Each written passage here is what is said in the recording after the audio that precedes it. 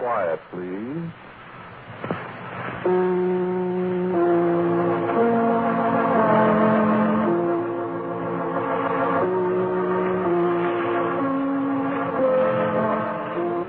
Quiet, please. Which is written and directed by Wyllis Cooper, and which features Ernest Chappell. Quiet, please, for tonight is called 3,000 Words.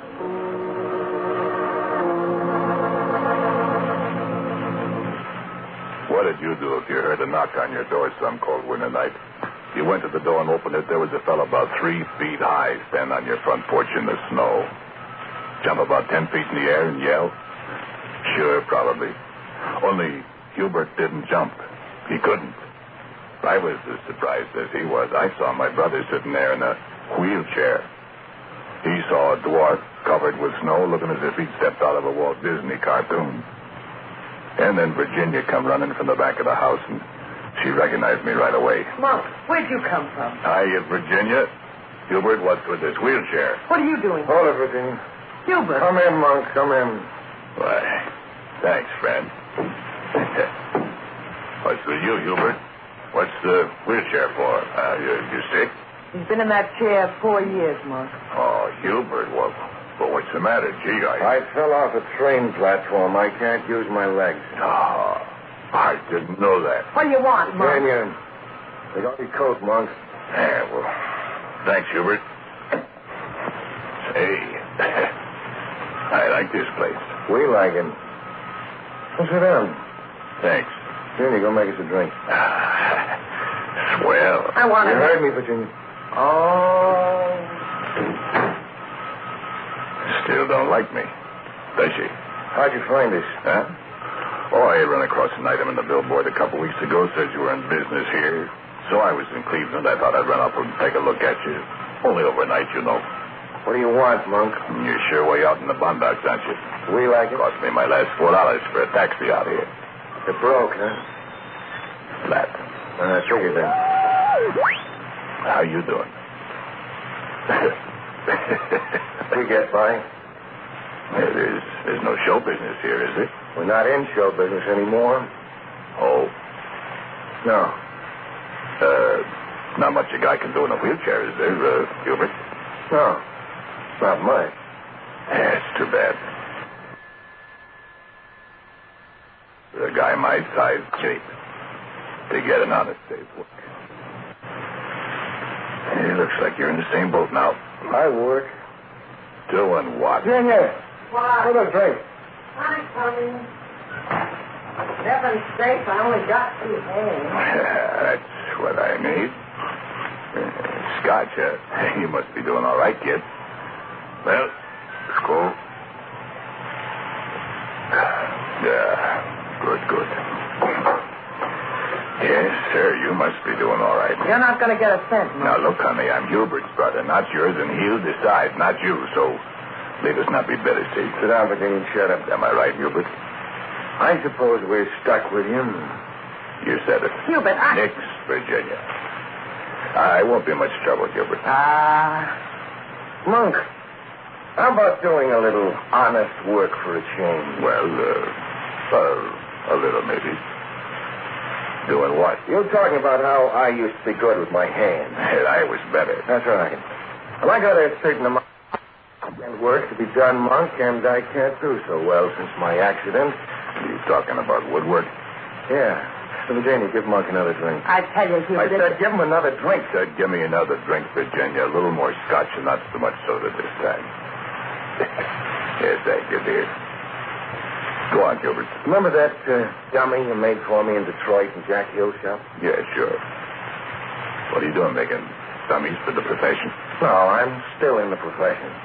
Well, I thought you said you're out of show business. I am. No, I don't get it. Oh, thanks, Virginia. Listen, I was the best ventriloquist in show business. Oh, you were good. But did show business ever give me a break? Did I ever play the Palace? Did I ever get on the radio? Did I ever make money? I remember when you got $600 a week. For 11 weeks. That's right, Monk. What are you doing here now? Playing club dates or what? I never leave the house. We never leave the house. Hey, what's the gimmick, Gilbert? If you take up my proposition... Hubert, you'll be Shut sorry. up. Thanks. If you take up my proposition, you're not to leave the house either. Well, if it pays off, and if we eat, and drink. We will. How much? 20 a week and found. 20? 20? Well, we eat good, Monk.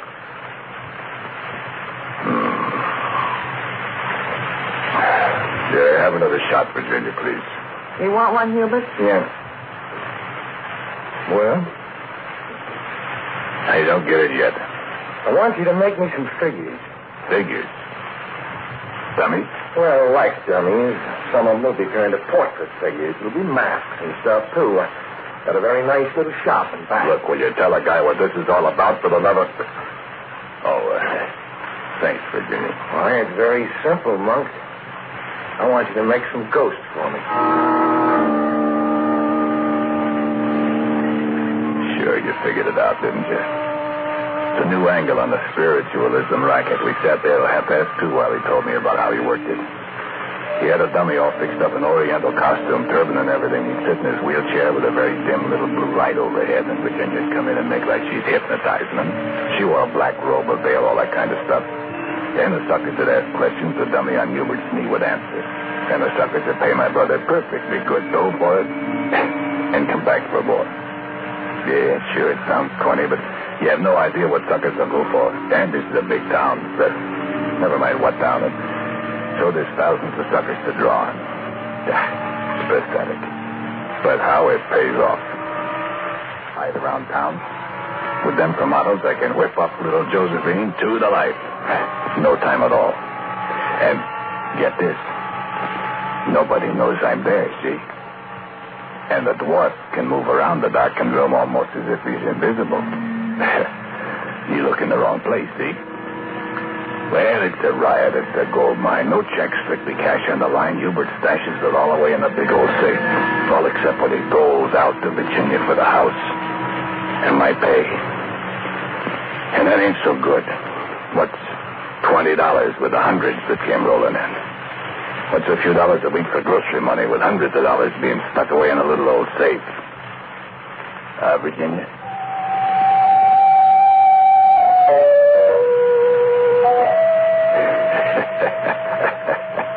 What are you laughing at, Monk?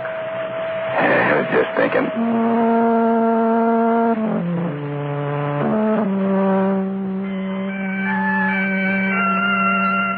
There was this one woman, this Mrs. Kiefer. She was the biggest sucker of them all. She used to come every week, every Thursday, to talk to her dear departed husband, Tom.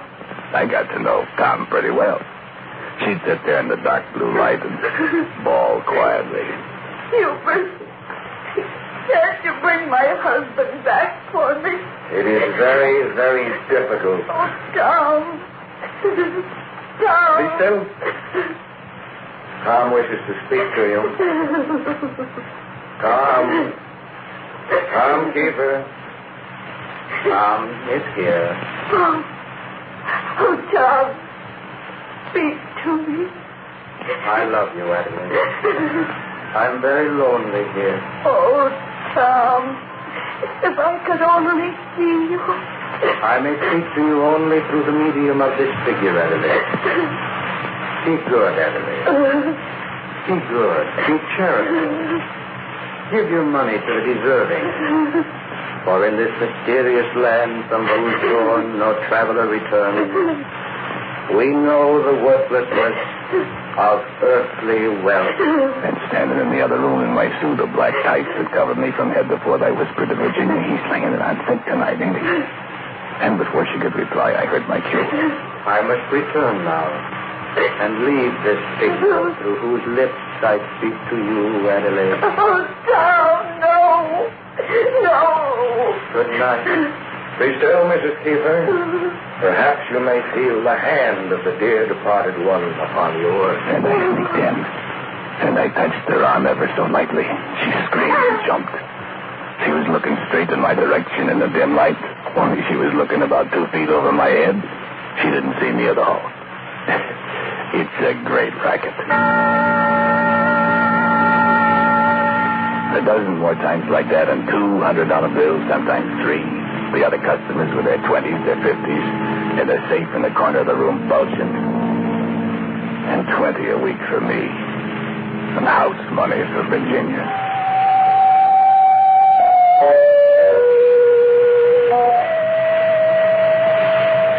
And me and Virginia and Hubert with the props put away, sitting and having a drink together. And all of us thinking, I'm thinking about the money. Beautiful money in the safe. I'm thinking about the money. The beautiful money in the safe. I'm thinking about the money. The beautiful money in the safe. I don't know what you two are going to do, but I'm going to bed. Good night, Hubert. Good night, Hubert. I was wondering something, Virginia.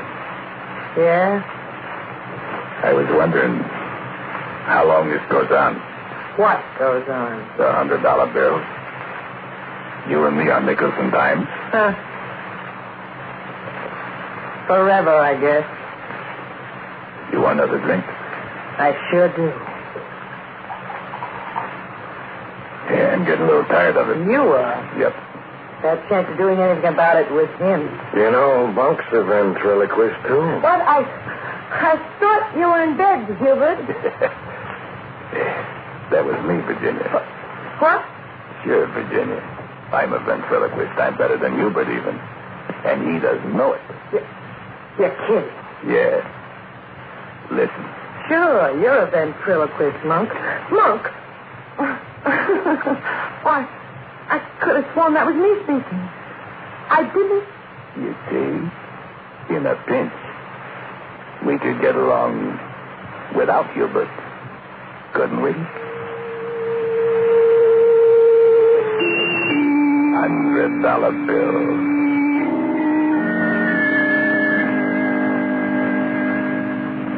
Sure, if Hubert happened to leave, I could build a dummy of him. We could just change places. The dummy could sit in the wheelchair and hold the ventriloquist on his lap. I'm about the same size as the dummy got. Then the Oriental clothes would fit me. Who'd know the difference? I can imitate Hubert's voice or anybody's voice. In the dark. Who'd know the difference? The dummy could wear Hubert's clothes. It'd have Hubert's voice. But the dummy wouldn't get the money. We would. We'd know the difference.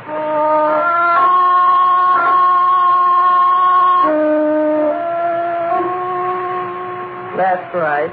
Nobody knows you're here. Nobody ever leaves the house. Nobody'd ever know the difference.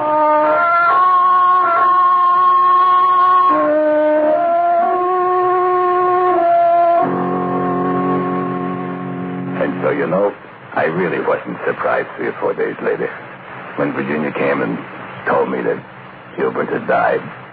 Something he ate seemed to be. Virginia had more stuff in her than I thought she had. It's no cinch digging a hole 6 feet deep between supper time and breakfast, especially in the rain. Especially when the people digging the hole are not very used to manual labor, a woman and a 3-foot dwarf. The rain helped, of course, after we got the grave filled. Made it look as if the place had never been dug up. Very neat, very handy. I was pretty tired by daylight, but there wasn't much time to rest. I had to get the dummy made. Virginia had to sew Hubert's clothes on it. And we had to go and open the safe with the combination we found in Hubert's desk. Look at the money. I had to look at it pretty often and count it. I kept practicing Hubert's voice, too. I wanted to be perfect. Listen, Virginia. 87 years ago, our fathers brought forth on this continent a new nation. How's that? Oh, it's giving me the creeps. Now, cut it out. Don't do that. Not exactly like him. Good. Now, my dear Adelaide, if you could see your way clear to leave an extra $1,000 or so with our good friend. That's perfect. You got him exactly. Why, baby, I can imitate anybody. Looks all right, though, doesn't it? Turn off the main light. Sure, fine. Let's get the head down a little. Okay, Hubert? Like this, Monk? That's it, Hubert. How's that, Virginia? Mm-hmm. How do I look, okay? Okay, I climb up on the dummy's knee. Put the arm around me, Virginia. That's it. Oh, the hand caught my collar. Take it easy. You don't want to choke me. Oh, can't you fix it? Let go of me, Hubert. Yeah, that's better. Hurry up, Virginia. There's somebody coming up the porch. Easy now. Take it easy. Here we go. Come in. Good evening, Hubert. Good evening, Mrs. Kiefer. How am I doing, Virginia? Good evening, Mrs. Kiefer. Hubert says he feels the presence very close. And will you please sit down at once? Oh, yes. Yes, of course. I'm so glad. Please sit down quietly, Mrs. Kiefer. The spirits are near. Virginia? I am here, Hubert. Rest and sleep, Hubert, that the spirits may know and come. Rest, the blessed trance of the soul. Sleep. Sleep. Sleep. I'm going to have to make this snappy. That hand's digging into my neck again. Sleep. Sleep. Sleep. Saturday. Oh, Tom. Tom, darling.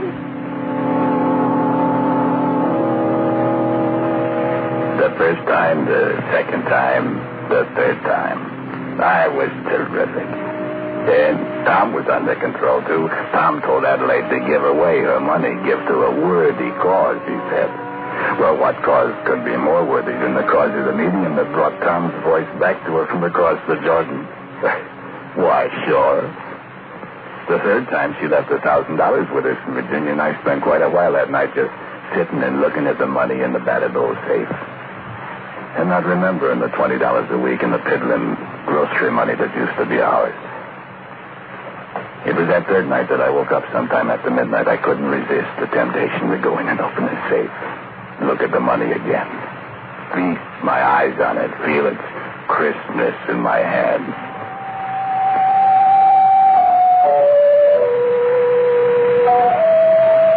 And I went into the room, and there was a little tiny light there. But I couldn't see anything for a minute, so I just waited. I just waited and waited. And then I heard a sound. I didn't recognize it at first, but as my eyes got more used to the business, I discovered the door of the safe was open. Somebody else couldn't resist temptation. I flipped on the light. Well, my dear Virginia. I was just looking. Where's the money? What? Money? Stop that silly talk. Thought you were going to scram with it, leave me holding the bag, huh? You get away from Good me. thing I couldn't sleep. Get away. Too bad, Virginia. I'll put it back. No.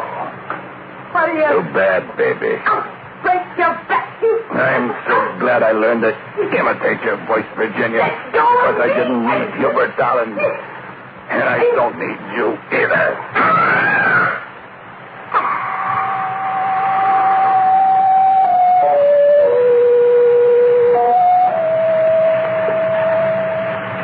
In addition to being a very good ventriloquist, I am also very strong. Virginia was a big girl, but she fit in the safe quite nicely with the money. And then there was another hole to dig in the garden, and not so much time, so I made it only 4 feet deep. And there I was all alone, me and the money, and nobody knew I was there. They thought Hubert and Virginia were there. And how could anyone know the difference?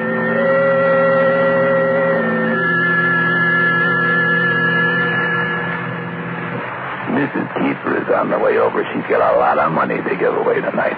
I might just as well have it. Don't you agree? Well, dummy, let's make it good. Okay, Hubert? We'll make it good, brother. We sure will. And that's all, brother. Now, sit still. Let me get set. Hook the arm into the back of my costume. That's good. Lights all fixed. Now, when the doorbell rings, Virginia will answer, but Mrs. Kiefer won't see her.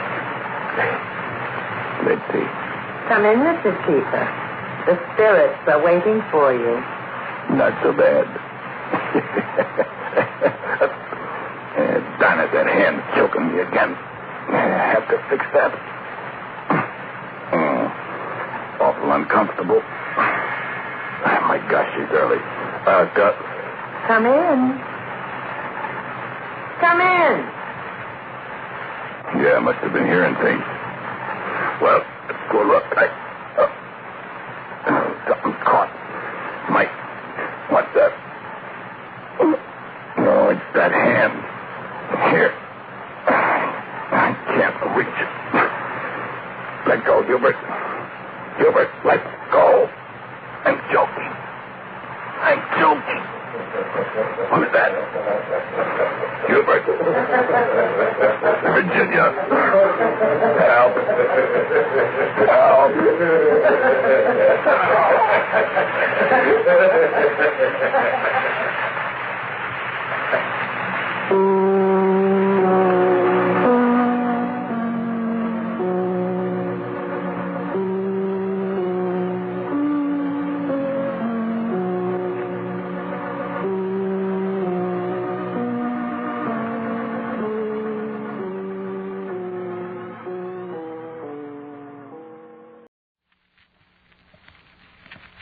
Quiet, please. Quiet, please.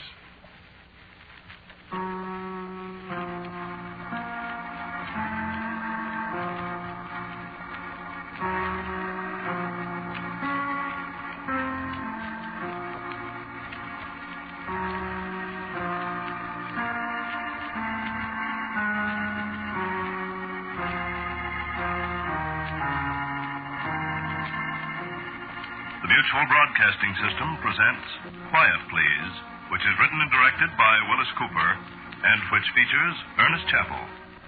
Quiet, Please for tonight is called A Night to Forget.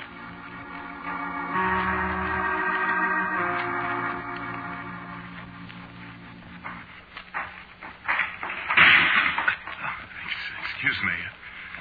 It's dark in here. Find the doggone lights. Where's the lights? There aren't any lights, John H. Who's that? It's me. What'd you say about the lights? I said there aren't any lights. There's got to be. Not in here, John H. Isn't this Studio 15? You kidding? This is the morgue.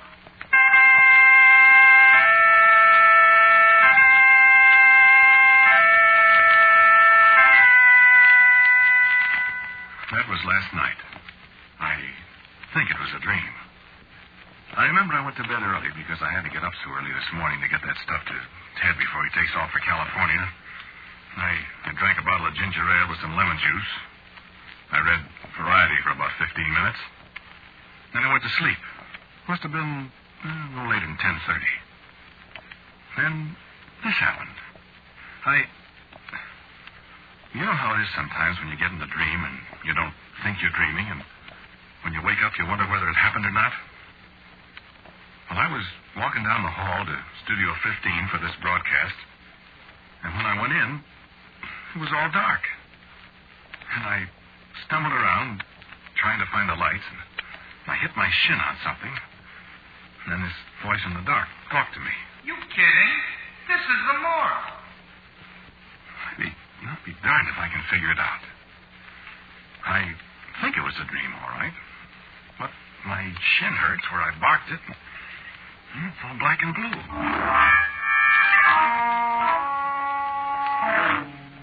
I woke up and I lay there quite a while.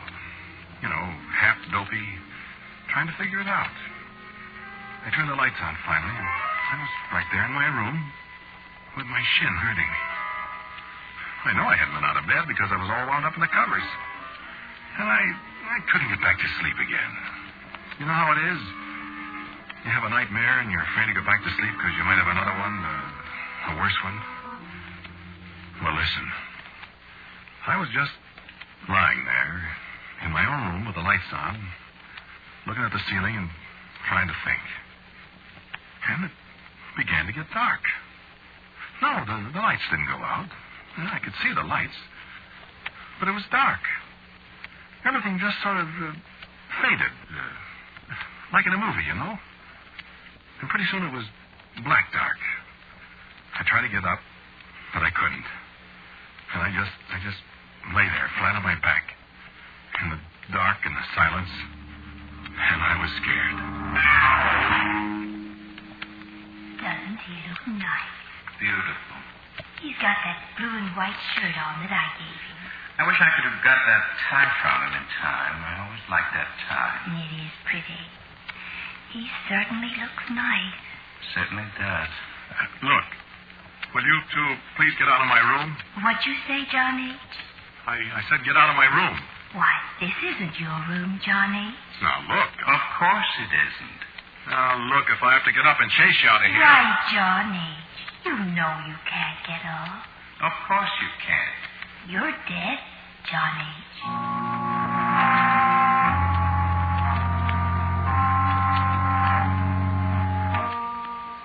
And then it got, well, undark. And pretty soon it was just the same as it was before I fell asleep. If I did fall asleep. Look, I'm a hard-headed guy, even if I do work on supernatural radio shows. You don't want to believe this stuff. You go nutty.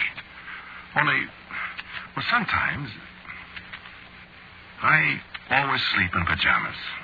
Both halves. I put on my pajamas when I went to bed last night. Red and white striped textron. Yeah. Well, when I woke up, or when it got undark again, I was wearing a blue and white shirt I never saw in my life. And I was wearing a hand-painted Countess Mara necktie that I never saw before either.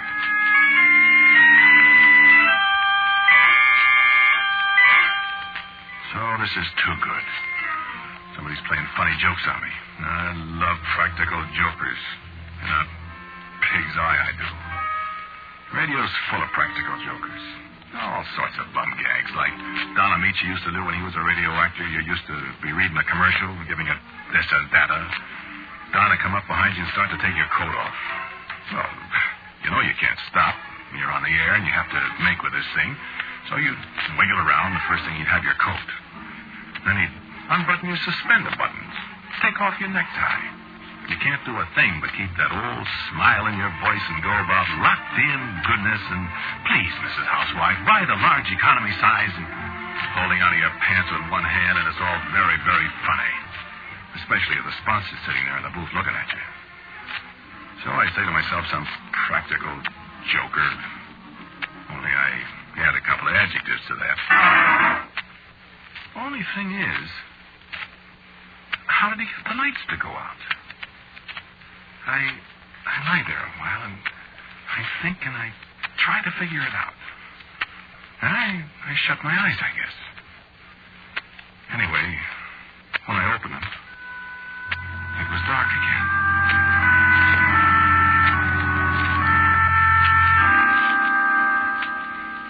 I am walking around in the dark, and the ground is springy underfoot.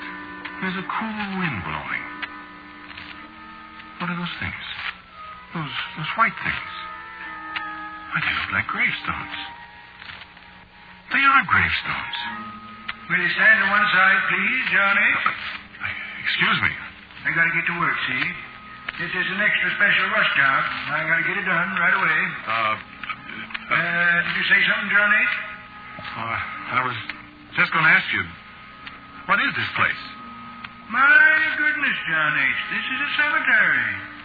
Cemetery? Certainly. Would you move your foot a little? What am I doing in the cemetery? What do people usually do in the cemetery, John H.?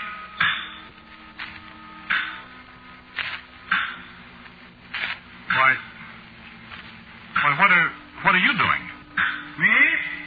I'm just chiseling your name on this gravestone.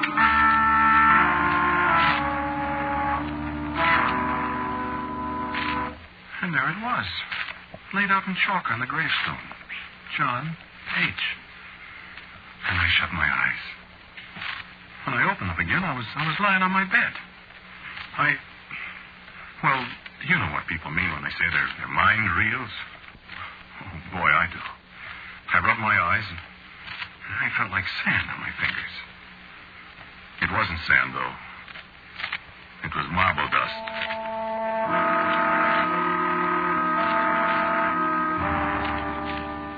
And brother, I was shivering. This kind of nightmare is a little too real. And the telephone rang. And so I got up to answer it. Mind you, I was awake. Well, I know I was. Well, the lights were on. I got up and I picked up the receiver. I said, hello? Hello? Sure is too bad, isn't it? Sure is. I never heard of such a thing. Hello? Hello? Poor old John H. This is John H. Hello? Poor old Al, I'd say. It's tougher on him than on John H. Al? Al who? Al April. You know, the sound effects man. Oh, I didn't know his name. Who is this? Hello? Yes, he feels pretty awful about it. Well, I should think he was. Who is... Killing a man. He didn't mean to, you dope. I know it, but just the same, poor old John H. He didn't know it was loaded. I mean, loaded with bullets. Matter of fact, there was just the one bullet. One was enough. Right on the air, too. Yeah. I bet that was the first time a radio audience ever heard a real killing. Yeah. Hello? I want to know who this is. What about his commercials? You know? John H., you mean? Yeah. Well, I'm auditioning for the big one tomorrow. You are? Yeah, they called me this morning. Gee. I wonder if I could get in on that. Well, I don't know. I'm pretty sure they're going to pick me. I think I'll try anyway. Sure you won't mind? No. Oh, no. Well, I'll see you. Poor old John H. Yeah, too bad, wasn't it? So long. Who is that? Hello? Hello? Hello? Yes, sir? You got me in on a crossed wire or something. Oh, no, sir. Well, when you rang me, I picked up the phone and... I'm sorry, sir, but I didn't ring you. What? Well, I haven't had a call for you all evening.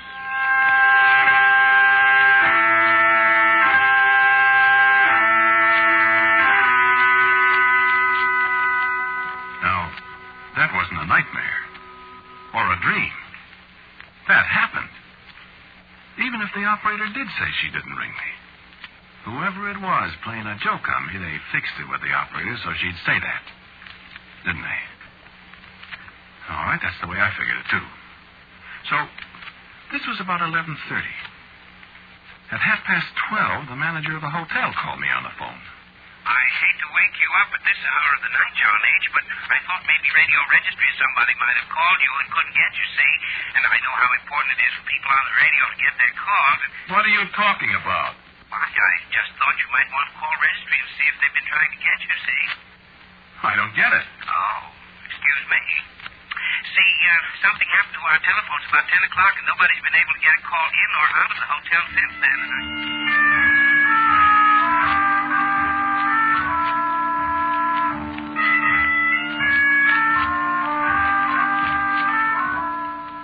Well, maybe my practical jokers might have got to the manager, too. But this morning when I came downstairs, I found he wasn't kidding. The phones had been out for 2 hours and a half. Something blew up in the switchboard or something. Well, that's carrying a practical joke an awful long ways, isn't it? That's one night I won't forget, believe me. Yeah, but I gotta stop this kind of talk. And this kind of thinking. I will forget it. Heck, it was probably a lot of nightmares. I'm gonna stop drinking ginger ale before I go to bed. Well, anyway, I saw Ted and gave him the stuff, and he got away to California okay. I sort of had a hunch that if this was a gag, Ted might have had a hand in it. So I made a few cracks, but he didn't give it a tumble, like he would if he'd had anything to do with it. He can go just so far with the gag, and then he can't keep his face straight. But he didn't fall for any of my hints at all. So Man, I gotta forget it. But just for laughs, when I see that Al April, I'm gonna make him show me that sound effects pistol. Believe me. So then I went and did my commercial. The guy from the agency was there. He had the renewal of my contract with him, so... Well, anyway, after I signed it and he signed it, I'm not going to hold auditions for my job tomorrow. So, like they say on the radio, here we are at the bottom of the well. This is no dream. This is the hallway that goes down to Studio 15. Here, there's Miss Rose. Hello, Miss Rose. Through the door. There's the drinking fountain on the left. And the lights are turned down. It's bright. Early today. Want to be here early so I can talk to Al April and look at that sound effects gun. I'm not dreaming now. Cut it. Studio 15. Turn the door. Open the control room. Nobody there. Hang up the coat. Go in the studio. Yeah, the light switch is right where it always was. And the lights go on. Yeah, studio 15, all right. Nobody here yet. You're late, Johnny. Oh. I'm not either. Look at the clock. Oh. Who are you? I'm Mr. D. I got your note and I came right over. Note? What note? The note you wrote me to meet you here tonight. Oh, I didn't write any note. Why, you certainly did. I've got it right here in my briefcase. Now, I've got it right here. I don't know what you're talking about, mister. Now, just a second. Oh, my goodness, I don't seem to have it after all. But I'm here, so that's all that matters, isn't it? What'd you say your name is? D.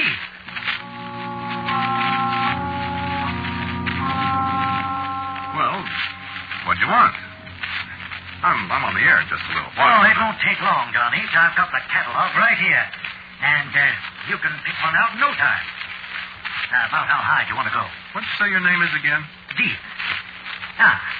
Here's the catalog. How do you spell it? Spell what? Your name. Oh, D-E-A-T-H.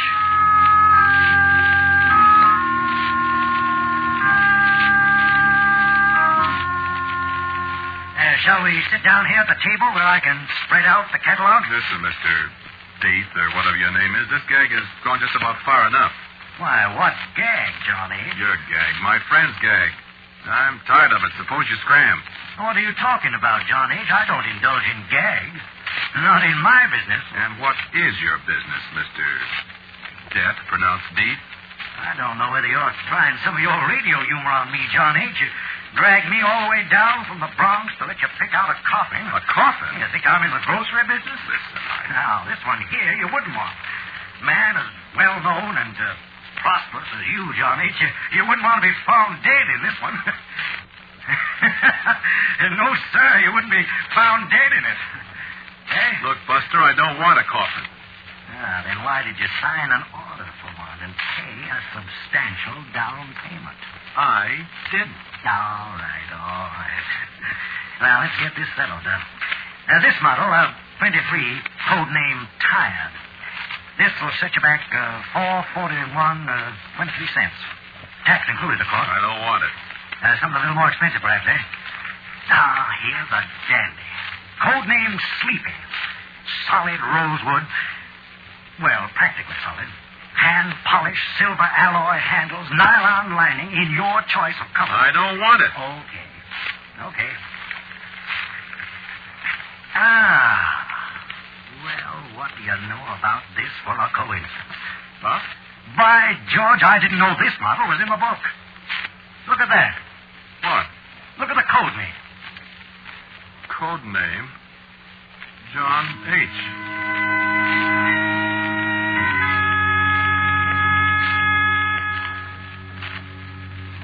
Man, is that a job. You know, I haven't seen this model yet. Look how it's streamlined. Plastics, too. The latest thing. Real built-in factory engineered dependability. finest model we've ever made. And look, it's fireproof. And that coincidence about the code name, the John H. You know what, John H.? You'll be the very first user of this latest model. Stand up. What for? My goodness, this is a made-to-measure job, John H.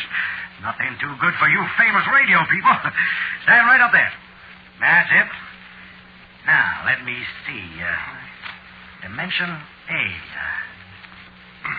My, you have broad shoulders, don't you? Now, let me put this down. There. Listen, mister, please, I'm going to get it absolutely right, John H. I tell you, I can hardly wait to see you in it. Stand still. Listen, this has gone far enough. Just hold the tape, huh? Now, let me see. 3 inches above your head.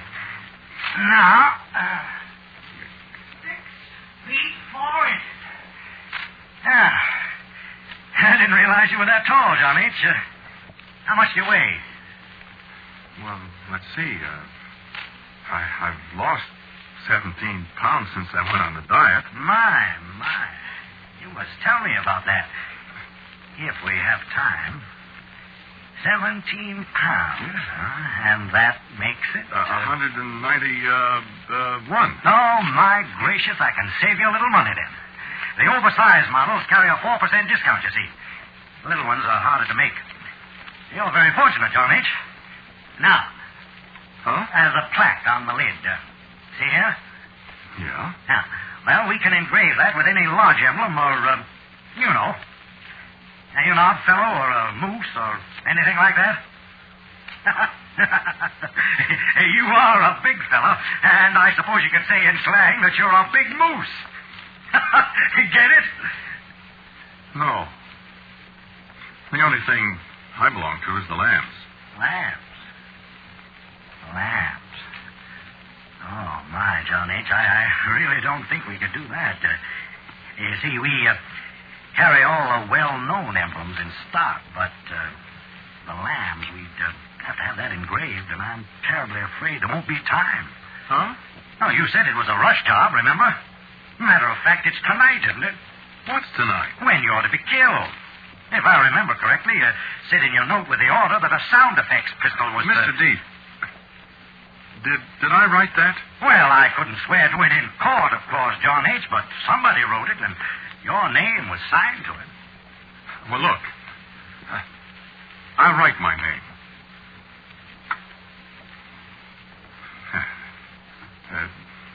Is that the signature? Absolutely identical, John H. Yes, sir, absolutely identical. I remember the curlicues on the H. I don't understand. It's perfectly simple. You're going to die, and you need a respectable, refined, late-model coffin, that's all. Are you sure I'm going to die? Cheer up, John H. Of course you're going to. You know, I heard that before. Yeah, it's all over town. Tonight? That's what you said. By a shot from a sound effects pistol. I saw it in your own handwriting. How did I know, Mr. D? I'm sure I don't know, Johnny. Isn't there any way out of it? Don't ask me. I'm just a salesman, and you're just a customer. Not that I don't enjoy listening to you on the radio, Johnny. I really do. And I must say that you're going to be a great loss to the art, science, profession. What do you call it? It's a living. Living. And now it's a dying. Mustn't mind my little jokes, John H. I'm an inveterate joker. Is this one of your jokes? Oh, no, John H. This is strictly business. Now, did you want to give me a check for the remainder now? Well, I think possibly that'd be wisest, considering that, you know how long it takes to get money out of an estate. Now, look, what if I don't die? Oh, I wouldn't worry about that. Well, what if I don't? Well, you will eventually, John H., and at least we'd have time to engrave anything you wanted on the plaque. Mm-hmm. So, excuse me. Is this the gentleman that's going to shoot you? Huh? Oh. Hi, John H. Well, you get killed again tonight. I do, huh? Yeah. Says here you do. How do I get killed this time, Al? Get shot. I see. Excuse me, Mr. D. Certainly. Is he the one? He's the sound man. Al April. Huh? Very interesting. Say, Al. Yeah? You ever have any accidents with those guns? No. How could you? I don't know. What kind of accidents? Really shooting somebody. With these things? No. Look, in the first place, they're loaded with blanks. In the second place, there ain't any place for the bullet to come out, if there was one. And in the third place, I always shoot him at the floor. So how could I shoot somebody? I was just wondering. You know, I always wondered how you do sound effects on the air. This is most interesting. This is Mr. Deeth, Al. How are you, Mr. Deeth? Your face looks familiar. You in radio? Oh, my, no. I'm a salesman. Oh. Can I look at the guns, Al? Sure. Which one you going to use on the show? This one. Say, what's the matter with you, John H.? I'm a little nervous, I guess, Al. Thought you was on the wagon. Well, I am. I'm just a little nervous, I guess. Let's see the bullets. They're not bullets. Blanks. The blanks. Here. How do you load it? Oh, give it to me. There. Can I shoot it? Sure. What do you want to shoot it for? Well, I got to make sure of something. John H. is sure he's going to be shot tonight. Yeah, that's right, Al. I just want to test out these shells. Well, that's silly because... go ahead. But don't point it at me. Oh, I thought you said you couldn't shoot anybody with it. Well, you know, the wadding. It stings, kind of. You'd use these same shells on the show, huh? Sure. What you scared of? I got a hunch, Al. Well, those are the same shells I'll use on the show. Go ahead and shoot. I'm going to get set up. Okay, Al. You asked for it. Hey, don't point that gun at me. Doggone it. Hey, I told you about that wadding. It stings. Doggone it. I'm sorry, Al. You shot me. There, Mr. Deeth. Why, John H., you killed him. That's right. So I'm not going to die after all. Take your coffins and get out of here. Why, don't be silly, John H. Of course you're going to die. I am not. Why, certainly you are. You murdered poor Al in cold blood, and they'll send you to the electric chair. Yeah? How are they going to do that? They won't have any witnesses except you. Why, John H., how foolish. What about the people listening to you on the radio? Goodness, John H., don't you know you're on the air?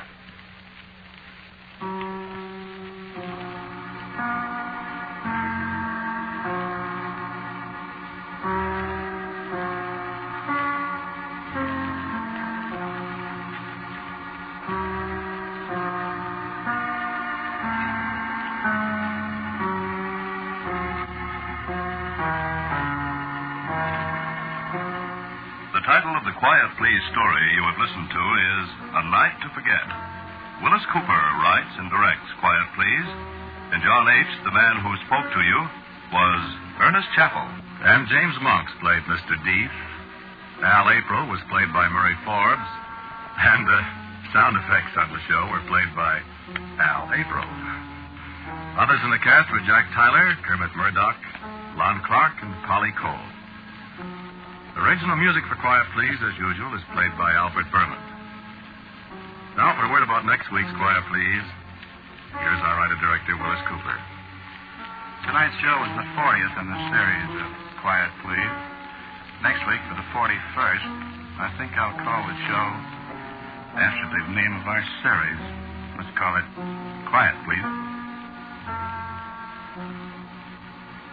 And so, until next week at the same time, stand quiet, please. I am quietly yours, Ernest Chappell.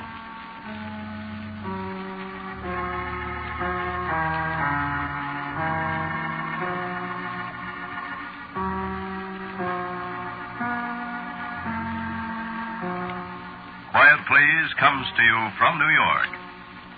This is the Mutual Broadcasting System.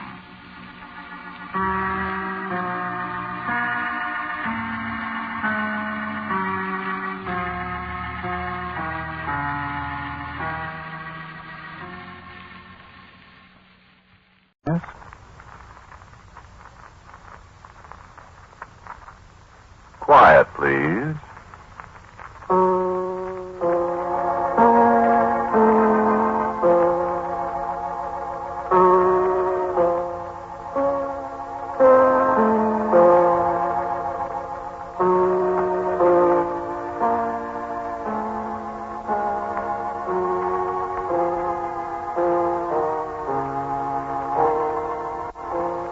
Mutual Broadcasting System presents Quiet Please, which is written and directed by Wyllis Cooper and which features Ernest Chappell. Quiet Please for tonight is called A Red and White Guideon.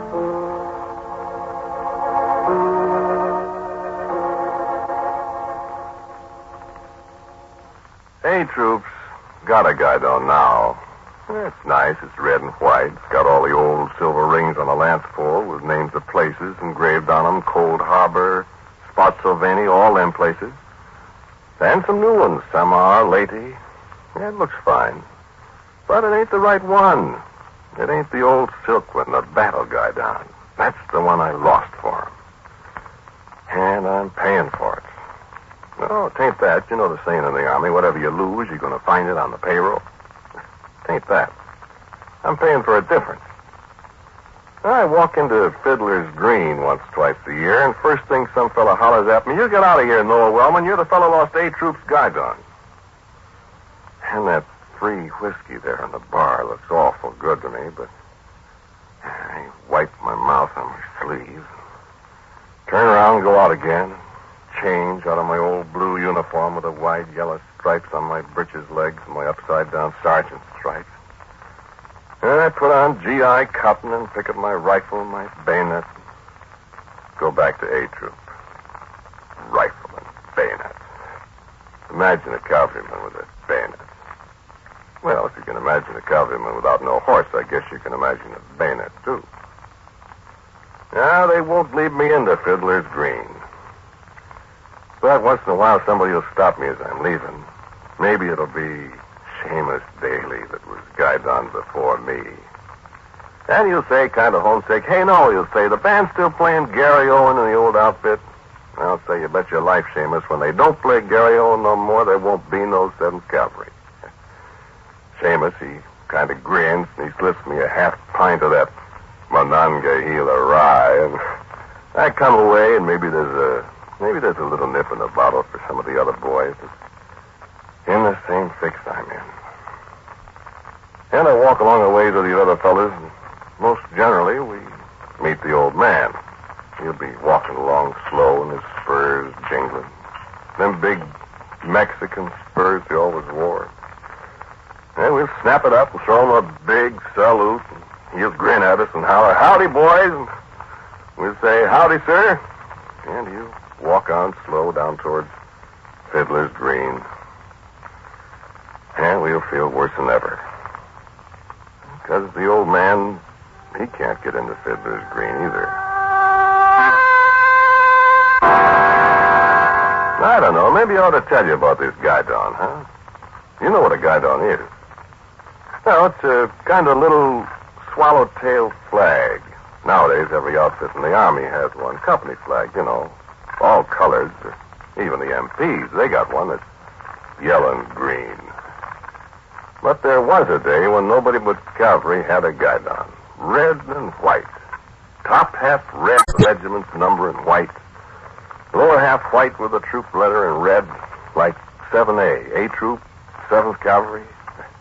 Only when I first enlisted, they still called them companies, just like in the Doughboys. Yeah, it was quite a while ago.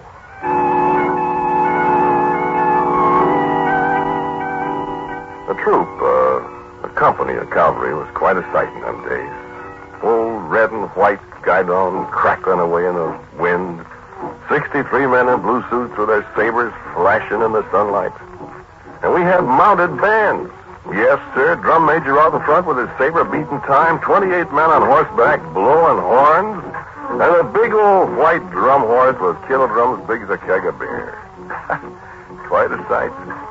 Nowadays, well, it's still cavalry, even if we do have our own feet.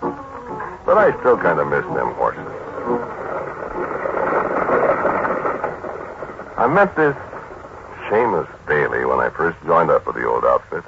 I'd been in the war, and when they mustered us out in 65, I fooled around home for a while, and then I got kind of restless, so I just up and left. Went out west and took on another blanket, like the saying was.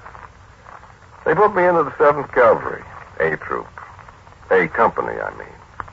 That was where I first got to know this Seamus Daly. He was guidon of A Company. Oh, yeah, the guidon, the fellow that carries the boat called guidon. I remember the night I was sitting on the barracks porch.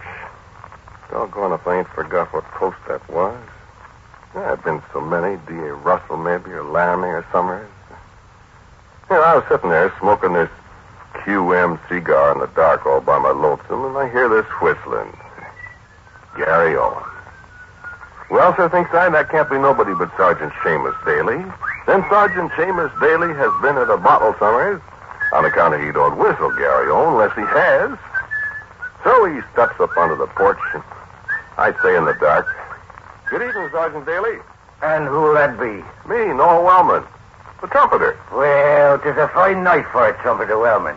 Fine night for what, Sergeant? Well, for whatever you'd be wanting to do. Oh. Well, for having to drop at the crater if you had the inclination, like. Well, now, if anybody's to offer me a little stuff of some fine Monongahela rye, Sergeant. Trumpeter Wellman, you know that a non-commissioned officer is forbid by regulations to drink with a private soldier. Well, I'm a trumpeter, Sergeant. Oh-ho.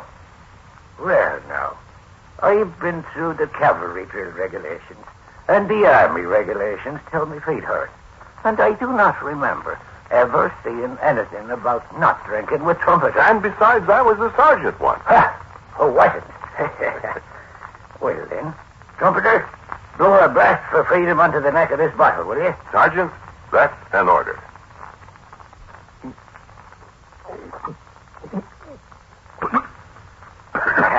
It does grasp you by the gullet now, don't it? Did you leave any for me? Sure. Sure. Then here is confusion to all the enemies of the Irish.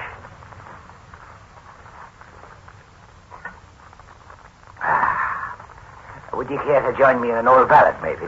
Not at this time of night, Sergeant. Them beds in the guardhouse is awful hard. Many's the time I slept on them. At Jefferson Barracks now, they got bugs.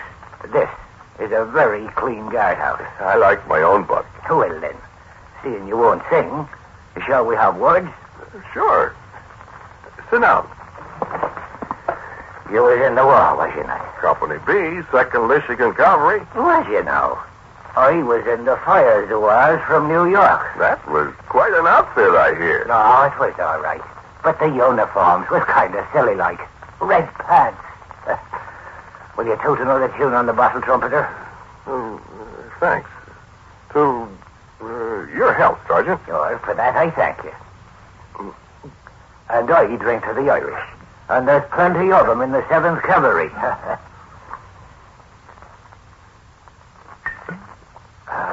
What would they do for sergeants without the Irish? Yeah. What would all the armies of the world do without the Irish? I guess that's right. Oh, we're lost men, we are.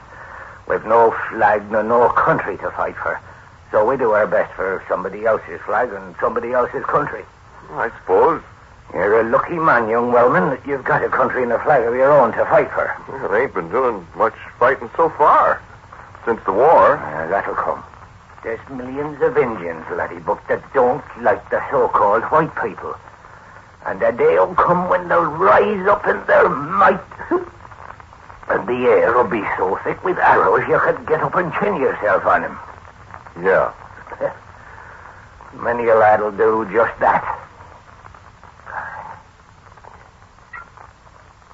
And end up with his hair decorating some Ogallala Buck's war belt. So have a drink. Gosh, Sergeant. It's an order. Well, it's powerful. Like lamb's milk. No, me bucko, me larrapin, great big ugly bucko. I am a man without a flag, living my life out in the field of battle, fighting for a country that's not my own, and perishing for the thoughts of the green shores of the old sod. Who's an old sod? You call me an old sod? I didn't say a word, Sergeant. That's what I said. No, sir, son. No, sir. Whiskey makes me mellow. The Irish have fought for many a king against many a king. One of my ancestors perished at Frontenac, fighting for the King of France with the wild geese. And there's been an Irishman in every war since the Trojan War. But Dad, there's been one on either side. How could you have an army without an Irishman? You can't. I am in me cup's trumpeter. Well, that there is awful powerful whiskey, Sergeant. To an Irishman, there is no such thing as powerful whiskey trumpeter. There is only weak men.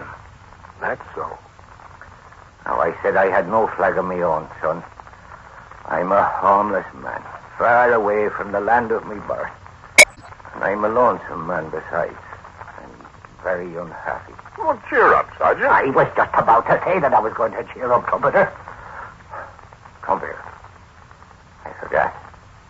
I do have a flag to follow. No, to lead. Here, I have another drop of the poaching, lad, and I'll tell you all about it. Well, go on. Now, I said a flag to follow, lad. But it's not to follow. It's a flag to lead. And it's not that great stars and stripes thing that Clancy, the colour sergeant, carries.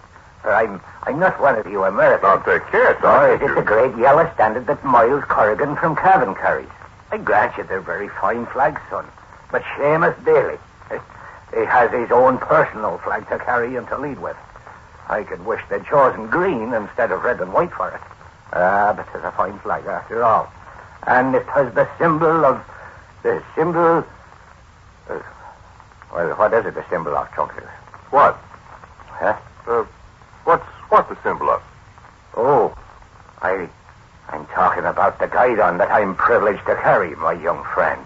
The guidon of Company A, 7th Cavalry. The only flag that Seamus, Dennis, Michael, Brian O'Daly ever swore allegiance to. Do you hear me? Uh-huh. You think I'm drunk? Oh, listen, lad. There's been men died for that red and white rag. No, they didn't die for the other ones that the colour sergeant carries. Them things is not the personal thing that the guidon is, lad. This is my flag, your flag. This is Captain Tom and you and me and that black-hearted Schlegel, the mess sergeant, and 1,000 other men that died for it, and that will die for it in all the days to come. That's my flag, trumpeter, and it's yours. Don't you ever leave no harm come to it. You should have brought your fiddle, Sergeant Daly. Excuse me, sir. I didn't see the captain in the darkness. I was just discussing with the trumpeter. We ain't drunk, Captain. I see you're not. But you better go on into bed before there's somebody that doesn't know any better comes along. Yes, sir. Yes, sir. Yes, sir. Good night now. Sir. God bless the 7th Cavalry. And especially Company A, sir. That's a good idea, boys. We're going to need all the blessings we can get. We're moving out into the field tomorrow. Go to bed now. There's call to quarters.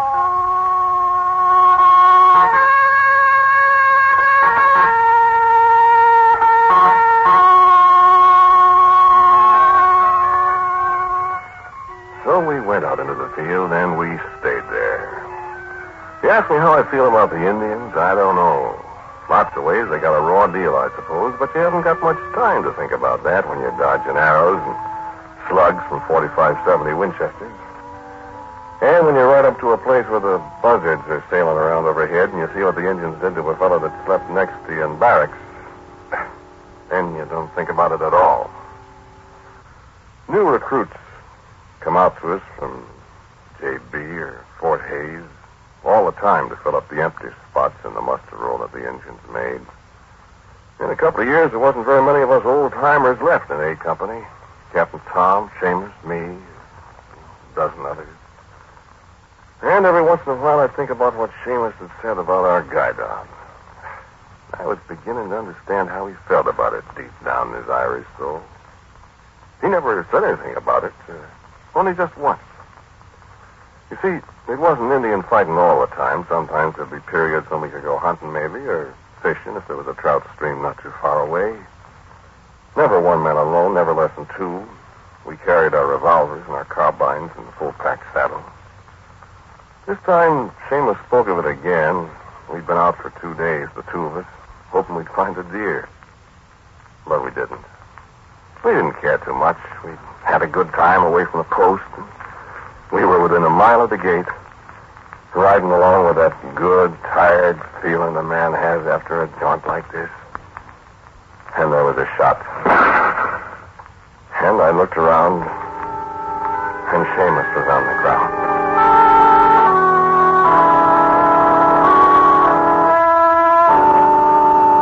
Well, I don't want to tell you about the next few minutes. If you've never had anything like that happen to you, just be thankful I'm not telling you. And if you have, you know all about it. Anyway, what I want to tell you about is the talk we had. Seamus knew he was dying. You won't go and leave me, Noah. Of course I won't, Seamus. I don't want him to get me here. And he'll have to get mine first.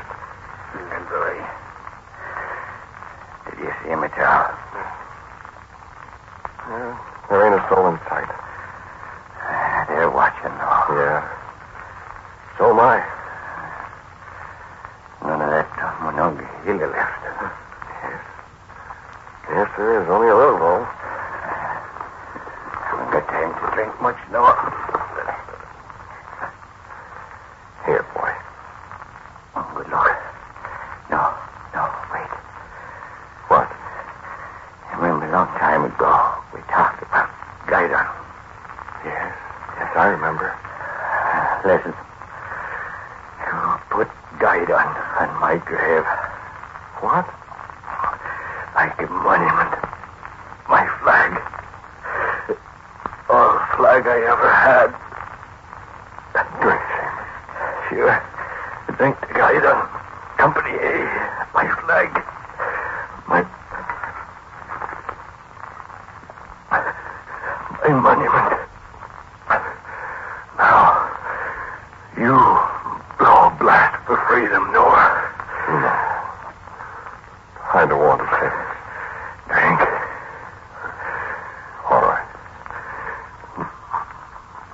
Don't forget what I told you. I won't. Meet you. Fiddler's Green, Noah. Buy you a drink. Our hats so brave. They won the name of Galleon.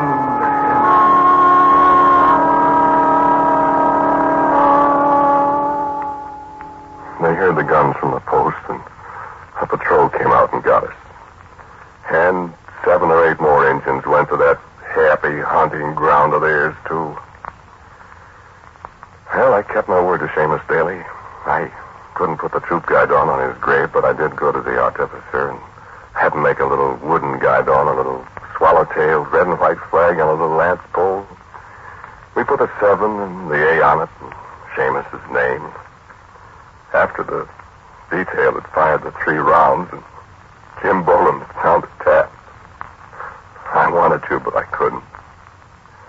After that, I put the little guy down that had meant so much to him at the head of his grave. And it was a funny thing, you know. That started a thing in the regiment. Well, Seamus wasn't the only 7th Cavalryman who died those days. And some of them were buried way out in the yellow hills or along the walls of little canyons. But there wasn't a grave that wasn't marked with a little red and white guidon. Yes, there was quite a number of them. And I wonder what the coyotes and the prairie dogs thought. I wonder if there's any of those guidons left anywhere. That was better than 70 years ago. I guess they're not. Well, Captain Tom, he made me guidon. I'd not have thought so much about it before, I suppose, but you'd be surprised what that guidon meant to me. Or would you? Oh, I know it's the fashion to cry down soldiers. Sure, always is right after a war, but, well, soldiers ain't bad people, you know. Seamus Daly, Captain Tom, the old man. Yeah, that guidon was pretty important to me. Seamus said men had died for it. He died for it. He said men would die for it. That was true, too. Men always have to have something to follow, to believe in. A guidon. Yeah. Anyway, like Captain Tom said, I ought to have brung my fiddle. Captain Tom, him and me, we got to be pretty good friends. He was no officer to impose on an enlisted man's time. He was all business. He was the kind of officer that, soldiers dream about. Strict, but A company had better than any other company in the squadron. And tough, but leave one of his troopers get sick or something, and Captain Tom was like his father and mother put together. He used to like to walk around him an evening after tattoo. Sometimes I'd see him down around the stable or somewhere, and he'd stop and talk. He was always born to chew of eating tobacco. I remember that one night. Give us a chew, Sergeant. Yes, sir. I'm going to buy you a plug one of these days. You don't use up much, Captain. Thanks, Noah.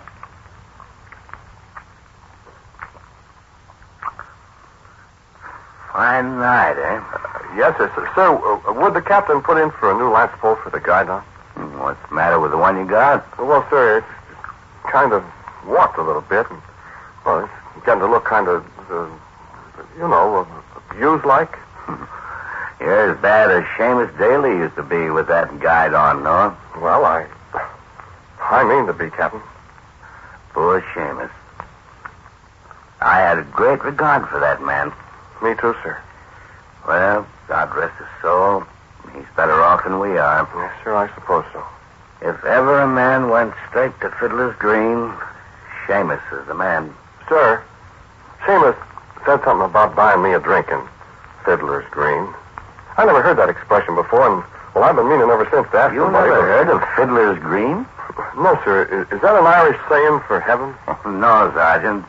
No. You see, good cavalrymen don't want to go to heaven because they won't find any of their friends there. And they don't want to go to the other place because they've had too much of that on earth.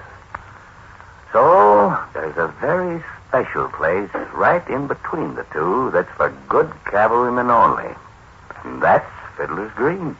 That's where Seamus would be then, sir. Yes, sir. All the good cavalrymen from the day the world began are in Fiddler's Green. The Roman cataphracts of Julius Caesar, King Arthur and his knights, the Cavaliers and the Roundheads. And Seamus sure is shooting, sir. Yes, I believe that. Well, I hope I make it. You take care of that guidon, boy. You will. I ain't you, sir. Well, thanks for the chew. Welcome, sir. Oh, say, you want to take a little trip? Yes, sir. You knew my brother's coming out to command the regiment, didn't you? Yes, sir, I heard that. Well, I think I ought to send an escort out to bring him, as long as I'm senior officer present with troops, so you can take a detail of men for the troop and go pick him up and bring him back, huh? Yes, sir, sure. Good enough. You can start tomorrow night after retreat. Make it in a couple of days, and a couple of days coming back. Yes, sir. All right, then. Come over to my quarters after breakfast tomorrow, and I'll give you the details. Yes, sir. Good night, Sergeant. Good night, sir.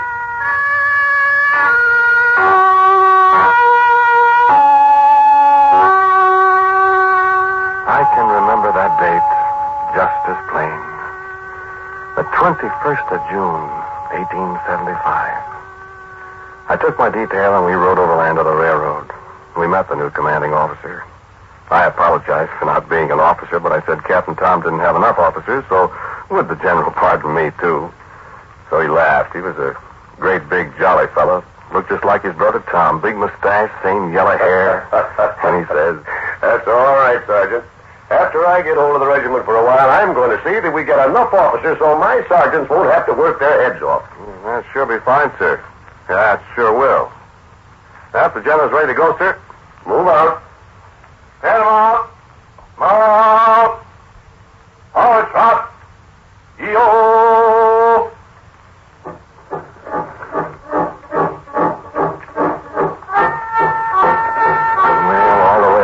Kept asking questions about the Indians, about casualties, about the chance of one big campaign against them, finishing up the killing and murdering once and for all.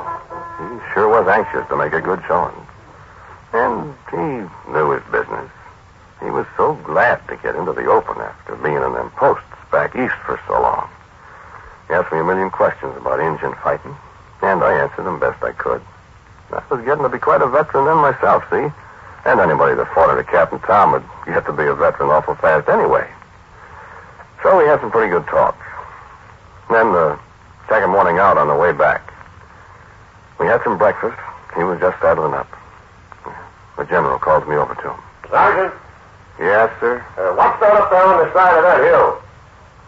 "Where, sir?" "Right over there, don't you see?" "No, sir, I don't see anything." "Look over my finger." "Yes, sir." "What kind of thing, sir?" "Oh, looks like a cavalry guideon to me, but..." That couldn't be, sir." "No?" "At least, I don't think so." "Well, I'll have a look through the glasses." "Yeah, by Jove, it is a guideon. Here, look." "Sir, I don't see nothing."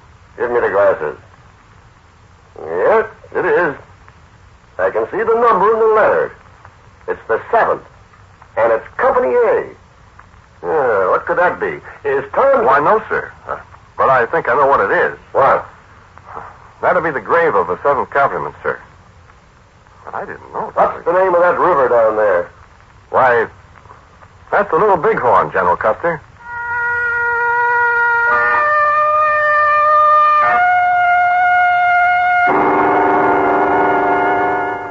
So you see, it was just 1 year later, the 25th of June, 1876, while everybody was enjoying the Centennial Exposition back east. The General Custer led us, me and Captain Tom Custer and all of us, onto that battlefield at the Little Bighorn. And, well, you know, we all got killed. It was a 7th cavalryman's grave. Well, that's why we can't get into Fiddler's Green. I lost A Troop's guidon. He lost the regiment. And neither one of us can get into Fiddler's Green till there isn't any more 7th Cavalry. And that'll be a long, long time.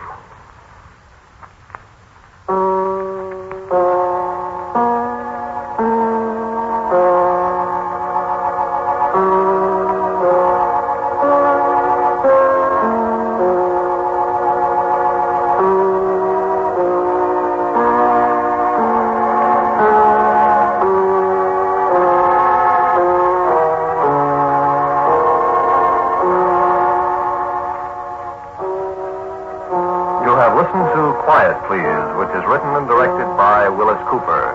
The man who spoke to you was Ernest Chappell. And both Mr. Cooper and myself are mighty happy to have had Mr. Pat O'Malley with us tonight to play Seamus Daly. Captain Tom Custer was Arthur Cole, and Floyd Buckley played General George Armstrong Custer.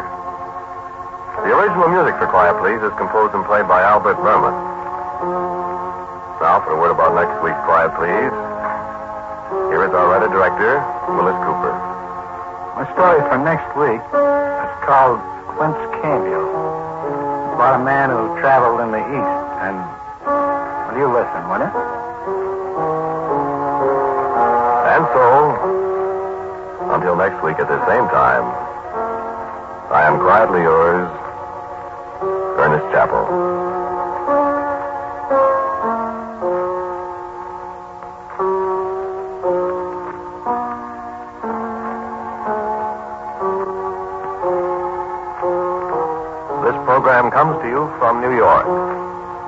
is the world's largest network, the Mutual Broadcasting System.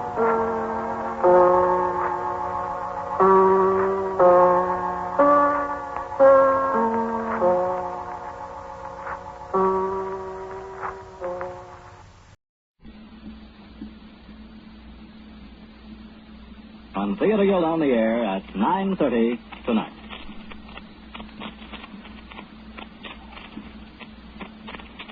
Quiet, please. Quiet, please.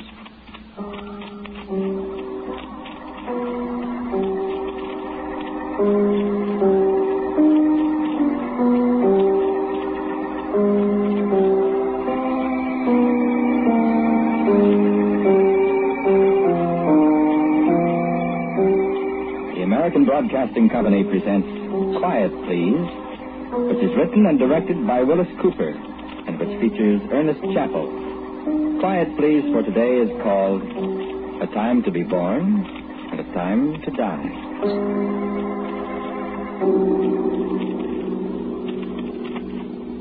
To everything there is a season and a time for every purpose under the heaven. Time to be born and a time to die. Begin. I am afraid. Begin, I say. I am born. I am a man, and the world lies before me, before my eyes and under my hands. I am in the midst of life, and yet I am alone. A time to plant. May I come in, please? Thank you. No, I have had no experience. I'm willing to start at the bottom and work up in life. Yes, I have certain ambitions.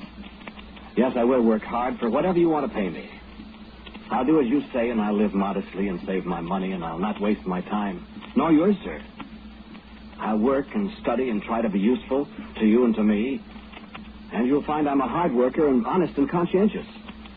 And when the time comes, you'll promote me, and you'll find that I'm a very good man to have in your organization, sir. Oh, yes, thank you. Thank you. I'm not afraid of work.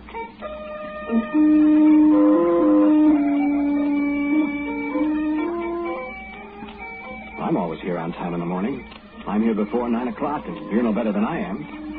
You see that you're here at 9 o'clock, too, or I'll tell the boss and he'll fire you. I'm not going to let you stand in my way. I'm going to be a success in life. I want a better job, and the only better job in this place is his job. And I'm tired of living in a little hall bedroom and never having any money to enjoy myself. I want to be rich and happy. I'm not getting ahead fast enough in this place. I've got to get ahead. Why, no, sir. I like John all right. I think he's a fine young man. But I could do his work better than he can. I told you I'd work and study and try to be useful to you, sir. I'm only being useful when I say John isn't doing his work as efficiently as he should. Why, thank you, sir. I'm sure you know I'm thinking only of the business. After all, I have worked hard in your behalf, sir. A time to plant and a time to pluck up that which is planted. Gentlemen of the Board of Directors, I am humbly grateful for this high honor you have bestowed on me.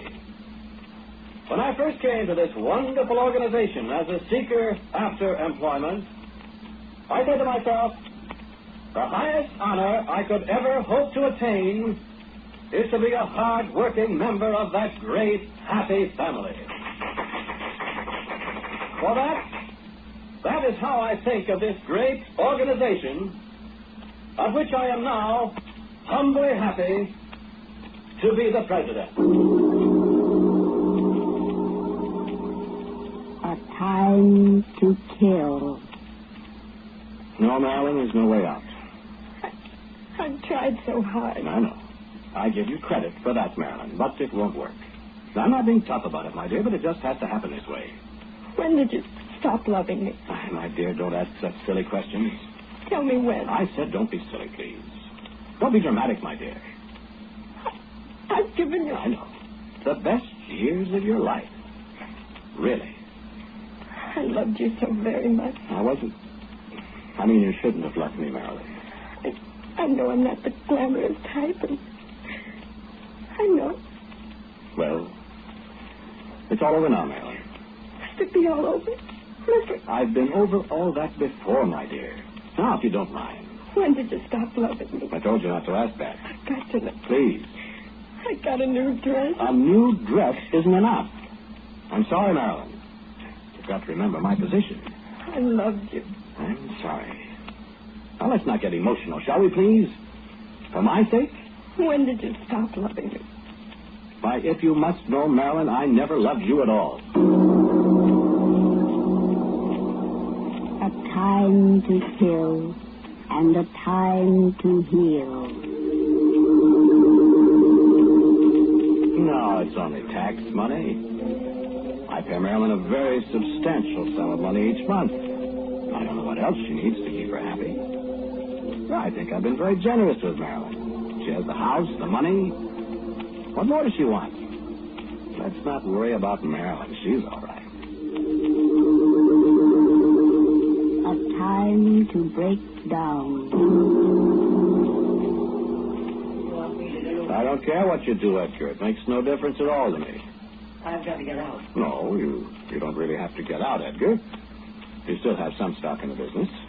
Some stock. Well, I said some. But you have most of it. Certainly I have most of it, Edgar. Certainly I have. When you made me president of the company, I made up my mind that by hook or by crook, I was going to get a controlling interest in the company.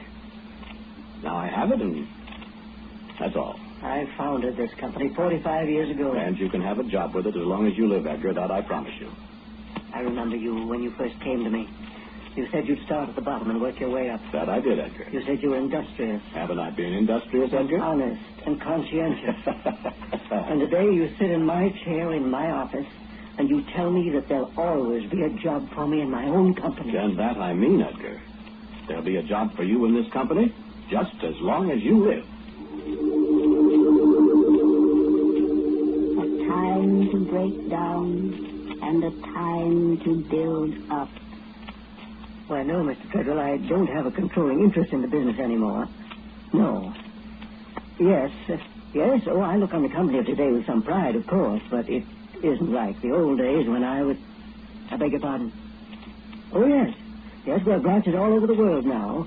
Under the new management, we've expanded amazingly. Yes, indeed, I'd be very glad to see you, but I think that you should see the chairman of our board of directors.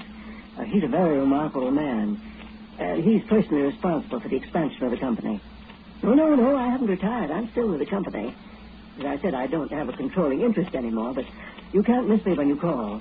I'm in charge of the reception desk, just as you come in the front door. A time to weep. I'm very, very sorry. Really, I'm all broken up. Yes, it's been years since I've seen Marilyn, but I was very fond of her. I'm deeply desolated to hear of her death.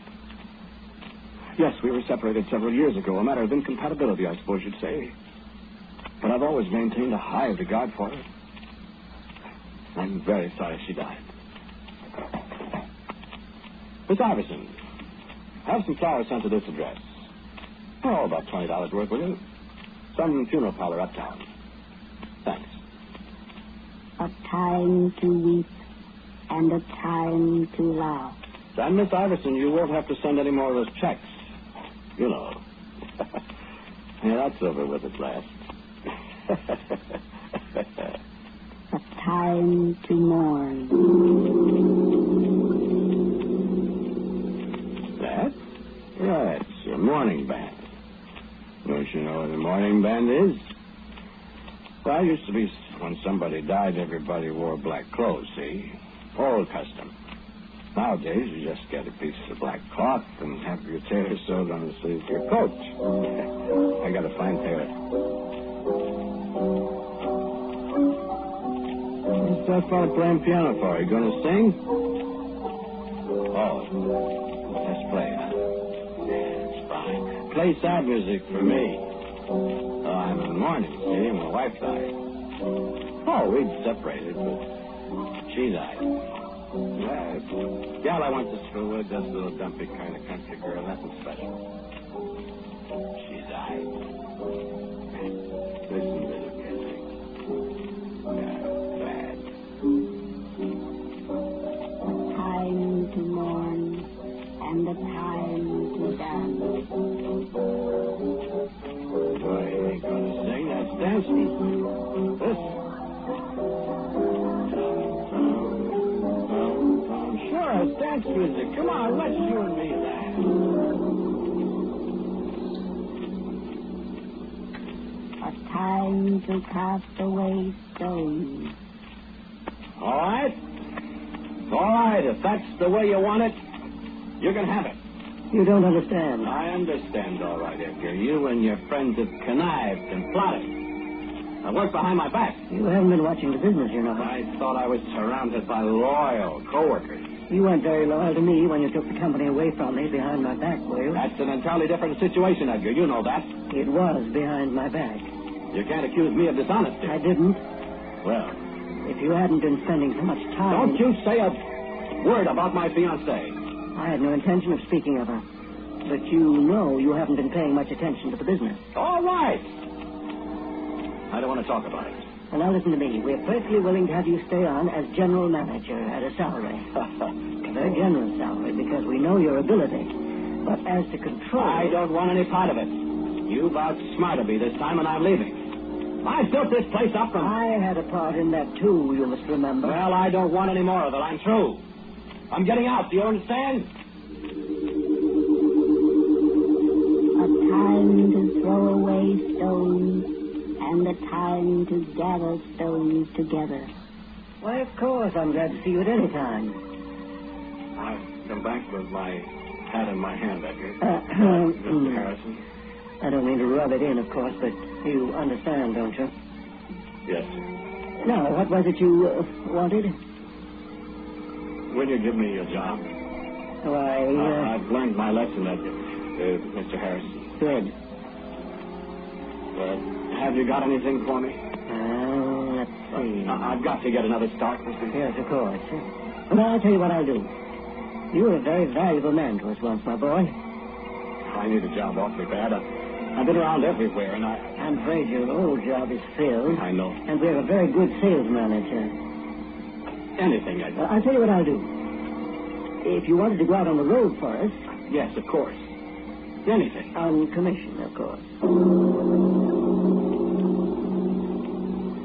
A time to embrace. Hello, Julia. You know who this is, Julia? That's right. Yes, I know it's been a long time. Yeah, sure.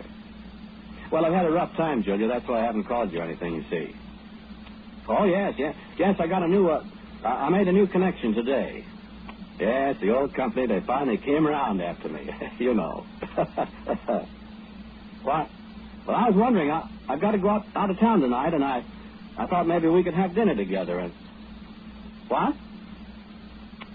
Oh, well, I drew my expense money, and how about it? A time to embrace and a time to refrain from embracing. Oh, I'm sorry, too. Well, that's too bad you couldn't break it. Well, all right, but I wish you could. Well, when I come back, then? Yeah, in about 2 months, I'm afraid. Oh, 2 months will go by awfully fast, though. Yeah, sure. Yes, of course. All right, Julia, I'll call you. Well. A time to speak. So if you just sign the order blank right here, that's right, this line. Yeah, thank you very much indeed. We're always grateful for business, and I'll personally see the delivery's made within 10 days. Yeah, that's fine. Thank you very much indeed. I'll wire the office tonight and get things started right away, Mr. Jacobson. Yes, thanks a lot, Mr. Jacobson. Good day, sir. Oh, if you'll have someone give me a certified check, sir. Oh, good. Well, thanks a lot. Goodbye, Mr. Jacobson.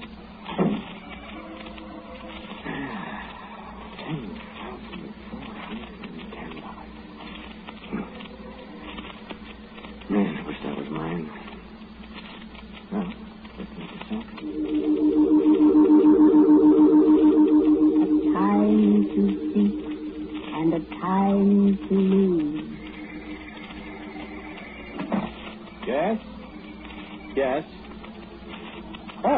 Mr. Jacobson.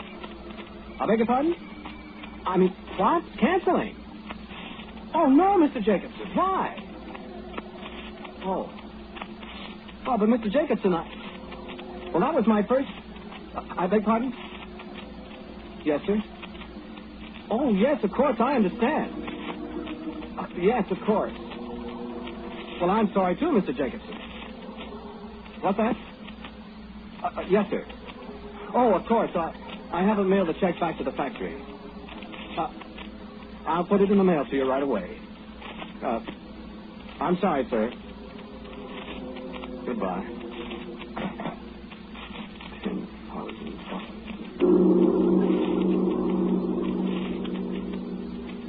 A time to keep. Hello? Hello? Hello, Julia? Yes, it's me. Julia, what are you doing? I mean now. Julia, listen to me. You love me, Julia? Depends on what. Well, listen, I got an idea. Sure, I get ideas. What's different? Well, let's you and me get married.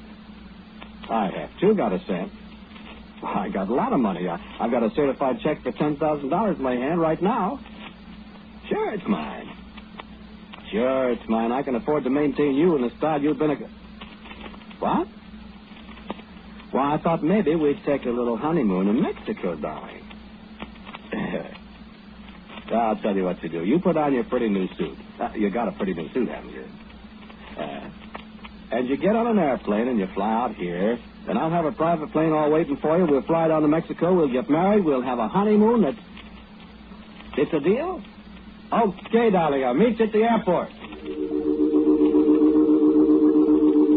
time to keep and a time to pass away.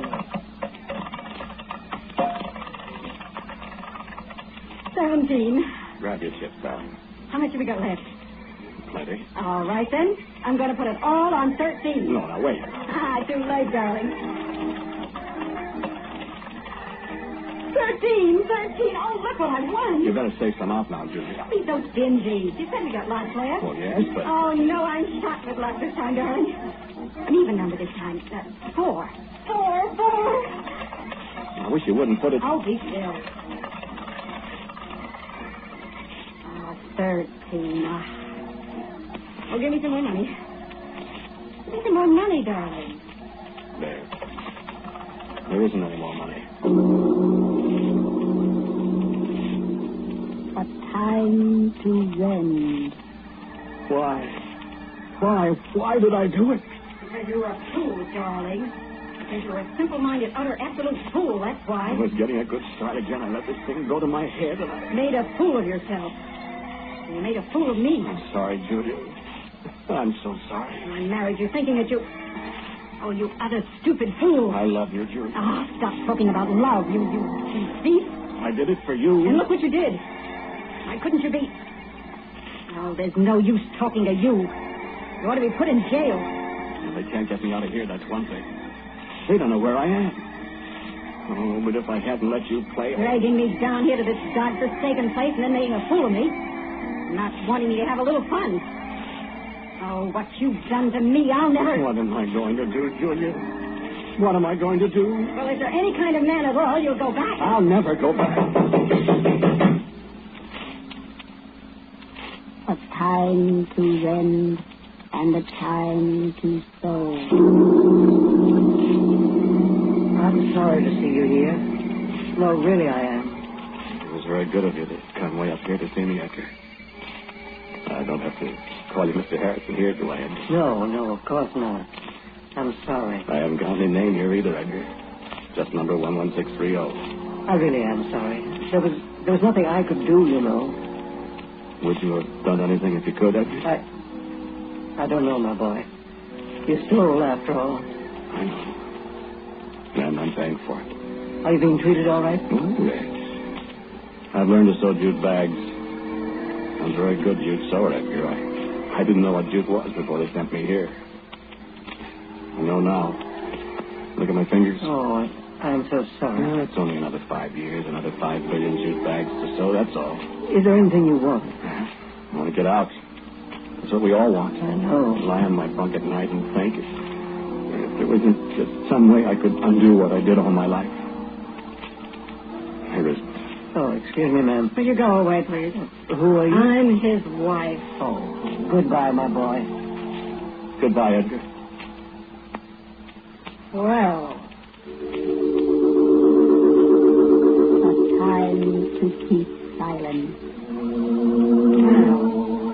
you look fine sitting there in that fine outfit. You're the great big sportsman, the big shot, the money man, the thief. You're going to sit there like a dummy? Why don't you say something? You know what I've been doing? I've been working. I'm a convict's wife. I have to work. Not a single one of my friends will speak to me. I don't dare to be seen in public. Do you know what you've done to me, you convict? You ruined my life. You're the man I thought I loved. You know why I came up here? Do you know why? A time to keep silence and a time to speak. Why, I thought at first you came to see me because you love me, Julia. A time to love.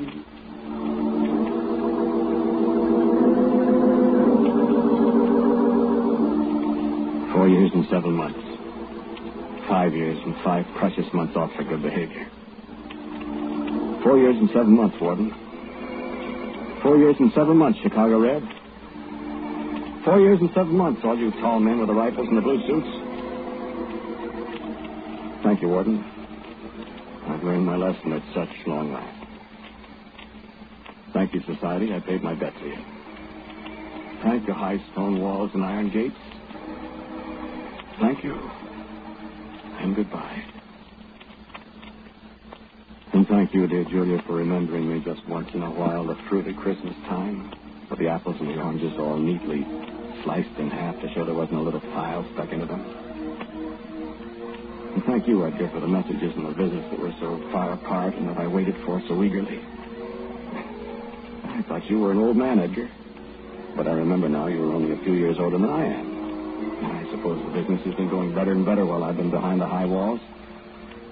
And I suppose that's why you look so much happier and so much younger. Or maybe it's only because I've been so unhappy and because I've been growing older so fast behind the high stone walls. And now thank you for closing the gate behind me, and the air is so fine and so fresh. And I'm so happy, Edgar. Aren't you happy? I'm very glad you're out now, son. I wanted to be the first to shake your hand. You've been a good friend, Edgar. No, it's not that. I'm sorry for what's happened to you. That's enough. Have you decided what you're going to do now? All I know is I want to see Julia. Do you think that would be wise? That's all I thought about all those years back there, Edgar. Julia sent me packages once in a while, you know, even if she didn't write. Maybe... Maybe what? Maybe she doesn't hate me. Son, you've been through a lot. Yes, I have. And what if you don't find Julia? I'll find her. What if you don't? Why, I hadn't thought of that. You've been away a long time. A long time. Why don't you go away from here and try to start all over again? Without Julia? Without Julia. No, I won't do that. It might be better that way, son. No. It might be the better way. It might be better not to want to see her. I don't know what you mean. Is she dead? No, Julia isn't dead. I was afraid. Maybe she doesn't want to see you. Maybe she won't right at first, but I'll tell her. I'll show her. She'll want to see me all right. She'll remember, and she'll love me. No. What? I said no. How do you know? How do you know, I said? A time to love. Because she married me, son. And a time to hate.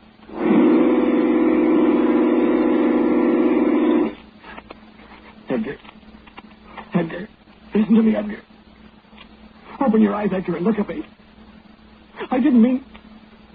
My hands are stronger than I thought, Edgar. I didn't mean to kill you, Edgar. I couldn't help it.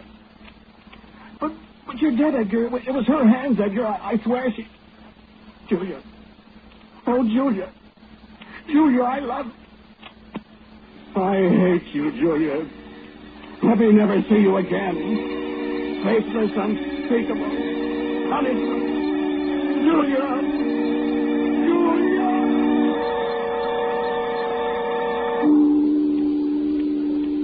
To everything there is a season, and a time to every purpose under the heaven. A time to be born, and a time to die. Begin. No. I am afraid. You must begin.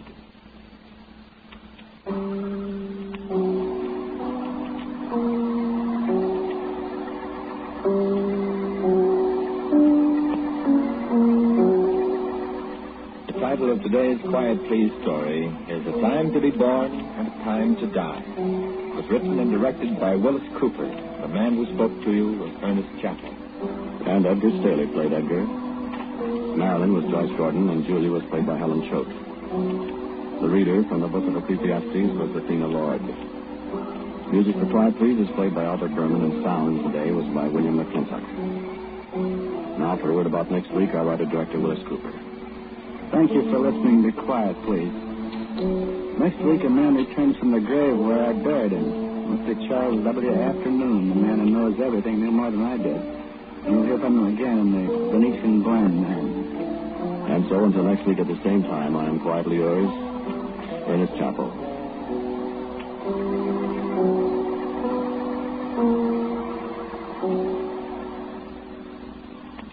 Now a listening reminder.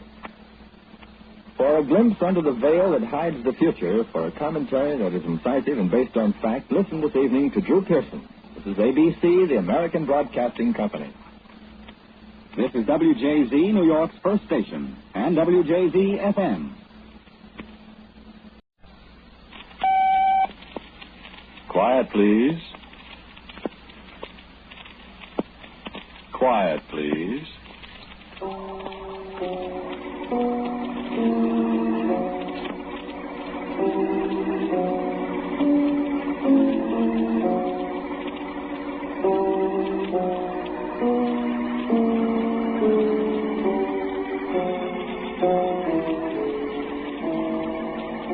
The American Broadcasting Company presents Quiet Please, which is written and directed by Wyllis Cooper, and which features Ernest Chappell. Quiet Please for today is called Adam and the Darkest Day.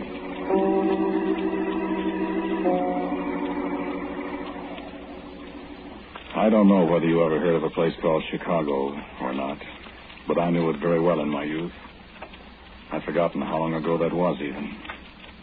There was a lake, beautiful big wide lake that could be bluer than the sky of a summer morning or gray as... Yeah, that's odd. I can't think of anything that's gray the way the lake was on a stormy day. Gray like the trees used to be.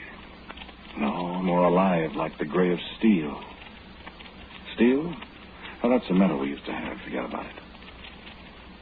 I used to go down and walk along the lakefront years and years ago, before the dark days. Just walk along the shore and smile at the lake, and it would smile back at me. And it didn't smell salty and fishy the way the ocean does. Oh, yes, I've seen the ocean, too. Both oceans. There are two of them. I forget their names. And even during the dark days when Doc said it was safe to go out, I'd go out of a morning and walk along where the lake shore used to be. It's all swamp now, and there's some pretty weird things in it. Things that used to be fish once. Only they've gone through a lot of changes, and they're not fish anymore. Mutants, Doc said they were. Things that have gone through mutations, changes. Yeah, I don't understand it, but it's interesting. Doc said they might even get to be human beings in another 15 or 20 million years, if they're left alone. Doc said that's the way human beings started originally. The only difference, Doc said, is that it took a couple of million years for the first changes to take place. And with these fish things that took place practically overnight. Of course, it was a pretty long night.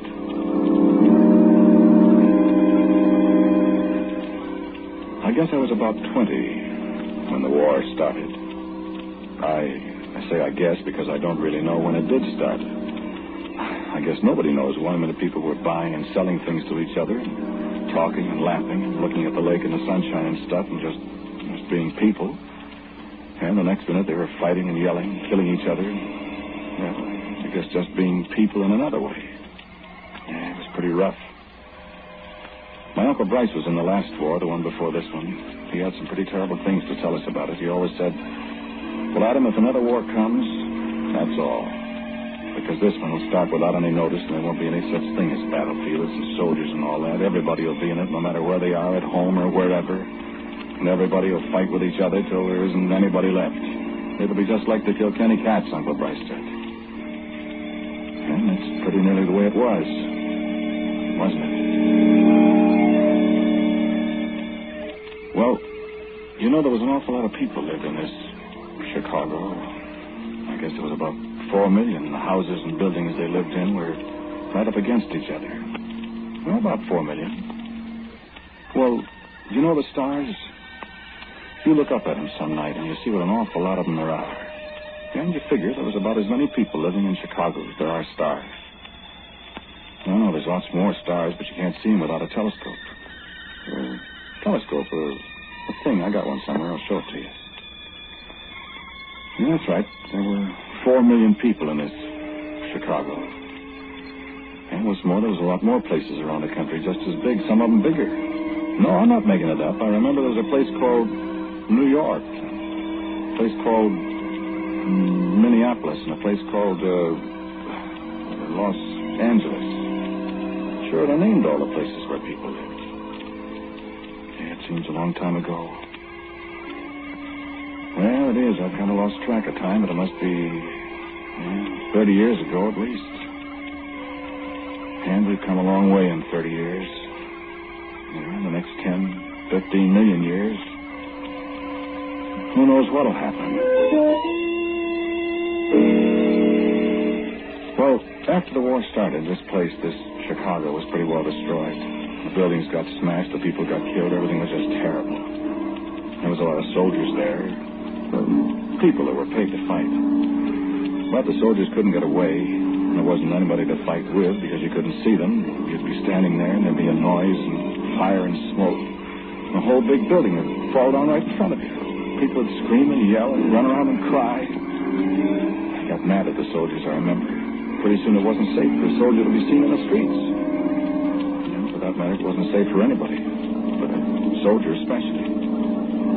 Because people would do terrible things to him. Well, as I said, the buildings were all being knocked down. It was getting along toward winter. And it was cold. People were having an awful time.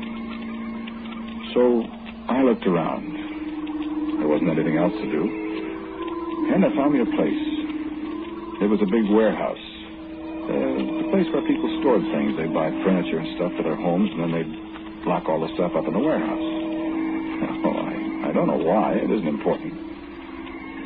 Well, this warehouse was a great big, strong, heavy building. It was on the corner of a street that had a number and another big, wide street with a parkway down the middle, all green grass and flowers and trees. You know, it was awfully pretty there where the warehouse was. It had got knocked around a little, but it was still a fine, big, safe place. The people that owned it had got killed or went away or something. So I just moved in. Well, it was a mighty good thing for me that I did. Because the second night I was there behind those nice thick walls and those big doors, somebody did something that blew Chicago off the map. Off the map. Yeah, that's an old saying. It means that a place just disappears. And that's what happened to Chicago. All except a little bit of this warehouse I'm telling you about, a little part way down deep underground where I was asleep. And where I found Doc. And I found Emily. I didn't know anybody else was there. couldn't hear anything or see anything, even feel anything, except my head hurting for the longest time. And finally I was able to get up. It was black, dark. I moved around a little. I got up. I found I could walk there in the darkness. And then somebody took hold of my arm. Who are you? I'm Adam. You're what? Adam. What are you laughing? Boy, if I'm not badly mistaken, they gave you the right name. Huh? Well, that's just a little gag, son. You all right? My head hurts. Who are you? Well, my name is Purest Ray. Well, everybody calls me Doc. That is, when there was everybody. How do we get out of here? Well, there was a door someplace. I expected there would be. What happened? Well, that I don't know, son, but whatever it was. Hey, wait a minute. Where are you? Here. Don't go opening any doors yet. No, I want to get out of here. You got anything to eat? Well, there was some stuff in here someplace, some cans and stuff. Good. How'd you get in here? I thought that... I got lost. You're not a soldier, are you? Me? No, son, I'm not. I'm a scientist. Oh? That's a very vague term, though, isn't it? I'm a geneticist. What's that? Let's say that I kind of study. Well, you know what biology is? No. Well, it's the science of life, see? My racket's a special part of biology. Oh. What's the matter? I thought maybe you were one of these fellows that makes bombs out of atoms or whatever it is. No, I don't do that. I study the effect of nuclear fission and all that on human beings and whatnot. Oh. Let's get out of here. No, I don't think we will, Adam. Why not? My well, goodness. In the first place, Adam, I don't think it's very healthy outside. Oh. And in the second place, I seriously doubt we can get out of here. Well, if we can't, we can make a noise, hammering or something. Somebody will come and dig us out. Well, yes, except for one thing, Adam. What? I don't think there's anybody out there. Well, maybe not right now, but somebody will come. I doubt it. Why? Because I'm pretty fairly sure there's nobody left in Chicago, Adam, except you and me. See what I mean? And so there was somebody else. Emily. We stumbled around in the dark for quite a while before we found her. When we did find her, she was so scared she couldn't talk. She had a flashlight when she came in the place. She dropped it, couldn't find it again. Flashlight, it was a kind of a thing like a stick, only it was metal. You pressed a button and the light came on. It finally wore out. Well, finally, Emily found her voice again. Once she got started, we couldn't stop her for the longest time. Walking, days. We lived out in Lake Forest, and we had a bad time out there. And people started dying from some disease nobody ever heard of. And I decided to run away, and I took some money. I was afraid to take any food because maybe it was the food that was giving people the horrible diseases and making them die. All I wanted to do was get as far away from Lake Forest as I could, and I walked and walked and walked. And then a soldier chased me, and a man hit him and knocked him down, and the man started after me, and I ran, and the door was open, and I ran, and something happened.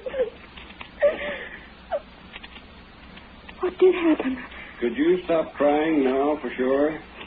I'll try. Because, believe me, it won't do a particle of good, young lady from Lake Forest. My name's Emily. It won't do a particle of good, Emily.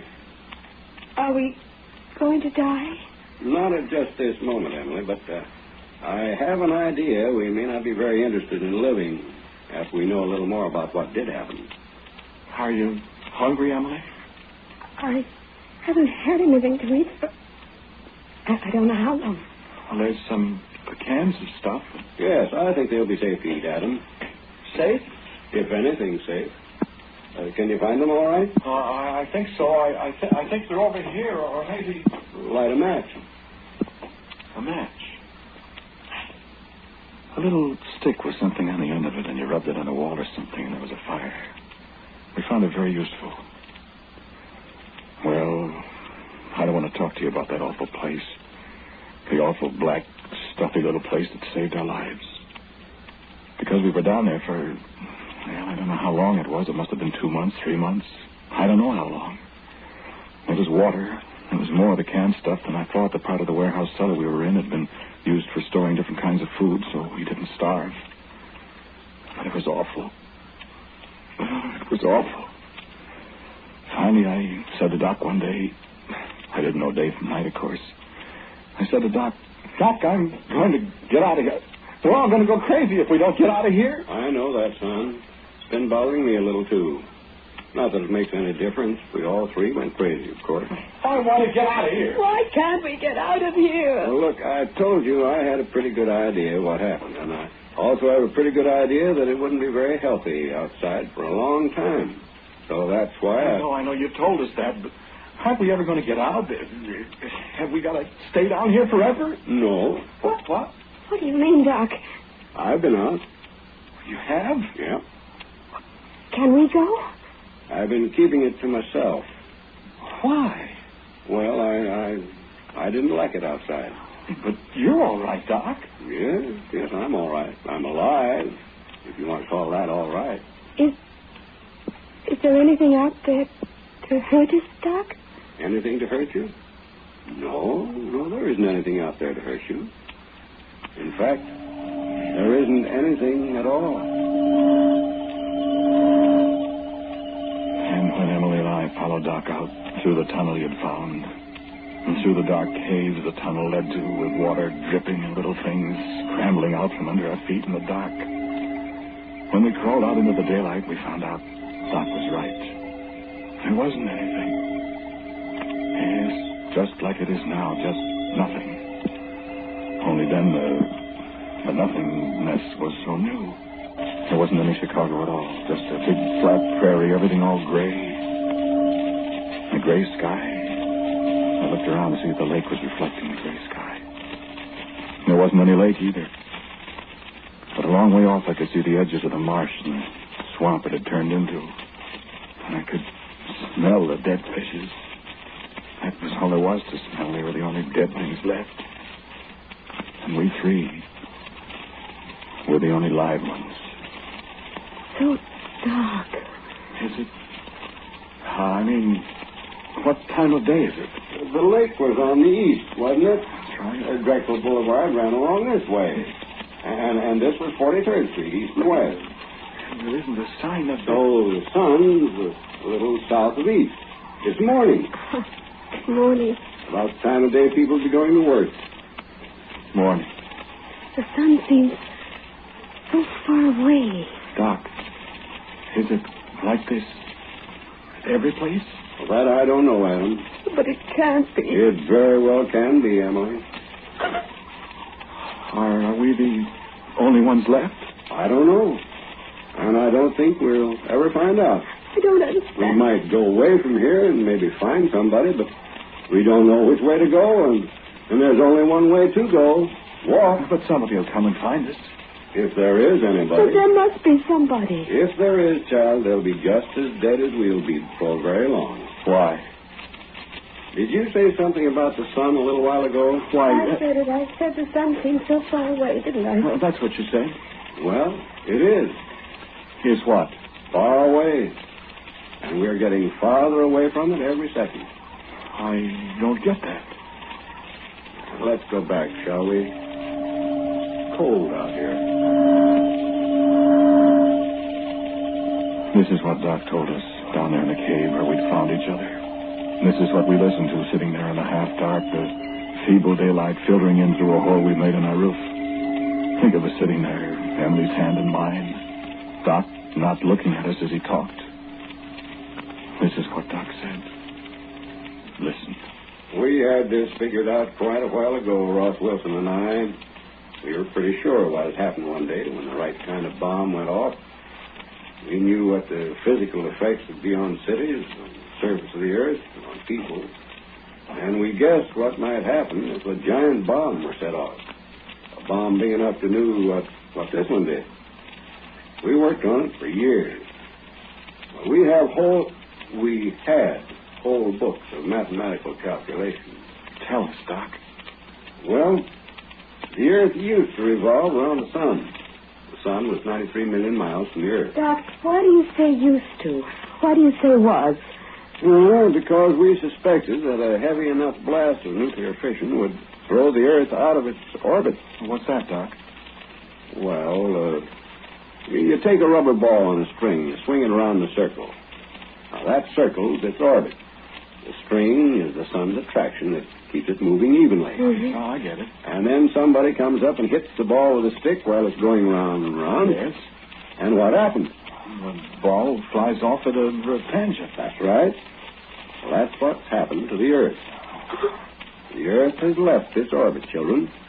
And this explosion did it. Set it off like a rocket, in a way. And so we're all of us, we three and whoever's left, we're off on the biggest joyride that ever happened. What's going to happen, Doc? Well, the sun will look smaller and smaller to us, and the days will get progressively darker and colder. Won't the Earth ever come back, Doc? Yes, it may. It may. Probably will. Won't be much use. Why? Because all the people, if any, will be frozen to death. And that's, my dear children, is the reward of science. That's the big payoff. That's what happens as the end result of some caveman a couple of 100 million years ago discovering that 2 and 2 make 4. What can we do? Nothing. But, Doc, can't you? I mean, you're a scientist and... A scientist, my dear, without his tools is just another man. A highly useless man. Yeah. But, Doc... What, dear? Do we have to die? I wouldn't be surprised. Why? I just told you. I know, but you could help. Without my tools, without my papers and my books, my laboratory, without why, I haven't even got a pencil. But you know so many things, Doc. What? You know of... What? Why, by golly, that's right. I do. Why, of course. I know. Say, I know how to keep us warm. Why, you know lots of things, Doc. I know how we can survive for a while. We've got food. Why, yeah, sure. And we can make tools. Well, you just tell us how. If the real old caveman had to start from scratch and they had to learn everything, even 2 and 2 are 4, why, we cave people had a real life professor with us to show us all the shortcuts, Doc. Why, Emmy, you're wonderful. And besides, Doc, if Adam and I are... Well, gee, Adam and Eve had children.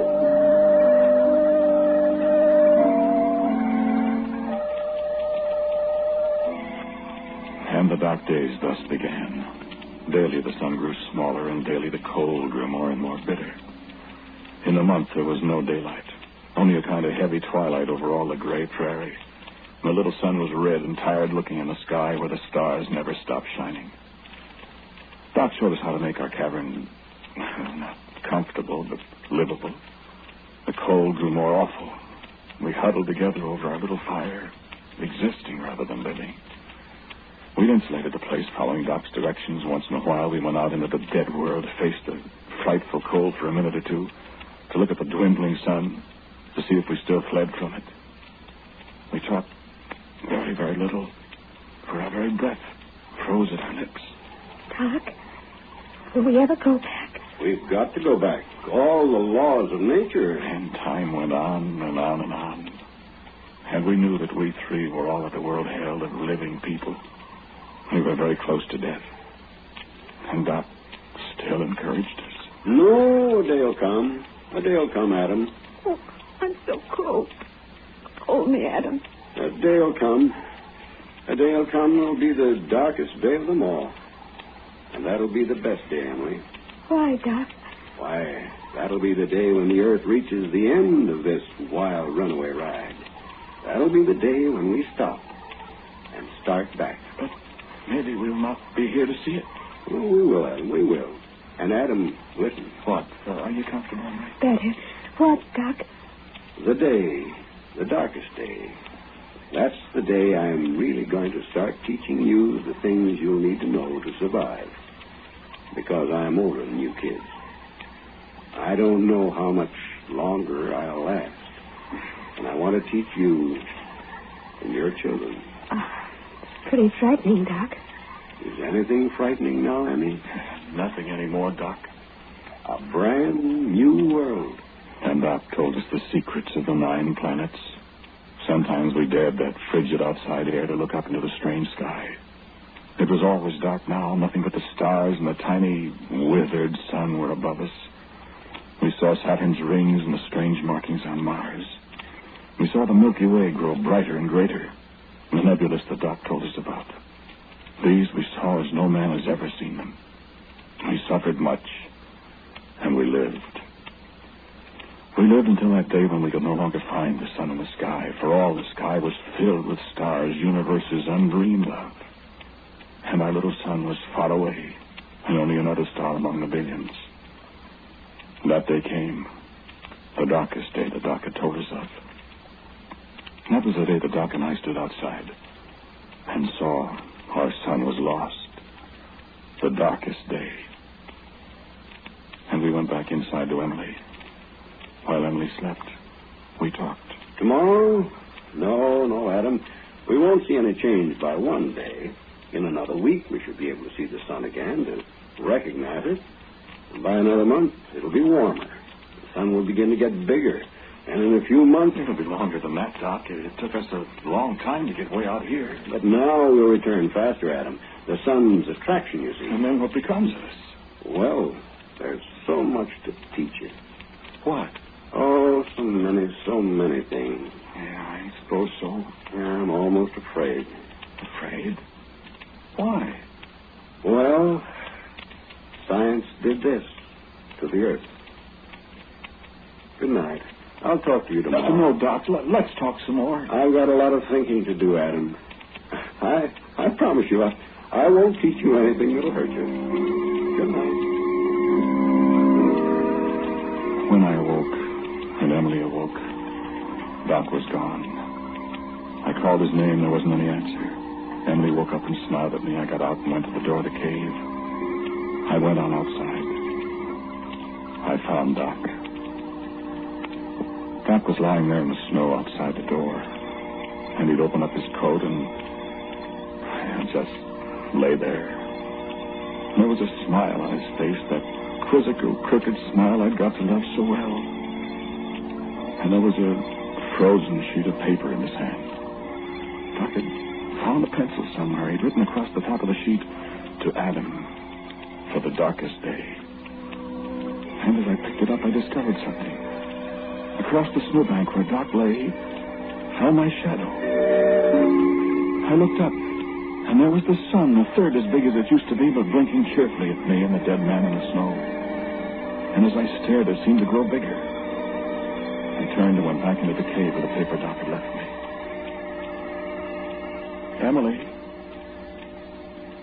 Emily, I said. Emily, Doc's dead.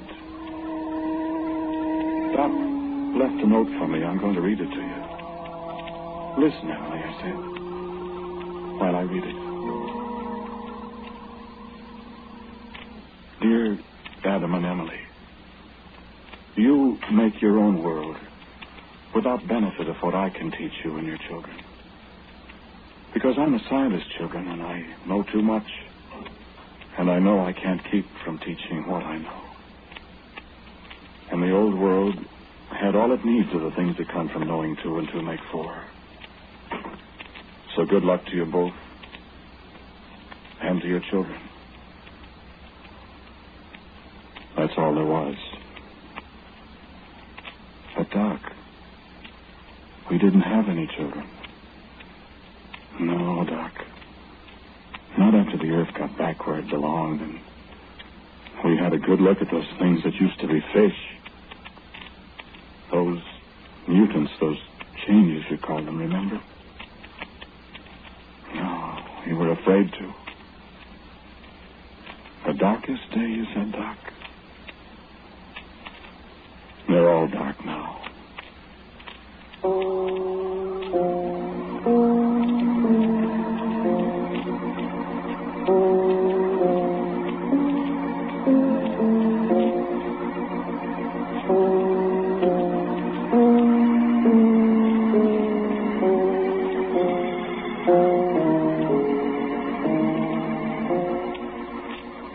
The title of today's Quiet Please story is Adam and the Darkest Day. It was written and directed by Wyllis Cooper. The man who spoke to you was Ernest Chappell. And William Adams played Doc. Emily was Kathleen Cordell. As usual, music for Quiet Please is by Albert Berman. Now, for a word about next week, here is our writer-director, Wyllis Cooper. Thank you for listening to Quiet Please. Next week I have a story for you called The Evening and the Morning.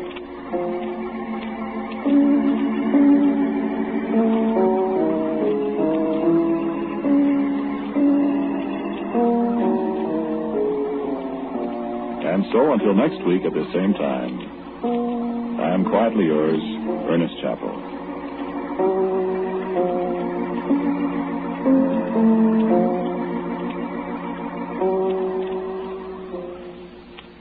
And now, a listening reminder. There's another dramatic adventure waiting for you on David Harding Counterspy this afternoon when this efficient law enforcement group becomes involved in the case of the senseless slayers. That's David Harding Counterspy. This is ABC, the American Broadcasting Company.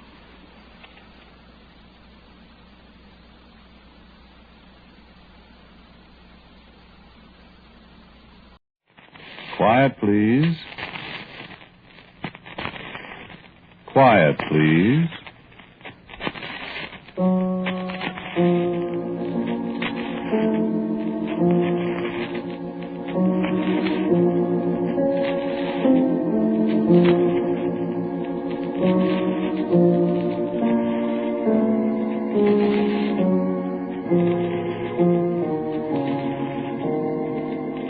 American Broadcasting Company presents Quiet, Please, which is written and directed by Wyllis Cooper, and which features Ernest Chappell. Quiet, Please, for today is called And Jeannie Dreams of Me.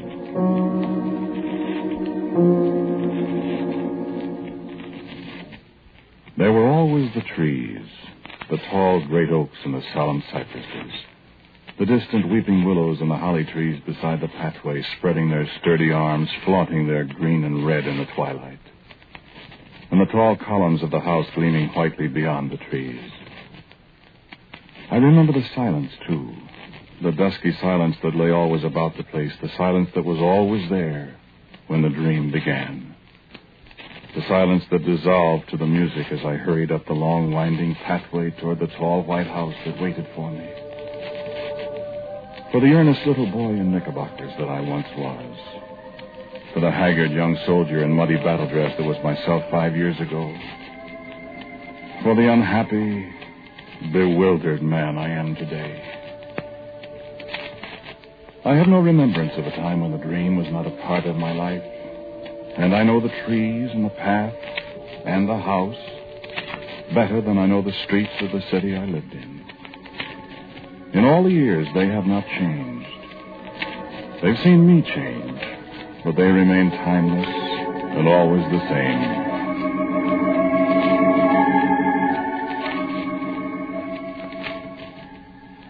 Do you dream, friend? I know a man who remembers a road from his dreams, a pleasant country road that wends its dusty way past broad, smiling fields and along the skirts of a lofty green forest. A road that speaks to him of memories unremembered. A road that promises and beckons on over the next hillside and wavers and fades and vanishes in the cold darkness as he opens his eyes and comes again another night to soothe his spirit so that he smiles in his sleep and wakes to weep silent and alone for his lost dream. Do you dream of long-forgotten friends, of a hillside under the clouds, of an island in a sunlit sea? Do you know the desperate longing to return to the dream place, the hopeless nostalgia for the world that lies beyond the curtain of sleep? And do you ever return? Listen to me, for perhaps we are kin.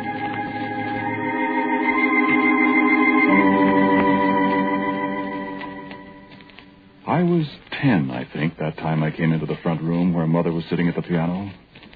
She turned when she heard me, smiled at me, and I said, "Mother, I want to ask you a question." May I ask ask you a question, Mother? Why, of course you may, Troy. Mother, I want to know about a music. A music?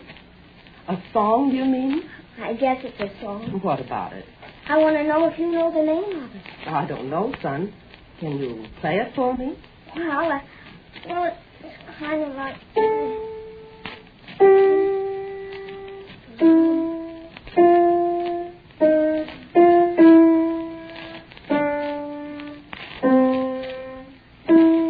Do you know what that is, Mother? No, of course. Is this it?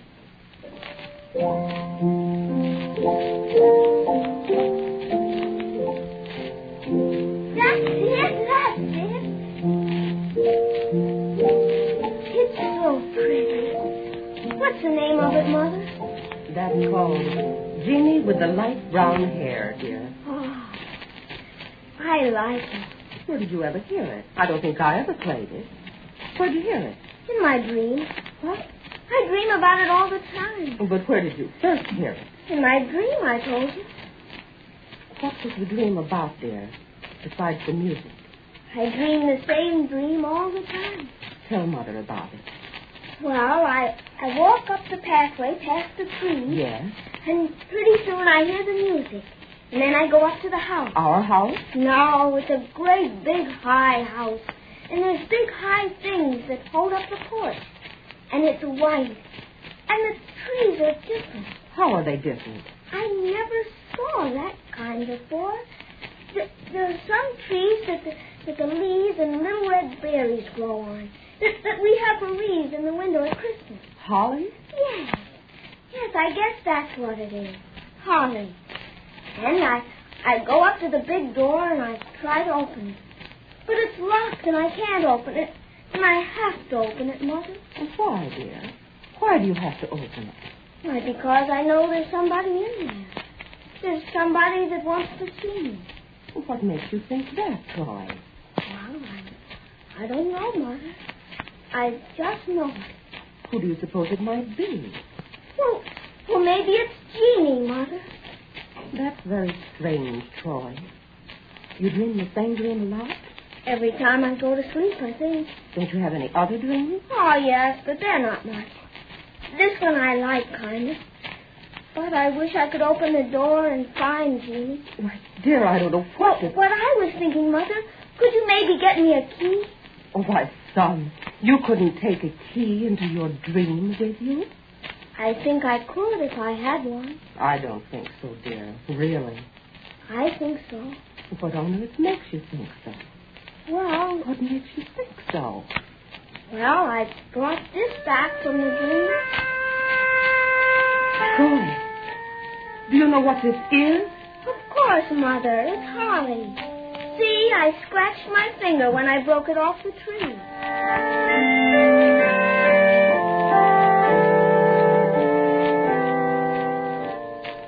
Dr. Hogan said there was nothing wrong with me that fresh air in great quantities and plenty of wholesome food would not remedy. And for a time the dream went away from me, and I could not conjure up the visions of the towering oaks and the rugged holly trees, of the White House and the long winding graveled walk.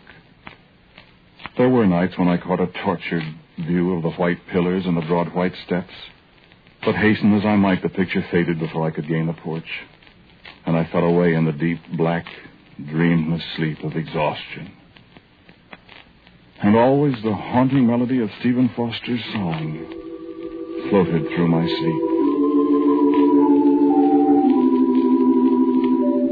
But there was never any key to unlock the door either. And I resigned myself to an endless dream of frustration in which I must struggle endlessly to reach the one I loved and never find her. For I knew Jeannie was there, and I hoped. And still the dream came and went. I might sleep peacefully undisturbed for a night, for 2 nights, a week. And then...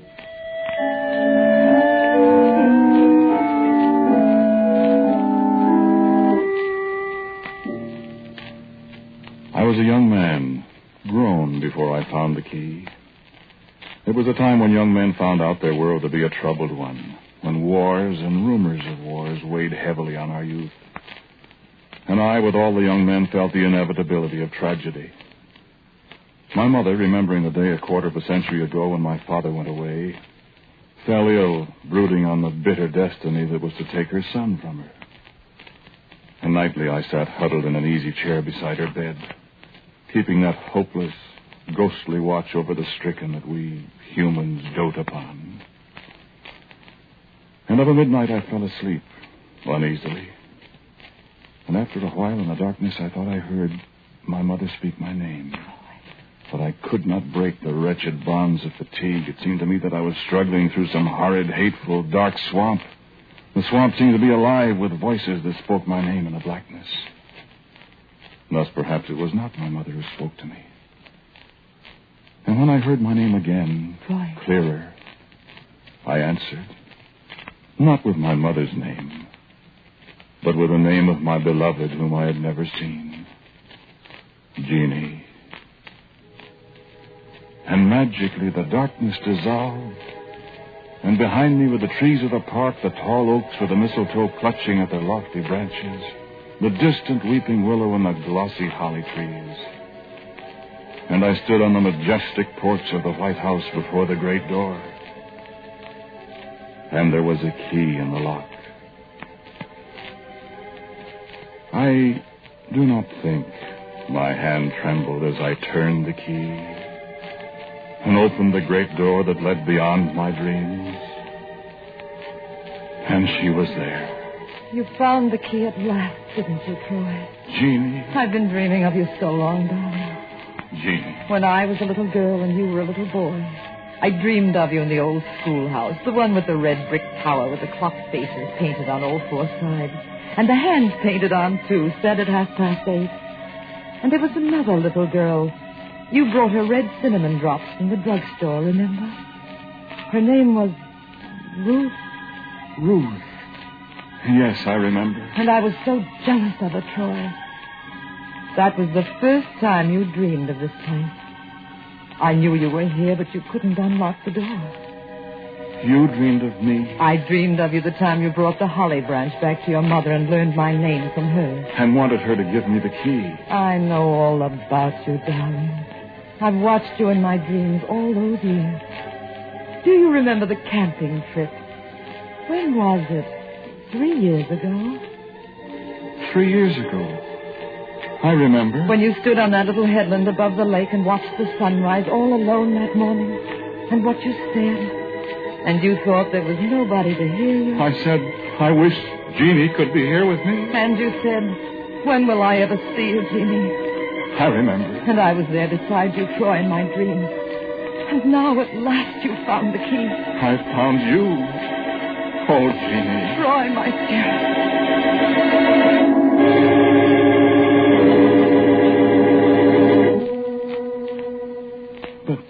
What will we do? This is a dream. Is it a dream, Troy? Or is it your other life that's a dream? My other life? That's a dream to me. Oh, Troy, stay here with me. But I can't. I know I can't. Why? I can't. We'd walk through the woods every day, and I know places, secret places that we could have for our own. And there's the house. I want to stay more than anything else in the world, Jeannie. I've dreamed of you for so long. And I've dreamed of you, Troy, remember. But this is a dream, Jeannie. I'm asleep in a chair beside my mother. My mother's ill, Jeannie. Stay. No. I'm afraid, Jeannie. I waited so long. Stay. But my mother... Your mother's dead, Troy. What did you say? Your mother's dead. How else did you think you found the key, dear?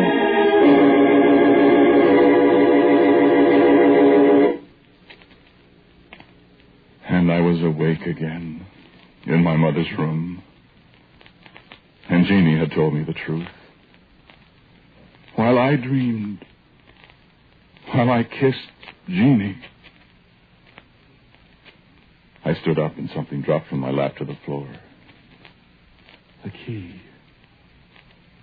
A great old-fashioned brass key that I had last seen in the lock of the door of the house where Jeannie lived.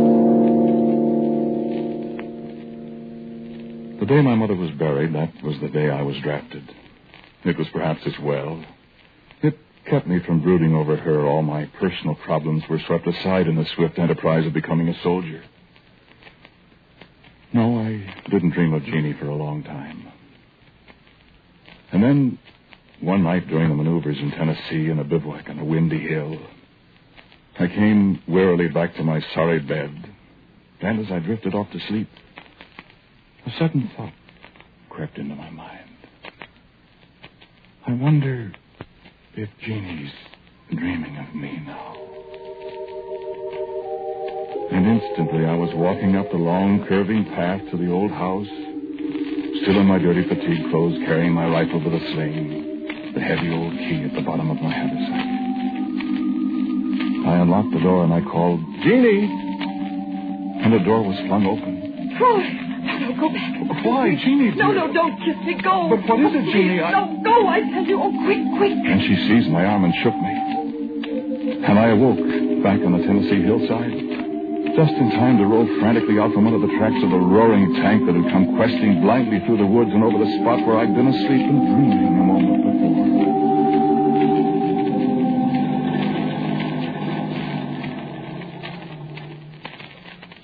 There was no more sleep, no more dreaming for me that night. There was no more dreaming of Jeannie for a long, long time. Jeannie dreamed of me. I know she did, for she told me so again. That was when I was in North Africa. That night I fell asleep and I dreamed first, I remember, of the old schoolhouse with a painted clock, the little girl named Ruth, the one I used to buy the cinnamon drops for.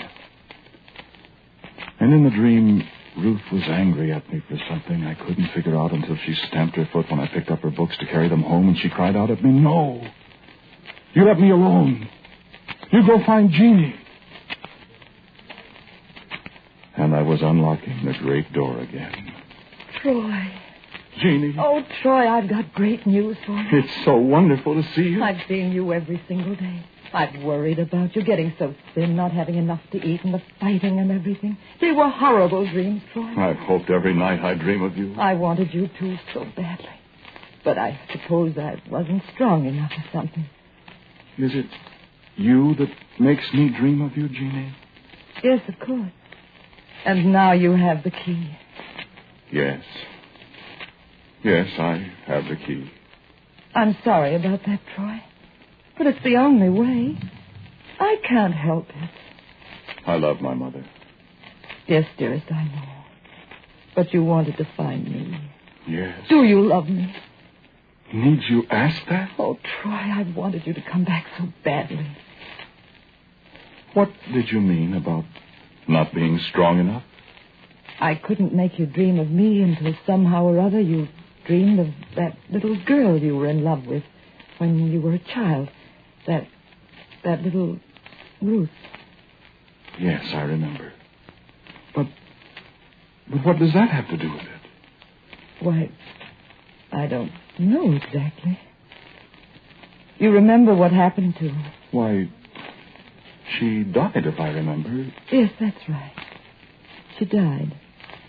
About the time you started dreaming of me.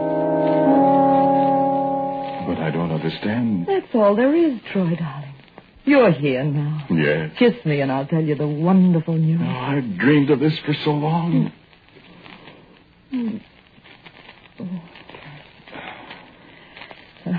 Now, aren't you tired of the dreadful war? Oh, I'm sick to death of it. I know. I've heard you say to that man with the red face, what's his name? Jack Cherry? I heard you say just last week that you'd give anything, do anything if the war would just stop. Yes, I did. I said more than that. I know you did. I heard you. Jeannie, you can't imagine the stinking horror of it, the obscene, debasing...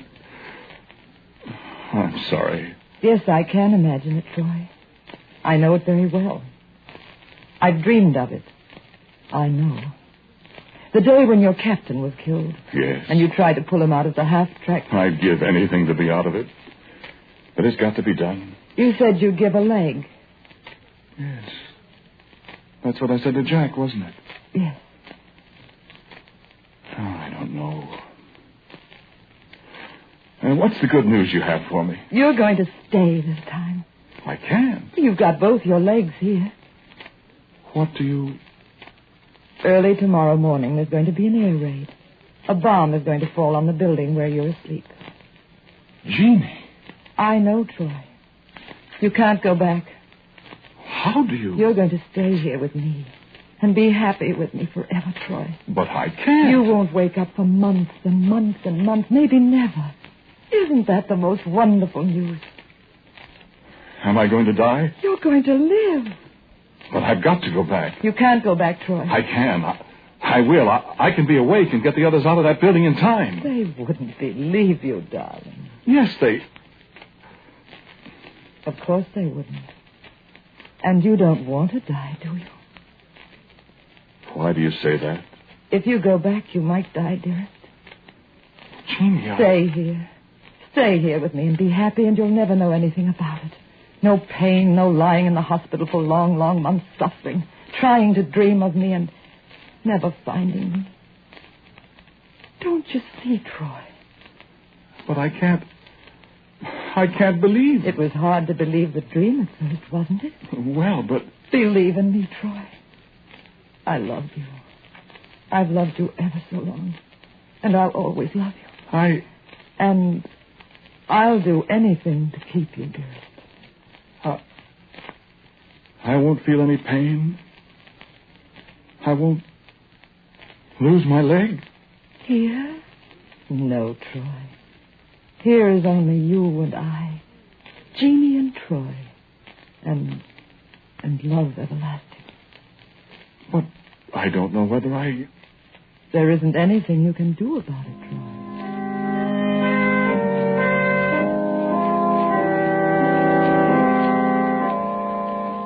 4 years. 4 long years of... What shall I call it? There must be a word for that kind of life. If it is life. Jeannie told me her dreams sometimes. The doctor said the patient hasn't regained consciousness. Not in all the years. And here the great lawn was green and the scent of magnolias was cloying, overpoweringly sweet. Doesn't recognize anything. And here I looked into the clear blue eyes of Jeannie. Her light brown hair was a magic spell to me. Sometimes he screams, and then they give him morphine. And here there is no pain, no sorrow. Only the magnolias, cloyingly sweet. And Jeannie. The doctor said the patient talks sometimes in his sleep, and he calls a name. In my dream here, I call your name, Jeannie. And we shall live happily ever after. But what if I die in my sleep, Jeannie? Then I'll die, too. Will I go back there to die, Jeannie? Why must we speak of dying, dearest Troy? Tell me you love me.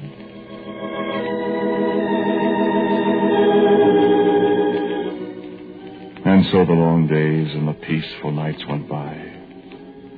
While in another world men fought and murdered each other, had no thought of another world that might be a world of dreams, and then might not be. For which is the real one? I found myself as the endless days and nights went by, wondering and secretly wishing for the other world I had left behind for my dream of Jeannie. I stood under the high pediment of the porch and watched the sun set in magnificence beyond the rolling forest-clad hills. And I thought of another sunset, a sunset at the end of a dusty, grubby city street with smoke griming the tawdry buildings. And I knew homesickness. I thought of a sunset past a frozen lake in wintertime, and the long shadows on the snow and the shouts of gay youngsters. And in my mind's eye, I saw a man standing watching the skaters on the lake. A man with stooped shoulders, a thin, beaten man with a crutch instead of a right leg. And my heart turned over within me. I thought of the goodness of pain and the happy bitterness that other men might know. And of work, harsh, straining labor, and the good tiredness that comes at nightfall. And again of a bed in a hospital somewhere and doctors puzzling over a man who had slept for 5 years and more. While I pleasured myself in a country of dreams. and knew the love of Jeannie. And heartily I wished myself away from this peace and contentment and love. I'll let you go, Troy. I'll let you go for just as long as you want to stay. Take the key, Troy. Lock the door. Leave the key in the door so you'll find it when you come back. Because you will come back, Troy. You think you want the world again, but you won't. I've seen you, Troy, remember? In my dreams. I can dream of you any time I want to. You leave the key in the door, Troy. It'll be there when you're ready to come back. To stay.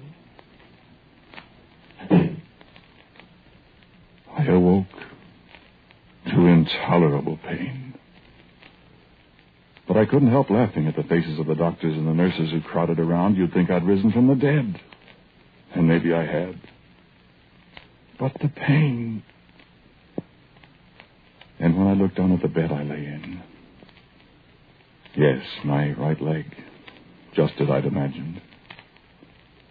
And the doctors did things to me so the pain went away a little, but it was always there. And I welcomed it. I suffered. But I was my own man again. And I did sleep, but I don't remember sleeping. I didn't dream. Then, last week, they told me I was good enough to be transferred to another hospital where a great specialist was to treat me and make me well. And again my heart turned over within me, for now I was to live and be my own man forever. Jeannie? Yes, I thought of her. Yes, I thought of her. The first time I thought of her was when I got in the airplane. I'd never been in an airplane before. The second time I thought of her,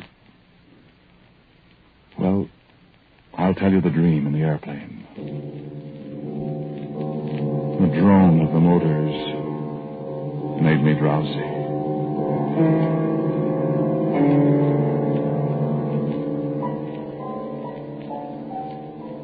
There were the trees again, and the tall white house, and the winding path. I walked reluctantly up to the door. The key was still there. I opened the door and I called, Jeannie! And it was a long minute in the darkening hallway before I discovered her. Sprawled across the bottom steps of the huge stairway, her eyes closed. I hurried to her and took her in my arms. Jeannie! Jeannie, what's happened? Jeannie, darling. Troy. Jeannie. Troy. Listen. Listen to me. What is it, darling? I'm dying. Oh, Troy. Kiss me. Jeannie. Jeannie. No. Listen. A door. Somebody named McClintock. What do you mean, darling? Don't go near them. The door. The man named McClintock. Never see you again, Troy. And the whole scene wavered before my eyes. And there was a sound like thunder. And I'm here, sitting in the front seat on the right in an airplane full of people. What did she mean, I thought. And as the lighted sign above the door flashed on, fasten seat belts, I glanced up at the other little signs on the wall in front of me. Stewardess, somebody, Second Officer Harry, somebody, pilot, William J. McClintock. And the ship is moving strangely now. We're going down fast. Must be coming in for a landing. But the door. That's where the pilots are, where McClintock is. Smoke is coming out from under the door.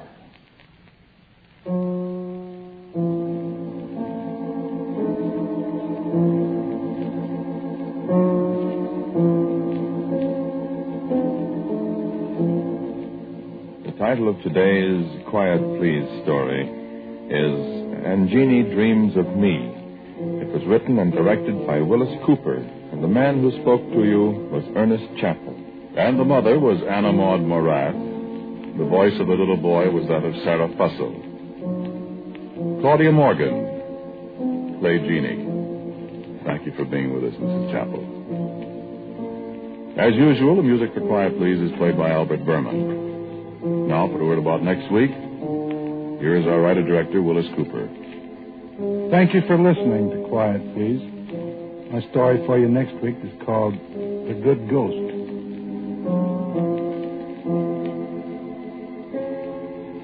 And so, until next week at the same time, I am quietly yours, Ernest Chappell.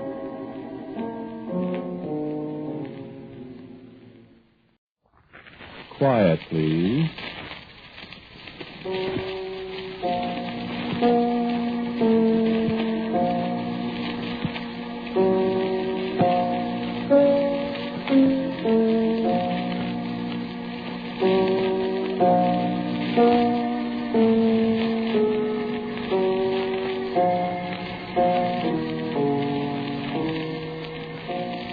ABC presents Quiet, Please, which is written and directed by Wyllis Cooper, and which features Ernest Chappell.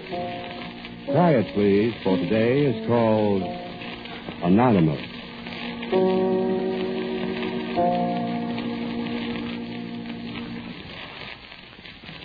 The other night when you called me up after I made that talk on the radio, I don't suppose you know what happened, do you? Maybe you don't care. But if you've got a few minutes, I'd kind of like to tell you. Do you mind listening for a while? Thanks. Oh, yes, you other people can listen too if you like. I see no way of preventing you. And as a matter of fact, it might be instructive to you, too. You other people don't know who I am, of course, and covered and instructed well. You know, though, don't you? You wouldn't forget that quickly. Sit still and listen. Well, you've got nothing better to do. You're listening to the radio anyway. Take it easy. Dear lady, you really started things. Personally, I thought it was a pretty good speech. And apparently quite a lot of my listeners thought so, too. There was a nice batch of mail the next morning. And, of course, a lot of phone calls to the studio when I finished. Naturally, most of them came from people who belonged to the party that nominated me. You'd expect it to be that way. A few came from people who voted the other tickets, but even they were restrained and polite about disagreeing with me. I was grateful to them, because it's always good to know exactly on which points the opposition differs with you. I thanked them politely, of course. But your call, dear lady, really, I wasn't expecting that. I remember it very clearly. Although I was shocked at the time, the phone rang. It was about the 10th call there in the studio. The announcer handed it to me. I said, yes? And you said? You know who this is. No, I'm afraid I don't. And you'll never find out either. Listen, I hope you drop dead. I beg your pardon, madam? I said I hope you drop dead. Oh, come now, listen, madam. Yeah.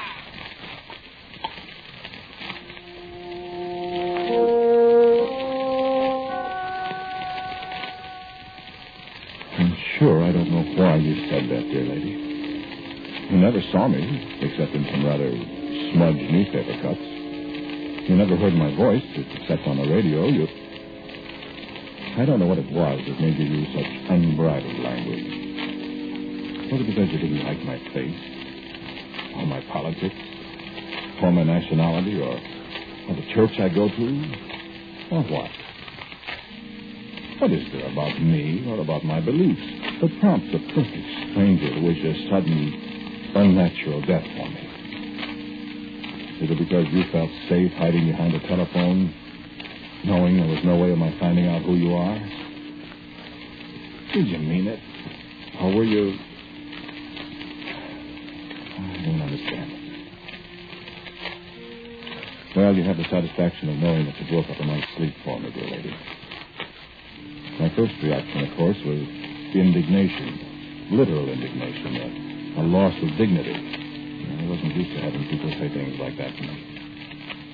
I could have forgiven it from a mortal enemy, but from a total stranger. And so I went to bed, very annoyed. My wife was a very light sleeper, and I suppose I was making indignant noises to myself, rehearsing what I'd say to you if I had an opportunity. Anyway. Mother, dear. Won't you get to sleep? I'm sorry. Did I wake you up? No. I just woke up and heard you muttering. What time is it? That's 1:22. Are you going to smoke? I was. You want one? No. You know how it makes me cough at night. I'm sorry. I heard part of your speech tonight. Did you? Oh, it sounded fine. Did you? Well, I've heard so many times practicing, you know. I know. What's the matter? Nothing. What's the matter, dear? Oh, I got a phone call that made me mad. Did you? Yes. I thought you were enough of a politician to let those things roll off your back. Ordinarily I am. But this one... You going to smoke, dear? I'm sorry. What are you so nervous about? I'm mad, I told you. For heaven's sake, what did they say that upset you so much? It was some woman. Oh? A woman? You know what she said? I haven't the least idea. She said she hoped I'd drop dead. Yeah, well, you know. You blame me for being mad? Of course not. But don't let it prey on your mind. No, I'm not letting it prey on my mind. Can I even mention it? Yes, darling, of course. You don't know who it was, of course. Of course not. Well, try to go to sleep. Tomorrow's another day, you know.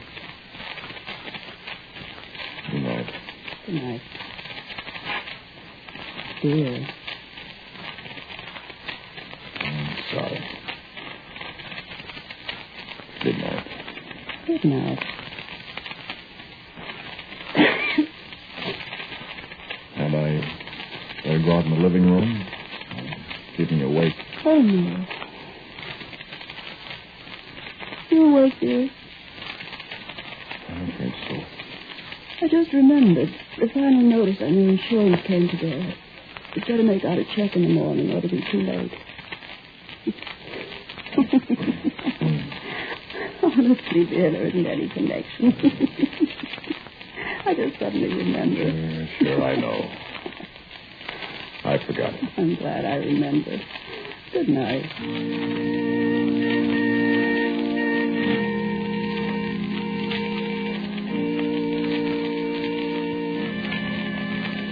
Good night. A very good night indeed.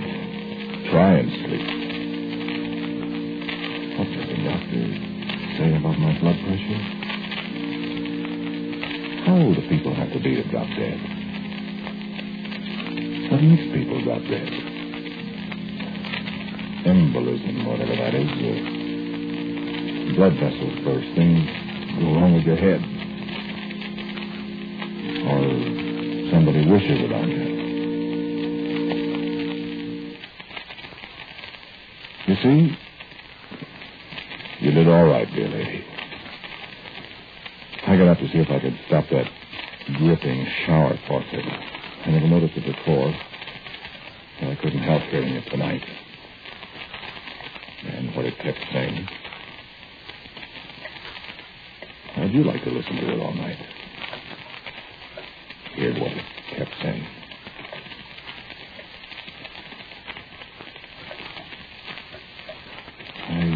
to fix it. All that happened was I got the sleeves from my pajamas stocking. And it kept right on dripping. Kept right on saying what it had to say, what you had to say. And at last I fell asleep and dreamed.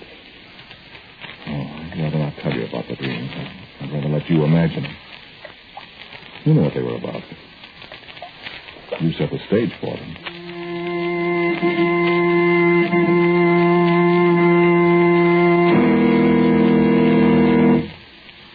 And then when I woke up, the first thing I heard was my wife talking to someone on the telephone at 9 o'clock in the morning. Cheerful at that hour. Well, Pat, I love your call. No, I didn't hear all of it on the radio, but I've heard it so many times around the house, you know. Yes, of course. I hope so, too. What? Oh, he's all right. Still asleep. I think he's got a little hangover this morning. Oh, no, not very late. I suppose he had a couple with some of the committee men after the broadcast. Oh, no, not drunk, just talkative. Oh, somebody called him up afterwards and said they hoped he dropped dead. That's what I said. But you know him. You know how sensitive he is and how things prey on his mind. Oh, of course. Oh, no, he hasn't the faintest idea who it was. Oh, sure. He's already begun calling up undertakers. Sure, I'll tell him. Bye now. When I woke up, I couldn't remember what it was that had disturbed my sleep so, but she came and looked in the bedroom to see if I was still asleep. I said, look, I didn't have any drinks last night. Oh, didn't you, dear? Should I bring you some coffee? You know I hate drinking coffee in bed before I get my teeth brushed. Well, then get up. How's your hangover? I haven't got any hangover. I was talking on the phone to your brother. I heard you. What are you so cranky about this morning, dear? I didn't sleep very well. Dreaming about dropping dead? I wish you... I never heard anything so silly in all my life. Letting a little thing like that prey on your mind and... Nothing's preying on my mind. I'd forgotten all about it till I heard you shouting about it on the telephone. Darling, I was talking very quietly so I wouldn't wake you up. Sorry. You know perfectly well it's absurd to be upset about somebody telling you on the phone that they wish you'd drop dead. Dear, will you please stop talking about it? Because it's just plain silly. And you know perfectly well that a person can't wish you to death. Well, answer it, will you? Probably your friend. What friend? The one that wants you to drop dead.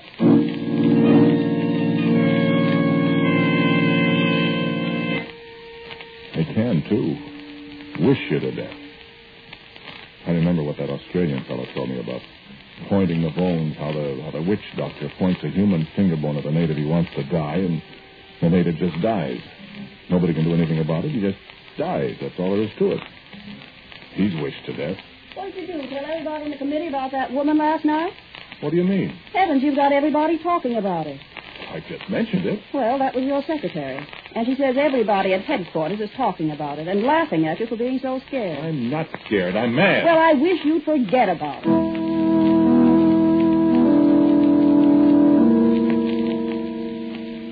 And I got out of bed. For a moment, I thought I was going to fall down right then and there. You ever feel dizzy when you jump up out of bed suddenly in the morning? I suppose not. You're probably younger than I am, and things like that won't happen to you. My heart gave a big jump, and I thought, this is it. You see how far it had gone already? And I said to myself, stop it, you're being an idiot. I went to take my shower. And in the bright morning light, the dripping faucet didn't say, drop dead, the way it did last night. I didn't give it a chance. I turned the water on as hard as it would go, and I jumped in.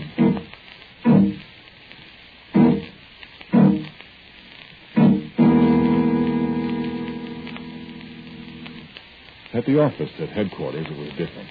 Everybody was delighted with the speech, and I found a pile of notes on my desk congratulating me on what I'd said. I began to feel better right away. The mayor's note said, great work, boy. You'll be president yet. And one from the radio station. You have a wonderful voice for radio. Congratulations. A telegram from the old senator, highly impressed by your talk last night. And a copy of my speech with excellent written across it and the chairman's signature. And a little note on the sheet of yellow scratch paper, the badly typewritten little note. The note from you that said, I hope you drop dead. As I looked at it, I could almost hear your voice again. I hope you drop dead. And then the telephone started ringing.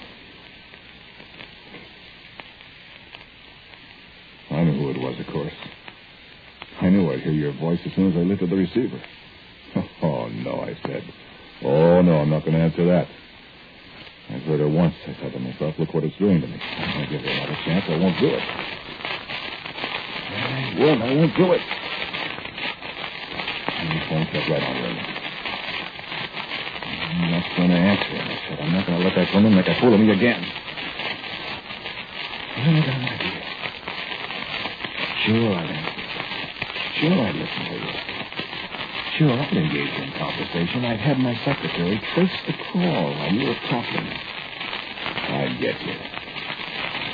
I'd find you and I'd tell you a few things about anonymous telephone calls and anonymous letters, too. I'd have to be careful, wouldn't I? I wouldn't want to frighten you away before I knew who you were. So I put on my best politician manner. Hello? Who is this? I hear you're going to drop dead. Oh. Hello, Doc. Well, what will you do? Your wife tells me you're all hot up about dropping dead. She did? I think you better drop Ron. Doc, listen. Doc, I mean, listen, do you think that... You're kidding me. No, I'm not. If you're going to go into a tipsy mood like this, like the booker can't take you there, let's take a look at it. But, Doc, listen. Think about three? Well, I suppose so. Okay, my office is 3 o'clock. And stop worrying. But I'm not worrying. Well, cut it out.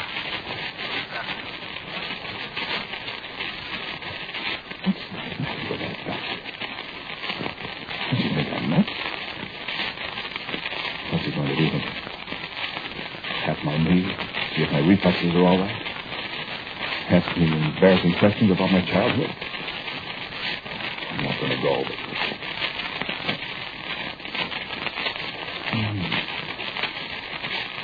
Maybe he knows something about me that he hasn't told me. He said my blood pressure was a little high the last time. I didn't tell him about my hands either. Or about that pounding in my head when I was asleep on my left side.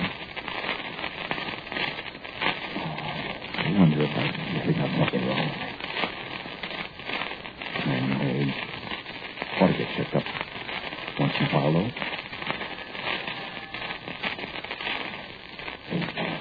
Yes, sir. I don't want any more phone calls today. Yes, sir. And I'll probably be at the doctor's this afternoon for a while, if you want me. Yes, sir. You aren't worried, are you? Worried? What about? About that woman hoping you'll drop dead. Will you get out of here?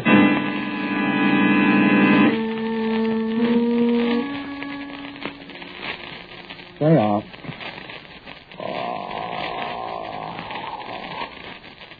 All right.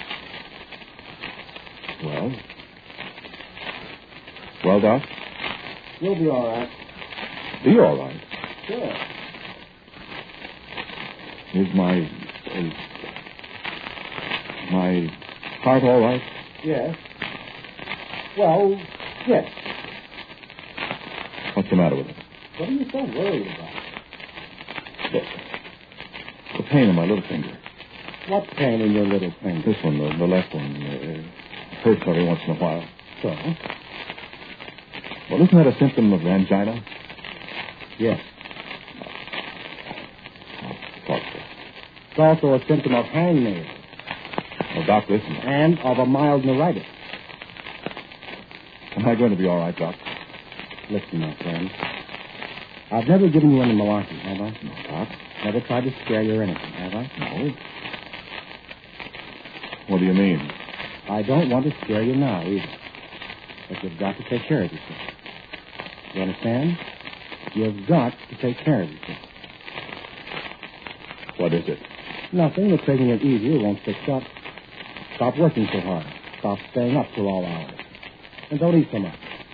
And don't worry about dropping dead. I'm not worrying about I'm not worrying. You keep on worrying about dropping dead, and that's just what will happen to you one fine day. Don't kid with me, Doc. You think I'm kidding? Well, stop at the drugstore and get this pill. One after every meal. Do it this way. All right. And stop worrying. The human mind is a strange mechanism, my boy. One we really don't know much about. You get this dropping dead off your mind.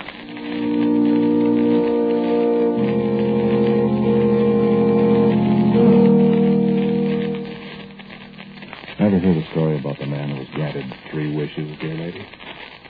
The one about the man that was to have his 3 wishes granted on one condition. On condition he wouldn't think of a hippopotamus while he was wishing. He never got any of his wishes. I never got your wish off my mind either. I came in the house. You still alive? I went into dinner. Now, you better like this dinner. I've got all of your favorites, see? Liver and bacon, Waldorf salad with cottage cheese, the way you like it. Buttered carrots, even. And for dessert, guess. What? Rhubarb pie. That's very nice of you, dear. Well, I wanted to take your mind off this obsession of yours about dropping dead, that's all. I wish you'd shut up about that. I'm trying to forget it. Well, why don't you forget it, then? Well, how can I with everybody in town yapping at me about it? I didn't say a word about it. I just said I wanted you to get it out of your mind, okay? That's all I said. Well, if you'd shut up about it, maybe I could. That's the thanks I get. Making you the kind of dinner you like. Spending the whole afternoon in the kitchen in all this heat, and you come home and tell me to shut up. Sorry. Well, I'm not going to shut up. I've got as much right to talk as you have. Great big political candidate talks to the voters on the radio and gets all of us switched because some fool woman calls you up and hopes you drop dead. Fine public figure you are. Will you shut up? Probably one of your former sweethearts, one of those beautiful girls you used to yammer about. Caught up with you at last. No wonder she hopes you drop dead. I can't take this. Well, I can't either. Glad you know what you can do about it. I certainly do. Well, do it then. Well, I will. Go on and see if I I'll care. fix your political career for you. Get out of here!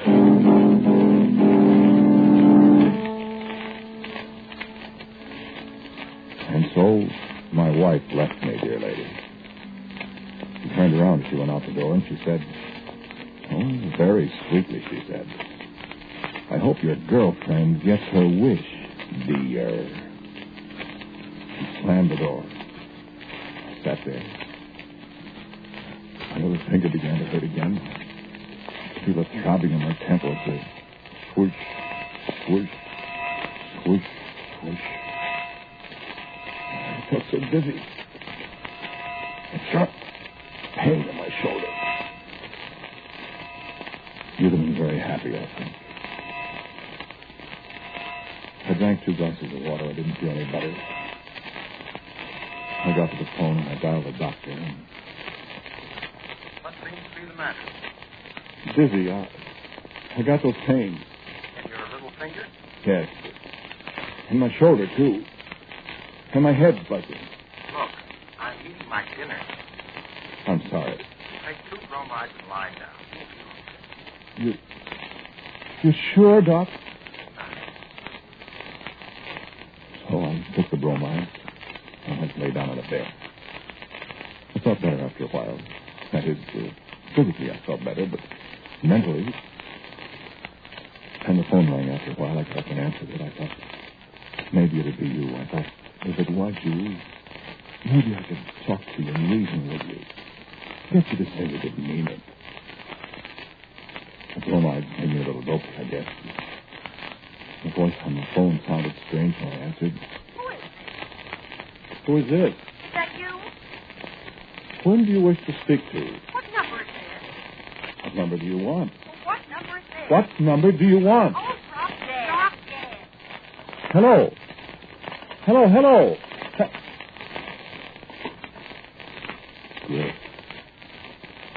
Great. All alone with a telephone like like the old song, everybody wants me to drop dead. And he started something, dear lady. I wish I knew who you are. You know, the telephone is a pretty terrible thing sometimes. John Crosby said a week or so ago that the telephone is one of the most useful terror devices ever used on the radio. Did you read that? It's so right. Look what it's done to me. A nice telephone that you call up your friends with and wish them a happy birthday. It's a pretty telephone that rings and says, "Come on over, we're all having a swell party." And that you used to wish a horrible fate on me. I got to wondering, in my dopey fashion, I wondered if I sat there in the dark and dialed just numbers, if maybe there wouldn't be some trick of fate that might bring me you there. I'd reason with you. I'd plead with you. I'd beg you to take this curse of yours off me. I didn't know how to talk to you so badly. I had the strangest feeling that I knew you very well. I could close my eyes almost and see you. But how could I reach you? You were anonymous, somewhere behind the telephone. It was foolish, wasn't it? I thought I'd try. Just sit there in the dark with my fingers, feel a dial. Maybe they might find a combination that would ring you. Maybe.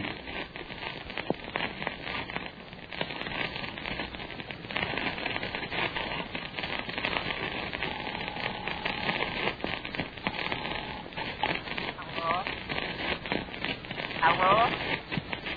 Dale, hello?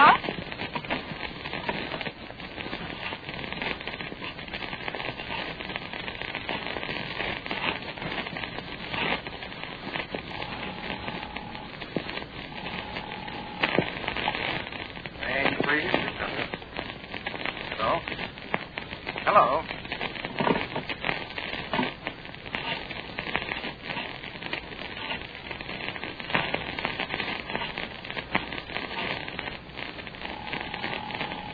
Is that you, Alfred? Alfred, hello.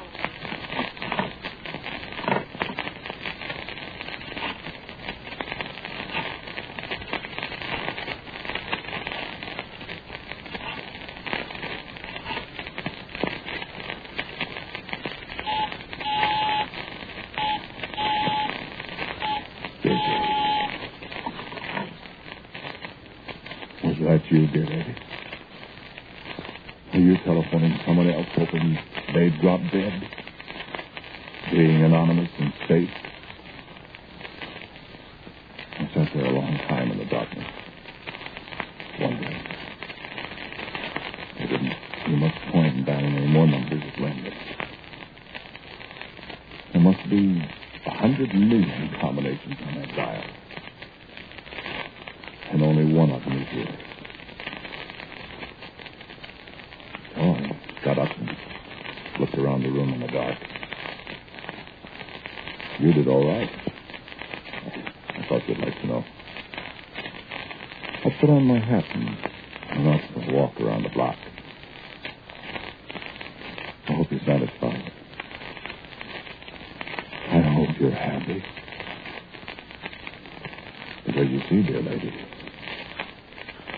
I did drop dead.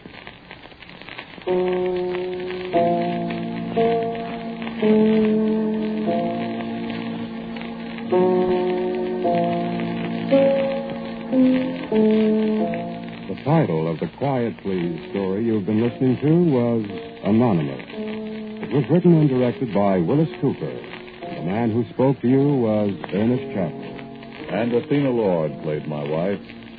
The doctor was Dan Sutter. Peggy Stanley was also in the cast. As usual, music for Quiet Please is played by Albert Berman. Now, for the word about next week's Quiet Please, here is our writer-director, Wyllis Cooper. Thank you for listening to our first Quiet Please broadcast on ABC. My second story will be called Light the Lamp. And so, until next week at the same time, I am quietly yours, Ernest Chappell.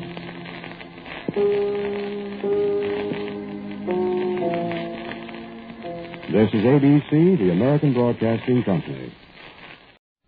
Quiet, please. Quiet, please.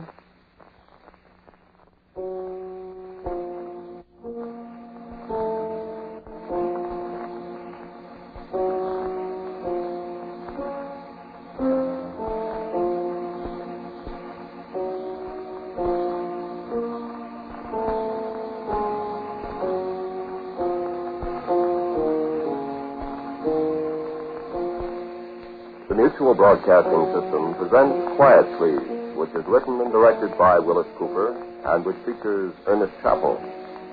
Quiet, Please for tonight is called As Long as I Live.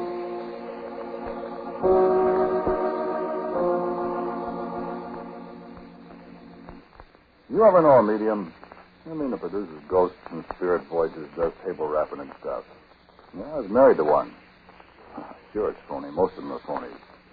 Some of them ain't. Some of them are legit. I hear. You got a minute? Let me tell you, huh? Me?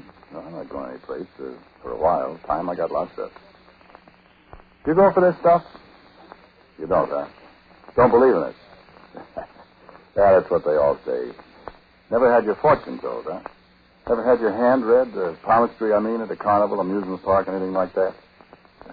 I thought so. Sure, everybody's made one pass at least at supernatural stuff, a cult. Sure, even when you read the fortune on the card that comes out of the penny weighing machine, you're on the edges of it. Human nature, that's all. Human nature. And it pays off right well when you're in the business. I know. Listen, it's good money, the psychic business, but stay out of it. It's not all phony. Yeah, if Georgie was here. But Georgie ain't. Georgie. My wife, the medium. We had this old house in Chicago out on the west side, Georgie and me and Uncle Lars. I never knew a good deal about Uncle Lars, except he was born in 1845, which would make him 97 years old. He was my father's great uncle. He was a kind of recluse when I was a kid. Tall, skinny old Swede, lived all alone in a little brown painted house on Margaret Street. Never went out without a shawl around his head. But he always kind of liked me, even when I was a little bitty kid. Had my first drink at Uncle Lars' house, Swedish punch. Man.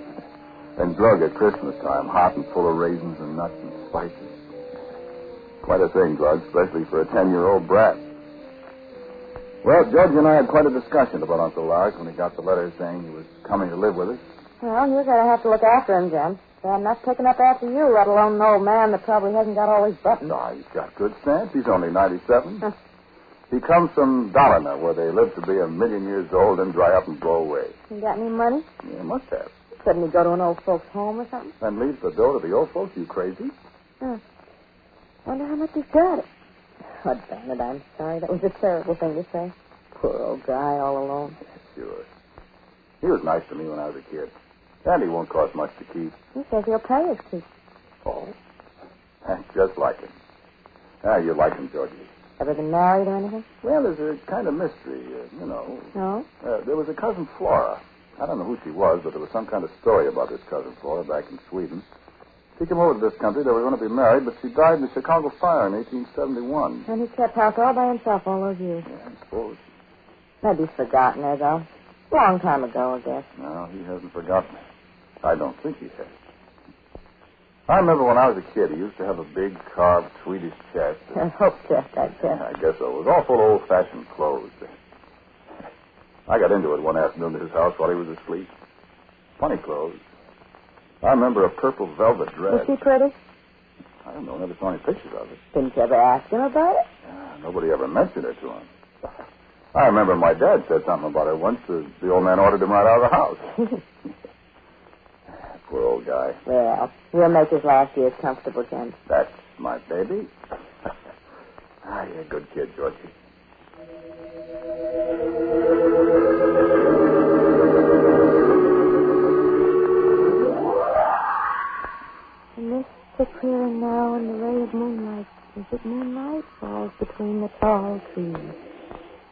see her face.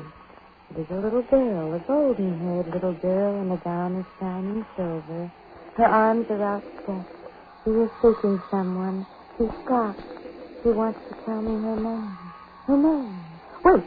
She says her name is Rosalind. Rosalind, for God's sake, Georgie. Oh, that's right. I forget it all the time, darn it. Rosalind. Rosalind. Okay, don't forget it. If old lady watches hears you calling her darling baby out of her name, it'll screw up everything. And she's worth go, Kitty. I know. I'll remember. Where's Uncle Lars? In the hammock out in the backyard. I don't know if he likes me very much, Jim. You're crazy. He thinks you're swell. Uh-uh. Well, he don't talk much to anybody, not even me. That's like he's scared of me. What are you talking about? I'm not kidding. You ever see anybody put their hand like this? No. I have. Tell you what it is. Well? That's what people in the old country call horns of the devil. Corny di Diablo, old man Garbacho used to say down on Taylor Street when I was a kid. For what? Well, you see, you hold your two middle fingers with your thumb, stick your first finger and your little finger out like horns, see? And you point at people. Well, what for? To charm against the evil eye. What are you talking about? That's Uncle Lars when he's with me. He holds his hand like that all the time. You think you got the evil eye? He sure does, honey. Funny part of it is, baby. Maybe I have. You're screwy. You know, fooling around with all this psychic stuff like I have, every once in a while you begin to wonder about things. Like what? I don't know, James. I mean, things. Well, like what things, sweetie? James, listen. When he makes the corny di Diablo at me, I get the most awful pains around my heart. My darling. Honey, you stop. You stop that, you hear? You're letting this stuff get to you. You can't do that. You're just being silly. I know. I know, James. It's silly, all right, but... you know, if you fool around with this stuff, you begin to wonder if maybe you really are psychic. You said that. You're nuts. I know, but... Oh, Jim. Georgie, what's the matter? My heart. What's the matter, Jen? Is your wife sick all of a sudden? And I looked up, startled, as the old man spoke from the doorway. Uncle Lars stepped forward, his hand outstretched to help me support Georgie. The fingers of his right hand were still clenched into the horns of the devil, into the charm against the evil eye. And then he opened his hands, and Georgie straightened up in my arms and drew a long breath and smiled at me. But I looked into her face, and there wasn't any smile in her eyes.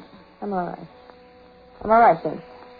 Tell Uncle Lars I'm all right. And I looked deep into her unsmiling eyes, and I felt my own right hand twitch, and I looked down at it.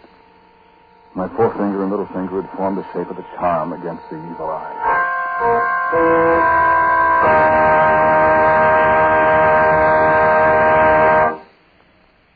I lay awake a long time that night.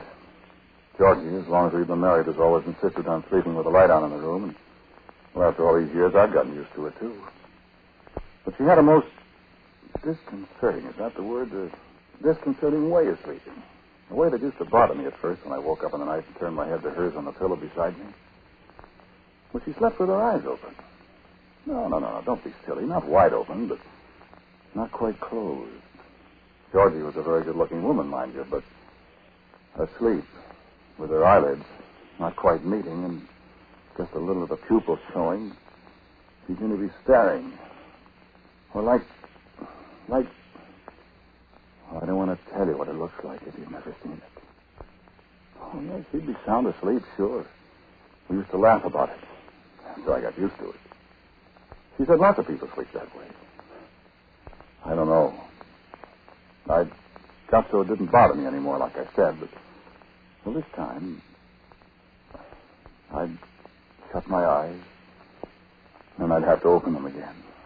And there'd be that glitter between her eyelids and the light of the lamp, like... I don't know why I did it. It sounds foolish, but... Well, I made the corny di Diablo at her. And she stopped breathing. And I thought I'd never get my fingers apart. They were cramped, stiff, unwilling. But in a couple of seconds, I guess I managed to pry them apart. And Georgie started breathing again, and she smiled and turned her face away from me.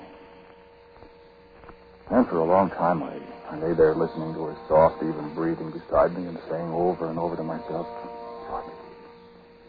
Georgie, I love you. And believe me, I did love her. But a thought came crawling in from the back of my mind, and it took hold of my brain. The first thing I knew, I was in those dreadful minutes between being awake and falling asleep, and I thought, Georgie, I love you. And I can kill you whenever I want to. And at last I fell asleep. And I dreamed about a woman in an old-fashioned purple velvet dress.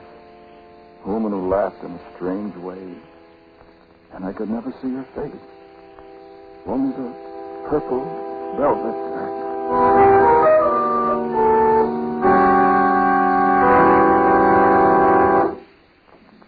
And then the morning came, and it seemed all confused in my mind. And Georgie was cheerful and happy in the kitchen as we ate breakfast together. And I guess I held her hand thinking, this is a lot of nonsense, a lot of bad dreams, a lot of nightmares. Everything's all right, of course.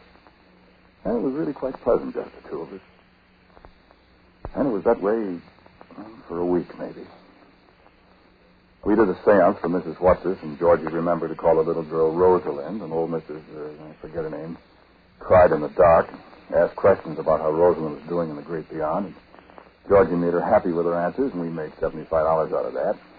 She bought a new hat that was just a hat brim with flowers on it, not at all the kind of hat you'd expect a spirit medium to wear. So it went on, as I said. We hardly ever saw Uncle Lars. He used to get up and make his own coffee first thing in the morning, long before we woke up. Then he'd go sit in the backyard, smoke cigars, and rest.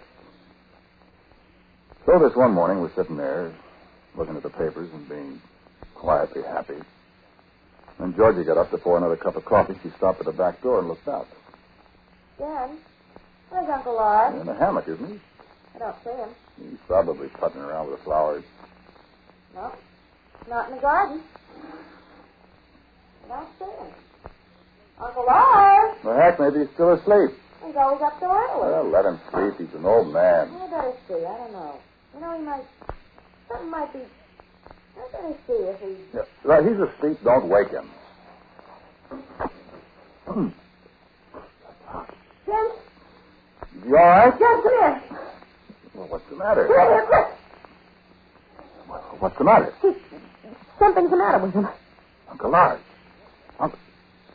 He's had a stroke. That's what it is. He was all right, Jen, when I came in the room. He was breathing just like a baby, and then when I came over and looked at him, he was just kind of gasped, and that awful look came on his face. Jen, what's the matter with you? You looked at him.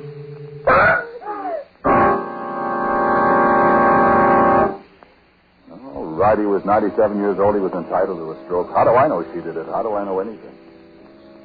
How do I know when I pointed my finger at her that night she stopped breathing? All I can do is tell you what happened. No, he wasn't dead. We took him to the hospital, and he was there a long time. The doctors told me it was perfectly natural. A stroke. He'd be all right for a while, they said, then he'd have another, and that'd be that. So I said to myself, sure, it's natural. There's nothing magic or nothing, evil about this thing. Georgie couldn't be to blame. And even if she was, which I said to myself is silly, she couldn't help it. She didn't mean anything. She liked the old man. All right.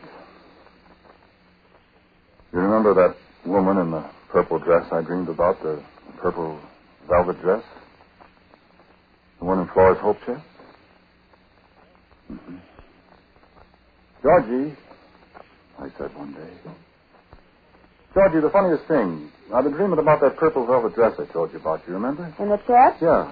But there's a lot of stuff in there. Yeah, it's heavy, all right. Funny about him and that girl that died. Yeah. He must have been awful in love with her. Yeah. Dreams are funny, Jen. How do you mean?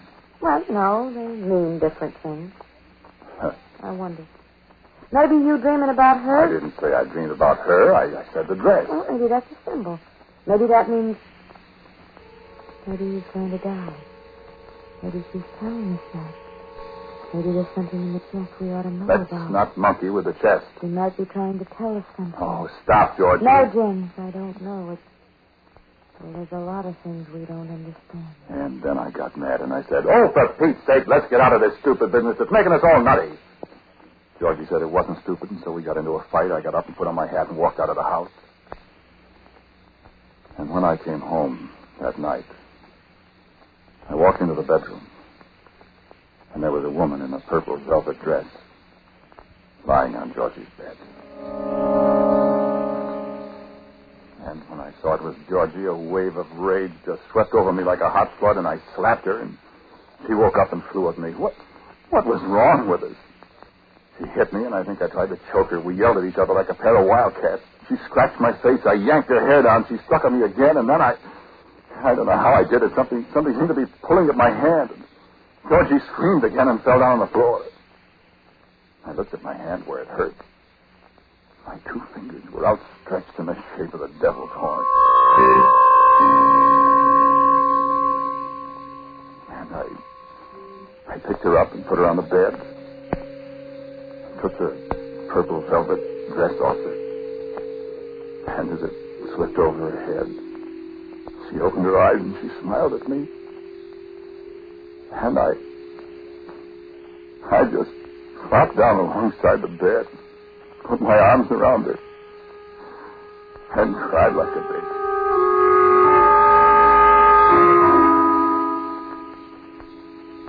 And then a few nights later, we brought Uncle Lars home from the hospital. I put him to bed. Georgie went out in the kitchen to make coffee. She knew Uncle Lars was nervous with her around. Georgie was a good kid, like I told you. So I sat on the edge of the bed and felt sorry for the old man. Jens. Yes, Uncle Lars. You feel all right? The purple dress. What? The purple dress. Well, what? What about it? Your wife put it on. Why? I know. Laura told me. Uncle Lars. You must not put it on, Jens. Oh, I'm sorry, Uncle Lars. She didn't mean anything. You know that. She has the evil eye. Your wife. Oh, Uncle Lars, now let's not. You know she has. Don't you? Well, No, I don't know it. Then, beware of an evil woman. Well, George, she's not. I speak of Flora. Why, I thought you... I mean, you... I am close to dying now, Saint. I tell you something. Well? Flora. I love Flora once. Of course. She died in the fire. I know. I killed her. And why? What did you do? I locked her in the house and I let the fire burn her. Uncle Lars. Peter, Flora was an evil woman. I loved her and she... Let us not speak of that. Let us not speak of how I found out. Let's just say that there was another man. And she laughed at me and called me a dumb fool. And then there was the fire. I had bought her the new purple dress and I came home and... Uncle Lars, do you want to tell me all this? I have told you. She hated me, Janice. She has hated me so long. And beware of an evil woman. Jan? Oh, she called you. Take care. Jan, come here, dear. I'll be right back, Uncle Lars. Don't tell her. Of course not. I'll be right back. Jan? What do you want, Georgie? Come here, please. Shall I close the door? Please. Where are you, Georgie? Well, what have you got the light off for? Georgie, where are you? She's still doing. What are you doing? She's still untying something. Well, turn on the light. Well, listen, what are you... I'm doing something for Uncle Lars. He's afraid of me, and he doesn't like me, and I want to... What are you up to? I'm going to bring Flora back to him. George. Be still. I found out I can do it. I told you there were things we didn't understand. I tried it, and it's easy. Poor old man. I'm going to let him see the girl he was in love with. Stop, Georgie. I can't stop now. Be still, dear. Georgie, you don't know what you're doing. Stop. Stop. Flora! Flora! What? Stop it. Flora! Flora! Georgie, I tell you, And something choked off my voice. I tried, but I couldn't say another word. Over in the corner, I could see a little pale, purplish light. I could hear Georgie moaning. And I couldn't move hand or foot. It was like something holding me by the arms. I heard Uncle Lars call to me. Then, what are you doing? And Uncle Lars' door opened slowly. I did. Come back. Laura!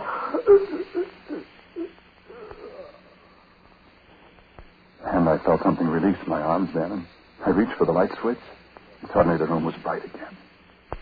Georgie was huddled in a chair across the room, her eyelids nearly closed, and the bare light glittered between them. And she was breathing heavily.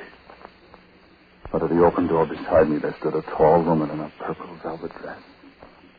And I heard her laugh. And she turned to look at me. And she had no face. She raised her arm toward me. I felt my own right arm lifting and my fingers squirming into the shape of the Corne di Diablo. Into the charm against my wife who had only tried to be charitable to an old man and who had brought his death upon him. And so I brought my wife's death upon her, too. In that old house. Georgie struggled to her feet, took 2 steps toward my outstretched fingers and said, "Thanks, darling," very clearly, and fell. And I felt something soft clinging against me. I dropped my eyes, and there was the purple dress slowly sinking empty to the floor at my feet. And there was the sound of soft, distant laughter in my ears. And so, I'm here. And tonight they'll take me out. And I won't be coming back. How could I explain 2 dead people with the marks of horrible, violent death on their faces? Alone in an old house with a man who was sitting on the floor, gibbering, and carefully, oh, so carefully ripping an old-fashioned purple velvet dress into shreds.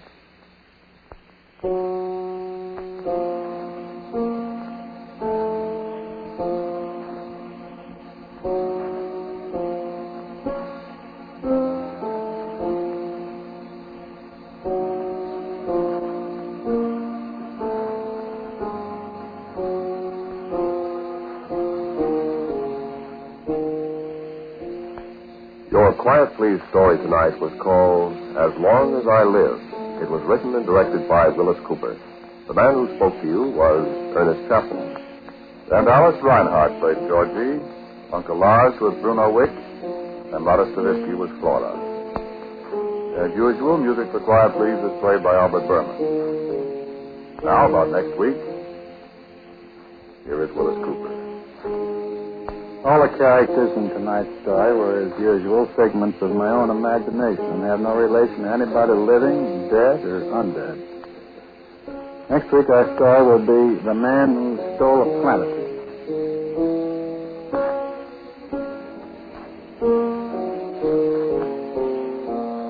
And so, until next week at the same time, I am quietly yours, Ernest Chappell.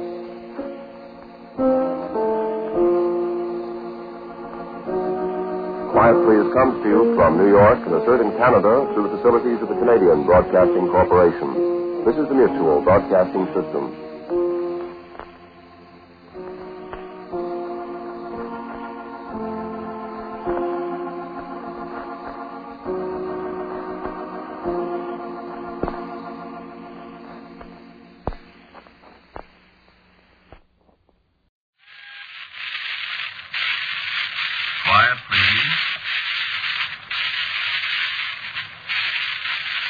quiet, please.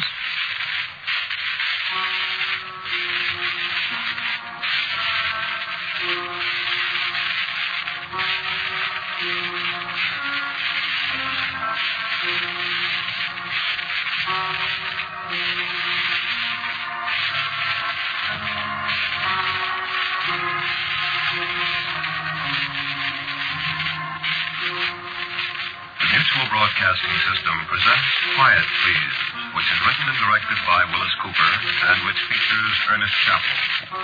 Quiet, Please for tonight is called Baker's Dozen. I thought of that. You see, I used to be a baker.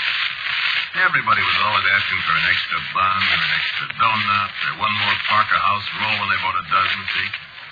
That's supposed to be some kind of old-time custom or something for bakers. I wouldn't put out. Not me, I tell her. Not me. Don't you know 13's an unlucky number, I'd say? That wise guy'd always say, unlucky for who? I'd say unlucky for any baker that gives away stuff, I'd say. So maybe glass, and I never lost very many customers, I guess. Anyway, you try and get a baker's dozen of anything nowadays from anybody. You get a hole in your head quicker. Well, so Baker's Dozen is a kind of cute name for a story, I think. Listen, see if it ain't, huh? I have this wife, see, and she has a tough time with me. I'm always biting the top off a bottle of schnapps and coming home and taking pics out of it. I love her, sure I love her. But I'm a great big schmo that ain't got sense enough to leave the bottles in the saloon. When I got 8-9 slugs in me, I'm a double schmo. Charlie Brooks already has gave me the heave-ho 64 times. Well, for a long time, I'm not very welcome at Charlie's bar. He said once if he knowed how to make a Mickey, he'd present me with a double one for free. So I'm not one of his favoriteest fellas, see? And with my old lady, every time I come home singing 3 cheers for Jones Jr. High, he starts ducking. Because I don't like what she's got for supper, or why don't she get a new dress, or she's been biting her fingernails again, and boom, I'm giving her hits. That's me. The schmo in spades. Don't make any difference I'm nice to her when I'm not drinking that stuff, because I'm practically always drinking the stuff, and... Man, I'm sorry.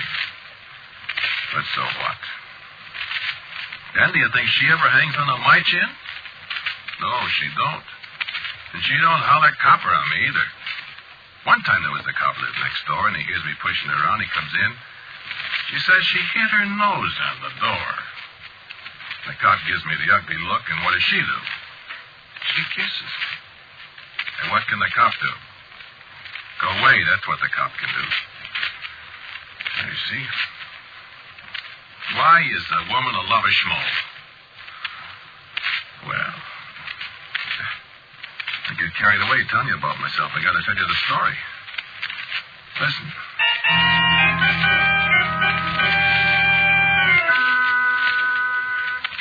I was on this jury.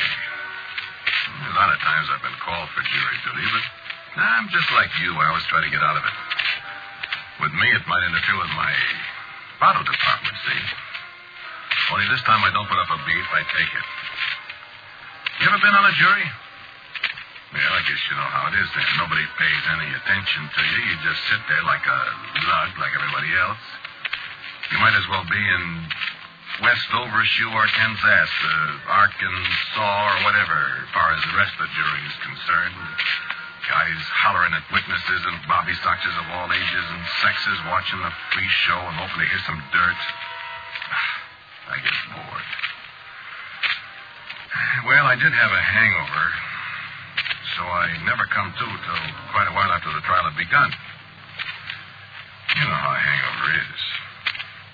Yeah. So I had kind of blank spaces in what I heard, you know.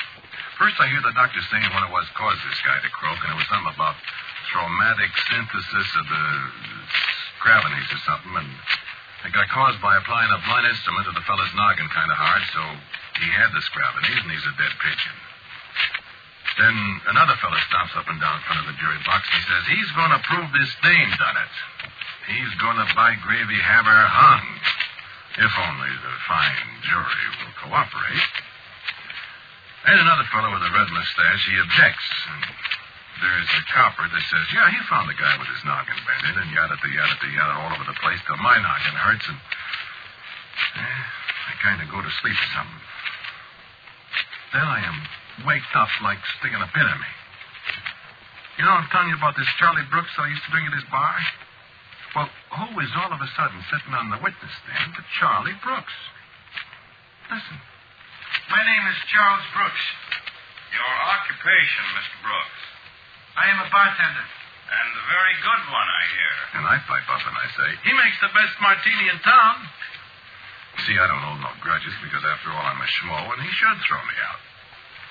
Nobody even looks at me. The guy just goes right on. Did you know the deceased, Mr. Brooks? I certainly did. I see. And what sort of man was he, Mr. Brooks? I would say he was not a good man. What do you mean by that? Well, he was quarrelsome. Quarrelsome? When he drank. Just like me, huh, Charlie? Did he drink at your bar often, Mr. Brooks? He used to, but I've refused to serve him for several months. Just like me. Well, he came in the night he was murdered. The night he died. He wasn't murdered. Move to strike that last part out, Your Honor. Strike it out. Confine your statements to answers to my questions, please, Mr. Brooks. The jury will decide if murder has been committed or not. Yes, sir. Now tell me, Mr. Brooks, did you know of any quarrels this man had with his wife? Yes, sir. How did you know? He told me. That was one of the reasons I told him not to come back to my bar. I see. You said you saw him the night he died. Yes, sir. He came in drunk and wanted to buy a drink, but I said no, and I threw him out. Personally? Personally, yes, sir. It's quite impossible, isn't it, that any injuries you might have inflicted on him in throwing him out could have resulted in his death? Would you repeat the question, please? Let me put it this way. You don't think that you injured him badly enough to have caused his death? Mister, I kicked him. You didn't kick him in the head? No, sir. I did not kick him in the head. You would say that he was a bad, vicious, wicked man, then, Mr. Brooks? I certainly would. And that he gave others good cause to kill him? I certainly do. I mean, he did. Especially his wife? Mister, they should give her a medal. That will be all, Mr. Brooks.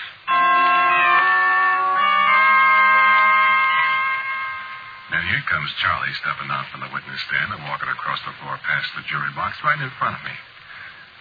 And I grin at him and I whispered, "Hi, Charlie. How you doing?" And you know what? He don't give me a tumble. But he couldn't help hearing me, but he don't even look at me. Well, all right. Next time you see me in your bar, bud, you ain't going to see me. That's a fact.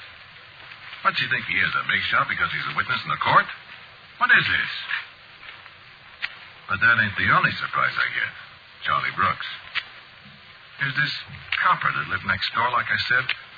Dominic Gaffigan, his name is. Your name is Dominic Gaffigan? Yeah, it is. And are you a police officer? I am. You live next door to the defendant's place of residence? I do. Have you ever been in the defendant's home? I have. On what occasion, Officer Gaffigan? It was on March 18, 1947 at 7:45 p.m. I was attracted by the sound of an altercation. What kind of sound, officer? Like a man beating his wife and her whimpering like. Go on. Well, I put out my head from a door, and the door to the defendant's apartment was open. And I looked in. And I saw the defendant run across the room crying. And there was a rip in the waist of her dress, and she was bleeding at the nose. And what did you do? I entered the apartment. Go on. In the apartment, I saw the deceased, who was drunk at the time, and he was shouting imprecations at the defendant. What did he say? He cursed her. Very well. And what did he do? He started across the room after her. And? I stopped him. did you stop him? I said stop. Only that? I put my hand against his chest like. I see. And then what happened? Then the defendant turned on me, and she asked me what I was doing in their apartment. Did you answer her? I did. What did you say? I said I came in to prevent murder. And what did she say to that? She turned on me. Said she had bumped her nose on the door. And there was going to be no murder, and I should go away. And did you? Well, I remonstrated with her, on the face of the evidence. But she would have none of me. And then she turned and kissed her husband and said she loved him. So I came away then. I see. And it is still your impression that your arrival on the scene prevented murder? It is. You think he would have murdered her? I do. And have you any knowledge of other, altercations between the defendant and the deceased, Officer Gaffigan? I have. I stood up and I said, Gaffigan, you know you're the biggest liar on the police force. Gaffigan, you know perfectly well that what you told that fellow was what happened at my apartment pretty near a year ago. And you're trying to hang something on some poor schmo, and you know that happened to me and Elsa. You're a stinker, Gaffigan. Yes, sir. I think the woman would be perfectly justified in killing the man. You see? That's a cop for you. And I hollered out again. That Gaffigan's a liar, Judge. But nobody even looked like they heard me. Only the guy that was doing the questioning. He turned around toward the jury a minute, and he looked at us. He looked at us so long, the judge leaned down and said, What's the matter, Mr. Cunningham? I'm sorry, Your Honor, but every time I glance at the jury box, I get the distinct impression that there's an extra juror there. Are you sure you feel all right, Mr. Cunningham? Well, I'm sorry, sir. I've been having a little trouble with my eyes lately. Well, I'm sure you're at liberty to count the jurors, Mr. Cunningham. Thank you, Your Honor.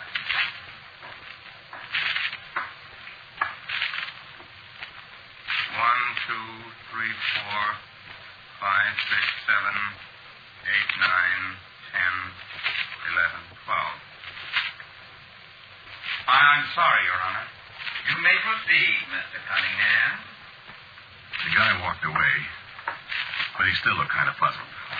I looked at the other jurors, and every one of them was doing what he'd done. Counting. I watched them, and they all turned back to the courtroom. They were satisfied there was only 12. I couldn't help counting, too. 1, 2, 3, 4, 5, 6, 7, 8, 9, 10, 11, 12. That's right. 12. But I didn't count myself. I'm 13th. I make the baker's dozen. I yelled at the DA. Hey, there is 13 of us here. Hey! He makes like I'm not there. He don't even look over his shoulder at me. I yell again. Hey! But he's talking to a woman on the witness stand. Will you state your name? Mrs. Elsa Bronson. My eyes pop out. I stand up. Hey, that's my wife. What are you doing here, Elsa? And your place of residence? 1313 North Cross Street. Now, Mrs. Bronson, will you please tell the jury exactly what happened on the evening of January 13th? I was alone in the apartment. Speak up, please, Mrs. Bronson. I was alone in the apartment. My husband often came home late, so I was not alarmed when it became 7 o'clock and then 8 o'clock. What were you doing, Mrs. Bronson? I was ironing. Ironing what? My husband's shirt. I see.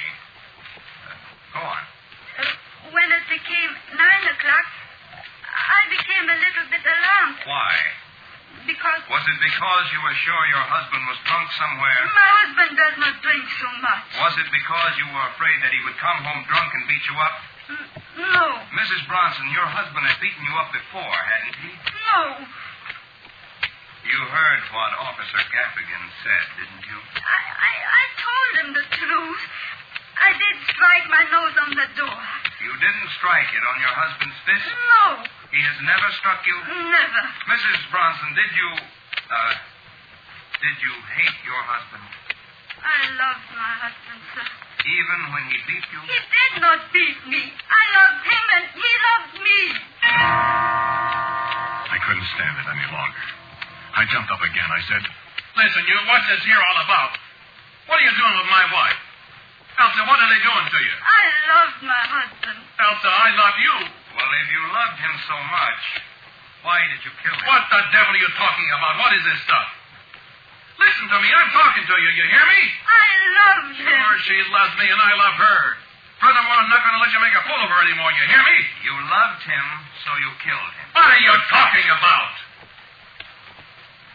And then I got the big idea. Then I all of a sudden knew why the guy thought there was 13 of us in the jury box. And why there was. I could see it. I heard of things like that, but I didn't believe in ghost stories or whatever they are. Only I knew something now. You know what I knew. Sure. I was dead. I was a ghost. I was sitting on the jury while they was trying my wife for murdering me. Couldn't be anything else, could it? I was dead. They said I was dead. They said Elsa murdered me. You murdered your husband, Mrs. Bronson. I was ironing. I was so tired. I was so afraid. Afraid of him? Yes. I was afraid of him. He did beat you then. Why should I lie? Believe me. He was a good husband to me sometimes. It was only when I had the drink that he was bad. We had such a long time together when we were happy always. And then, once he had struck me, it was perhaps easier for him the next time. He was not himself when he drank, you know. He was not. I forgave him each time. He cried with me so many times afterwards. What could I do but forgive him? I loved him. Yes, Elsa.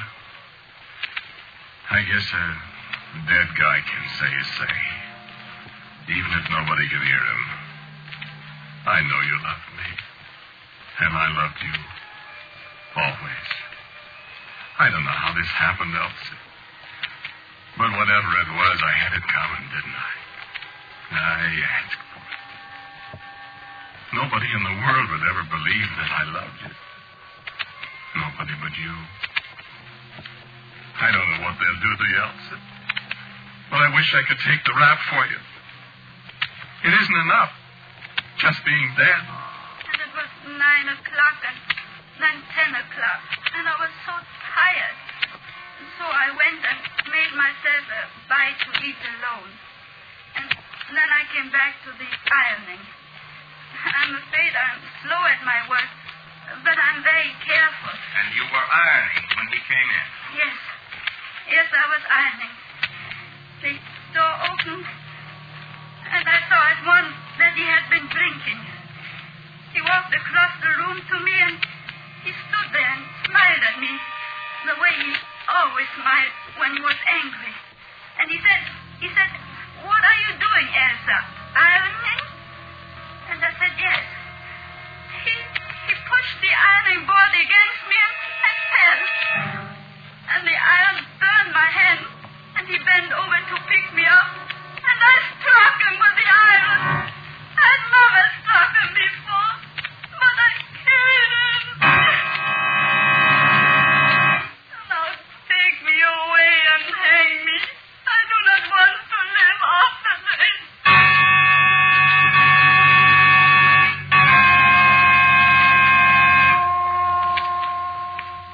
And then she got down from the witness box. She started to walk out of the courtroom. She stopped in front of the jury box, and she looked at each one of the other 12 people. The man that said he was a bookbinder, and the young salesman, the girl with the red feather in her hat, and all the rest of them. And when she had looked at each one of them, she looked at me. And she saw me. I know she saw me. Come, Irving. Come home with me. I got up from my chair, and I went out the little gate in the jury box, and I walked along with her. And we went through the little fence in front and down the aisle, and Charlie Brooks got up and walked down one side of her, and Dominic Gaffigan, the policeman, he got up and walked down the other side of her, and we walked out. And there was another policeman with us, and I was walking behind them. And when we got out of the courtroom, it was all dark out there, and I felt awful. And I just got one glimpse of her as she turned her head over her shoulder. And I was walking in the dark for a long, long time. And I didn't know where I was, and then all of a sudden it was awful bright. And I felt somebody kick at me. And there was Charlie Brooks. And if you ever come back in this place again, drunk or sober, I'll beat your brains out. You hear me? And the door closed behind him. And I was in the snow. And my head hurt worse than ever. I get up. And I walk in the snow. I stagger. I stagger a long, long way in the snow. I'm going home. That's where I'm going home.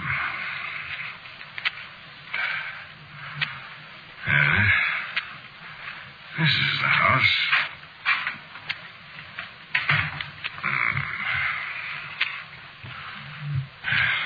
This is the stairway.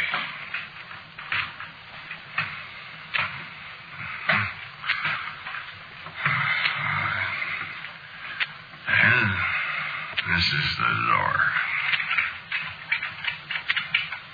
So,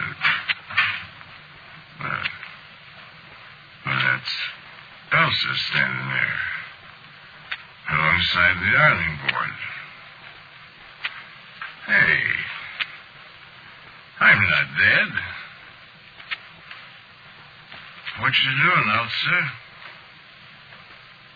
Ironing?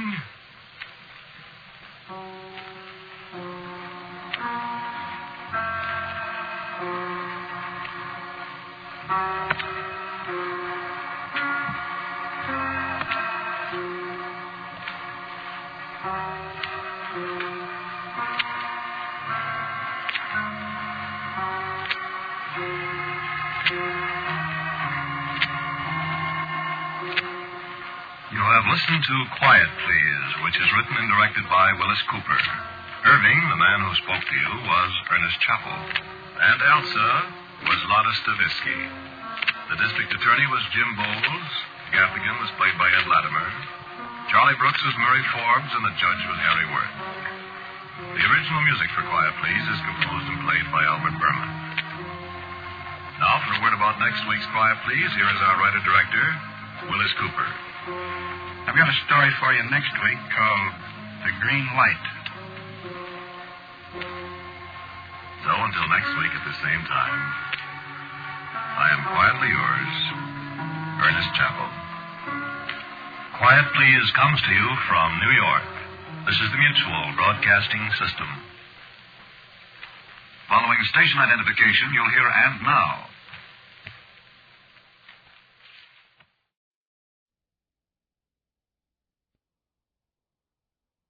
Quiet, please. Quiet, please.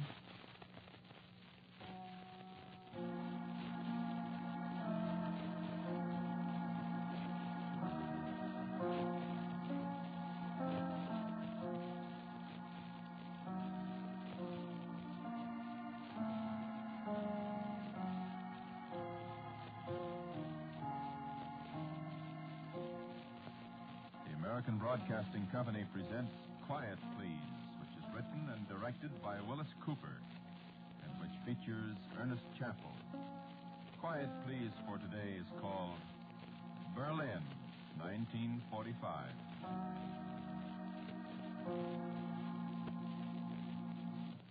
Good afternoon. This is Wyllis Cooper. The Quiet Please story we're bringing you today is a Christmas story that many of our listeners have asked us to repeat this year. And though Christmas actually was yesterday, after all, it's still Christmas today, isn't it?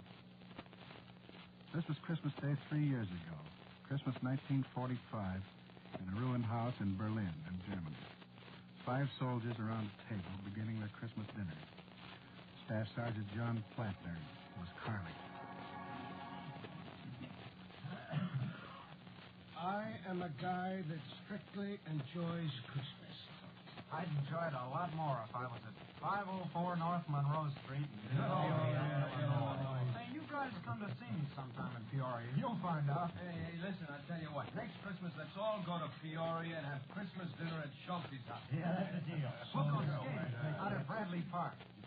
Hey, I'll bet they're skating at Bradley Park right now. Hey, it's 11:55 Berlin time. There's 7 hours difference. That makes it 04:55 in the morning in Peoria. So they're skating in Peoria at 04:55 in the morning. In Peoria, everybody's nuts. Well, come on. Who said white meat? Me. One at a time. Don't anybody want a drumstick? I want a drumstick. Who said white Well, look at the turkey. Oh, I'd rather look at what's that under your arm, Lieutenant. That little kitty, the finest bottle of wine between here and Hoboken. Well, open it, somebody. Lieutenant, only one. Corporal Lester, there are times when you discourage me with your thirst. Now, if you just walk outside to my Jeep, as I was about to say, you'll find 7 more of the same. Yes, sir. Well, if he get off his chair like that when I tell him to get on to the morning report, I'd get it down, Lieutenant. Where'd you get the wine, sir? Well, if you mean where did I get the money, there was a craft game last night with some Air Force jets. Airplane drivers, huh? Yeah, and I happen to hold some very excellent dice. My, what's that? Not cranberry sauce. Yeah, Schulte's uncle sent it to him. Can. Oh, man, that tastes like home. Now, look, Lieutenant, don't pull right. Yeah, don't. Sergeant, I haven't had any cranberry sauce since Swamp Davis. I don't like to think about that either, Lieutenant. Well, look, you said a drumstick, Lieutenant? Yeah, to start with, Sergeant. Thanks. Some mashed potatoes and... Mashed potatoes? Hey, what's this stuff? I think that's turnips. Well, I'll eat turnips. Turnips it is. And fill it up. I sure will. What are you so glad about over there, Corporal Morgan? Me? I was just thinking, sir. Well, stop it. Dangerous habit. Hey, anybody open that bottle yet? Yeah, in a minute. Hold up your cup, Lieutenant. Here you are, fella. That's enough for a minute. Okay. Pass it along. Where's Lester with the rest of them? Where is that guy? Hey, somebody give me a hand with a bottle. Don't worry, Boys, help yourself to the stuff and holler when you want more turkey. Hey, shall we open all the bottles, Lieutenant? Why, sure, why not? Look, will you sit down before your turkey gets cold? In the Army, a mess sergeant should talk like that. Hey, not out of a bottle, Lester. No, that's our wine. Well, sit down and drink like people, you lug. Yeah, gee, this is swell, Lieutenant. Ought to be. What grade is it, sir? It's called, Lacquer Christie, Morgan. Tears of Christ. Yeah. Well, I would eat some bread. Yeah, here, Lieutenant, right here. Thanks. Tears of Christ, huh? Right. You know, I drunk some of that once at Italy. Pour me some more, will you? I think we should drink a toast, Lieutenant. I do, too. No, don't start that again. Let's eat. Shut up. I need some gravy, Sergeant. Oh, there's plenty of it? Yeah. The only toast I want to drink is when I climb off that ship in New York. That's one we'll all drink. In fact, I'll drink it right now.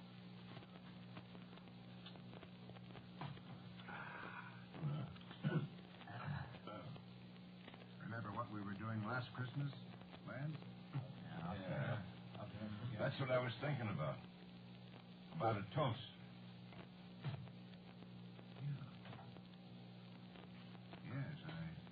you're right, Morgan. Bill McAdams. Yeah. And Big Gil Corcoran. And, Ed Peterson. Francis Walker. That kid Larry, what was his name? Paskey. Yeah, Paskey. Oh, yeah. Nice boy. My brother. I think we better stand up for that, gentlemen. Yeah.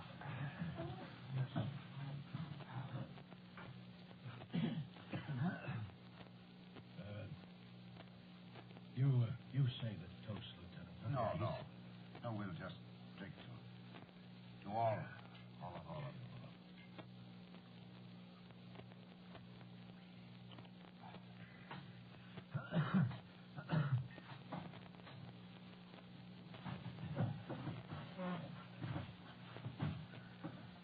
Amen.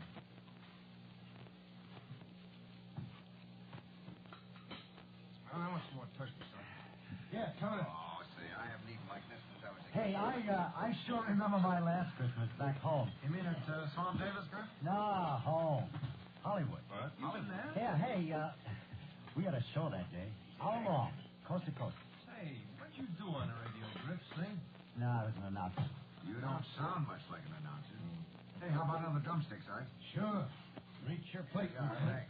You want to hear me, Ross? Good evening, friends of the radio music world. Tonight, we are again privileged to present the Army Air Forces Symphony Orchestra under the direction of Major Eddie Dunstetter, direct from the Flying Training Command Auditorium in Santa Ana, California.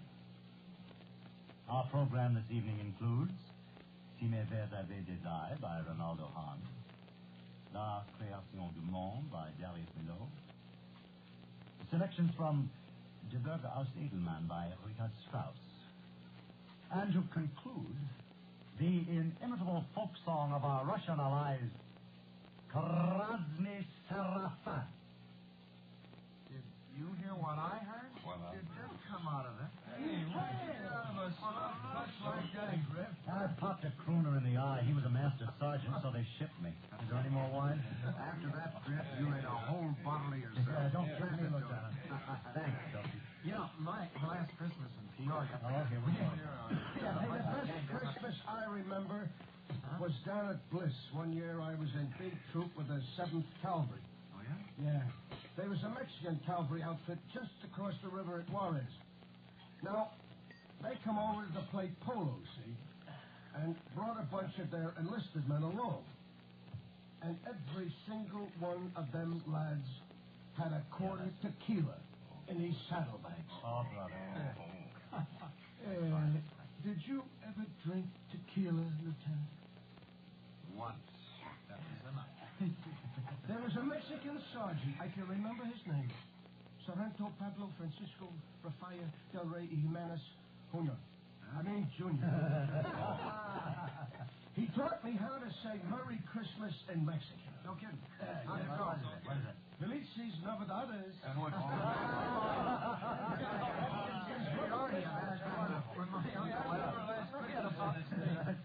full guy. Yeah. Where were you, Morgan? Last Christmas? Yeah. You know where I was, Lieutenant. At Vianden. No, I mean in the States. Well, before I got in the Army, my last Christmas in the States was in jail. Jail? Yeah, in jail. Never told you guys that. Well, lots of people been in jail. Sure.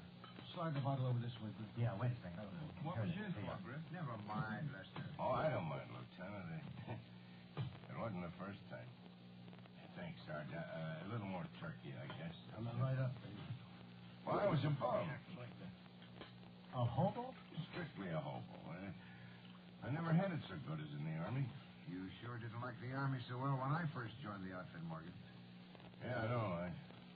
Got to be kind of different when my brother joined the outfit. I never knew the kid very well before.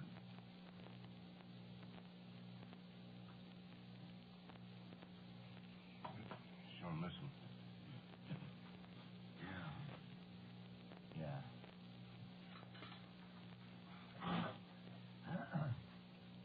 I'll stay in. Least I can do. Where was you, Lieutenant? When? Oh, you mean my last Christmas home? Yeah, where was you, Lieutenant? Well, believe it or not, I was in high school. Oh, no, you're not. Last year. I was supposed to graduate in 1941. When my class graduated, I was a tech sergeant at Camp Forest, Tennessee. Oh, what do you know? Where was your Christmas? In a hospital with a broken leg. Yeah? Played too much football. Oh. Hey. Did you ever know a lieutenant colonel at Forest named, Smith? There was a million lieutenant colonels named Smith. Fellow looked like Eisenhower? Was a major then?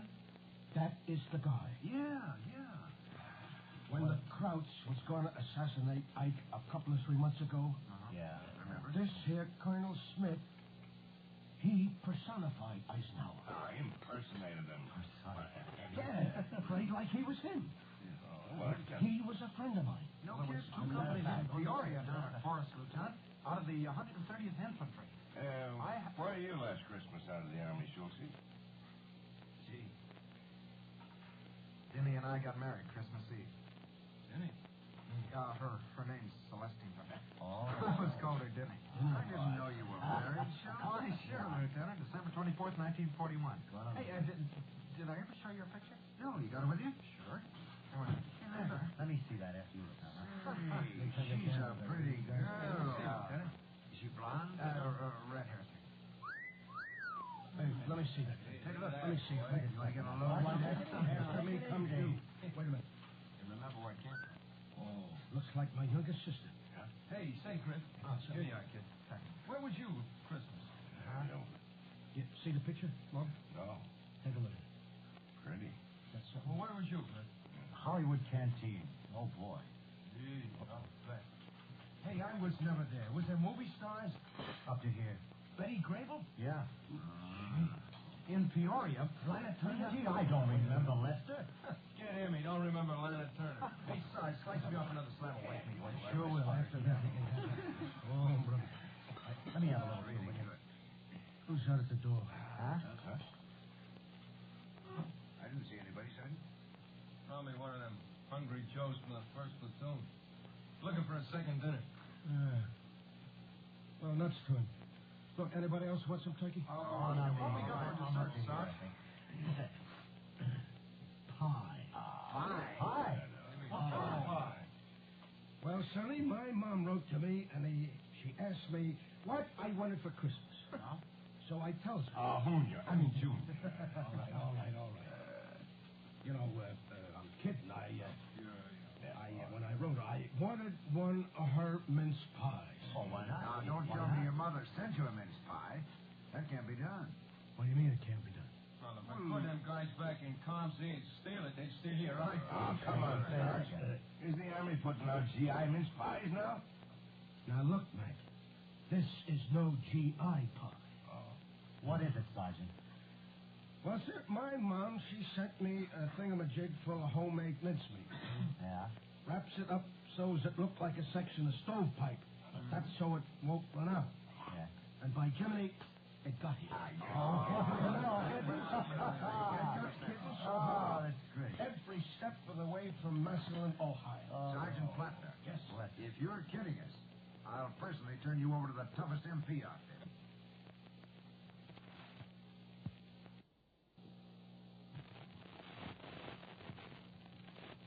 No, I ain't kidding you. But on the other hand, if you're not, I'll see that you get a bronze star with 3 oak leaf clusters. If I have to whittle it out of the back end of the colonel's jeep. Well, you can get out your pocket knife now, Lieutenant, because it's sitting on top of the stove here right now. Hey, look at that. Me and that left-handed lad that used to be a baker, remember? Yeah. Well, we made it this morning. Wonderful. Morgan, pass the sergeant a flower. Hey, Morgan, what are you looking at? There's somebody at the door. Go see who it is, will you? Yes, sir. There's somebody opening another bottle. Come on. Yeah, I got it here. Pour me a little of that. Will you, kid? What a dinner, huh? Oh, Sergeant, really? You've done yourself proud on this dinner. Well, why don't some of it then, sir? I'm doing all right. You only have 2 drumsticks. That's right, Lieutenant. Oh, and give him somebody. Put some more coming right up. Coming right up. I thought I saw somebody there, but there wasn't. I want some more gravy. Well, wait a second. Lieutenant, I started to tell you about the Christmas I got married in Peoria. Oh. Hey, there is somebody at the door. Huh? Don't look like a GI. Outside is. You fellas sit still. Okay.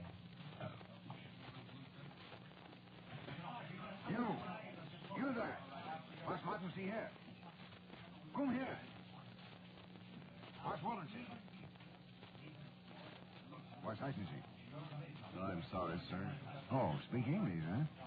Yes, sir. What do you want? Nothing, sir. I was just looking around at the destruction. It's terrible. Yeah. You're home here? No, sir. Well, have you got relatives here? No. No, I have no relatives here. Friends?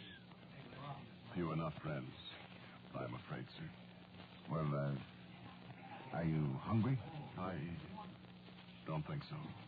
Well, look, then, you better not hang around. The MP's a tough baby. You got an identity card? No. What are you, a DP? DP? Yeah, displaced person. Yes. Yes, I suppose you might say I am a displaced person. Oh. Well, look, wait just a minute, will you? Hey, you men! Men! You got any objections if I bring this fella in for a slice of turkey and a drink of wine? Okay. You see, even though I am an officer, I'm the guest of these boys. And, well, you know, I have to ask them. You are young for an officer. Yeah, but wars don't seem to care how old you are. Come on in. Thank you. I am a little tired. Cold, too, huh? Yes, it is very cold. Well, I hope you got us one. I don't know what's... Oh, of course not, Lieutenant. Sit down there. Sit right down there. Hey, pour him some wine, Schultz. Merry Christmas, mister. Yeah, Merry Christmas, sir. Yeah, Merry Christmas if possible, Mr. Yeah, Merry Christmas. Yeah, Merry Christmas, sir. Thank you. Thank you. He's got a plate. Yeah. It is good to sit down with friendly people. Well, you're among friends for a while, mister, so have fun while you can. Yeah. Son, how about some turkey for our friend? Yes, sir. What'll it be? Light or dark, sir? Give him some of Just a little, if you please. Give him some turnips. All right, shut up, Lee. You must not be so generous. It's all right. There's plenty for everybody. Well, who else wants some more? Not me. A little more for me, Sarge. Never thought I could do it. And open up some more wine, will you? Our friend here's cold. I'm not so cold now, thank you. Well, let's drink up. Pass the potatoes over here, will you, Morgan? Yes, sir. Give me that. Here you are, mister. Your home near here, mister? No. My home was a long way from here. Oh, you ain't a Kraut then, huh? Kraut? Germany means. No. I am not a German. Your face looks awful familiar. Haven't I seen you around here sometime? I don't know. Have you been around here? Occasionally. Yes. Will you shut up, Lester, and leave the man eat? Excuse me. Oh. I'm awful full. It's the best Christmas I had since I left home. A long time ago. Yeah, me too. Me Yeah, too. you're right. Oh, man. It could be that the presence of a guest contributes to your feeling of well-being. Yeah, that's right. No? That's right. I think that's right. Yeah, sure.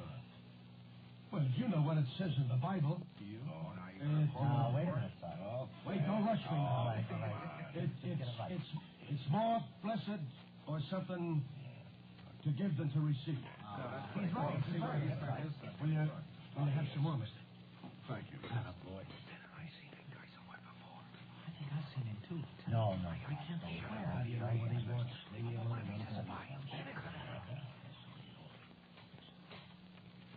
You men have been together for a long time in this war? Oh, yes, sir. Yes, sir. Yep. We're all that's left of the original outfit. Right. We all started out together in the States, and we said that we'd eat dinner in Berlin. There was a lot more of us then, Plattner. Yeah, a lot more. A lot of good times, Quet. I'll say. Well, here we are in Berlin, and we are having dinner, ain't we? We sure. Sure. It almost seems as if you were all spared for something more than merely fighting a war. You see, asking questions. I don't get it, mister. Fighting this war has done something for us, I guess. I wouldn't do it again for a lot of money. No. What has it done for you, then? Oh, I don't know. I guess you get to feel different about people after you've been through what we have. Yes. I can understand that. Yeah, I bet you can. I bet you've been through a lot too, huh? Yes. Was you a soldier? Lester. No. Oh, yes. Come on up. What's everybody so quiet about? A minute ago we were all hollering and yelling and carrying on here. Oh, listen. Everybody's full. Sure, we're full. No. It isn't that, Plattner. It just kind of feels like Christmas. That's right, Charles. Like, I remember on Christmas when we used to go to church in Peoria. No, like Christmas afternoon. I remember everybody feeling good. Kind of liking everybody. Yeah, that's right. Peace on earth. Peace on earth. And goodwill to men. We ought to gone to church this morning. Hey, I went to church. You Hey, did. You can. Yes, sir. I get up early and I went out and I ran right into the chaplain. What could I do? Sort of wish I'd gone. They even sung Christmas carols. Huh? Oh, come, all ye Oh, I know that one. I know that. faithful, join the triumphant,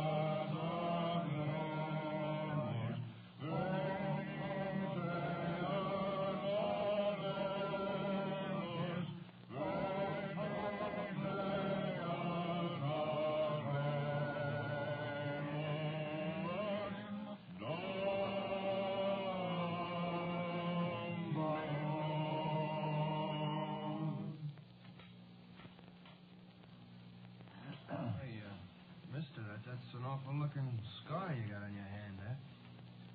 Yes. It was very painful once. Hey, let me see. Yeah, it sure is. Them crowds do that to you? No. You know, you speak awful good English. I speak several languages. Lester, will you let the man alone? Lieutenant, I want to know who he is and what he's doing here. I know I've seen him someplace. Yes, I think you have seen me somewhere. Yeah, but where? Or where? I know where I've seen him before. Do you? In the hospital. I had the broken leg. It was Christmas. I prayed. I know where I saw you. Yes.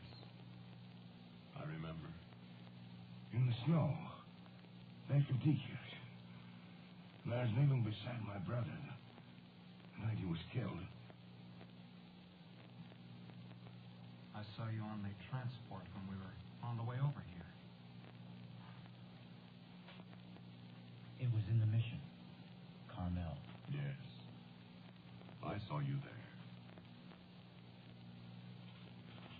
Once when I was walking guard at the tomb of the unknown soldier at Arlington.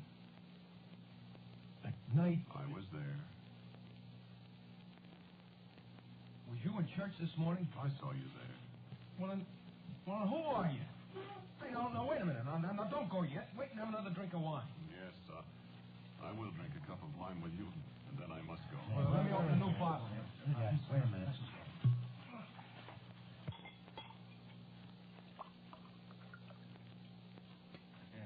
Drink up. Thank you.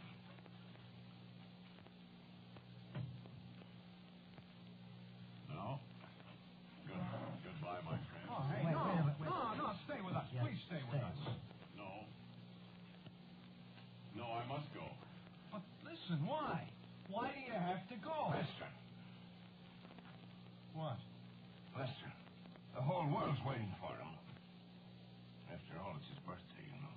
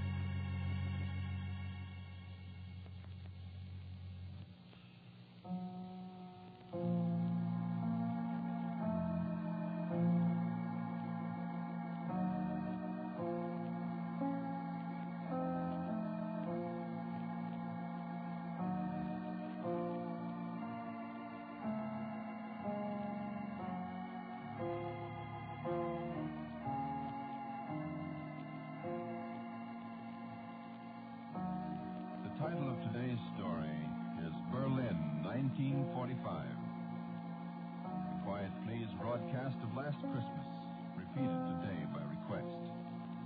The displaced person, Ernest Chappell.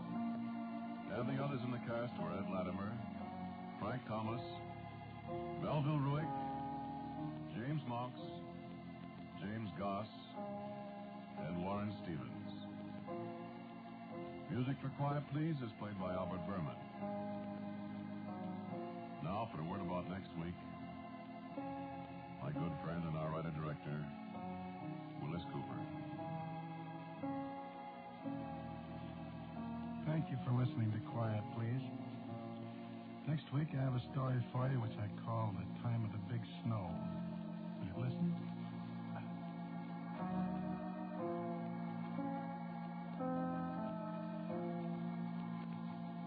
And so, until next week at the same time, I am quietly yours, Ernest Chappell.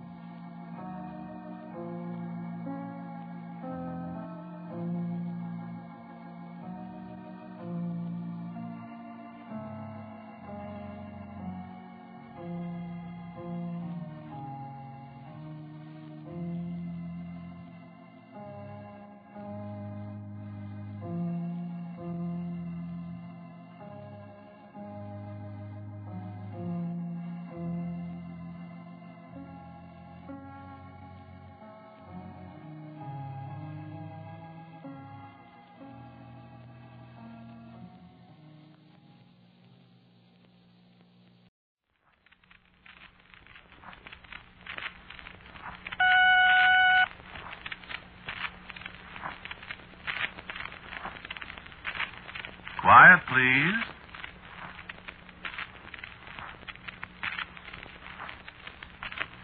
Quiet, please.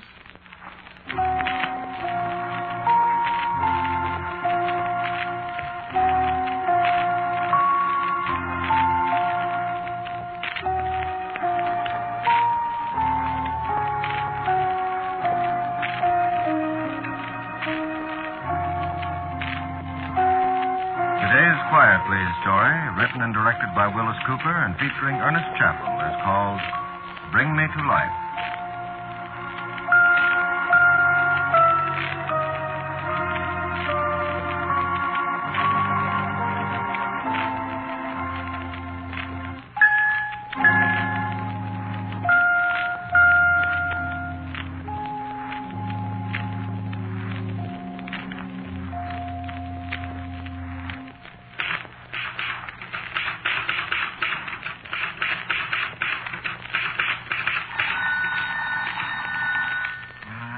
shut up.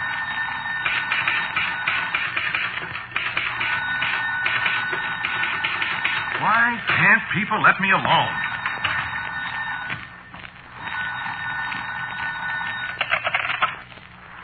Yeah? This is Hank Viscardi. Hello, Hank. How are you today? Where's your script? Oh, I've just got 3 more pages to go. I'll get it into you this afternoon. Well, be sure you do, will you? We're sitting here waiting for it. Don't worry, Hank. I'll get it in all right. No kidding now. We've got to have it today. All right. You'll get it. Okay. I'll wait for you. All right, I'll see you. Yeah, I'll see you. See if I get an idea. Got no more idea than a rabbit.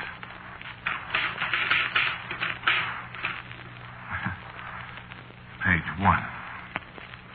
Yeah, that's a start. Let me see. What I need is a character. Character. Come on, character. Have you got $3? No, I haven't got $3. What do you want $3 for? The milkman. You had some money last night. I got 80 cents. Thanks. Listen, Ruthie, give me an idea for a character. I haven't got any ideas for characters. Haven't you really got $3? He's been here twice. Give him a check. What I want's a character for this script. The only one I can think of now is the milkman. You get to work. Yeah. Get to work. Sure. If I get a character, I'll get to work. That's all I need. Then I'll get a story, all right. I think. Come on, character.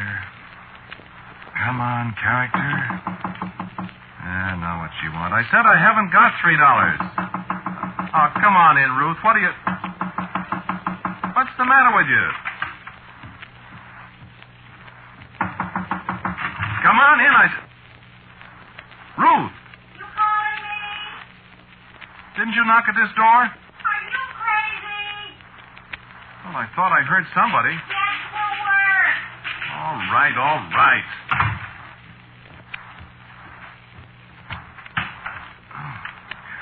doggone it, I must be going. No, I didn't write that. How did that get on that paper?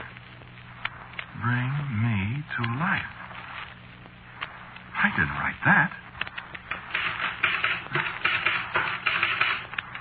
No, I did. Ruth! Ruthie! Hey, Ruthie! What's the matter? Ruthie, come here. Come here, quick. What's the matter with you? Come here. Look at my typewriter. Well, what about it? Look what's on the paper. Bring me to life. What's strange about that? Well, I didn't write it. What? Are you... Look. See what it's doing? Underlining those words. How are you doing that? Not, I tell you. Look, I said I didn't write it, and the typewriter just said, no, I did. Who is it? I don't. C-H-A-R-A-C-T-E-R. Character.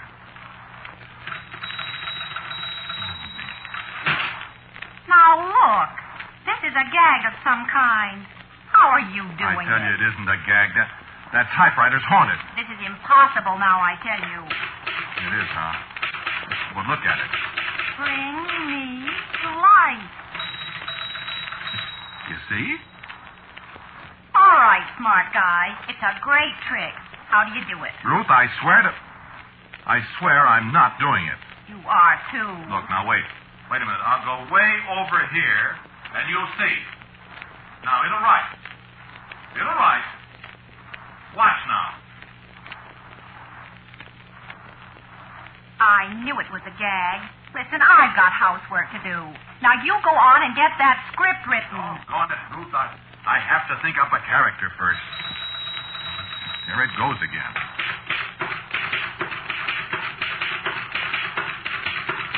It says me.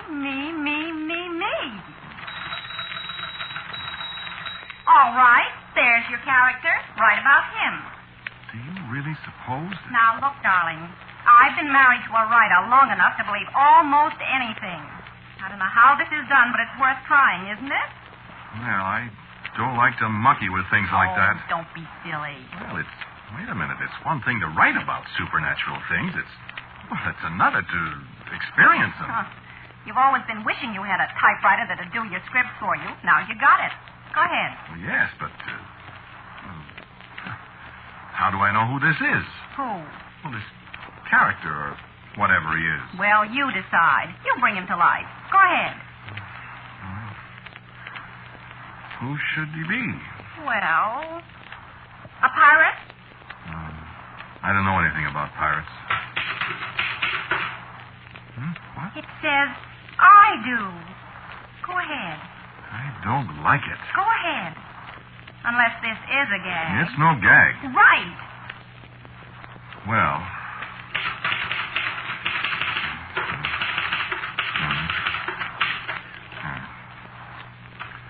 It was a dark and stormy night.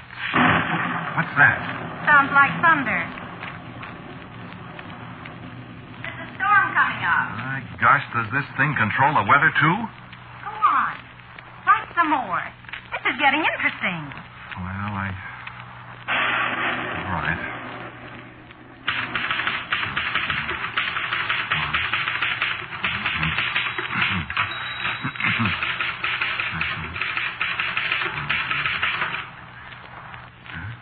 Nothing's happening. What did you write? Here. Read it.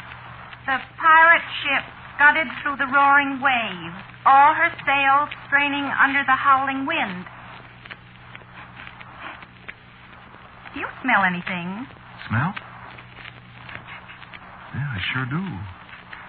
It smells like the ocean. Go on. Read some more, Ruth. I think I know how this works now. Oh, what do you mean? I think you have to read it to make it happen. Well, you read it then. No. You. I don't want to read it. I'm scared. I don't like it either.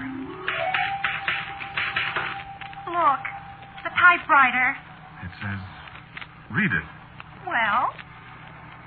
Well, Captain Jabez Thorne, scourge of the Spanish Main,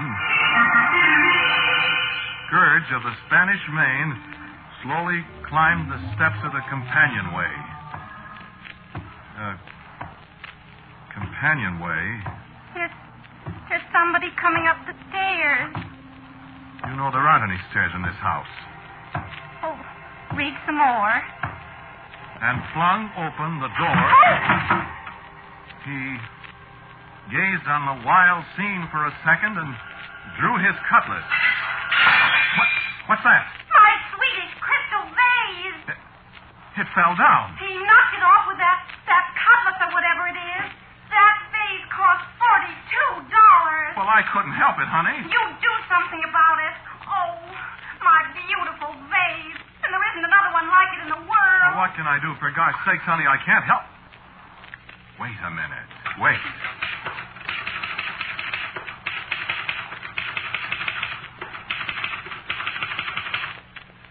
He returned the cutlass to its scabbard. You see? That doesn't bring back my vase. Well, listen. He turned to the beautiful girl at his side. Hey, don't read that. And put out his arm. Oh! What? Hands! What? What's the matter? Hands! Great big hands! Oh! Ruth! What's happening? Ruth! Somebody kiss me with whiskers! Oh, you pirate, you! I'll fix you! Ruth, no! I'll fix you! Ruth, stop! I'll stop him! There's your pirate! Oh, Ruth.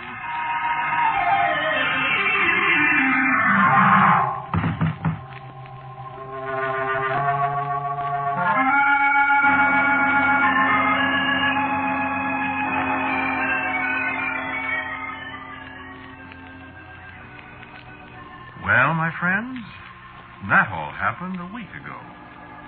Sure, it really happened. No, I haven't haven't got any explanation for it. All I know is that stuff appeared on my typewriter.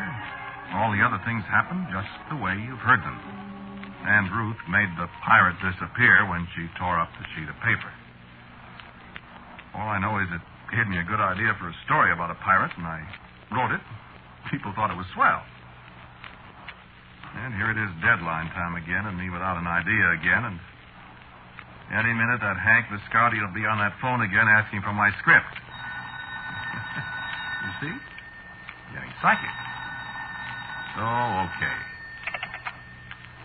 Hello, Hank. How did you know it was me? I always know when it's script day. I've only got about 3 pages to go, Hank. When do I get it? Tomorrow morning for sure. Okay. See that you do. Okay, Hank? You get it. You get it. Here we go again. Here we go again. What do I write about this time? Oh, no. No, not about pirates again. Now, let me think.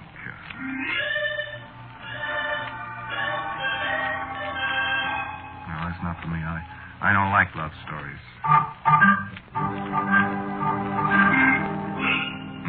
No. People don't want war stories. How about a whodunit?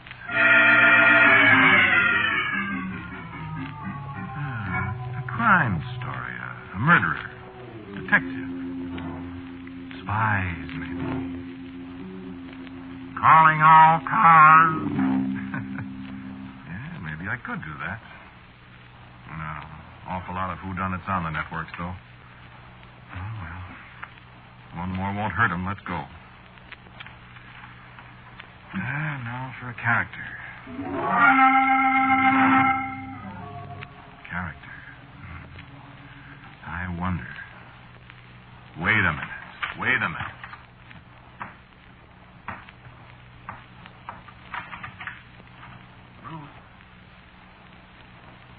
Ruthie?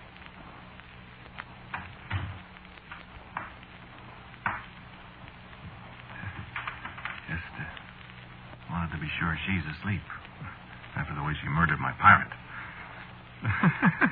You know, this could turn out to be a great racket. Have your characters write your stories for them. The only thing is you have to be careful what I put down on paper. Don't want to find myself getting choked to death by somebody I brought to life. Hey, what am I saying? Well, let's see what happens.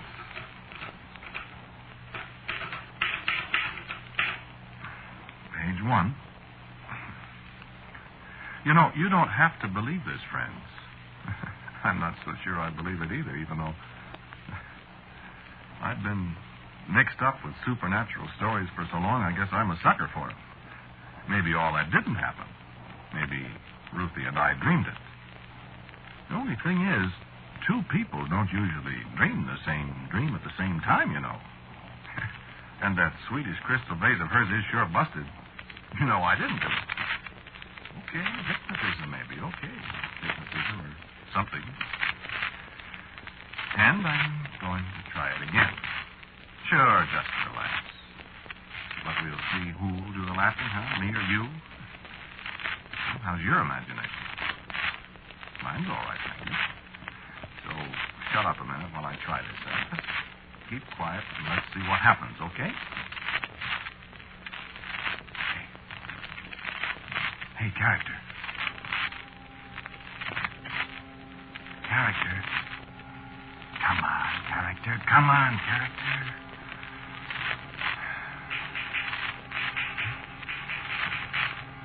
What? No, I did that. It wasn't the character. I just wrote, "Are you there?" to see if he answers. Come on, character. I need a story. You helped me the other day, character. Help me now. Come on. Come to life. Character, you hear me? Come on, pal. I need help. Don't be mad at me. Pirate? Romantic guy.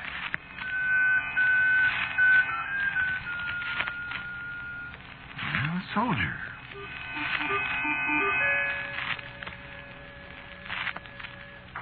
I'm a detective.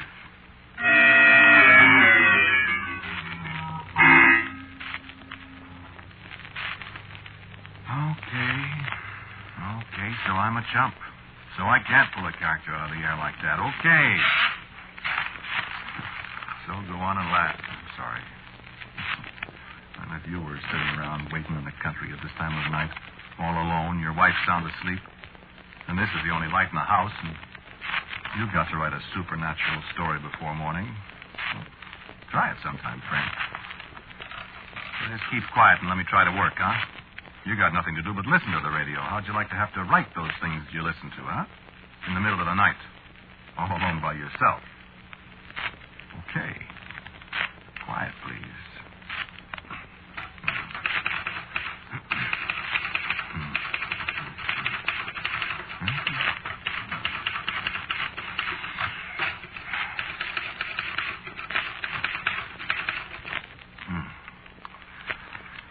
Listen to this. I am alone. I am alone in a great dark house with only the weird wail of the wind and the whispering willows. You think that's too much alliteration? Weird wail of wind, whispering willows. I kind of like it. In the whispering willows to keep me somber company. That's okay, huh? Maybe I'll get a story yet. Just keep quiet. I sure wish that character would give me a hand, though. Now, what could happen to a guy sitting here like I am? Let's see. What could happen? Could be a ghost? Nah, no ghost. Chains clanking and stuff, corny sound effects. No. A burglar. Burglar might be good. I wouldn't know what to do about a burglar, though. We haven't got anything worth stealing around here. Besides, burglars are kind of corny, too, aren't they? You always think of a fat guy in a mask with an old-fashioned dark lantern and a bag over his shoulder. Like those fellas that draw on codgers. What's the name of the fellow that does it? Larry Reynolds? The big fat guy and the little old one. Now, burglars are funny. Burglars are out. Well, what the... Who'd come sneaking into your house in the middle of the night? Let's see. Hey, what about an escaped convict? An escaped convict, that'd be all right, wouldn't it? You could do a lot of things with an escaped convict. Guy's wife asleep. A desperate character. I could have left the door unlocked. He could have sneaked in. I'd never known it. He could be looking over my shoulder right now. Hey, stop that. Scare myself to death. Hey, this'll be all right. This'll be all right. Let's see, he could have sneaked into Ruthie's room. Oh, did I wake you, Ruthie? Oh, I'm sorry, talking to myself. Ruth! Ruth! What's the matter, darling? Where's the light? Never mind the light, mister. And you shut up right now. I said shut up. Quiet now.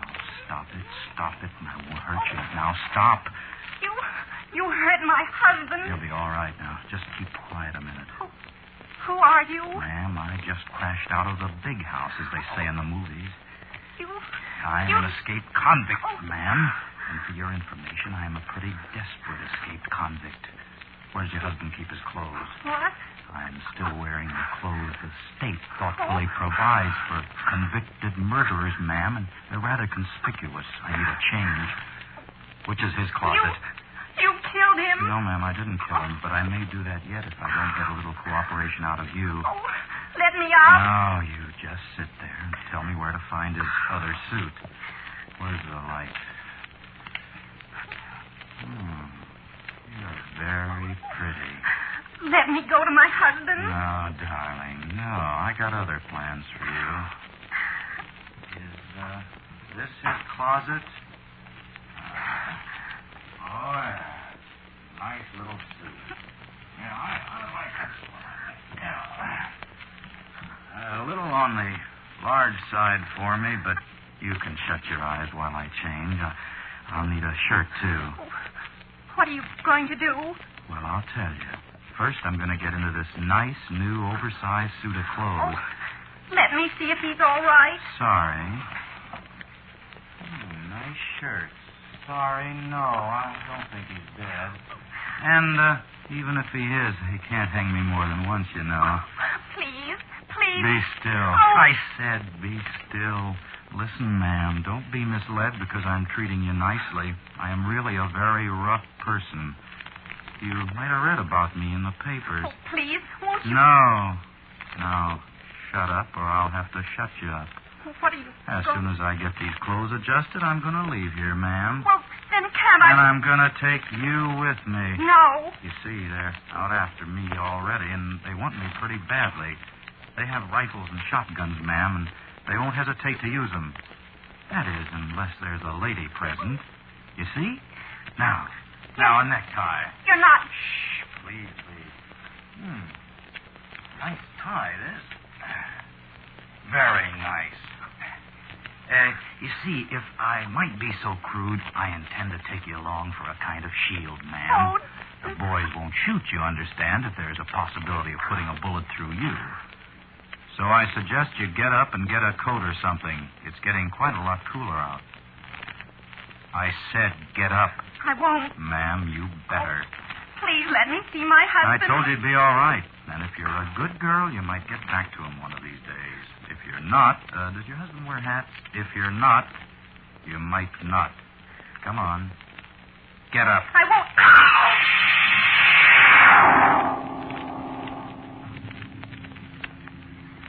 I suppose it was Ruth screaming that brought me back through the darkness to a kind of semi-consciousness. The light was still on in their room. I could hear them talking. He's still out cold, I ma'am. kept my eyes shut. I don't know why. I suppose I ought to have got up and helped Ruth, but I was still pretty groggy. I just lay there.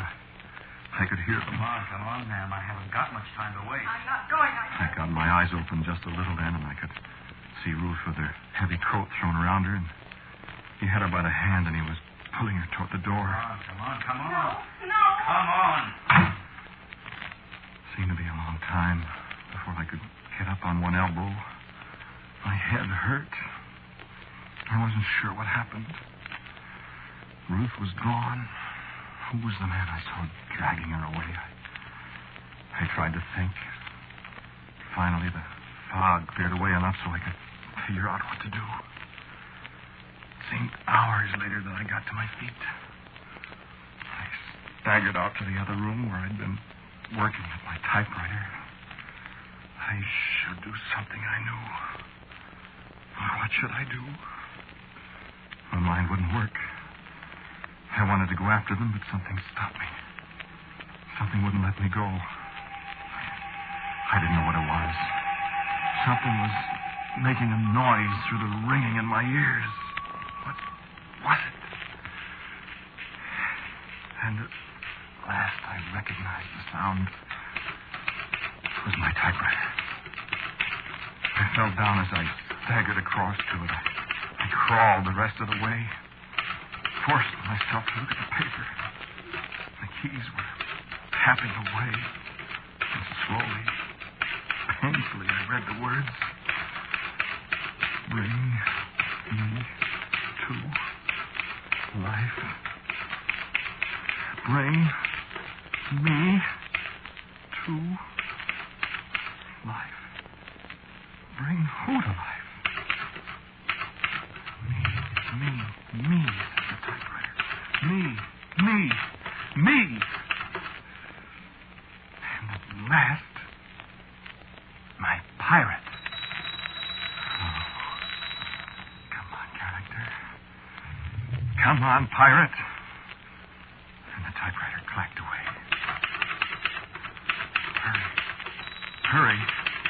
Hurry, it said. Painfully, oh, so painfully, I got one hand on the keyboard. The letters were blurred, but I found them.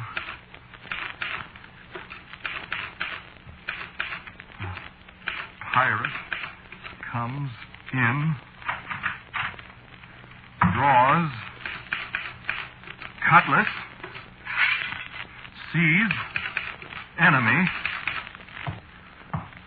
Goes to rescue through French window. Pursues enemy. Enemy frightened. Wife knows. Rescue coming. Pirate raises cutlass.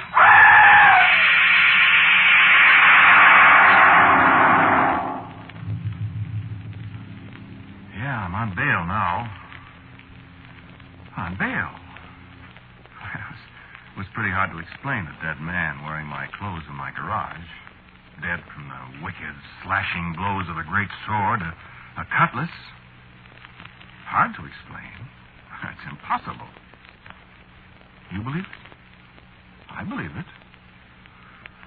Ruth believes it. And that's the whole story. Thanks, character. Good night, character.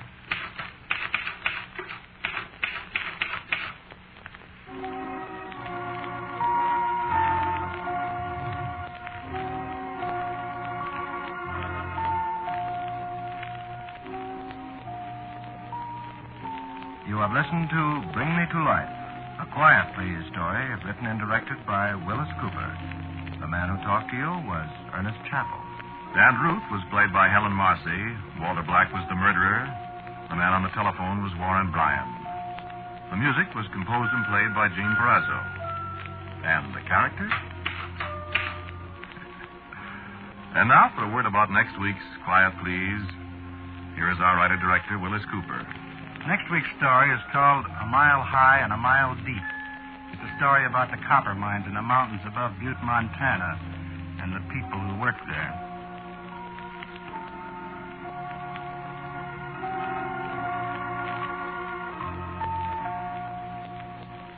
And so, until next week at this time, I am quietly yours, Ernest Chappell.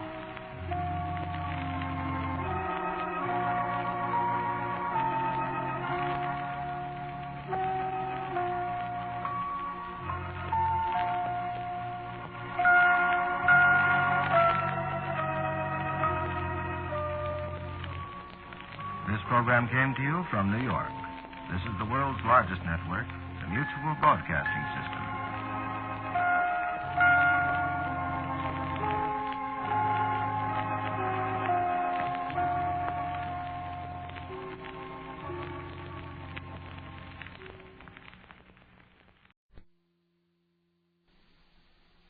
Quiet, please. Quiet, please.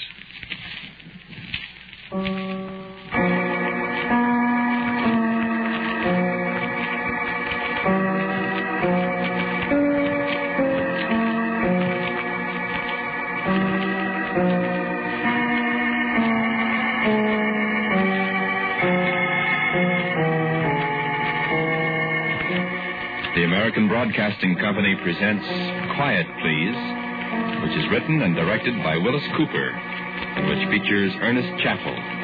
Quiet, Please for today is called Calling All Souls.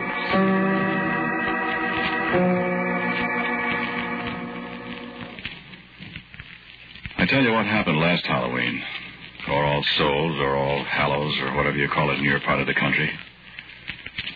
I bet you can't guess where I was. Well, I was a couple of places. But where I started, I was sitting in a tight little room in a great big house. You ever been west? Well, you know when you cross the Mississippi River on the Santa Fe from Illinois to Iowa, about 4 or 5 hours out of Chicago, Fort Madison, Iowa? Ever notice that great big place right alongside the riverbank to your right? The big high walls and the towers and the big gates. That's right, the Iowa State Prison. That's where I was last Halloween. In a little cell. Oh, very comfortable. All by myself. Waiting. And not much more time to wait. Sure. The death cell.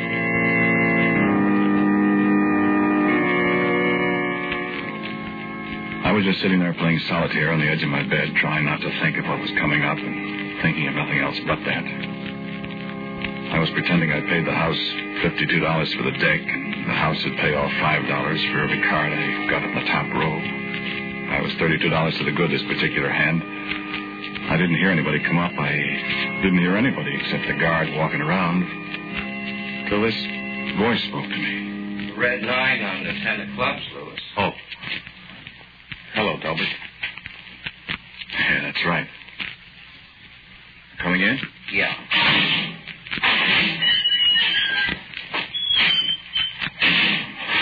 How are you? I'm all right.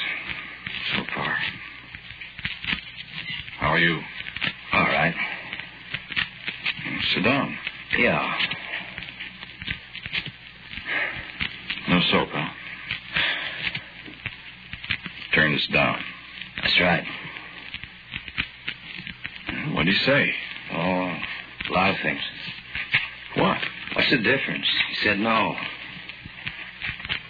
It's tough, Delbert, when I didn't do it. It's tough on me, too, Lewis. Yes, but they're not going to hang you. I begged him to give you a 2-week stay at least, but he said his conscience wouldn't let him. Conscience, huh? He said if he felt I could turn up anything at all in 2 weeks, he'd be tempted to give you the benefit of the doubt. You've had 3 stays now. Could you turn up anything? Lewis. Yeah, I know. I've done everything I could. I know. But I didn't do it, Delbert. I know you didn't. But proving it. You want to play cards? I guess I don't want to play either. Well, I've done my very best, Lewis. My very level best. I know. It's pretty tough on me, though. Ain't it? Certainly is. No hope at all? No hope at all. No witnesses, plenty of motive, your fingerprints all over everything? I remember. Only I didn't do it. Who did you? Got any idea, Lewis? No idea at all. I thought maybe. I just opened the door after I'd knocked a dozen times. I just opened the door, and they were on the floor, I told you. I know. And I was so shocked. You know, I couldn't help it. I tried to... That's how I got the fingerprints all over. You told me. I admit I didn't like Harris. I didn't go for Etta very much either. But I didn't kill him, Delbert. You told me. I just went out there to ask him to let me have however much he could of that $2,000 he owed me for the pigs. You should have made all those statements about how you were going to get the money or else. I know it. He shouldn't have gone through his desk looking for the money either. I don't know why the dickens you did that. Well, I don't know either, but I said I was shocked. I just thought this was a good way to get the money if I could find it. Nobody would know, I figured. I knew if I didn't get it then, I'd never get it. They were lying there on the floor. Lewis, listen, it was pretty hard to convince a jury you didn't do it with them lying on the floor and you going through the desk and blood spots on your suit and everything. I know it, Delbert. I was crazy to do it. But I didn't murder him. I know that, I told you. Delbert, are they sure enough going to hang me? Unless what? They discover new evidence. Where are they going to discover that? They'll have to do it awful fast. Where are they going to discover it? You tell me. There isn't any more evidence. Whoever really did it covered his tracks too good. I'll say he did. Oh, you smooched it up fooling around? Oh, my gosh, Delbert, I was just trying to see if I could help. I'm seeing if you could find the money, Harris. Okay? I know it was foolish, but... Honestly, Lewis, now, you wouldn't expect anybody in his right mind to believe your story. But it's true, I tell you. I know it's true, but I couldn't make the jury believe it, or the governor. How do you know it's true? What? How do you know it's true? Why, I just know it, Lewis. I've seen murderers before, you know. You don't think I'm a murderer? Of course not. Delbert, don't you really think there's a chance of uncovering some new evidence? Really? I think the only people who saw the murder, the only people who know who did it, are Harris and Etta themselves. But they're dead. That's right. They're dead, Louis. Look, what I stopped in for, you want me to ask Father McIntyre to come round and see you now?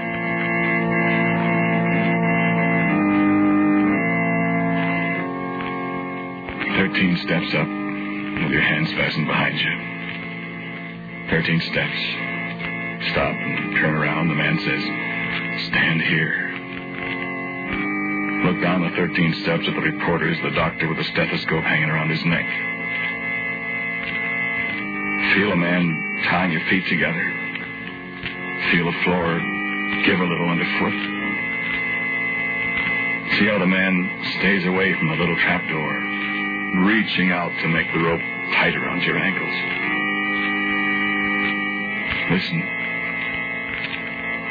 Father McIntyre's voice in your ear. A little rustling behind you and a black hood over your head, and you can't see anymore.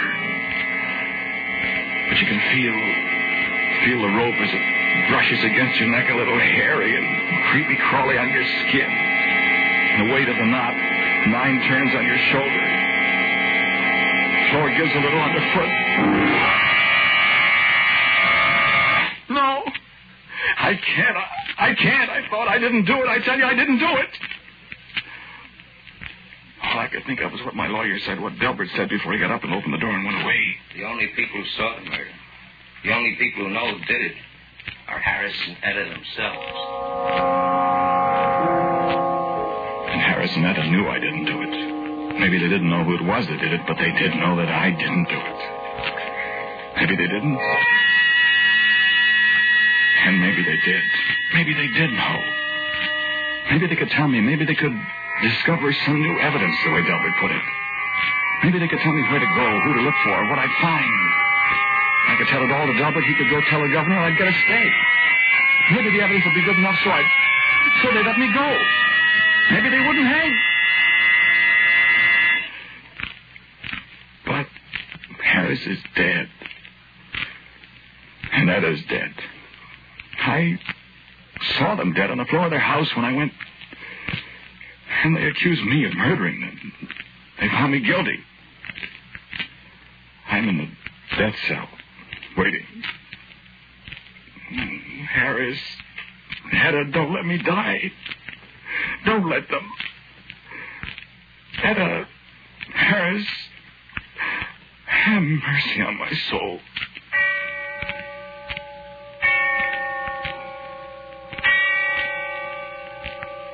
And when I heard the bell tolling somewhere in the distance, I remembered. I remembered what night this was. This was All Souls' Night. This was the night when the souls of the weary dead walked the earth again. I remembered when graveyards yawn and tombs give up their dead. And the sound of the bell tolling away in the darkness of early evening. Calling all souls. Calling all souls.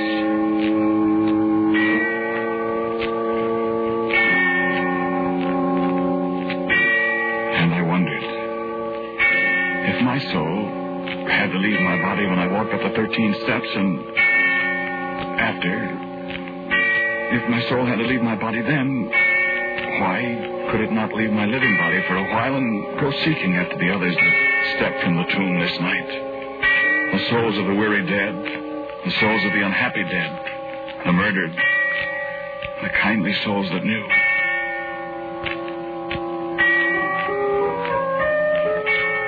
Then I sat down again quietly. The fit of deadly terror was gone for a moment. I was exhausted and weak. I closed my eyes and the sound of the distant bell faded out as I thought. Why can't it be possible, I thought. All these things are not mere superstition. There's some foundation in every belief, I thought. I can't die. I'm innocent, I thought. And only those two know the truth. Calling all souls, I repeated again to myself. Calling all souls. And I stood up.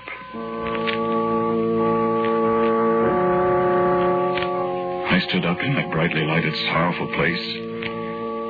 And as I rose, I turned to look behind me. And there, on the bed, still in an attitude of despair, sat my body. And in a flash of darkness, the place faded away. The stone walls and the iron bars and the bare, narrow bed. The man in prison uniform seated motionless on its edge. And I stood alone in the darkness of a place I knew. Tall marble shafts gleaming faintly in the starlight. Curving gravel roadways hedge-bordered. And the scent of moldering flowers in the darkness. A dry rustle of a weather-beaten flag at the head of a low mound beside me. And loneliness. All aloneness pressing inward upon me like a living thing. The eve of All Souls. And suddenly, quietly in the cold shadows, little whispers of innumerable voices. The voices of the wandering souls that hastened past me, seeking their dusty desires across the face of the world they once all knew. And then a voice, speaking to me in the dark, speaking my name in the darkness, calling me. Louis! And another voice. Louis! And I knew I had won, for these were the voices of the two they said I murdered. Why, of course you didn't, Louis. Of course you didn't. And a little child, a little boy, ran up in the darkness and took my hand and laughed to hear my name. You remember little Tommy, our little boy that died when he was 6? And I remembered. And in the darkness I saw many another I'd all but forgotten. Charlie Cullum, that was killed at Romaine in the Argonne 30 years ago. Albert Newhouse, my Boy Scout comrade that drowned so many years ago. Grace Williams, who died at her husband's hand. Crowds and crowds of the ones who had gone before, spending this, their brief holiday on their well-loved earth. And I, the only living soul among them, spending my brief moment with them to seek my life from them. On All Souls' Eve a year ago. And I said, help me. And Etta answered me. What is there we can do now, Louis? You know I didn't kill you, Etta. Of course. Of course. They're going to hang me for it. You didn't do it. But how can I prove it? Delbert said if we could find new evidence. There's plenty of evidence, Louis, to be found. Where? How? Why, let me see. He found the money. That's why you couldn't find it, Louis. But if he found the money, it must be gone by now. No, he has some of it left. But what good does that do? Why, there's a list of the numbers of the bills somewhere. They looked for it. They couldn't find it. Have them look in the bedroom, Louis, behind the 3rd drawer in my chest of drawers. I know where it is. It fell down there. Oh, that's wonderful. But what good will it do now? Unless you tell me. There's plenty of evidence, Louis, if you'll just look for it. He ripped his coat on the catch of the living room door. There's threads there that could be identified. You know who did it? You know who did it? Yes, we know. Yes, we know. Then tell me. Tell me, and I'll see. Delbert will see that he confesses. Look, I tell you, they're going to hang me for it. Do you hear? Tell me. Oh. And you still hate me. And you haven't learned mercy since you're going to let me die because you hated me while you were alive. Louis. You're going to carry it beyond the grave. You're going to keep it to yourself and let me hang. You hated us, Louis. Yes, I hated you and I hate you now. Ghost or no ghost, soul or no soul, No, Harris, have pity on me. It's all over now. There's no use hating me. Don't you hate the man that killed you? Don't you? No, Louis, no. We don't hate him. But you hate me. You're going to let me die. You know I'm innocent. You're going to let me die just because we didn't like each other on Earth. Louis, listen to us. There's no such thing as hate anymore with us. Then why don't you give me a chance to live? Go back, Louis. Go back to your body. Go back. Go back. To die. Dying isn't so bad, Louis. You don't see any unhappiness among all these souls, do you? I don't want to die. You'd rather save your life for a while at the expense of somebody else's life? But I'm not guilty. And he is. Go back, Louis. Go back. I won't go back till you tell me who killed you. Listen to me, Louis. You're tampering with things that you have no right to know. Your soul has left your body before its time. You have come upon secrets that no living man should know. Your body is waiting for you. Go back to it while there's time. While there's time. It is only this one night that souls may walk the earth. And when morning comes... Well, when morning comes, if you are still here... Louis, I can make you no promises. Go back, Louis. Tell me the man's name. No, Louis. No, it's none of your affair. None of my affair. Don't you understand what I said to you? They're going to hang me. None of my affair. Listen. There was no need for you to send your soul out seeking us, Louis. I don't get that. We have been waiting for this night, Louis. Well? Tell him, Harris. He will have to come with us now. Yes, that is the law. You should not have come here. Louis, there is still time, but only a little time. If you go back now... I won't go back. I won't go back until you tell me. You have no right here, you know, Louis. But I'm here. And now it is too late. Yes. You will have to come with us. Where are you going? Tell him, Harris. We are going to visit the man who murdered us. You what? I told you there was no need for you to come here, Louis. We have a way of taking care of this man. I don't know what you mean. Haven't you ever heard of haunting, Louis?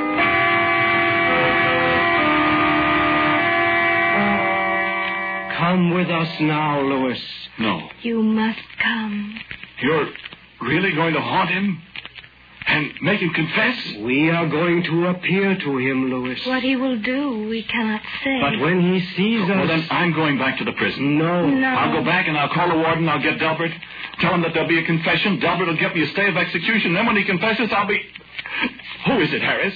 Come with us and you will see. No, I'm going back to the prison. I told you, get things all set up. No, you changed your mind too late, Louis.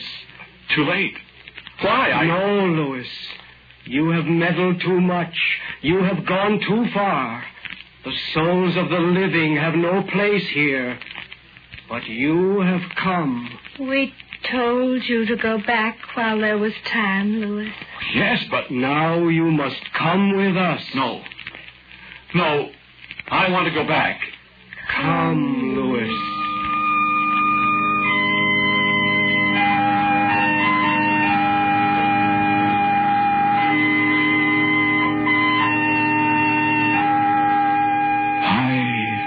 High up over the face of the sleeping, starlit world with the tiny lights of the living far below us.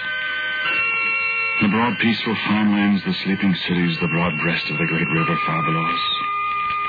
The universe throbbing with strange, compelling song. And above us, around us, the sense of a million souls. A myriad, a countless multitude, returning joyously to their single night upon the earth they loved. And I looked up in the clearness of the haunted night. And above me, the endless pathway of the Milky Way glowed with a strange splendor. And at her plucked my sleeve. The pathway of the souls, Louis. The way we all return. And I saw the features of the ones I had loved. Of strangers. Of men and women and little children. Of boys in ragged uniforms. Of bearded ancients and smiling babes in their mothers' arms. And on their faces in the sparkling night an expression of awful eagerness, of long-awaited realization that this night they would once again rest upon the mortal earth. And even I, the only living soul amongst all the multitude of the dead, even I felt an overpowering desire to set my feet again this moment upon the reality of earth. And I closed my eyes for a moment. And when I opened them, we three were in a room. And on a bed there was a sleeping man.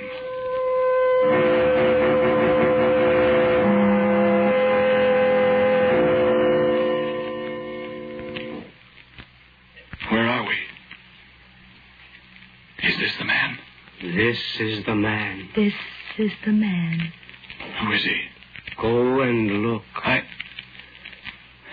No. Go and look. I don't want to. Go and look, Louis. You must go and look, Louis. He lay there, sleeping as innocently as any child. And covers were drawn up about his face as if he were shutting out some childish fancy of boogeymen in the dark. But I knew him for a wicked, guilty man, a man who held my own life in jeopardy. Look at him, Louis. Look at him, Louis. And I lifted up the comforter that hid his face and bent down to look at him.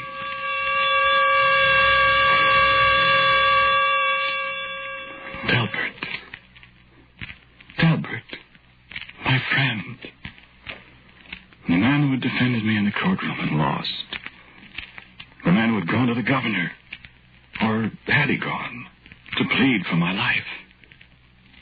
Delbert, the man who told me, of course I know you didn't do it. Of course he knew.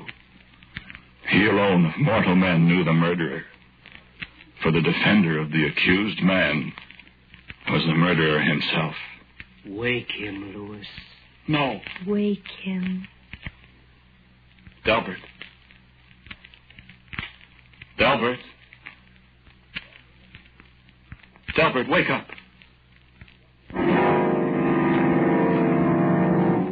Louis! Louis, what are you doing here? He came with us, Delbert. Harris! Harris and Etta, Delbert. No! No, go away! You're a ghost! We are human souls, Delbert, come to hear your testimony. No! No, I won't tell you anything. You murdered them, didn't you, Delbert? No! You murdered us, Delbert. No, I... Confess, Delbert. I didn't do it. You did do it. You, Louis! You can't be here. Confess. Well, I... Confess. Louis must hear you, Delbert. Louis! Louis, I did do it. I killed him, Louis. I murdered him. I knew I could throw the blame on you. I knew I could get you convicted and I could save myself. I hated them too, Louis. Oh, Louis. Louis, forgive me. Louis, forgive me. Me forgive you, Delbert? Ask Harris and Etta to forgive you. Harris. Etta. We have already forgiven you, Delbert. But you have done a great wrong to Louis. You will be punished, Delbert. I'll confess. I'll go to prison. I'm going back to my body now in the prison. Louis, thank you. forgive me. Thank you, Harris. Etta. Louis. I'm going back. Oh, Harris, you... Wait, Louis. What? Louis. Be quiet, murderer. What, Harris? You can't go back, Louis. I can't go back. Why? What have I... What? You must stay. Louis. Stay? Stay? Why must I stay? My body's back there in the prison waiting for me. I've got to get back and live. No, Louis. Why? Tell me why. Everything's all... What's the matter? You tell him, Delbert. Louis. Well? Louis. They hanged you half an hour ago.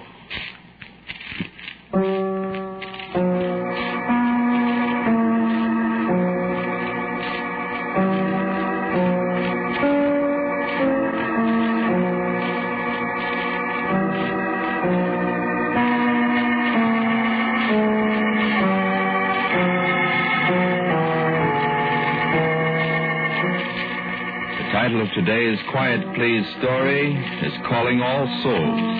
It was written and directed by Wyllis Cooper. And the man who spoke to you was Ernest Chappell. And Kermit Murdoch played Delbert. Harris and Etta were respectively Ralph Schoolman and Mary Patton. Mr. Cooper and I are very grateful for the superb efforts of Albert Berman, who was always responsible for our Quiet Please music. Now, for a word about next week, here is our writer-director, Wyllis Cooper. Thank you for listening to Quiet Please again. Next week I have a story for you called Adam and the Darkest Day.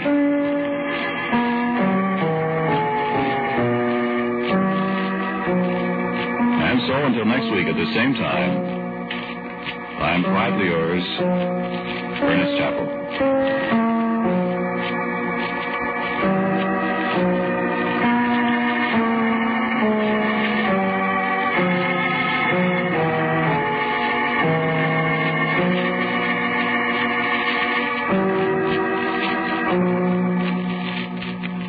And now, a listening reminder. David Harding Counter Spy is a name that means action, excitement, drama each time his efficient law enforcement organization exposes another racket. Hear Counter Spy this afternoon over these ABC stations. This is ABC, the American Broadcasting Company.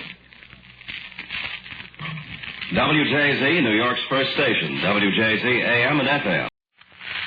Quiet, please. Quiet, please.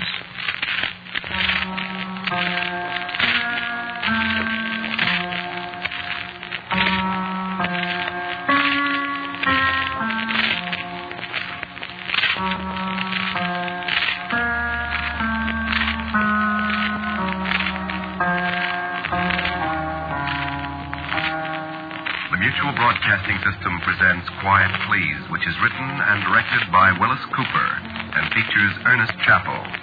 Quiet Please for tonight is called Camera Obscura.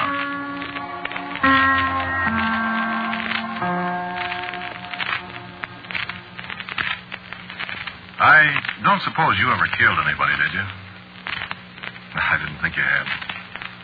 Funny, though, you can't tell, you know. Murderers very seldom look like murderers, and there's lots more of them around you have any idea. I know a fellow, a little squinched up, wheezing gizmo. He's a carpenter, lives on Berenda Street down in L.A. Murdered his wife's brother in 1928, and nobody ever had the faintest idea, except the wife's brother. And the guy's doing fine. He thinks he got away with it. Well, he'll find out. Like that woman in Alameda that killed her husband with that stuff you can buy in any drugstore and never have a clerk raise an eyebrow at you? No, there's no such thing as getting away with murder, friend.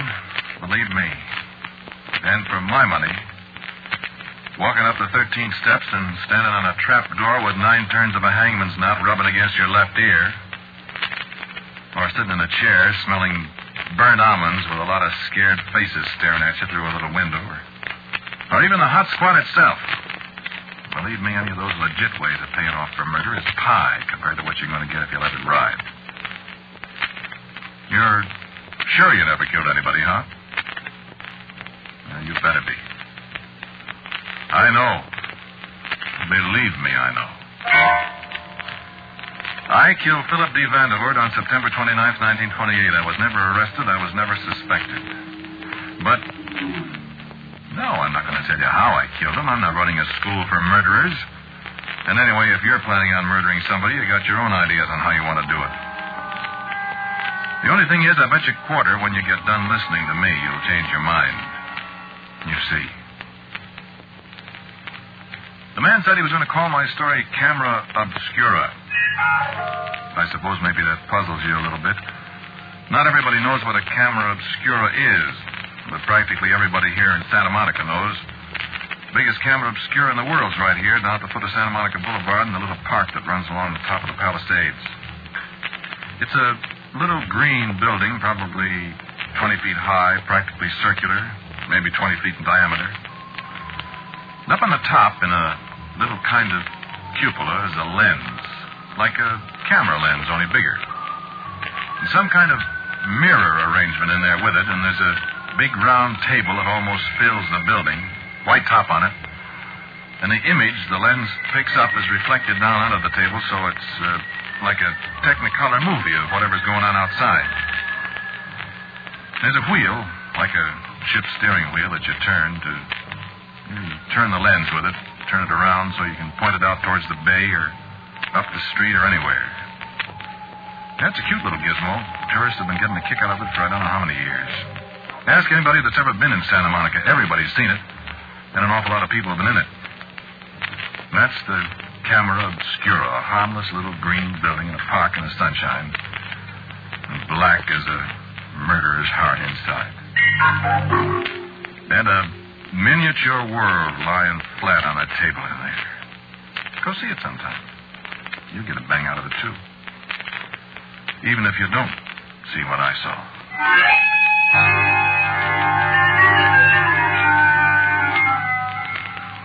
There was this girl that worked in Llewellyn's restaurant next door to Harry Cowan's bargain store where I worked.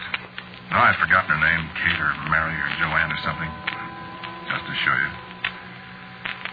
That morning I went next door for a cup of what Llewellyn claims is coffee. Nobody in there but this girl, this waitress, Mary or Kate or whatever her name was. She'd been crying. I said, "What's the matter with you, kid?" Nothing. Give me a cup of coffee. What's the matter, kid? Oh, nothing.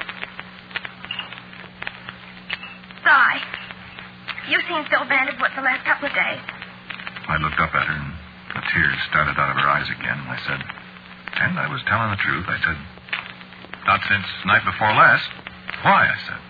Where'd you see him? Why, down to the PE station down the street. What's the matter? Did he run out on you? Sigh. Did you know? What do you mean? Did he? He's gone. You sure?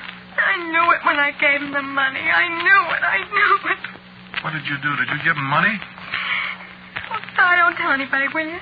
Please don't. Well, I won't, but... He said he needed $200 to pay a man for something, and the banks were closed, and he couldn't get any money, and he needed it so bad. You mean you gave him $200?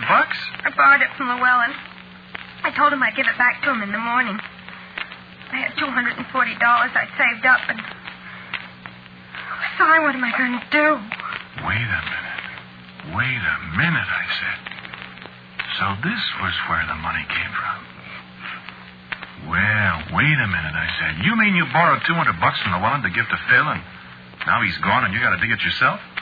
Saved, Si, and now I... Well, ain't that fine?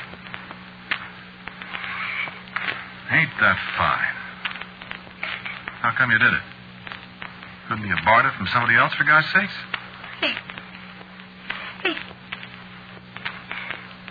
We was going to get married, Si.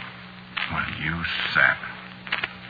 $200, you sap. I know it. But what am I going to do? I guess pay up.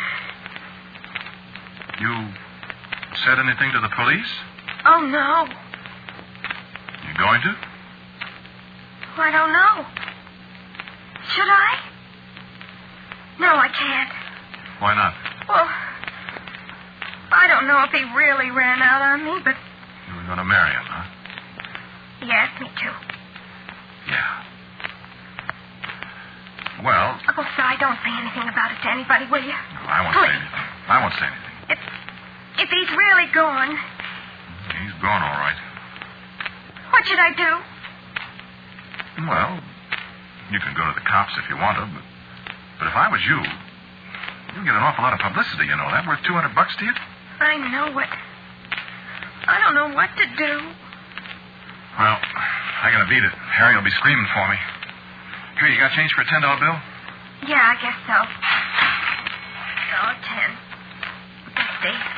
2, 3, 4, 5, 10. See what I mean? She didn't have the faintest idea that was one of the $10 bills she gave to Phil Vanderbilt a couple of nights ago. Isn't it amazing?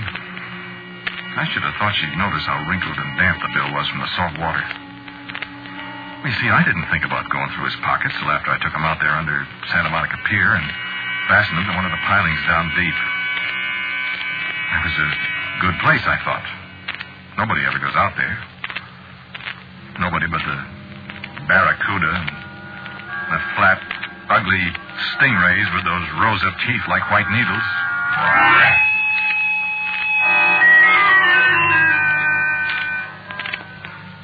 Kind of left the camera Obscura sitting out there on the Palisades all by itself, didn't we? Well, we'll get back there. I'll say we will. It was funny about Phil Vandervoort. He was one of those fellas you see around town. You never get to know him. But you see him, and he's like a bus stop sign or one of the kids that sells the Outlook and the Express on the corner across the street from the California Bank. You know, he's there, and you never notice him. Never notice him when he disappears, either. It's like that in California quite a lot. So Philip D. Vandervoort sort of faded out. And practically the only people in Santa Monica that thought about him was me and the babe in the Wellens restaurant. And she didn't know I thought about him at all.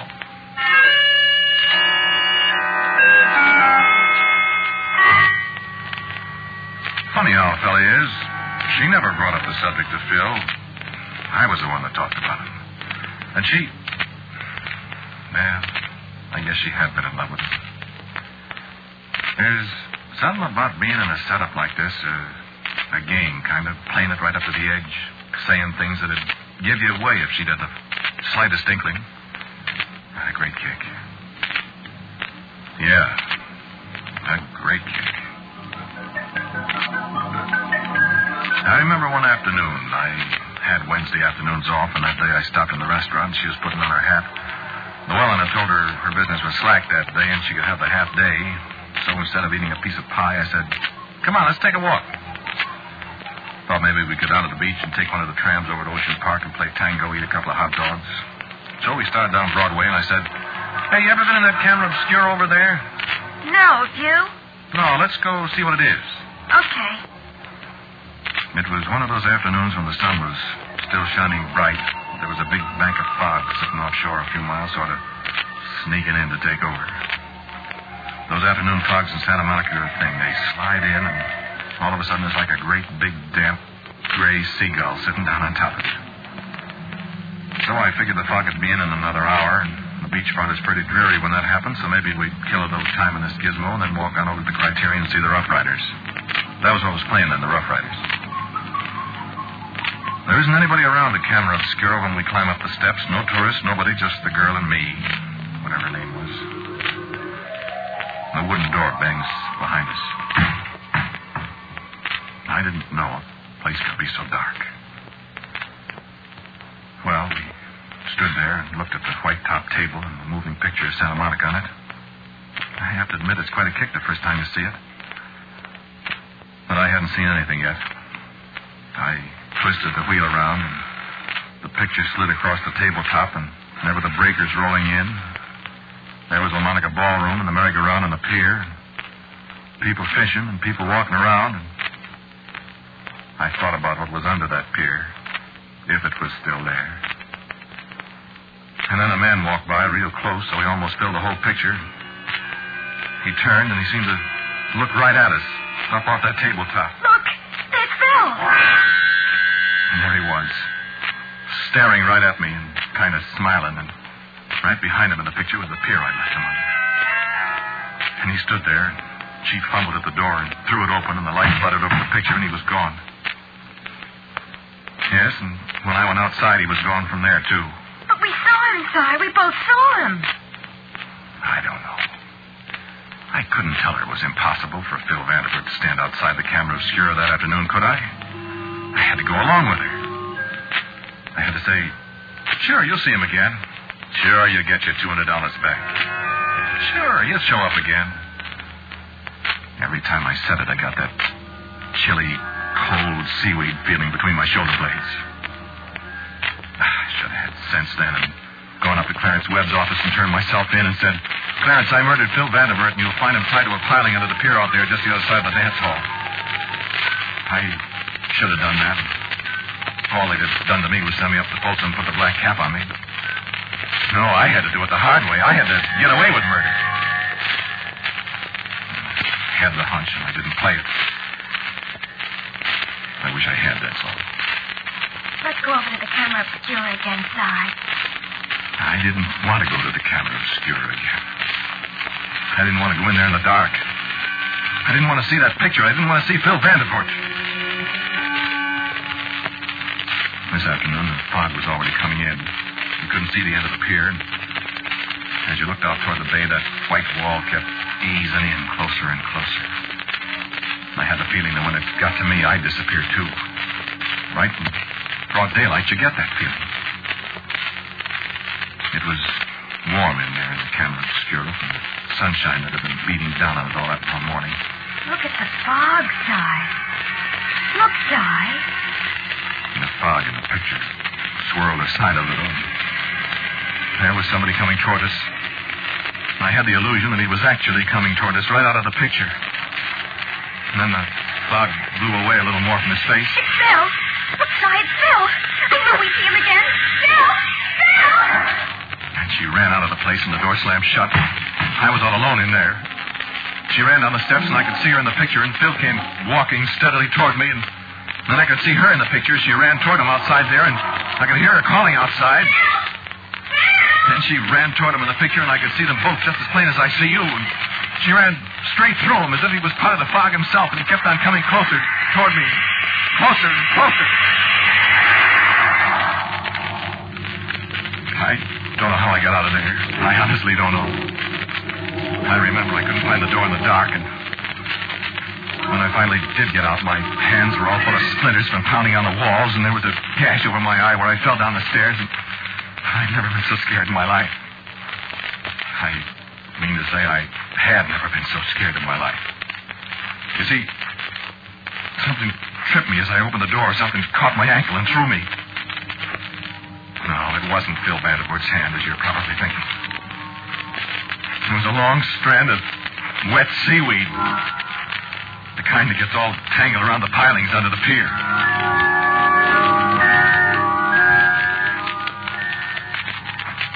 Let's go over to the camera obscura.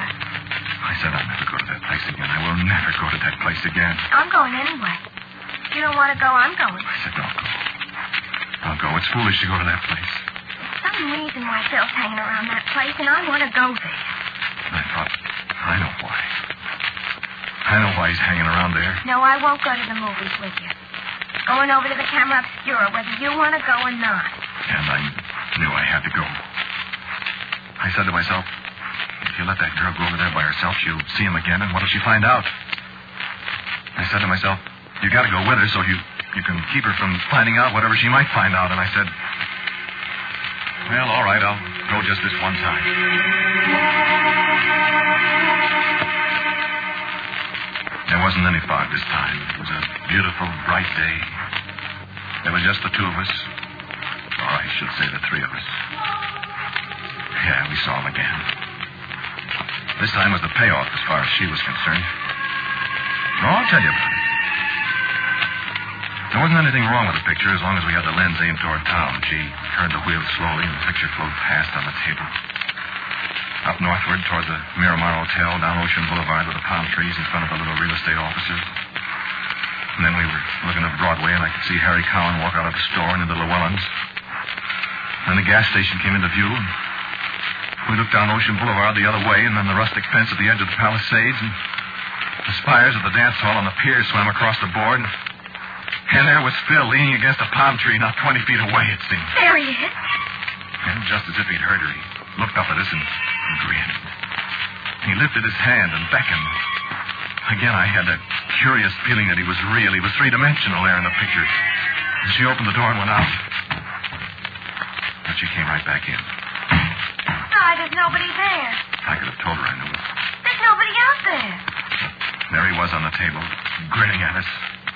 And he said something. I could see his lips move. What'd he say? I didn't hear anything. I'm going to look again. She opened the door. And Phil's lips moved again. And I could read his lips. Anybody could read that word. Try it sometime. He said, murderer. Sorry. I'm scared. There isn't anybody there. And the little figure in the picture smiled again. And he raised his hand and pointed straight at me, and I could see his lips move again. And I knew she had read his lips, too. He said it again. Murderer. Stop that. I saw what he said. I saw it. Now I know. Now I know why we can't see him out there. He's haunting you. You killed him. You... Murderer.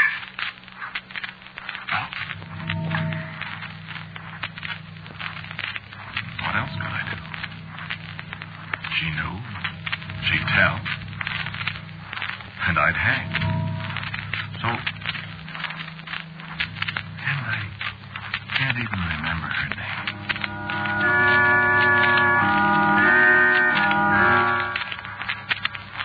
There's quite a bit of space under the table in there. And it's dark, like I said. After a little while, I opened the door and looked out, very casually. Everything seemed to be normal. I saw Bobby Clark, the motor cop, go by on his bike. Harry Collins was walking back into the store. Nobody was looking at me. I was about to start down the stairs when a sudden thought struck me. I hadn't looked at the tabletop of the picture. I closed the door and turned around. Bill was still there in the picture, still looking at me. And there, beside him under the palm tree, was the girl.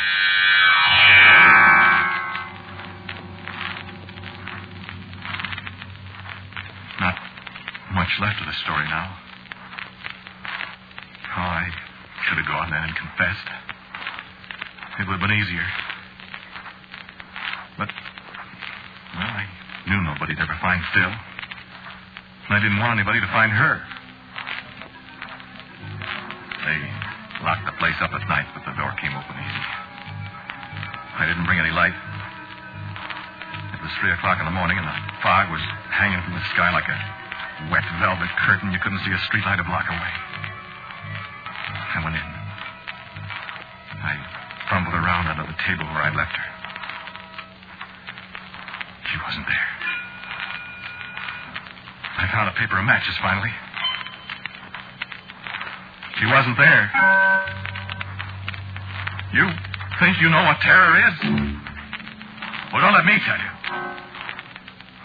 I stood up at last, and the night was so still I could hear the foghorn from way up toward Point Doom. The fog, as I told you, was thickest.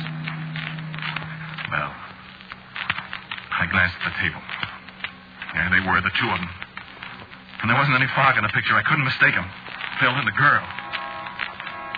And together they raised their hands and they beckoned to me. I knew I couldn't move. But I opened the door. I went down the steps into the fog. There was just one tiny spark of hope in the back of my mind. Just one tiny spark. I knew they wouldn't be there. But they were. And they turned and started away. And I followed them through the fog. Down past the suburban station. Down the hill to the pier. Down across the boardwalk.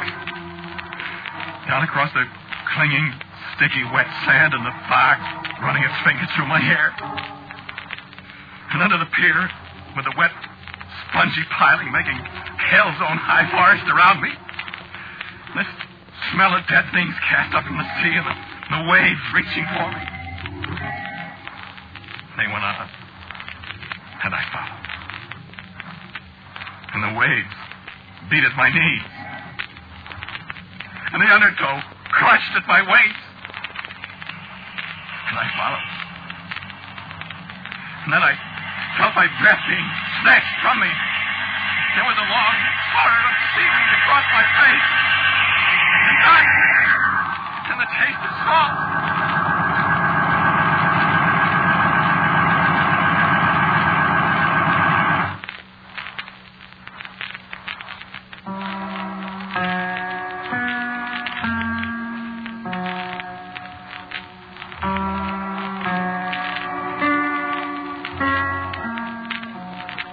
Listen to Quiet Please, which is written and directed by Wyllis Cooper. The man who spoke to you was Ernest Chappell. And the girl was played by Jerita Bauer. As usual, the music for Quiet Please is composed and played by Gene Perazzo. And now, for a word about next week's Quiet Please, here is our writer-director, Wyllis Cooper. The music of Claude Debussy was the inspiration for next week's story, which, borrowing the composer's title, I have called La Fille aux Cheveux de Lin, the girl with the flaxen hair. If you like charming ghosts, you'll probably like her. And so, until next week at the same time, I am quietly yours, Ernest Chappell. Quiet Please comes to you from New York. This is the Mutual Broadcasting System.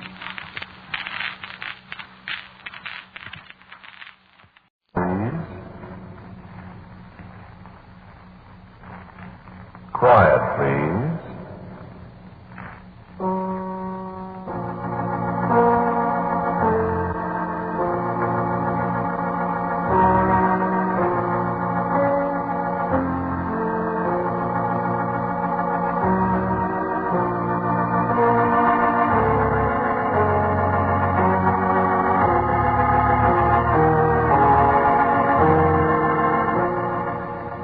Broadcasting System presents Quiet Please, which is written and directed by Wyllis Cooper and which features Ernest Chappell.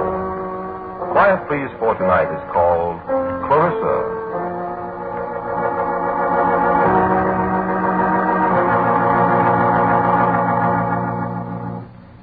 No. He was dead before the fire started. I've told you that a dozen times. No, I can't prove it, of course not. You'll just have to believe me. Take my word for it. I can't prove he was dead. You can't prove he wasn't. And anyway, what difference does it make? Now, I'm sorry. I can't hear you very well. Yes. Well, all right. It was an old black shell of a house. A house that has lived too long. A house where the floors groaned in pain at night, where the windows shuddered at the gentlest touch of the wind, where door latches suddenly gave up their grip and let the night come snipping into the house to paw at your eyes and wake you to the other silences that lay around you. It was never warm there.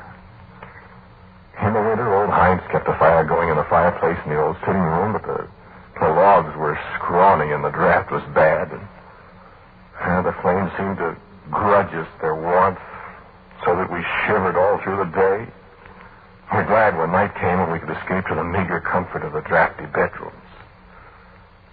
And in the summer there was a dampness about the place. An unhealthy clamminess drifted from the walls and stirred uneasily among the ancient smells of decay that clung to the place. Well, I suppose you could call old Heinz a character. You said you didn't know him? An immigrant from the Rhineland sometime in the early 70s. That would make him, let me see, how old? Ich war im Rheinland geboren. In der Jahrzeit 1862. That's right, 1862. He was an old man, but he never appeared old. You might have taken him for a vigorous man of 60. His hair and his scraggly mustache were jet black. I suspect he dyed them regularly. And his blue eyes seemed as keen as those of a boy of 18. And he'd never been away from the house for a single night, he used to say, from the day he bought it and moved into it in 1888. And it was an old house then. Yes, I spent some very dreary days and nights in that house. What? I couldn't afford a better place to live.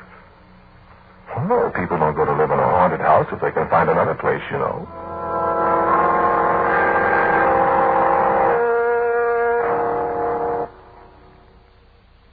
Oh, yes, of course, I'd heard it was haunted before I went there to live. Do you believe in haunted houses? No, neither did I, of course. Well, I agree, it did look like a haunted house. I've told you about the sounds in the night. I've told you about some of the sounds in the night. Yes, of course, there were other sounds. Well, please, let me tell it my own way. Well, Clarissa, for instance. Clarissa in particular. Clarissa, above everything else. I had lived there nearly a year. Heinz and I sat that first night alongside the fireplace. I remember he'd asked me to share a bottle of Ben Custer Doctor with him. We sat in front of the stingy little fire. There was a kerosene lamp on the table, and Heinz in his old black coat with the sleeves that were too short. You like the wine then, Jesse? Yeah, very much. Very much. I have not much left. This is from before the war when it was easier to get, you see. But now, well, it is almost their last. You shouldn't be so generous with it, Heinz. Oh, no. Good wine always schmeckt besser than with a friend you drink, nicht wahr? A little more? Not for a moment, thanks. Yes, to sit by the fire and look down into the coals and see images of the scenes past. And drink wine and see the images grow clearer. It is good in the old age. You've lived here alone for a long time? Yeah, for a long time. Long time. I'm used to it. Used to the nights and the little fire and the silences. Yes.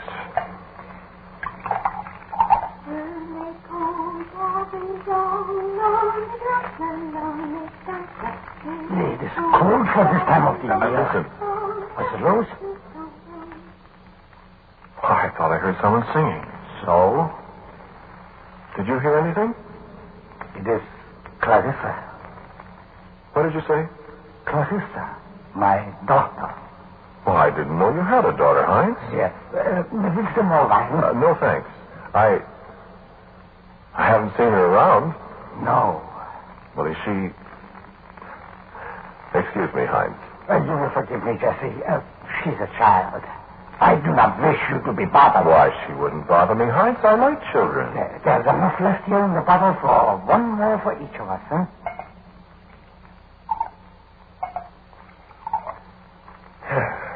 Thank you, Heinz.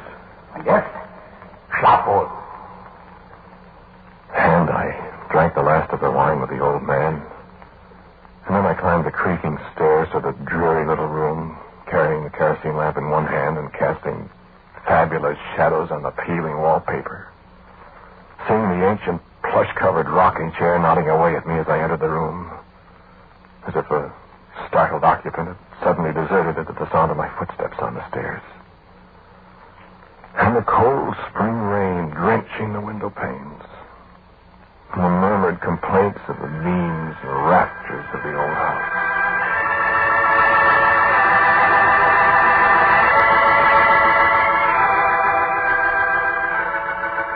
The pleasant, musty fumes of the wine I had drunk kept sleep away for a while when I'd blown out the lamp. The melody of that children's song flowed again across my mind as I lay there. My thoughts wandered to the lonely child that dwelt in the haunted house with the old man and the new-come student. I smiled to myself as I thought, now that settles the question of the house being haunted, doesn't it? People have heard the little girl singing to herself in the night.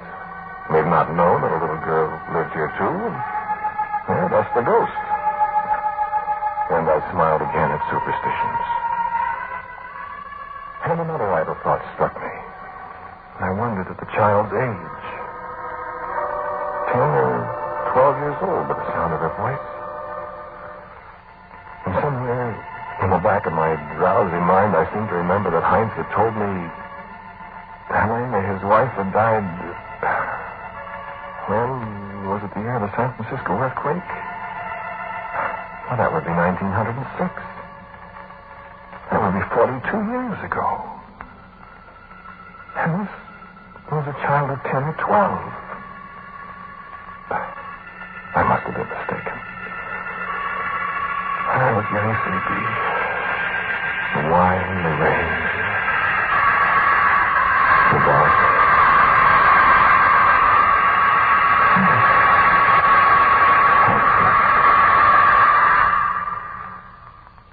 Well, you wanted the whole story. I'm telling it to you. In the morning, Heinz was working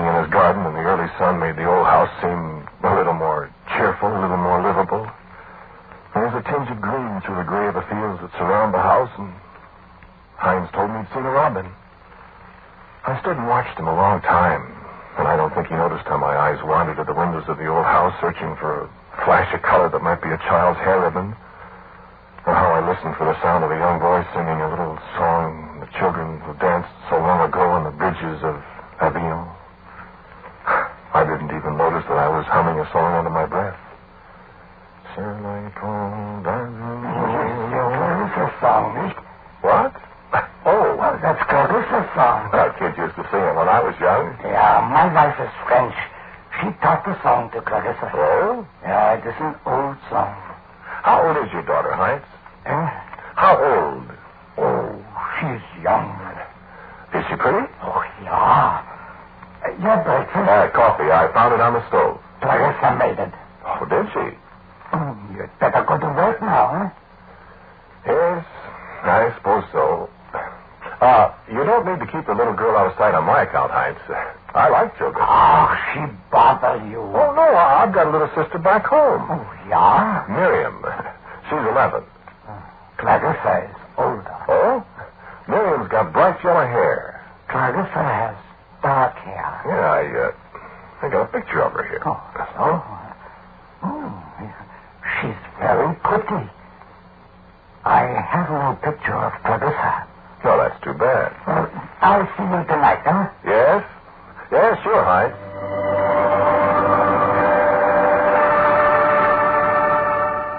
I should have let the thing drop then and there. If the old man felt that children should be kept away from adults, that was his privilege, of course. And although I was often lonely for other company than the old man, I was a dweller in his house, naturally subject to his wishes. My work? No, I never left the place. My book? Oh, I was writing a book. No, not very exciting. Mathematics. I have some theories. No, the book is gone. The fire, you remember? I could understand Heinz. I thought he obviously had a great respect for a man's work, especially a work of such apparent erudition. I must not be disturbed. I might stay in my room day and night with my slide rules and my profile paper and my broken flower pot full of sharpened pencils. I was not to be disturbed. But how many times I wished for the happy sound of my little sister Miriam's gay laughter. Found myself listening for the lilt of a little girl song that she used to sing, and that Clarissa knew too. Heinz mentioned Clarissa occasionally. I sometimes wish that I could have sent Clarissa to school, Jesse. Well, it's too bad you didn't. Always there is never enough money. Why, there are schools. Public schools, Heinz. No, not for Clarissa's free schools. You know, I wonder. Wonder? Well, children are supposed to go to school. I'm surprised that the school authorities haven't been to see about sending her. The police? Oh, no, not the police. But there are laws about schools. I mean, you might find yourself in trouble if they discover you have a daughter of school age. They will come here. Well, if they find out. Jesse, you will not tell. Now, look here, Heinz. You're not being fair to the child. Yes. No, really, I mean it. Hasn't she ever been to school? I teach her a little. Well, Heinz, it's none of my business. But you're doing her a very serious harm. No. Listen, Jesse. You don't tell anybody about her. Well, I don't know, Heinz. If they come and ask me... Jesse, listen. I tell you something. Well? Clarissa can't go to school. Well, why not? I told you it doesn't cost anything. It is not that. Well, then? She's not well. Oh. Oh, I'm sorry, Heinz. Look, would you like it if I gave her a little of my time and taught her some of the elementary... No, please, don't. Well, I'd be glad to. No. Well, have it your way, Heinz. I don't mean to intrude on your affairs, but after all, a child... I'm sorry, Jesse. I thank you, but no. All right. Forget it.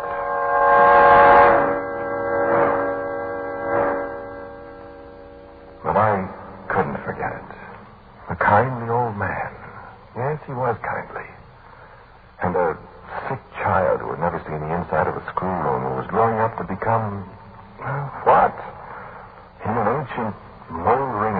house that had lived too long, alone with a father born 86 years ago. Alone at night in the darkness with the house grumbling and complaining around me. I thought about the plight of the child. Sometimes I could hear her song far away somewhere in the dank recesses of that crumbling house. And my thoughts revolved again about this mystery. Heinz said she was not well. Heinz would not allow her to appear. Was Clarissa some misshapen monster child that she must be pent up and never see the sun? Was she... I detest mysteries of that kind. I love the good, clean mysteries of abscissa and ordinate, the logarithm and antilogarithm, of the calculus and the grand old theorems devised by the ancients. But the fascinating mysteries of the human mind and of human behavior are alien to me. Them I hate. And my thoughts crept further and further away from the 10 numbers as doubt and speculation about the child laid hold of my mind. In the night, how often I heard her sobs, I thought, sometimes close outside my door. And yet when I opened the door, there was nothing. And old Heinz grew more and more taciturn. He never spoke of his daughter. He seemed to avoid me by day and to disappear by night.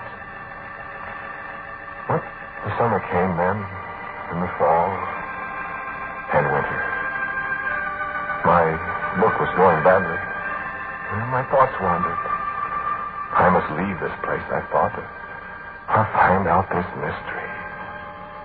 And again I asked the old man if there was not something I might do for this pathetic child, this invisible, haunting voice. No, Jesse. There is nothing you could do. But Christmas is coming, Heinz. What can I get her for Christmas? No Weihnachten, Jesse. What? Her name. She died on the eve of Christmas. Well, but Heinz, you owe it to the child. No. Let us not speak of it again. But to me, the thought of Christmas passing by this child was unspeakable. I determined that if the old man would do nothing about it, I would. You know, I had little money, and there was so little I could do. But I did come into the town here, and I found a toy for her. I found one I could afford. A little woolly lamb. A little woolly white lamb with black buttons for eyes and a blue silk ribbon about its neck and a gay little blue flower in its mouth. I hung a little card about its neck that said, Merry Christmas to Clarissa. And on Christmas Eve, Heinz and I shared the last bottle of Ben Costa Doctor before the miserly little fire. And I gave him one of the handkerchiefs my little sister Miriam had sent me, and he gave me an old stone Krug with a heavy pewter top that he said came from Heidelberg. And we regretted that there was no creamy Pilsner Urquell to drink from it.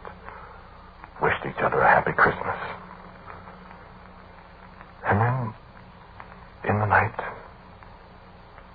I was awakened by a tiny sound. And I lay awake silently for a moment. And there was another sound. A hesitant little footstep. And a rustling at the dresser across the room from me. And I lay quietly and listened.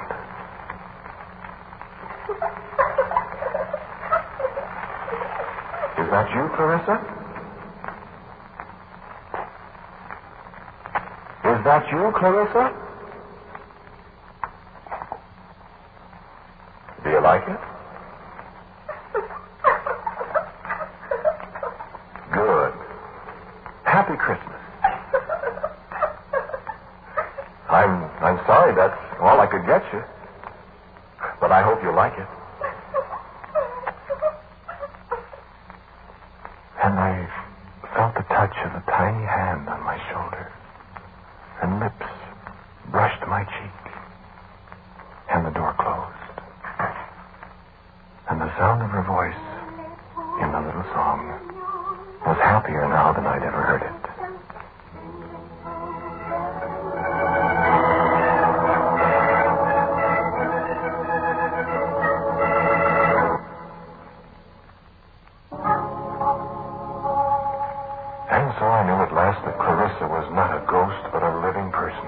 And I felt more at peace with myself as I realized that this was what had been plucking at the corners of my mind. And I was happy now that I knew she really lived, that I was not living in the midst of fantasy. I had wondered what Heinz would say. He was perfectly natural about it. It was good of you, Jesse. Good? What? To find a gift for Clarissa. Oh, did you like it? Ah. Well, I'm glad. She asked me to say Dankeschön to you. Then I say Bitteschön. It is good. You're a kind person, Jesse. I wish it could have been more. Oh, it is a very rich gift. Never has she had such a thing. Is she going to have Christmas dinner with us, Heinz? No. So, I had won a little victory in this conflict with the darkness. But I was to go no further. I asked Heinz about her. Heinz answered shortly. I suggested that a birthday gift might be in order if I only knew her birthday. I proposed writing to my own sister and begging her for outworn storybooks that Clarissa might read, even if she must stay aloof from the rest of the house. Heinz did not reply. Everything was as it had always been, so long as the name of Clarissa was not mentioned. But when it came in the late spring, when it was cold and windy again, and the raw snow pelted against the windows and the whole house shivered, I heard her crying again in the night. And there was a quality in her voice this time that brought me out of the bed and into the hall. I called in alarm. Clarissa! I stepped back into my room and lit the kerosene lamp.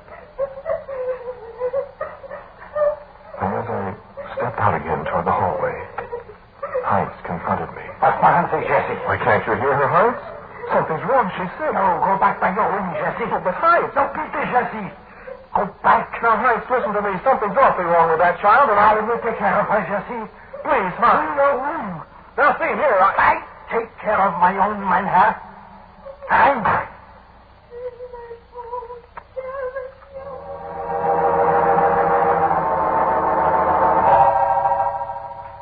I reached for the door at once, but it was locked from the outside.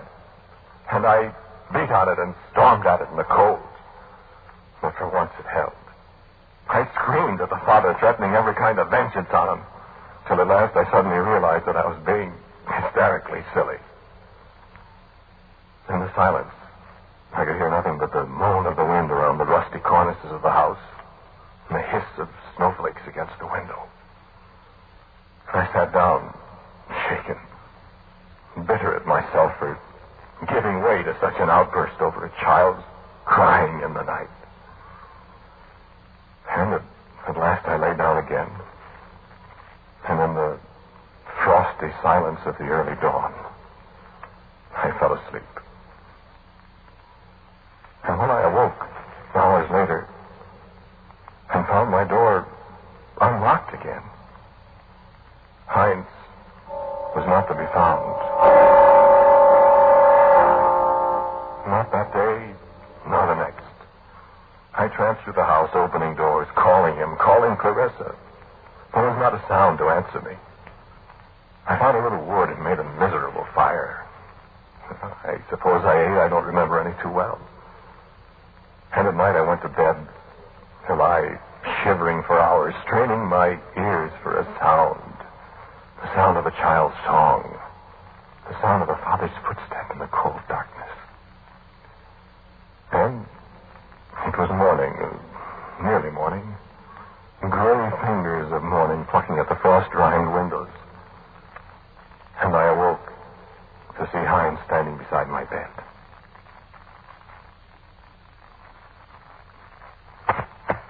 In the 2 days, he seemed to have aged 20 years. He was an old, old man. He spoke to me. Jesse, my friend. What's the matter, Heinz? No much matter, Jesse. I am dying. Why, Heinz? It is finished now, Jesse. Alles ist vorüber. Sit down. No. Hear me. See, the key to Clarissa's room. You take it. Is she all right? Right. Too late for me now. Go. Clarissa's room. Do what is to be done. I lifted him to the bed. I bent over him. I listened for his heart. There was no sound. Heinz was dead. Yes, just as I told you before, he died. He died there in my room, yes. What? Oh, yes. In the little half-light, I found the kerosene lamp and I lit it. I took the key from the floor where he dropped it. No. I found the room very easily. It was at the far end of the hall. I called. Clarissa? Clarissa? And there was no answer. So I unlocked the door. And holding the light above my head, I walked over to the bed. And there, lying on the bed, dressed in a pinafore that might have come out of the 10-year drawing in Alice in Wonderland, clutching a little woolly lamb to her breast, there lay a tiny, old woman with long white hair braided into pigtails. Clarissa. And I knew why I hadn't heard the little song for 2 days. And so when the lamp dropped out of my hand and the flames started licking around the dry as dust draperies and the fragile old oaken boards in the floor, I turned and went out of the house. Well, what else was there to do? The house had lived too long. And so had the father and daughter who dwelt there.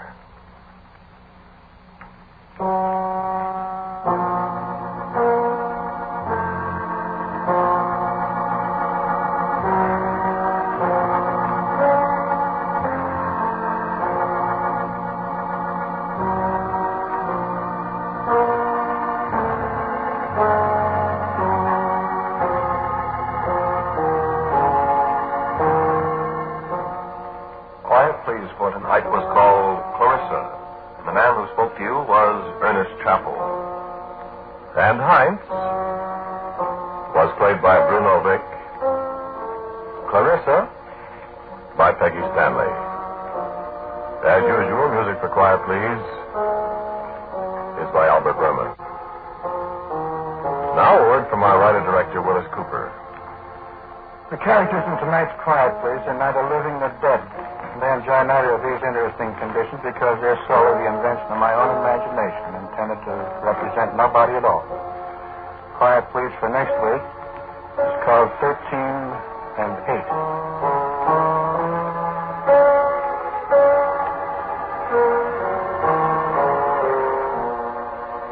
And so until next week at the same time, I am quietly yours, Ernest Chappell.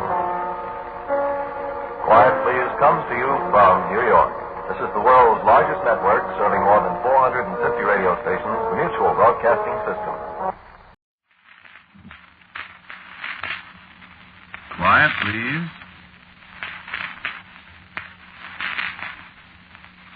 Quiet, please.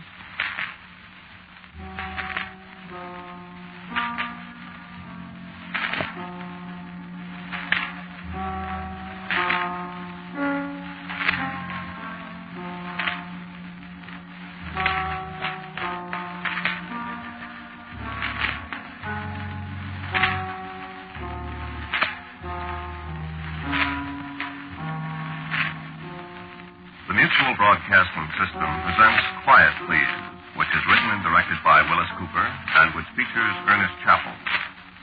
Quiet, Please for tonight is called Come In, Eddie.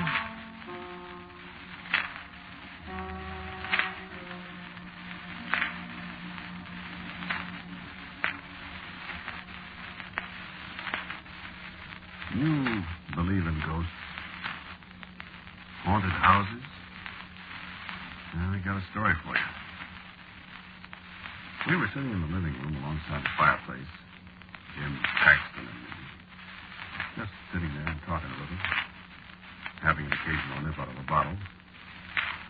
Just sitting there and looking at the fire. And just the two of us. Carol was at the apartment in New York laid up with a cold. Well, I'd run into Jim on 39th Street that afternoon. He said, how's about driving out to the country to your place, huh?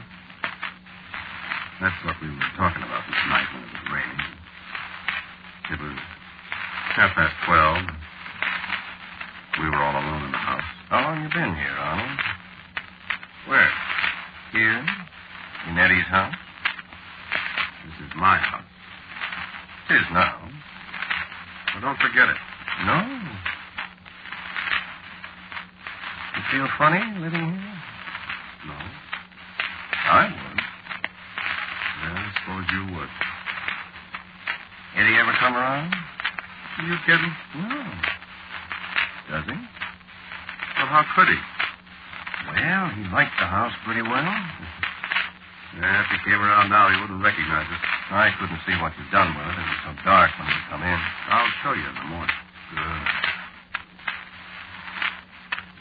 Fire feels good. Yeah. Yeah, where you been all this time, Jim? Different places. You stayed right here, huh? Here, in New York. I think maybe Carol and I will move out here, though. Permanently in the spring. Not for me. Nobody asked me. Say, Arnold. You got much left? What do you mean, much? Well, I mean, you know, besides the house. Why? Well, we got some. Why? You broke? Pretty near. You still got your card? Union card? Sure. Well? What do you mean, well? If I'm going to play piano, I'm going to do it for fun. What am I supposed to do? Oh, I thought maybe you'd have an idea. Well, I gave you an idea. Yeah. That Eddie's piano? That's my piano. The one Eddie had. Yeah. I haven't touched the keyboard in years. So, okay. Yes, Eddie wouldn't mind if I play his piano. Lay off that Eddie stuff, will you? Remember that thing you used to like, huh?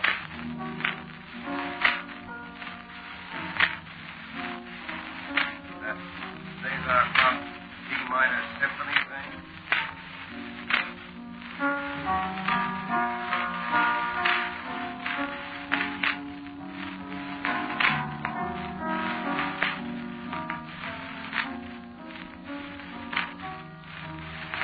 Hey, cut that out, will you?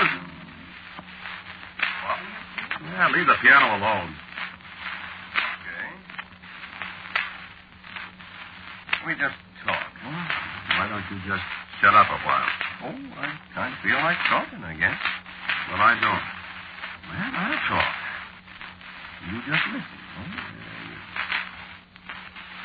want a drink? No. I'll have one. Yeah, I wouldn't want to be alone in this house with Eddie walking around night. Cut it out. Haunting you. I told you to cut that out, you hear me? Oh, now, look. You busted one of Eddie's best glasses. You son! Just what are you trying to cook up? I thought you weren't afraid of ghosts, huh? I'm not. I'm not, I tell you. Okay. What are you up to, Jim? I just thought maybe I'd, get your mind on Eddie for a little while. Why? Well, I'll tell you, I gotta have some dough. Oh. I get it. Good. And the I mean, I gotta have it. Well, listen, you got the big half when... When we murdered Eddie?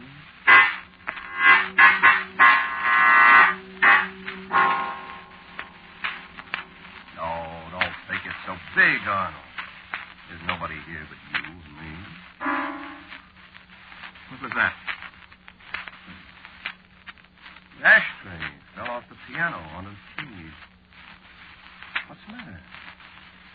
Think it was Eddie? Yes, and I got just about enough of it. It's awful cold in here all of a sudden. Hey, no wonder. That door's open. Oh, I'll get it. No. Wait. Maybe Eddie is here. Come in, Eddie. Don't say that. Too late, Arnold. Shut the door, Eddie.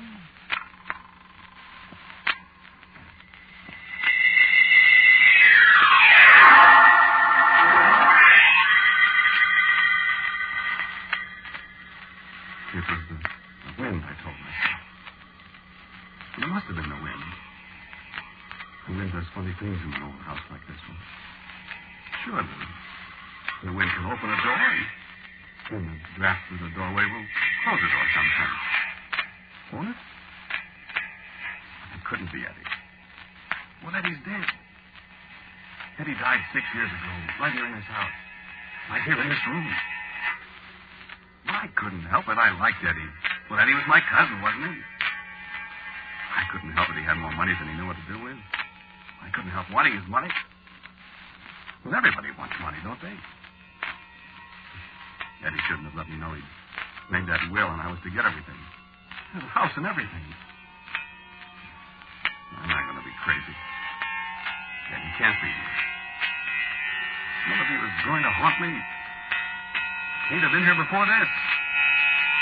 Wouldn't he?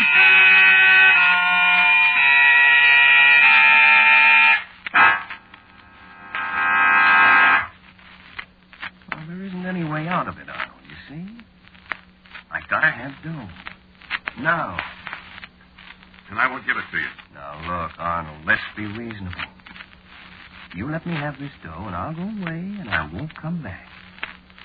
How do I know you won't? Well, kid, you don't. But see, you haven't got any alternative. I won't do it.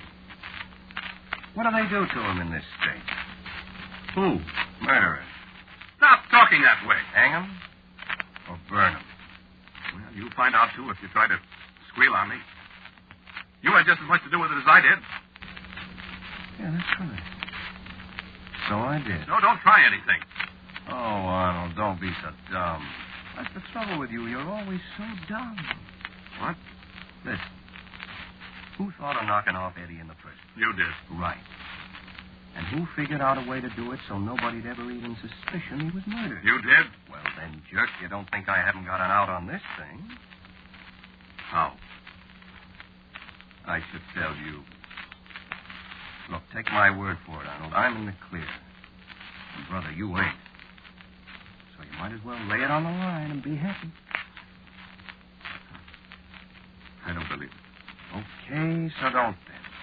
But believe me, Arnold, when I tell you it's going to cost you one thing or the other. What do you mean? The dough, Arnold. Or your life.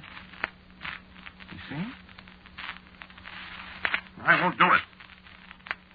Stir up the fire a little. It's getting cold in here again. Is that door open? No. The door's closed, Arnold. Eddie's in here with us. I didn't touch that poker. Of course you didn't, Arnold. That was Eddie. Starting to stir up the fire for you.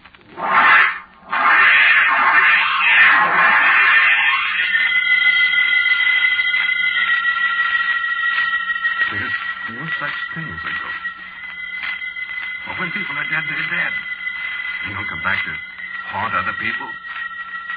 Jim Paxton was playing some kind of a trick on me, just like he tricked me into killing Eddie. Well, I would never have thought of it till he suggested it. And I used to lie awake nights thinking how fine it would be if Eddie was dead and I had all his money. And I remember how Jim Paxton worked on me. I remember how he said, said he'd be better off because he was so sick all the time. And during that time, he told me he'd figured out a way to kill Eddie so nobody'd ever have to face his shit. And he kept talking about what we could do with all the money that he had. And Eddie, in the next room with that crystal cocktail shaker of his, calling to us to come and have a drink with him. He was so lonesome. And the two of us would drink with him. And he never knew what we were thinking over the rims of our glasses. I remember Jim whispering in the corner. Nice guy, Eddie. But he's so useless, Arnold. And I remember Jim on the telephone. Poor old Eddie. Always have drunk. The devil that continual pain. And I remember waking up in the middle of the night and thinking I heard Jim's voice somewhere. We'd be doing Eddie a favor, Arnold. And a day in this very room. And Eddie on the floor. And Jim walking across the room with that big, toothy grin of his and sticking out his hand and saying, Congratulations. Congratulations, rich man. And then the sound of a poker falling on the hearth in Eddie's house at midnight. With nobody there but me and Jim Paxton. That was Eddie. Starting to stir up the fire for you. I want a drink. No, now wait, Arnold. Cut it out, Jim. I said wait. We want to get this thing settled before you start to get tight. I'm not going to get tight. I just want a drink. You'll get a drink. I want to straighten this thing out first. Now, look. I'll give you $1,000. Why, you big-hearted old fella, you. Not another dime. Hand me that bottle. Kid, I don't want $1,000. Will you give me a drink? No. Kid, look. I want a lot more than 10 lousy $100 bills. No, you're not going to get it. I think I am. Well, how much? How much have you got? None of your business. Let's stop kidding around, Arnold. I got a pretty good idea how much dough you've got. You have not. Why, you'd be surprised. Look. For $20,000, I'll never see you again. $20,000? What do you think I am? A jerk. Now, listen. A jerk that murdered his cousin. With your help? Arnold, I never touched him. Well, but You killed him. Well, you're just as guilty as I am. Give me a drink. After a while. What about this 20 G's? You know what I could do, Jim.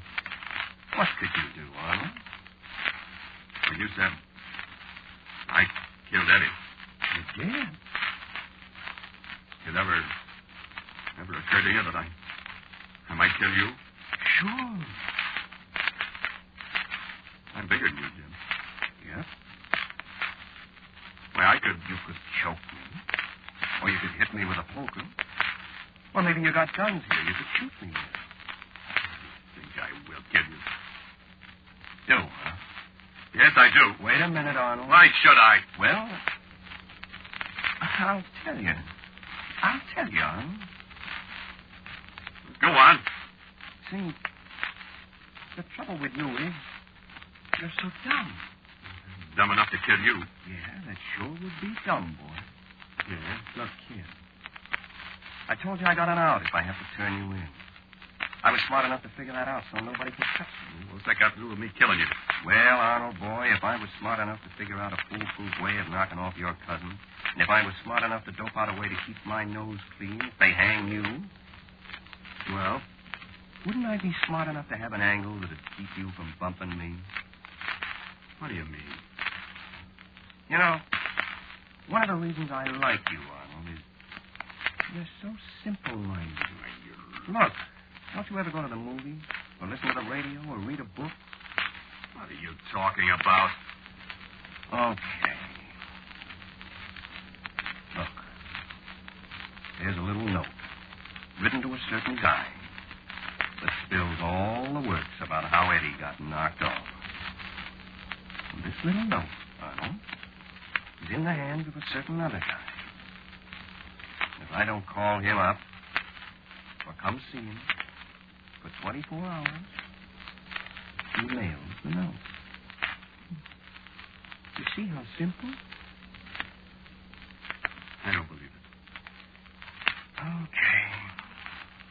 Knock me off and see. You know, Jim, I was thinking. Well, what do you know about that? I was thinking, wouldn't it be funny if Eddie was here? Funny? Oh. You know, if Eddie was here, listening to us two talk about how we murdered.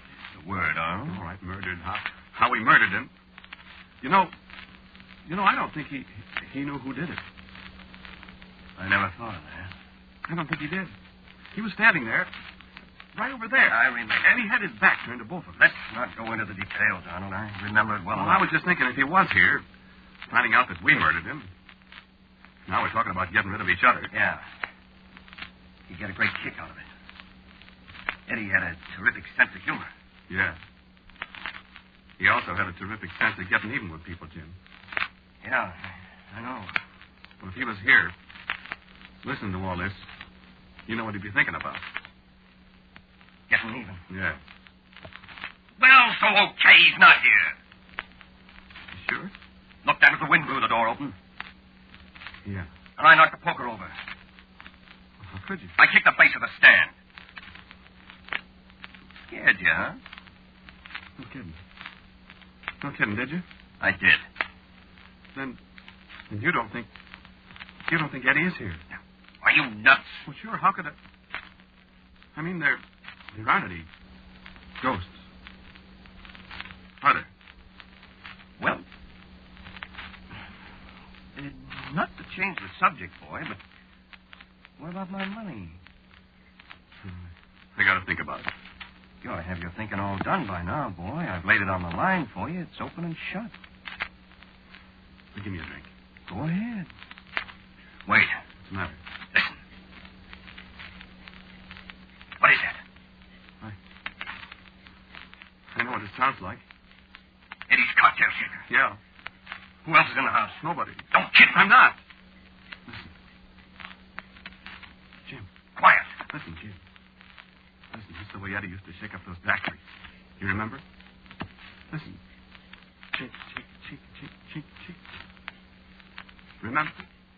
Eddie. Always in the library. Making a drink. Maybe he heard you asking for one. Cut it out. Go see what that noise is. Not me. It's from the library. Jim. Maybe it is Eddie. Go see. No.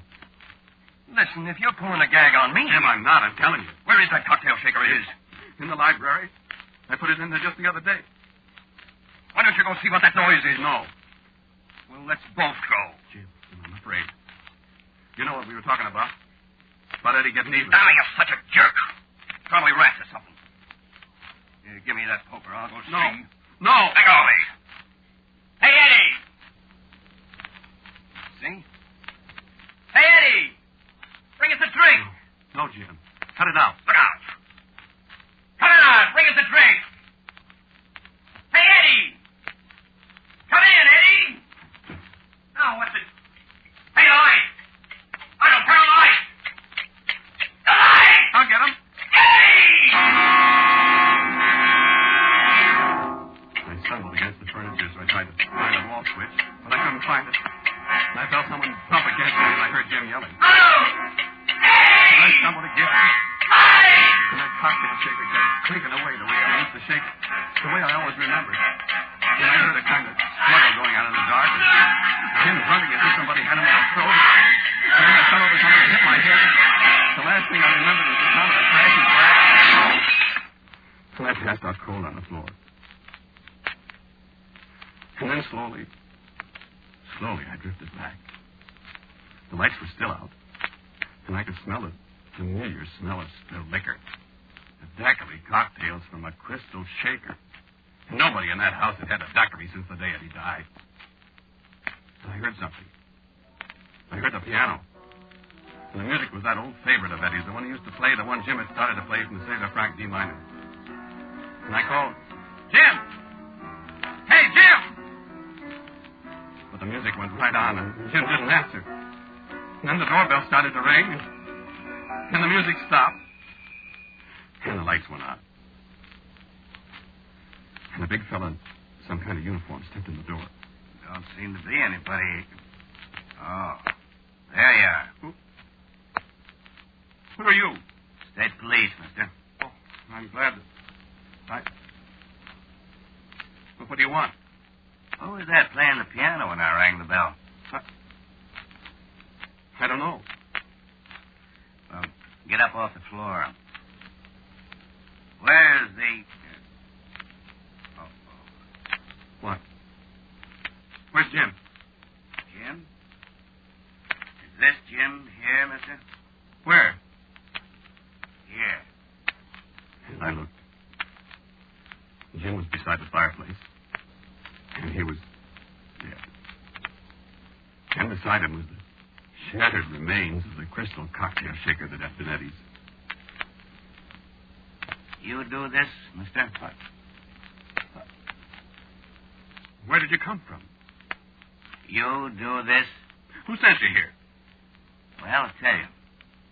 Some guy called up and said there was murder being done here, and we'd better get here quick. So, no, don't try any monkey business with me, mister. There's another officer right outside the door, and he's got a Tommy gun, and he's got his eye on... Who was this fellow who told you, officer?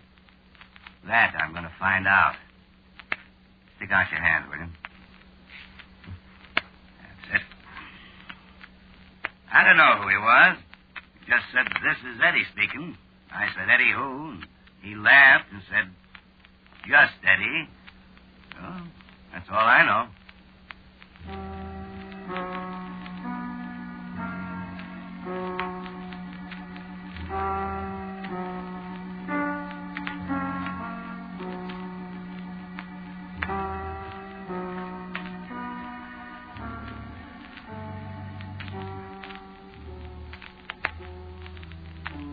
You have listened to Quiet, Please, which is written and directed by Wyllis Cooper. The man who spoke to you was Ernest Chappell. And Les Tremaine played Jim Paxton. Arthur Cole was a police officer. Music for tonight's Quiet, Please was composed and played by Albert Berman. And now for a word about next week's Quiet, Please, here is my good friend, Bill Cooper. I have a story for you next week about what sometimes happens to explorers who go places they shouldn't go. I call it Some People Can't Die. And so, until next week at this time, I am quietly yours, Ernest Chappell. This is the Mutual Broadcasting System.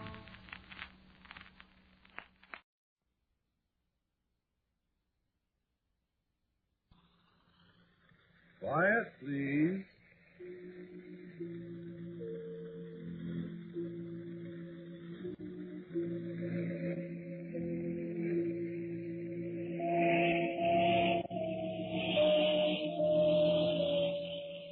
Today's story, written and directed by Wyllis Cooper and featuring Ernest Chappell, is called Cornelia.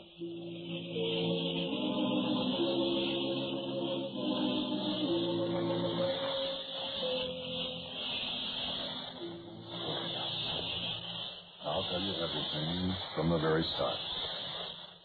I haven't told it to anybody before, as you know. If I knew nobody would believe it, then maybe you won't either. Not that it'll do any good if you do believe it, nor for that matter any harm if you don't. You've been a good friend, Alan, and the least I can do is tell you the whole thing. It wouldn't have done any good at all to tell you before. Now it's too late for anything. So, you've known me only, how long is it? Less than 6 months. You never knew Cornelia. That's good. You can go out to Lakeside Cemetery sometime and have a look at her tombstone. It says she died the 29th of August, 1937. It's a very nice tombstone. I paid $750 for it. And I never spent $750 so gladly in all my life. Cornelia and I were married a little more than 8 years. Cornelia was a year and 2 months older than I. Did you ever have a childhood sweetheart, Alan? From school? Grammar school and through high school? A girl maybe that you watched grow up from pigtails to hair ribbons and onto a page boy bob, simply pinafores to nitty blouses to a white graduation dress. A girl that shared algebra, Plymouth Rock, and the 3 parts of Gaul with her. There's a kind of shadow of marriage in the relationship with kids who share all their school days together, Ellen. From the first pencil boxes to a rolled-up high school diploma and a handshake from the superintendent of schools.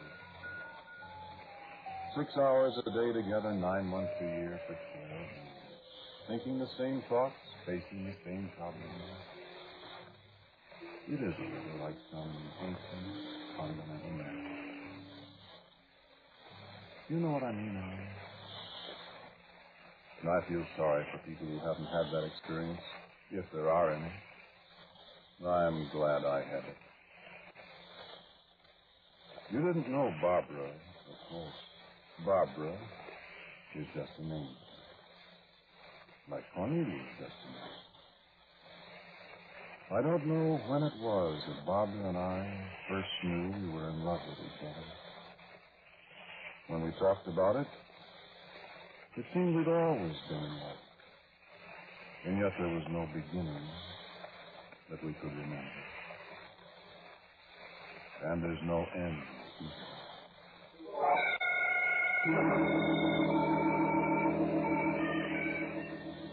We were juniors in high school the year that Cornelia moved to our town.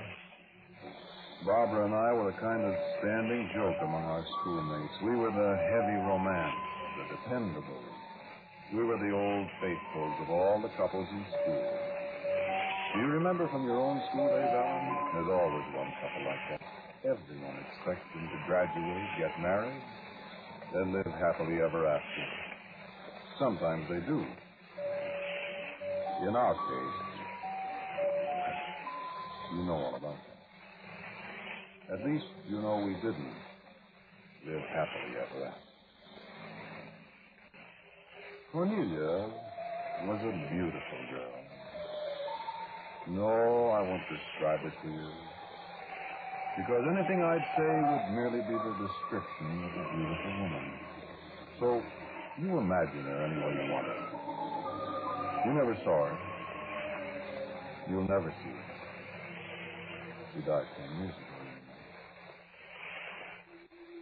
Cornelia could have had practically any boy in school she wanted. She knew that, of course. The whole school knew it. She took her time. Paul Loman, he was football captain. He had 2 hits with it. Johnny Martins, who thought he could sing. Johnny lasted part of one evening with it. Cornelia sang, too. Eddie Braden with his Jordan convertible. Cornelia said nothing. Ray Allison, Bill Shirley, Shorty Lawrence with his patent leather hair. They all fell, and Cornelia laughed. Only I was thinking.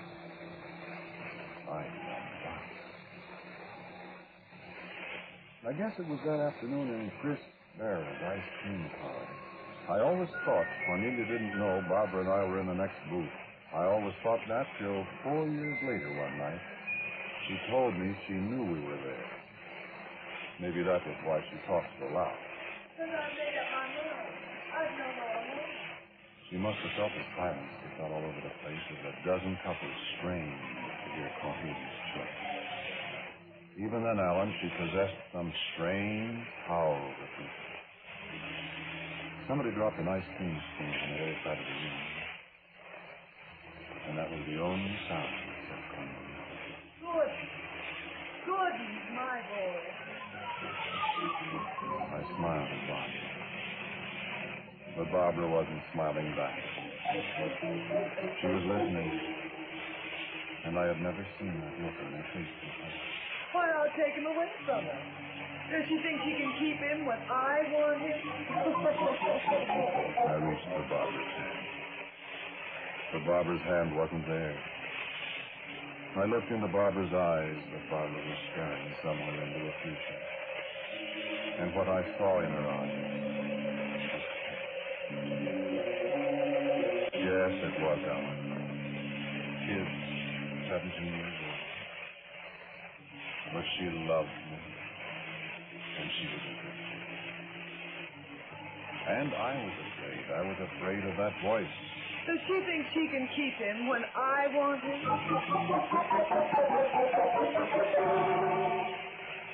Barbara had a headache when I came to take her to see Hell's Angels at the Idle Hour that night, and I knew I should have stayed at home with her, but I wanted to see that picture.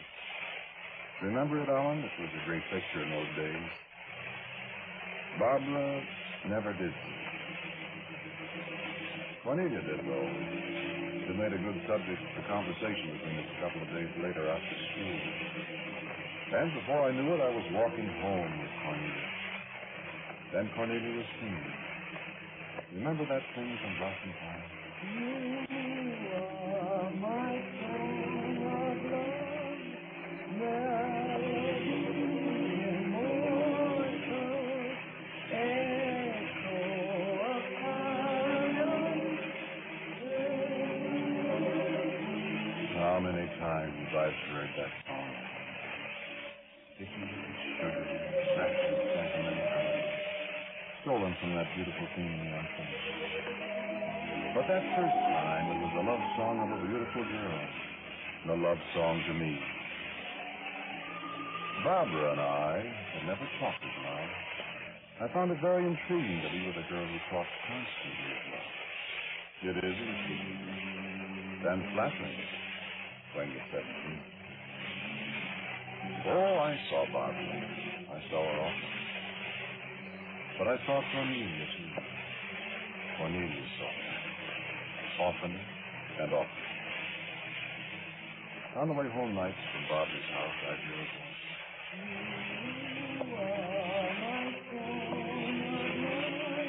And my steps would turn down there.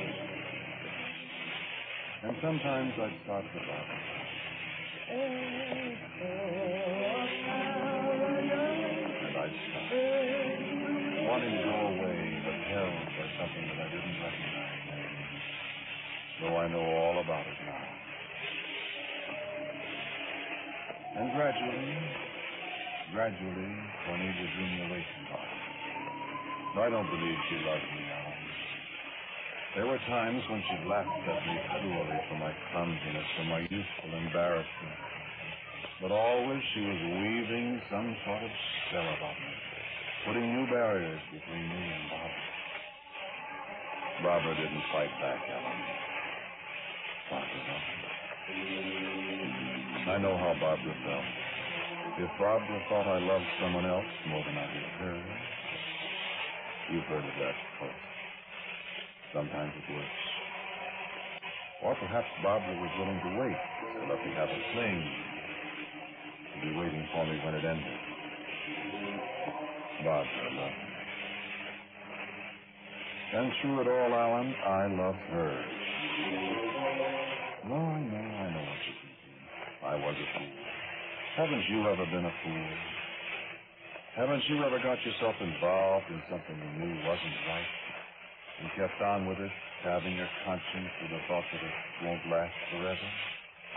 And you can go back and start over again whenever you want to. I was a prisoner. Oh, of course, I know it now. I didn't realize it then. My folks had money. Cornelia's people had nothing much. Cornelia knew what she was doing, and she knew how to do it. She was going to have me come hell or high water, Alan, and she wasn't going to let Barbara have me. She knew me better than I knew myself. Women like Cornelia always do. And she knew how to trap me. The day came when she sprang the trap. Barbara and I said, had never spoken. Cornelia spoke of love. You've never had that happen to you, have you, Alan? That's wonderful. Especially if you believe it. Barbara had been away for 2 weeks visiting a cousin somewhere in Ireland.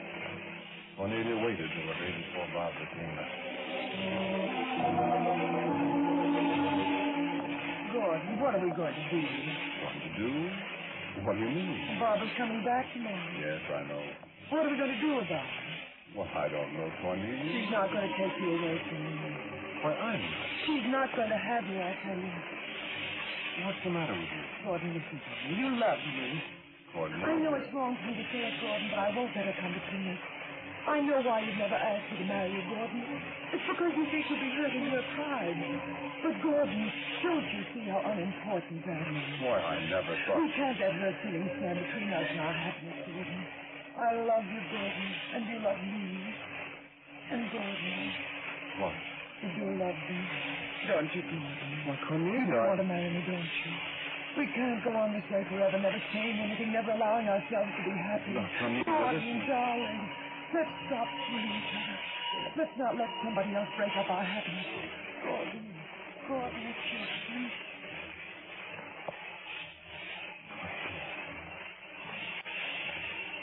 Cornelia. Gordon, darling, I love you. I love you.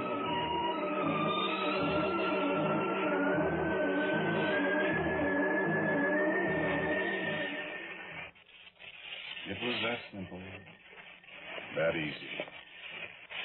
The honorable young man could do no less than promise to marry the girl. I bought her a ring. Barbara sent back my high school friend. Cornelia and I were married a year later. And that's the first chapter.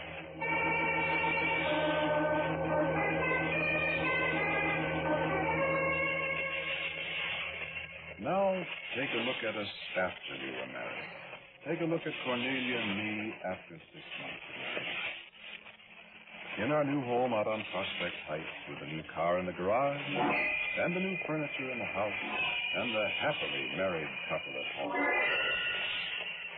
I don't want to be kissed. But, Cornelia... Can't you stop calling me all the time? Who do you think I am? Your friend Barbara? Cornelia? Oh, so that bothers you, does it?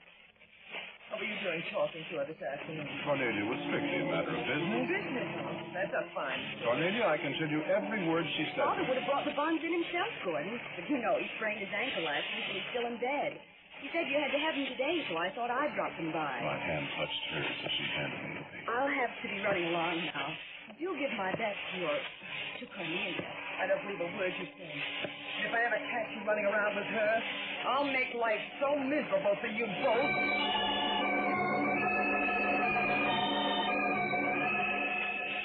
I kept my bargain on her. I was still young enough to have illusions about honesty and honor and all those old-fashioned virtues. I crossed streets when I saw Bob. I never mentioned her name. I didn't have to. Cornelia did that. What are you thinking about now? Your friend Barbara? I'd say trying hard.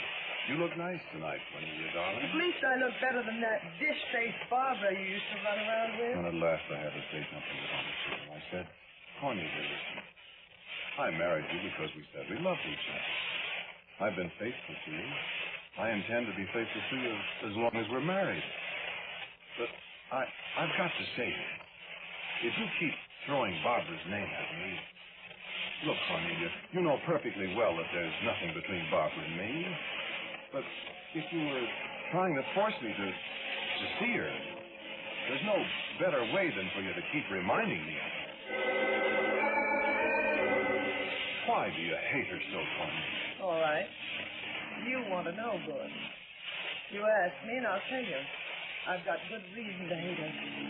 I hate her because she's the one person in the world that might take you away from me. Cornelia, you mean that you do... Let's not talk about love between you and me, Gordon. I'm not going to let anybody take you away from me for a very simple reason. Even you ought to be smart enough to know what that reason is. I'm afraid I'm not, Cornelia. Why, Gordon, you're security for me. Just as long as you have your money, I'm the girl that'll stay with you. That's all you mean to me. Is that clear enough? You don't mean that, Cornelia. Why do you think I took you away from her? You said... What I said then and what I say now are two different things. You might as well make the best of it, Gordon. As long as you have money, you're stuck with me. Oh, I'll not create any scandal. I wouldn't give you grounds for divorce for anything. I'm with you, Gordon, for good. Till death do us part, the man said. I'll be with you forever. And the way she said, forever, was like a clanging bell in my heart. And so you want to know why I hate Barbara? I'll tell you, Gordon. It's because I know you still love Barbara. And she loves you. And she's the one minute. I love Barbara, and Barbara loves me. It was a bolt of lightning to me, Alan. Of course I love Barbara. Who is this woman who took her away from me? I'm your lawful wedded wife, Gordon. Don't forget that.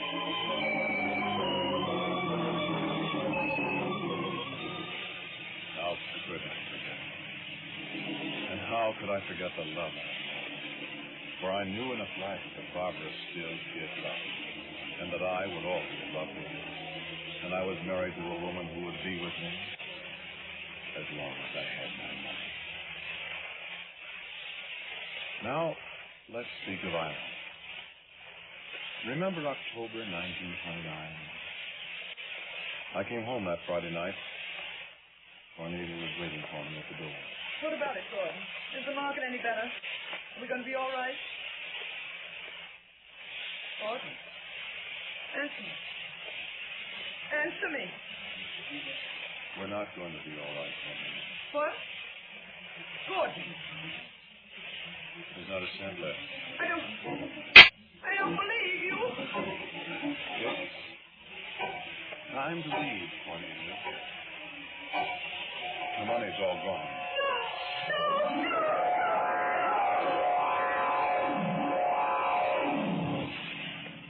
She's had a very bad stroke.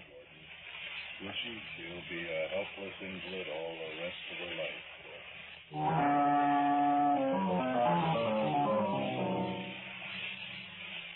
Can I tell you now for years between you?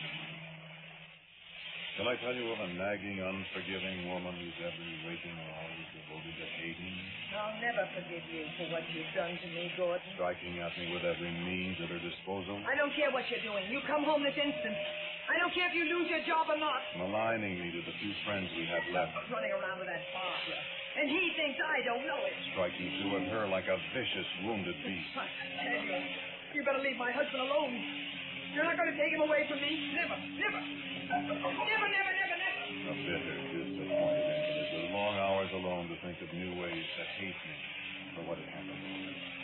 Long hours alone to plot her revenges against me. And I tried. I nursed her day and night. I cadged extra work for my friends, work I could do at home at night for another few dollars for her. I made every sacrifice I could think of, and nothing was enough to satisfy. Get up and get me some fresh water. I'm thirsty. Wake up. Go and get me some cigarettes. If I can't sleep, you're not going to sleep. I saw the way you looked at me. But you're not going to get rid of me. I'll live on and on and on, and I'll hate you and hate you and hate you. And Barbara, she thinks she's waiting for you. She thinks I'll die and she'll have you. I'll never let her have you, Gordon. You hear me? I'll never let her have you. 5 years ago. 5 long years.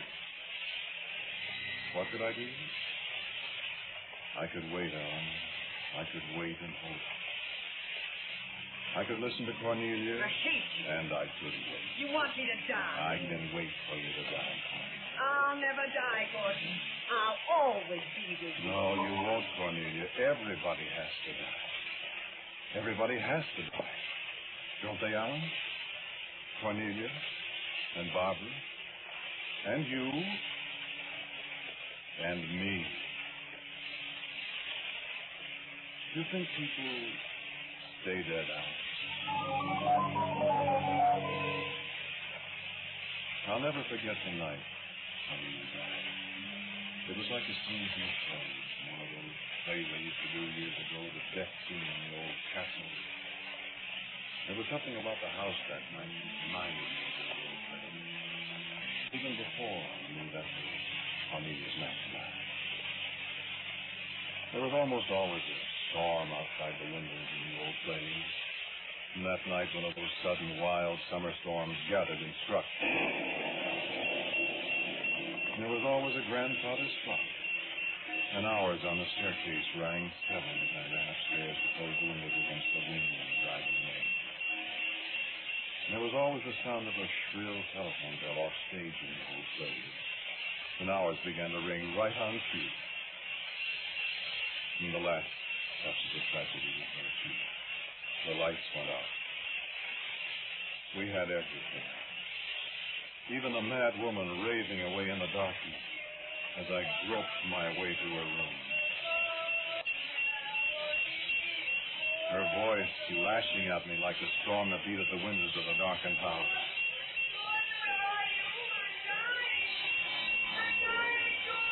And in my heart I said, "Die then, Cornelia, this is the time." And again that hideous song as I stumbled through the room.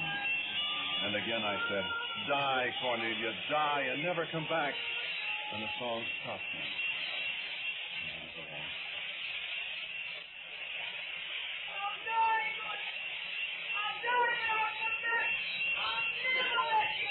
And the thunder crashed again. And the lights came on.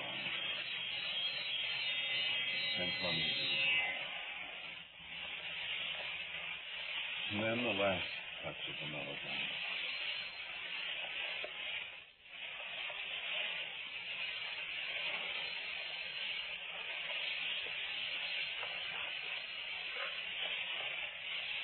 Yes? Gordon, are you all right? Barbara had never called me before. I didn't mean to call you Gordon, but I had to. Forgive me, but something made me call. Gordon. Gordon, are you there? Gordon!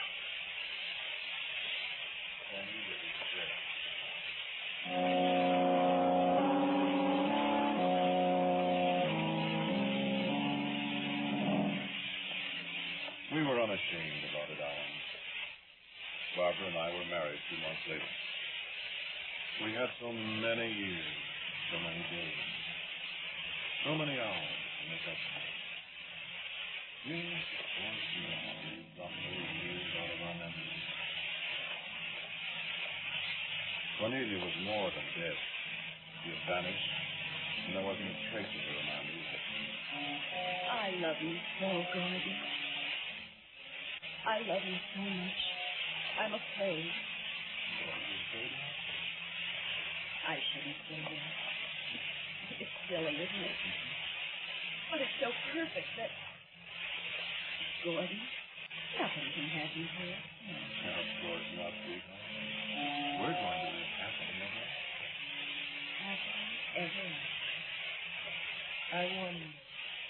There was a sudden chill in my heart as she said that.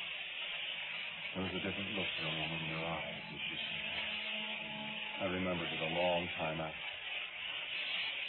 I remembered it the morning I came downstairs to breakfast and Barbara was singing. You are my song of love, melody. Barbara!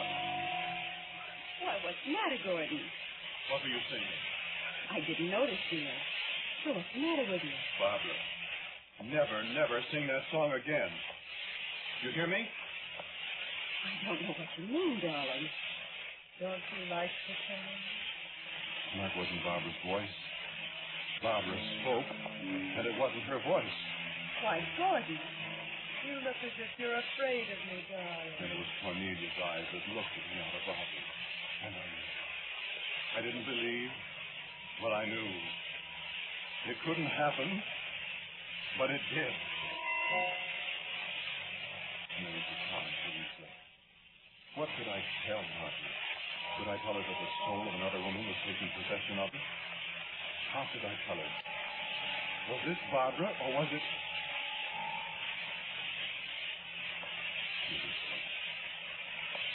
I begun to think that it was hallucination that I imagined. And I tried to laugh at myself. And I watched her. And perhaps my eyes on her were staring at me. And at last opened her eyes.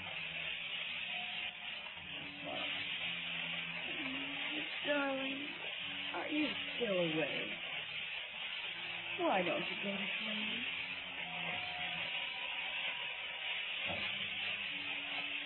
And I love you. And she closed her eyes. And she spoke again. I'll never let you go. Barbara! I'll live on and on and on. And I called her name again. Barbara! And she opened her eyes and spoke again. I'll never let her have you, George. And the voice was Cornelia's. The eyes were Cornelia's. And she laughed at me. My hand went to her throat. To Cornelia's throat.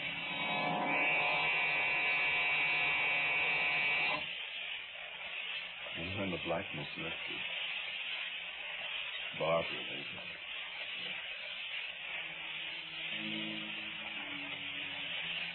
You did everything you could on her. You were good in the journey to the senses and everything could have. But there was nothing you could do. I couldn't help you. Cornelia had a revenge, didn't she?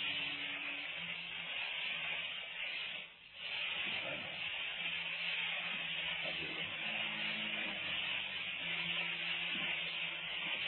But you really did it.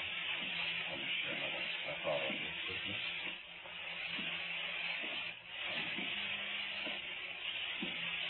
I'm almost happy about this. Maybe I'll be using Barbara. Or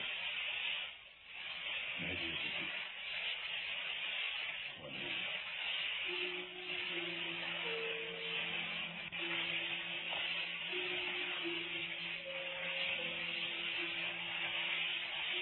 You're listening to Quiet Ray, written and directed by Wyllis Cooper. The man who spoke to you was Ernest Chappell. And Anne Seymour played Cornelia. Barbara was Peggy Stanley and Walter Black was the best. The music was composed and played by Jeannie Dreams of Me. Now for a word about next week's Quiet Please, here is our writer-director, Wyllis Cooper. Next week's story is about a man who's trying to work magic called I Remember Tomorrow. And so, until next week, I am quietly waiting. Ernest Chappell.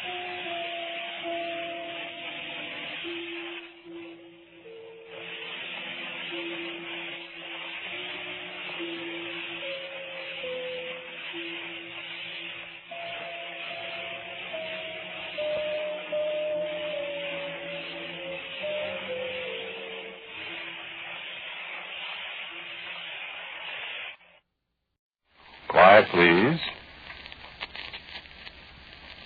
Quiet, please.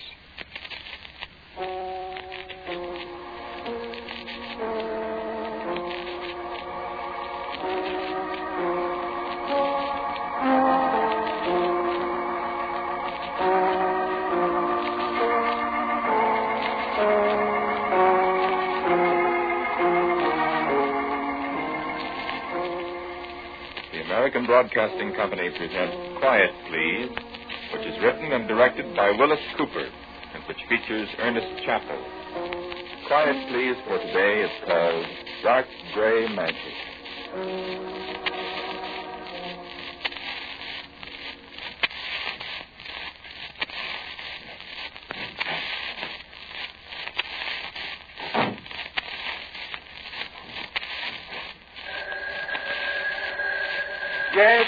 Yes, I'll be there.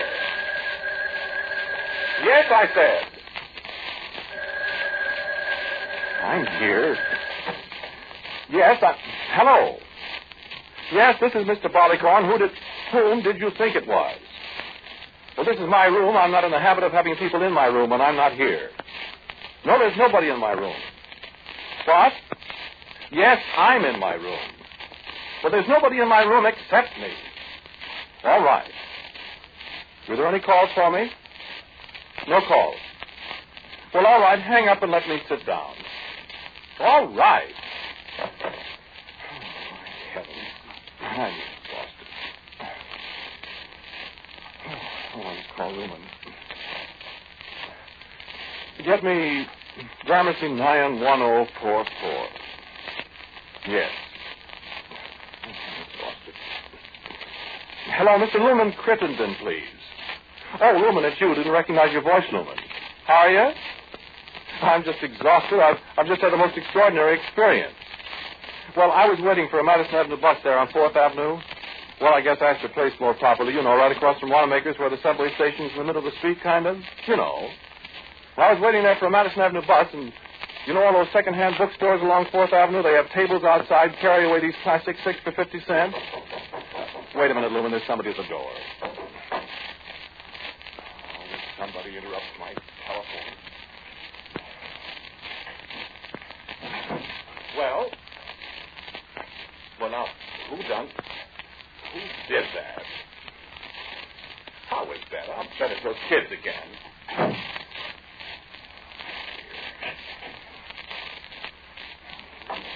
No, it wasn't anybody, Lumen. I mean, it was some kid or something.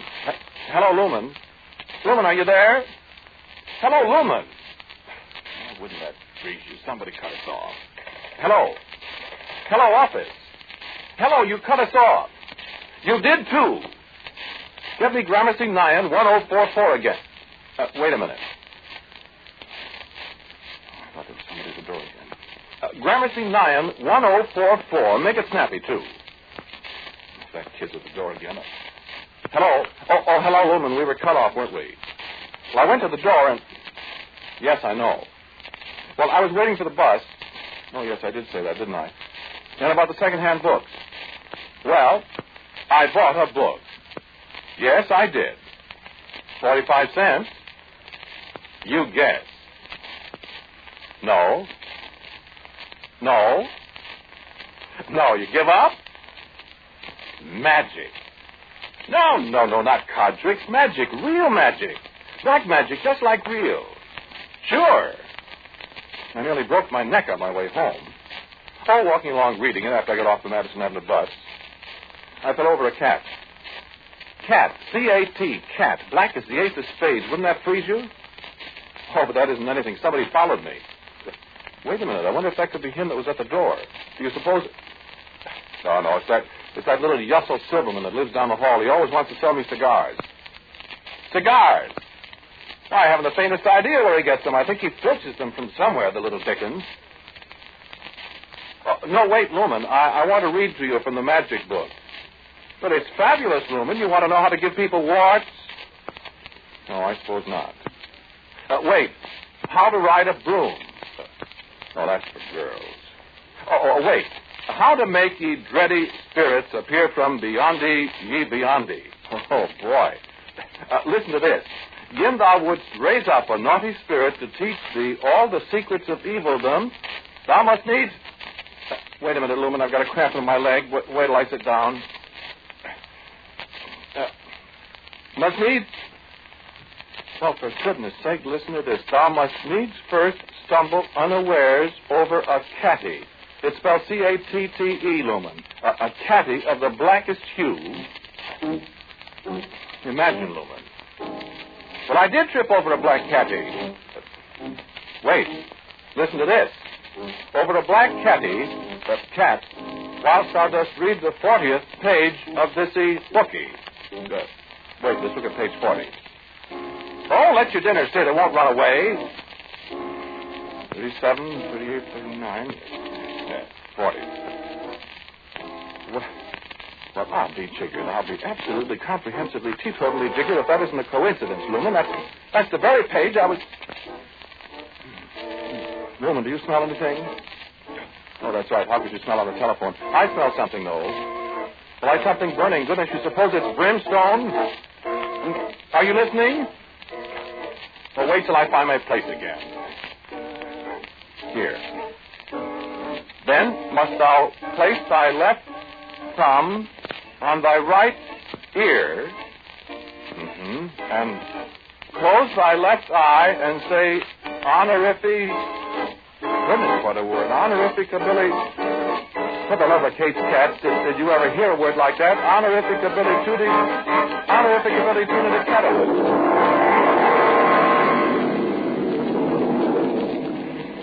What'd you say, Lumen? Explosion?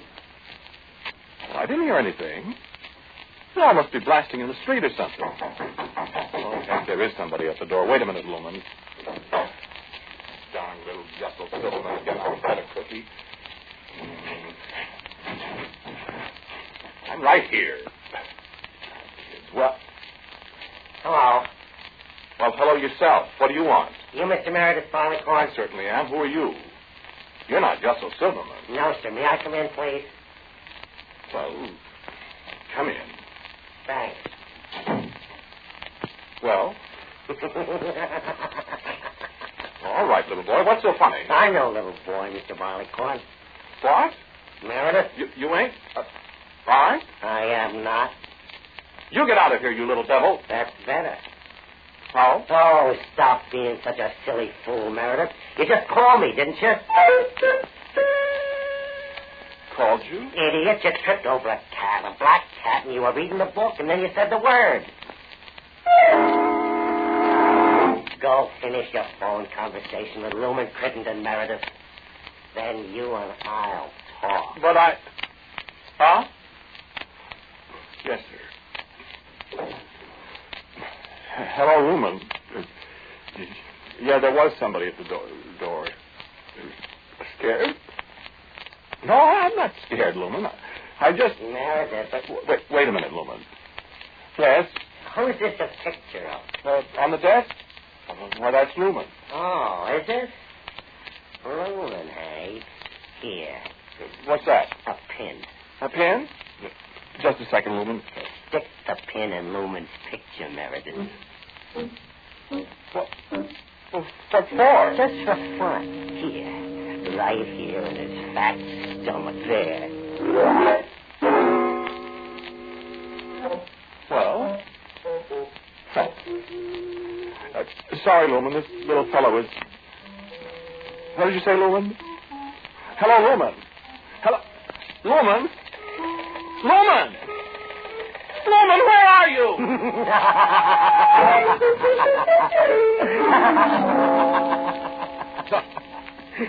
What are you laughing at? Why, you learned your first lesson fine, Meredith. Huh? Why, you wanted to learn all the secrets of evildoms, didn't you, Meredith? Sure. You stuck the pin right through Lumen's big fat stomach, Meredith. You murdered him. Sure, Meredith.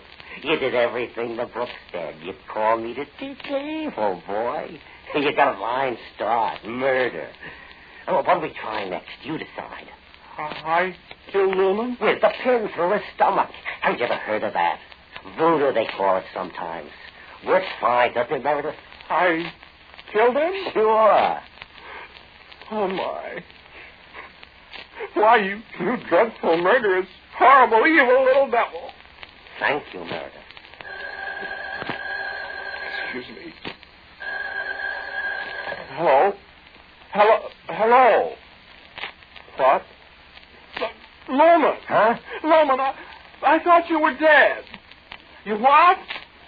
Stomachache. What's that? And you're not dead, Lumen? Oh, Lumen. Me? Matter with me? Why, Lumen, I'm so happy. Yeah. I'm awfully sorry, Meredith. I don't know what could have happened. It's always worked before. Oh, well, better luck next time, I always say. Who do you want to murder now? Got any more pictures?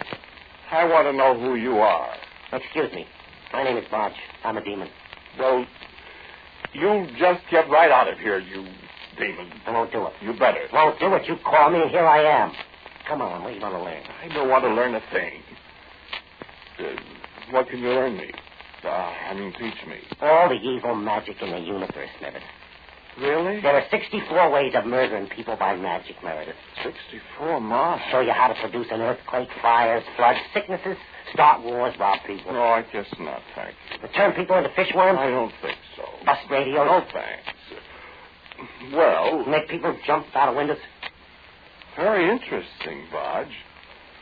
Bodge? Bodge. That's right. B-O-J. You're a mean little cookie. Thanks. How old are you? Oh, a couple of million. Well, you don't look it. In some of my forms, I do. Forms? I turn into different things. Oh? Evil things. Snakes, bats, platypuses, Great big spiders. Ornithorynchuses. What's They're like a fish. Lives way down the bottom of the ocean. Very horrible. I imagine. Well, come on. Let's murder somebody. Let's make somebody jump off the Empire State Building, huh? Can you really do that? I can. I'll teach you how. Really? How? Easy. Think of somebody. Lumen? Okay. Okay. Now, say after me. Ibbity bibbity. Bibbity bibbity. Sibbity sad. Sabbity said. Jump. Jump. Oh, my goodness. I was thinking of Lumen. He jumped. Bye-bye, Lumen. Got him that time, Mary. I don't believe it. You wait and see. Just because I said ibbity bibbity sabbity said. Sure. Did you say sabbity said? Sure, sabbity said. Oh, you halfwit. Sibbity sad. I thought that's what I said. You said it backwards. Answer it. Yes? Oh, hello, Lumen. You see? Oh, phooey. I can't hear you very well, Lumen. What's all that noise? The what? People, what people? I'm trying to get into what phone booth? For goodness sake, where are you, Lumen? Where? On top of the Empire State Building? Well, how in the world did you get... You what? You jumped up there?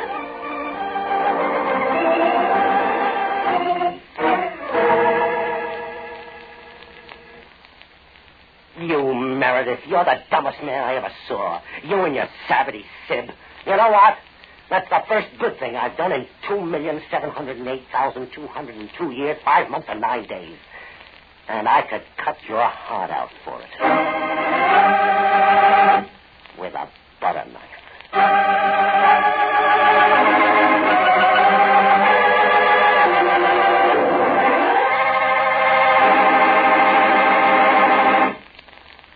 Well, Lumen's happy in Hollywood.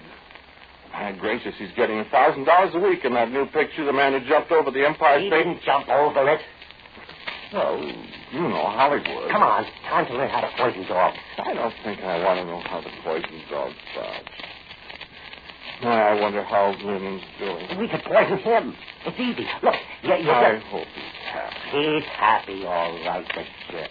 I hope Dixie's happy, too. Who's Dixie? Lumen's wife. Women. Let's burn down a schoolhouse. No. All full of little children. I detest kids, that little Yussel Silverman. Well, let's burn down his schoolhouse. I'll show you. I should say not. Sissy. No, I wouldn't give a lot of kids that kind of break burning down their schoolhouse. I think I'll write Lumen a letter. Let me show you how to put epizootic germs in it. What's epizootic? Some kind of disease horses get. I know how to give it to people. Come on, I'll put in a handful in the letter, and maybe his wife will get it, and she'll turn green, and... Heavens, no. Well, I wish I wouldn't say heavens. Makes me all icky. I wouldn't want Dixie to get up a... whatever it is. No? No. Why? You in love with Lumen's wife? I was once. Oh, you were. Madly. I see.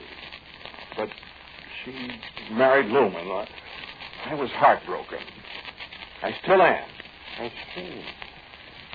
Well, can you push your little finger over the next one? Oh, I guess so. Sure, see? Both hands? Sure. See? Can you say Opadel-doc? Opadel-doc? I guess so. Opadel-doc, why? Say it again. Why? 3 times, go on. Oh, Opadel-doc.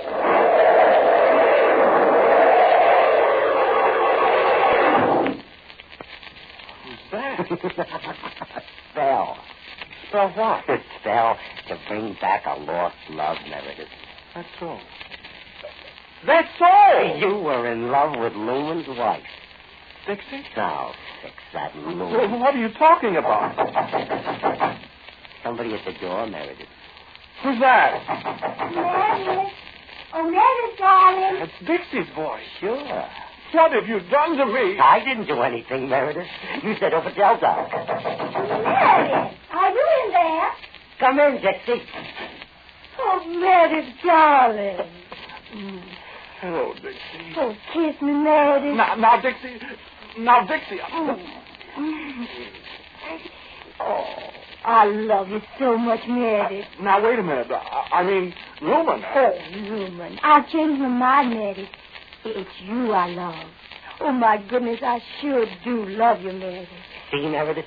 Who's that little boy? Lady, don't kid yourself. I know, little boy. Well, you ought to be ashamed of yourself standing there looking on at a lover's meet. I'm enjoying it, lady. Kiss him again. Oh, no! Now, you hark to me, Meredith Barleycorn. I've gone and left my husband for you, and I love you. So you just grin and bear it, you hear me? Kiss me now. Now, stop, Dixie. Oh, Meredith, you and me, we're going to be so happy. She's awful fat, Meredith. And I just love you so much. But I don't like your apartment. You don't? Meredith, we're going to have to do something about it. Just the minute we get married. Married? Well, of course, Meredith, honey. But what about Lumen, my friend? Oh, bother, Lumen. It's you I love. Now, Meredith, I want to know how much money you're making. I expect to be escorted in the style I've got accustomed to since Lumen got his job in the movies. How much do you make? He only makes $85 a week. Oh, I wish you'd go away, little boy. Meredith, is that all you make? Yes, ma'am. Well, that's something we'll have to take care of right away, sweetheart. I wish you wouldn't call me sweetheart, Dixie. Oh, my sweetheart. I just love you to pieces. Now, Dixie. And another thing, Meredith. You'll have to go out with me and buy some new clothes. That's sweet. Soft. Oh, I like you, Dixie. Well, I'm going to march you into a store and make you get the finest two-pant suit $22 will buy. $22? I've never let Lumen pay more than $22 for a suit in his life. And you've got to get some new ties, darling. That's plenty. Oh, goodness. I want you to look like a young lover. Me? Nothing's too good for the man I love. Did you buy Lumen's ties, too, Dixie? I certainly did. And what's furthermore, I took one of his ties with me when I left. For you, darling. Oh, don't you just love those purple ducks on it? See? My. Well, I'll be a... Oh, shut up, little boy. And such a lovely shade of green, too. And don't you just love the fringe? 39 cents, and worth every penny of $1.19. Gracious. Hurts my eyes. Well, I just love it. Oh, kiss me again, Meredith.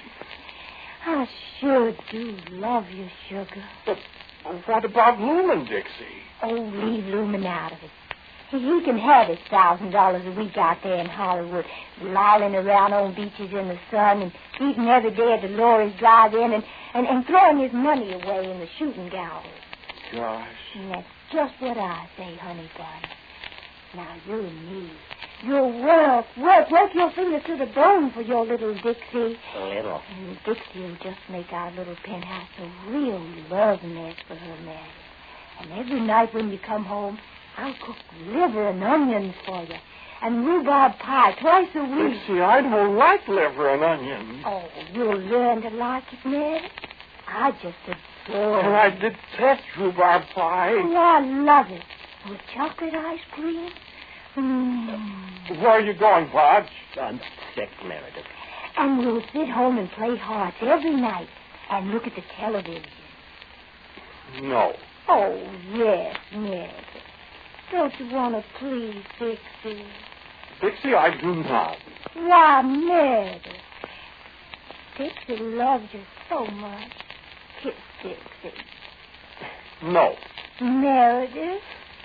No, sir. This has gone far enough, Dixie. I'm not going to stand for it. Oh, don't you love me, Sugar Pie? I do not. You're much too fat, for goodness sake.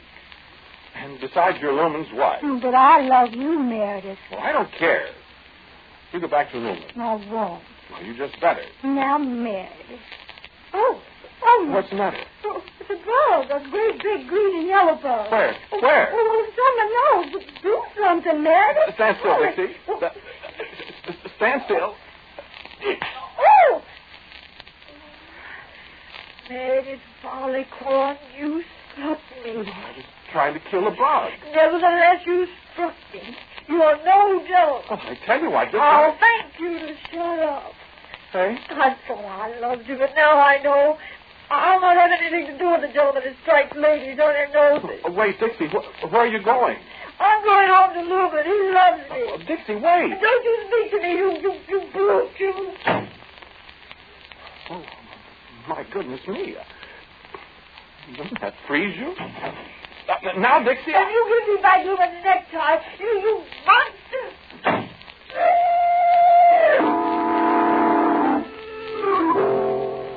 Oh, man. Dodge. Yeah? Where were you? Me? I was a bug.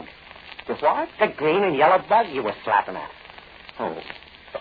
The bug. Sure, I can change myself into things. See? The bug. I have to do something to get rid of her, so I turned myself into a bug. Well, you nearly got squashed. I jumped. Boy, you sure smacked her nose. I think I've got enough of you, too, Bodge. That's what you think, boy. You get out of here. Meredith, I can't. No, you better. I'm a desperate man. You can't hurt me. I can, too. Look, if you make a pass at me, Meredith, I'll just change myself into an elephant or a chair or a horse or something. How? Look. My goodness, an elephant. See? Look, a teacup. I'll smash it. No, you don't. I'm still too fast for you, Meredith. Look, I came here because you called me to teach you evil. You certainly made my life a misery. I'll be reasonable, Meredith. If you'd let me teach you something, or if you weren't so dumb about doing things backwards, we could have a lot of fun together. Come on. I'll show you how to sink a battleship. I don't want to. I want you to go away. I can't go away. I'm going to be here forever. That's the rules.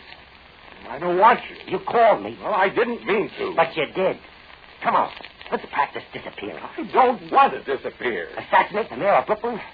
Brooklyn hasn't got any mayor. Set off all the atom bombs in the world. Oh, boy. That'd be terrific. Listen, you just put your fingers in your ear. Will you stop? It's just an idea, Meredith. Don't you ever have any good ideas, Bodge?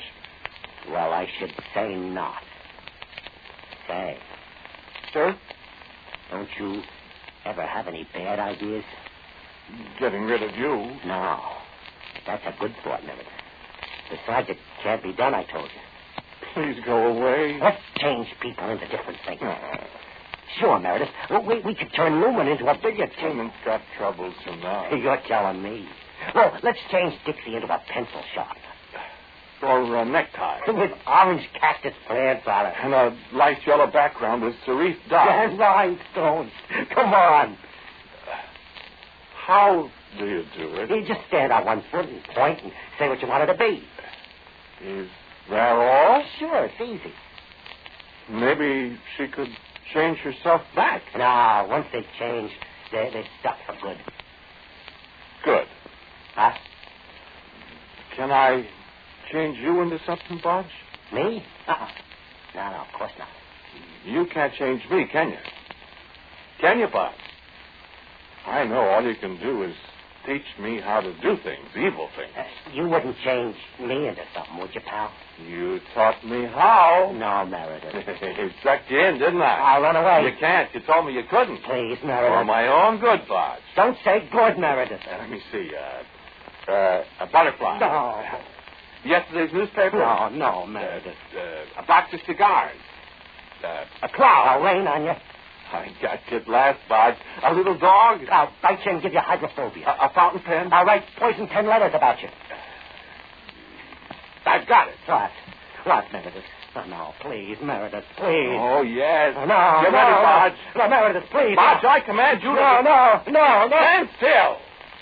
I command you to become a...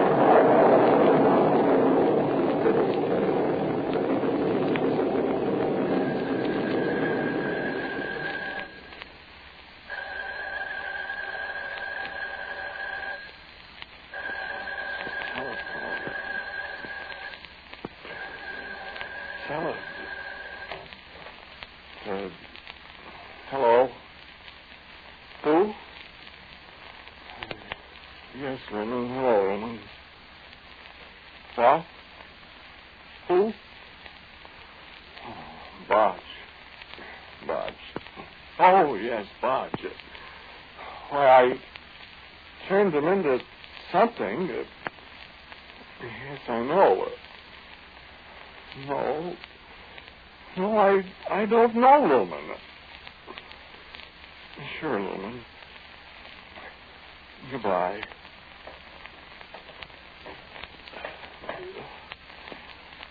Wouldn't that freeze you?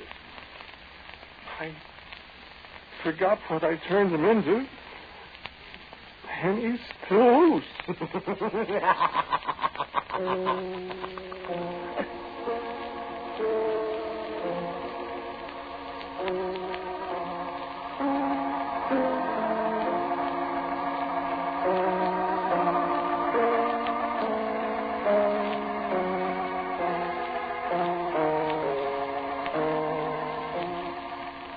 The title of today's Quiet Please story is Dark Gray Magic. It was written and directed by Wyllis Cooper, and the man who spoke to you was Ernest Chappell. And Bodge was, I think, played by James Monks. Dixie was Miss Polly Cole. As usual, music for Quiet Please is by Albert Berman. Due sound credit today by Mr. William J. McClintock. Now for a word about next week, our writer-director, Wyllis Cooper. Thank you for listening to Quiet, Please. Next week, I have a story for you called The Other Side of the Stars. And so until next week at the same time, I am quietly yours, Ernest Chappell. And now a listening reminder. Right now, the whole world is talking about the possibility of the Berlin blockade being lifted. Now, official sources have confirmed the story. But ABC listeners heard it first more than 10 days in advance on Drew Pearson's regular Sunday night program. Listen to Pearson. This is ABC, the American Broadcasting Company. Quiet, please. Quiet, please.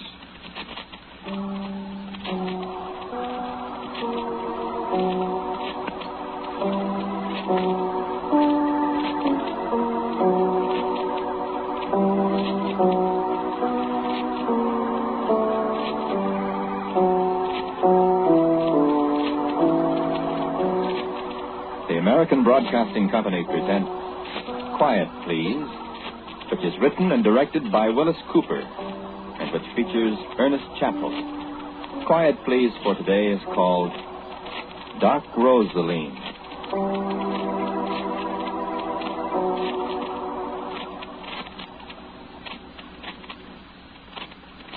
There was a time when I loved the rain at night in the streets of New York. But that is a time long gone, and I remember the wet dark of a March evening only dimly now. And I find I have no desire now to return to it, though there was a time when I loved it. I remember the night I thought was to be my last night on this earth, when the streets were wet with the bitter rain of a waning winter that night. And I remember the sounds of New York that night. I remember the sound of tires on the asphalt like the long, drawn-out sound of striking a kitchen match. I remember the skirl of whistles in the subterranean bellow of the subway. I remember the horn sounding wetly in the north and south traffic on 6th Avenue and the empty echo of voices between the buildings on 44th Street. I remember the unperturbed traffic lights, red and green beacons in the cold rain. And there was a red glow in the sky from Times Square behind me. And lonely yellow windows dim above me in the murk, where other lonely souls toiled the night away. And now I gaze on ragged rocks drenched in the spindrift of the sea. And beyond them landward, the wholesome green hills lie peaceful on the breast of the land, and the sound of the pipe comes sweetly across the downs to me. And here the rain is a living thing, a great gray beast that comes from the sea to fling its fury against the ragged rocks and hasten inland to the hills as did the dark men who first came to these shores so many years ago. Thus have of the remembrances of the place that was once my home faded away.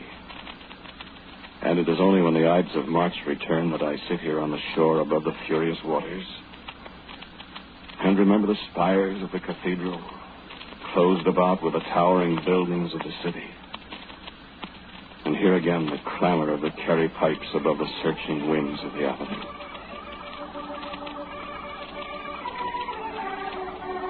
And now I think of the men that march to the greater glory of Holy Patrick on his day in the morning, and the banners that wave above the gay paraders fly from me in my heart, for I have found dark Rosaleen.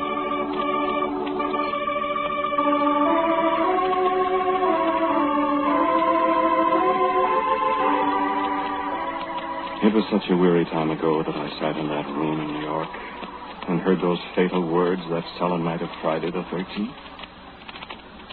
Their very memory has blurred now, but I remember them. The door opened, and Arnold closed it again quietly and stood for a moment silently against it.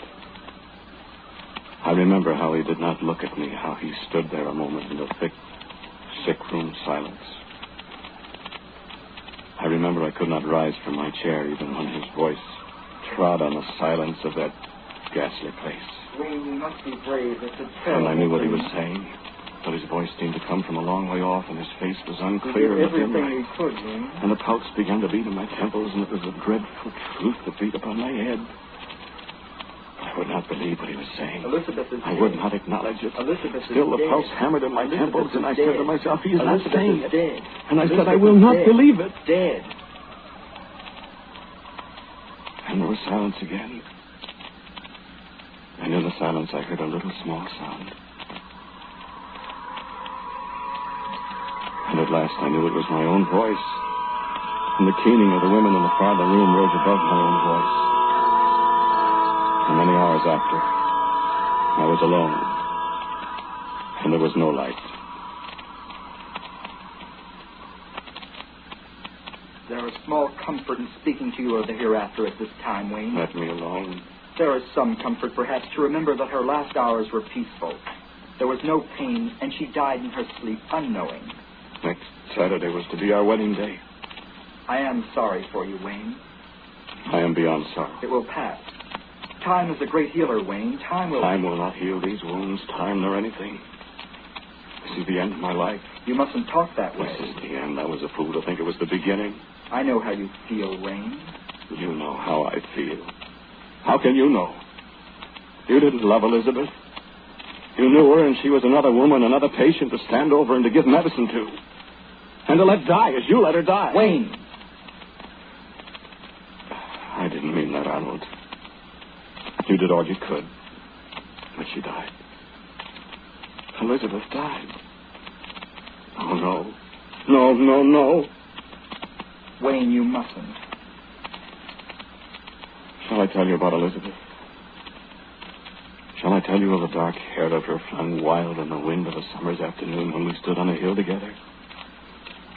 Shall I speak of her laughter like minted gold in the long morning light beside the sea?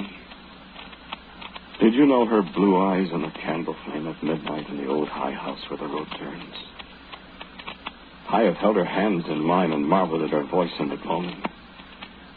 And Elizabeth has said she loves me. And you say to me, you must not. What is there left for me without Elizabeth? How shall I live without her? I will not live without her. No. You can't hold me here, Arnold. Wayne! Elizabeth! No! Elizabeth!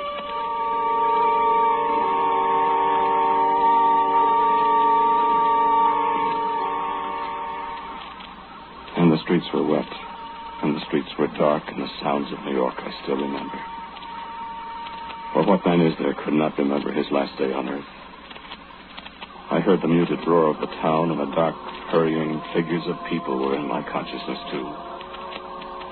But it was not the night to care for earthly things, and the cold rain descended, and the sodden streets gave back the echo wetly of my aimless footsteps. Say to me, man, if you have ever loved. And remember the black emptiness of your own heart if your mind was ever crossed with the thought of losing forever that dear one of yours. Say to me, woman sitting there, what you would have done in your own bright youth if the skinny hand of death had snatched your lover away. Or you too. Look at your wife, you man. Woman, look at your husband. Should the curtain of death descend between the two of you, what would your first thought be? Would you not say first in your grief, Death, take me too? And so it was with me that bitter, bitter night. And I sought the arms of death, even as you would do.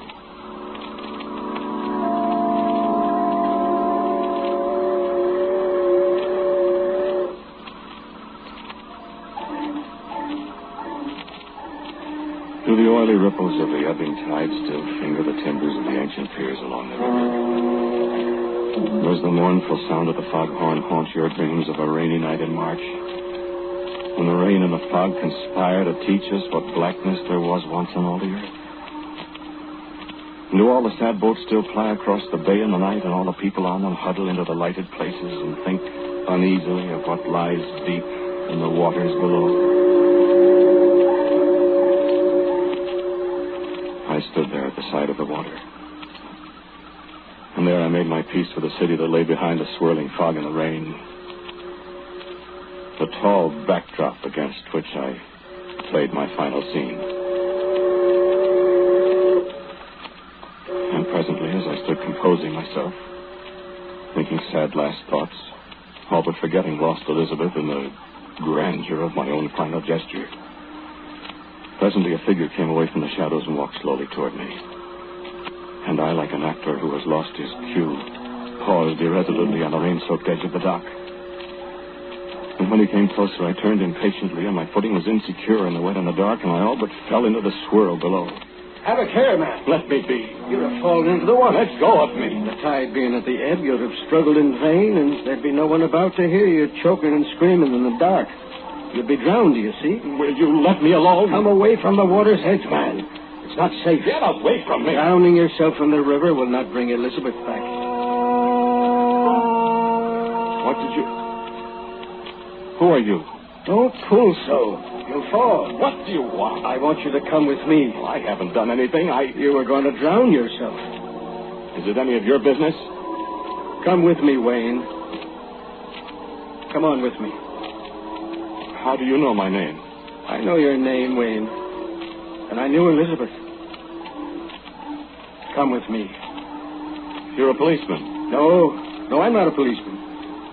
You said you knew Elizabeth. Come with me. Where? Well, wherever it is, it's better than a watery death, son. No. Son, I'm an older man than you. And I tell you, it's no good. You're not older than I. Oh, yes, I am, Wayne. You knew Elizabeth. Elizabeth wouldn't want you to do this. Elizabeth? Elizabeth wants you to live, Wayne. Live? What's there to live for?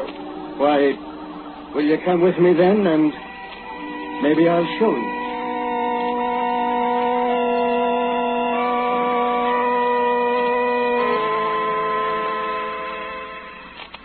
I cannot say now what was the compulsion that led me to follow his steps down the dockside and out to the end of the wharf in the darkness. I cannot say, but I am glad this day that I heeded his words. In the soaking cold rain along the dockside in the dark, to a ladder at the end. And he paused and took my arm again and pointed down. You were not afraid of the water a moment ago, Wayne. And I looked at him. And in the gloom, it seemed that I could see the glow of the little lantern at the end of the dock, though he stood between me and the light. Down the ladder to the boat, Wayne. The ladder was wet and clammy to my hands, and I could hear the wooden rungs creak beneath my weight. I did not know why I followed him, for I could see no boat in the water below. But I have spoken of a compulsion. And though he spoke quietly enough in the night, I followed him. Will you sit in the stern then, Wayne, while I row?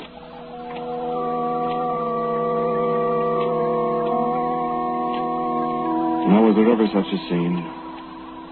The bereaved man, the lorn lover, the grief-stricken man about to take his own life for a lost love and foiled at it by an utter stranger in the dark.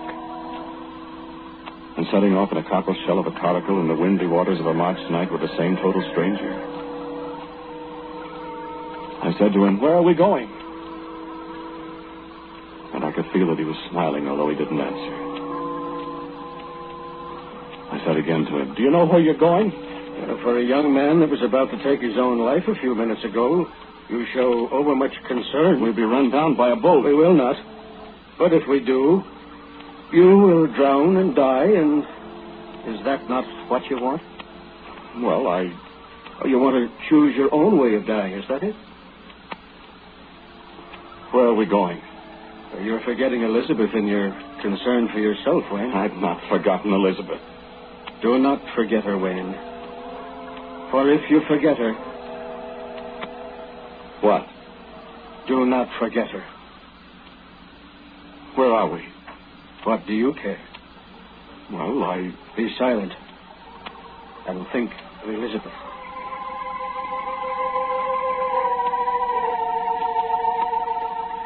And the waves rose higher and higher. And the wind came down about my ears, and we seemed to be going faster and ever faster through the night. And always the silent man sat over against me in the little boat. And though the waves grew mountain high in the wild night, still he plied his oars, and still we traveled on upon the face of the deep. And now there was no light to be seen, and the flying scud all but smothered me. And I grew desperately cold in the open boat. And again I asked him, "Where are we going?" "Be still." And my thoughts would not compose. And at last I fell into a kind of restless sleep, cold and wet, and direly unhappy there in the boat alone upon the ocean. And through my sleep I seemed to hear strange music and the voice of my companion in the boat. And there was poetry in his words. Out of the glowing west as the sun was dying behind them, up from the sea in the night by the light of the moon, dark were the boats, and dark were the men in the darkness, seeking the shore of the sea as they chanted their song in the night, seeking the Shan van Vogt, the undying, sorrowful mother, seeking the Shan van Vogt on the shore where the Shannon descends.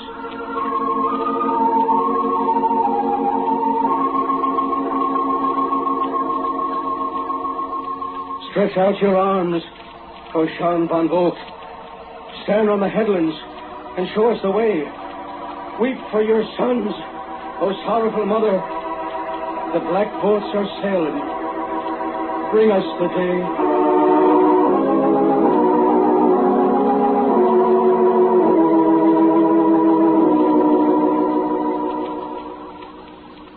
And when I opened my eyes, the first rays of the sun sped across the waters to me.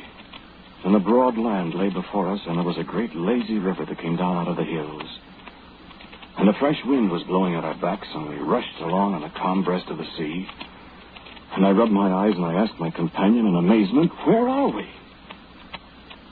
And he smiled and shook his head and did not answer. And the shore drew nearer and nearer. And I remembered the poetry in my dreams, and I leaned over to him, and I said, "Answer me." You haven't asked me anything yet, Wayne. I said, "Where are we?" You'll know in a moment. And what is the Shan van Vogt? Ask rather, who is the Shan van Vogt? Who is she? Why, Wayne, she has many names. But the name we know best is the sorrowful mother, the weeping one, who does not always weep for grief, but sometimes for joy. Who? Oh, she has many names. And of all the women of all the world, she is the fairest, my son. And she is the one that the Firbolgs, with very dark men, sang to as they sailed their black boats across the sea from beyond the setting sun. I heard you in my dreams, I think. I spoke of them. I spoke of the song they sang, and it may be I even sang it. She and I are old friends, the Shan van Vogt and I. And what is this place we're coming to ourselves? Oh, have you forgotten Elizabeth and all your curiosity then?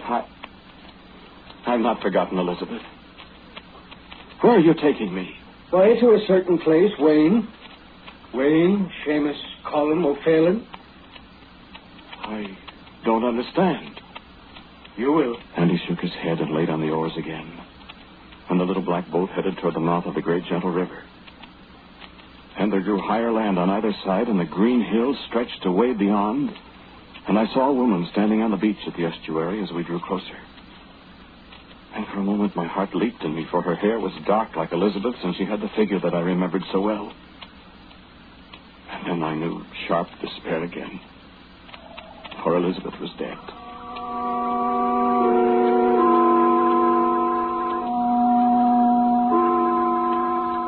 But I think my companion must have seen the gathering tears in my eyes, for he spoke very gently.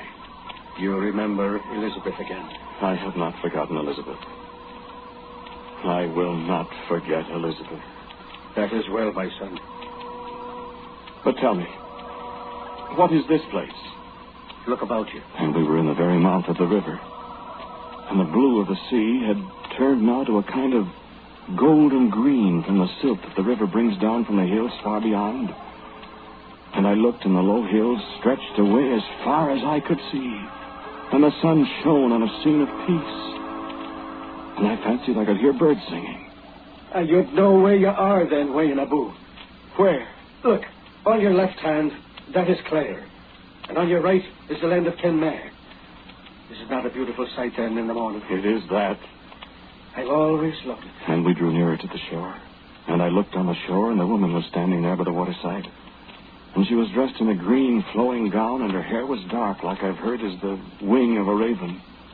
And her face was peaceful to look upon, though ravaged with tears. And I looked from her to my companion in the boat, and he spoke to me. That is the Shan van Vogt.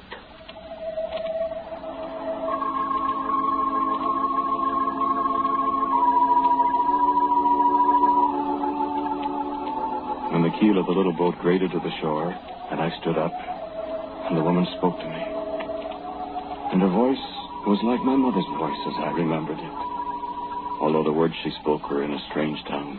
See it, Miller, child. And she took my hand, and I stepped out of the boat, and she turned to my companion. And see it, Miller, child, to you, Terry. You've been away over long, Terry. And I said, Patrick. Patrick! And when I turned to look at him again, he had vanished from my sight. And I turned back to the lovely woman who had greeted me, and she was smiling on me. Welcome home, Wayne Seamus Callum O'Phelan.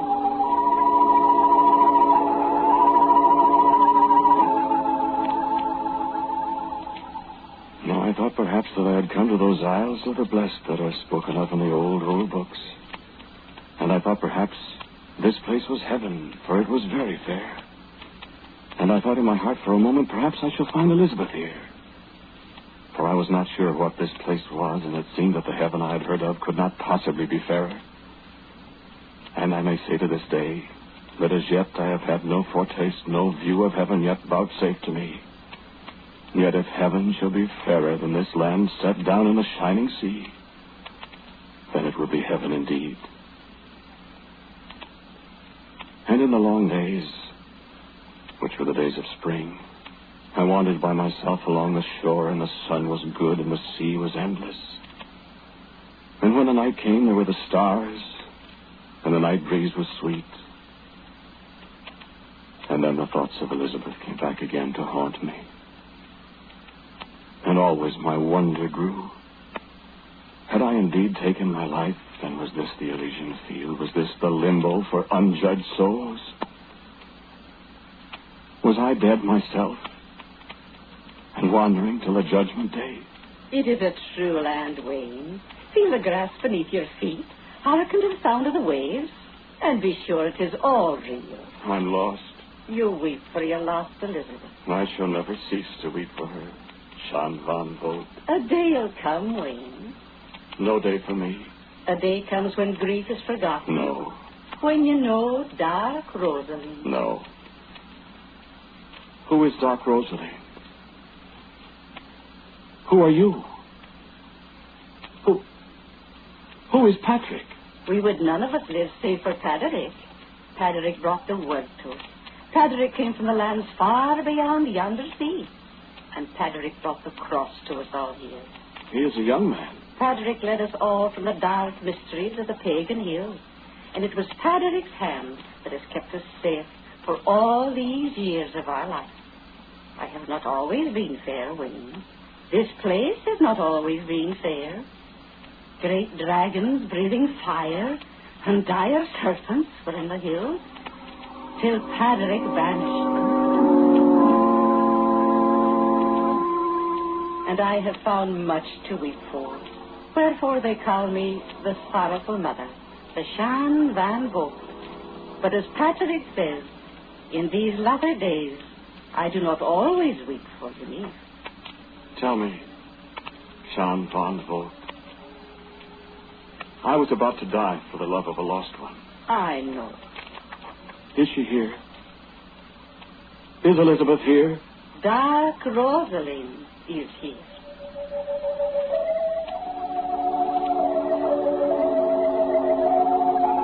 And then, when I looked up at her from the ground, there was another woman standing where she had stood. And this one was young and fair, and her hair was dark, and her eyes were blue, and she smiled upon me. And for a moment my heart stopped, for she spoke in Elizabeth's voice.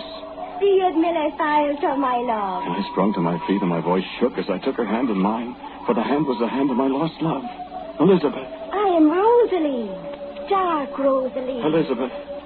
My lost Elizabeth. You look on me, and you find in me whatever love you have lost. I will be in your heart forever, and you will never cease to love me. I am dark Rosaleen, and you will die for me if the time comes, my lover, as so many have died for love of me before. I will never die. I live forever, and you are mine. You will be faithful to me forever. Who are you?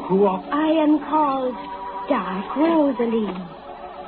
And sometimes I am called Shan Van Vogt, but I have another name. I am called Erin. And by that name am I loved in every quarter of the globe. It is my harp that you hear in the night. It is my kisses that the soft breeze of midday brings to you. In me is Elizabeth and Helen, and the blood of Martha sings in my veins.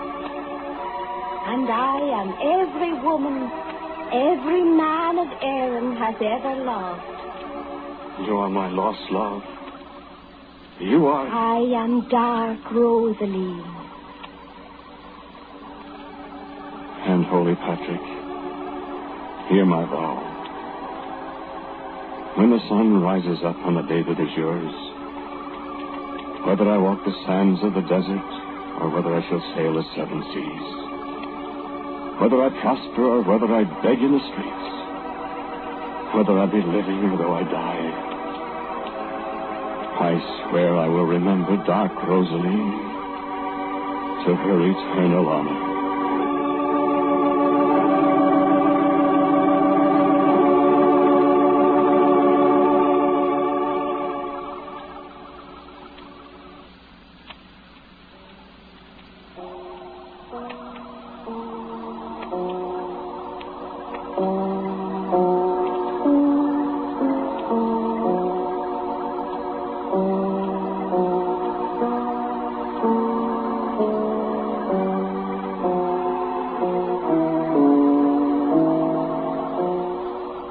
The title of today's Quiet Please story is Dark Rosaleen. It was written and directed by Wyllis Cooper, and the man who spoke to you was Ernest Chappell. And Patrick was played by Ed Latimer.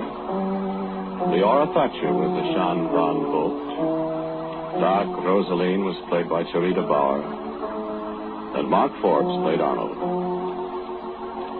As usual, music for Quiet Please is by Albert Berman. Now, for a word about next week's Quiet Please,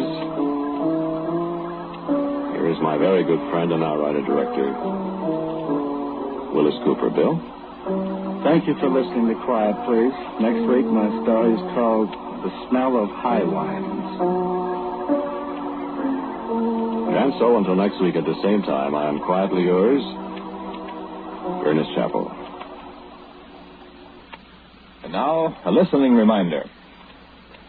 Predictions of your future and of events in the world's future are coming your way soon over this ABC station. Drew Pearson will be heard in just a moment. This is ABC, the American Broadcasting Company. This is WJZ, New York's first station.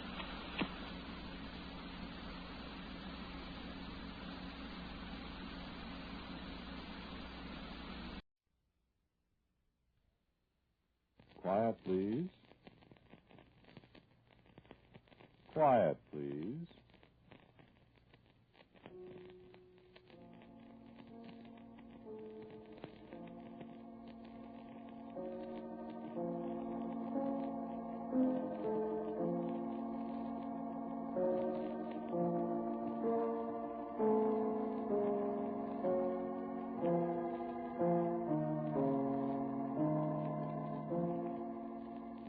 Broadcasting Company presents Quiet, Please, which is written and directed by Wyllis Cooper and which features Ernest Chappell. Quiet, Please for today is called Dialogue for a Tragedy.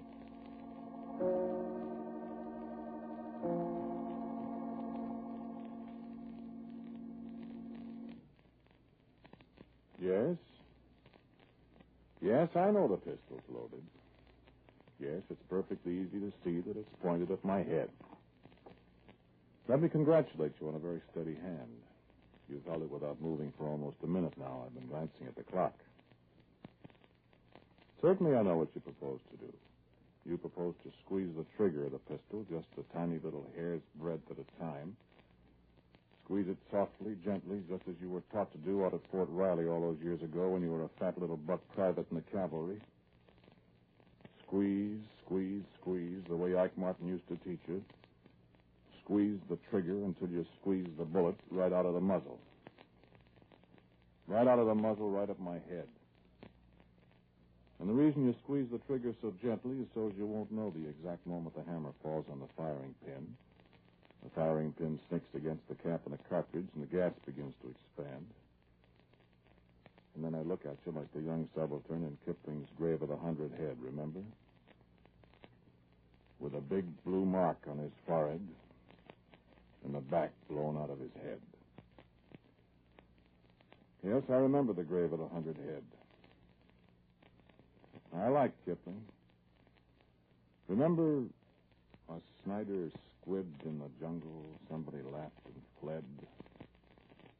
And the men of the first shikaris picked up the subaltern dead, with a big blue mark on his forehead and the back blown out of his head. Very pretty. Very, very pretty. I doubt very much if I'm going to be able to talk you out of it. You got most of the slack taken up on that trigger, and now the real squeeze begins, doesn't it? Now you can feel the steel pressing against the steel inside the gun itself, pressing back against the pressure of your finger, as if it's reluctant to give that last irrevocable fraction of an inch. The fraction of an inch that'll let slip that 30 grams of copper jacketed death. I never could remember the names of those parts inside the pistol that make the last final deal with the laws of physics and ballistics. I remember the sear, whatever it is, and the disconnector and the firing pin. That I never could keep them separate in my mind. And now the sear and the disconnector and the firing pin and the firing pin spring. All the odd-shaped little gadgets inside that gun are conspiring to make a mess of the mind that never could keep them separate. A very fine piece of poetic justice, indeed. No, don't just crook your finger on the trigger. Remember how Ike Martin said squeeze your whole hand? Squeeze even the fingers that aren't touching the trigger. That takes longer. It makes a better game of it. Squeeze your whole hand. The trigger finger will squeeze right along with the others, and presently...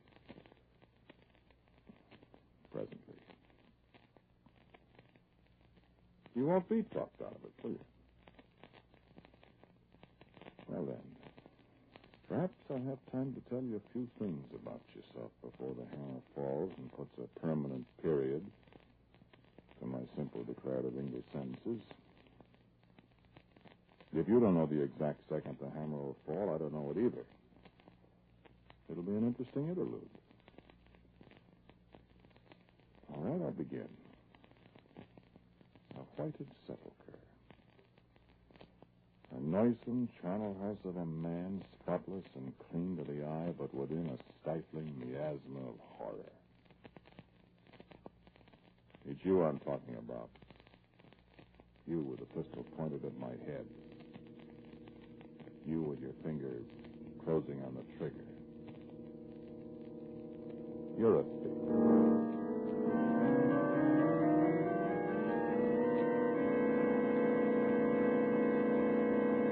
Something that I've got to talk to you about, dear. The children were here this afternoon. The Stu's children, the adopted ones. And they have some ridiculous idea that everything isn't right about her will. Her will. Why, they say they're both sure that there was another will, leaving all her money to them instead of to you. I know I said it was absurd. Yes, they said they knew she'd written another will in her own handwriting. Holographic will, isn't that what they call it? I know she made that will, leaving all the money to you a long time ago before the children were adopted. No, I don't like to discuss it either, dear. I said it was absurd, didn't I? But they knew that you and Sue... Well, they knew how Sue grew to dislike you for some fancied wrong or something that I don't know about. And they said... Well, you know how Sue was about her heart. They said she'd made a will cutting you off. Yes, I know you're her brother. It's absurd. Cutting you off and leaving the entire estate to them. And they said they knew where she'd hidden the will. And when they went to find it, it had disappeared. Why, they seem to have some ridiculous idea that you... Of course, I don't believe it. No, dear, they haven't got a cent.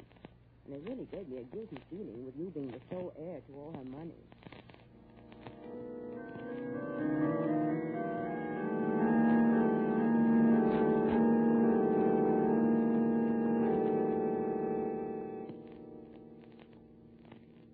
Thief. Rich man, thief. People don't search out and destroy unfavorable wills in real life, do they? They don't rob orphans, children in real life, do they? Don't they, thief? You're rich, aren't you, thief? The kids. A girl. Her name was Celeste. She's married now, got 4 kids. Lives above a saloon down in Baltimore. That's her money that bought that gun you're aiming at me. The boy. Tough little devil, wasn't he? 17 when it happened, and he accused you right out, didn't he? You shouldn't have kicked him so hard. Too bad he died. It won't be fun meeting him when you die. No, it won't be fun. Not if there's any justice the other side of the grave. He was a bitter young fellow. His sister's money and his money. That's what bought the gun, wasn't it? Makes you cringe. But I notice your finger's still on the trigger. And your wife, Norma. She was sorry for the kids, too, but what could she do? You never let her know exactly what became of the kids, did you? A lot of things you never let Norma know. No, come on, look at me. A lot of things you never let Norma know, weren't there? That's Norma now. She doesn't know what's going on in here, does she? Dear, may I come in? We won't answer Norma, will we? She'll go away. Maybe Norma thinks you're asleep. Norma doesn't know you're sitting here with your finger on the trigger of a gun. Norma doesn't know. Ah, she's gone. No, lots of things Norma doesn't know. Traitor. Almost forgotten about Frederick, hadn't you? Long, long, long time. Poor old Frederick. Almost forgotten that Norma and Frederick were married to each other once, hadn't you? Traitor. Sitting there with that gun in your hand, pointed at my head. You traitor. You'd forgotten Frederick.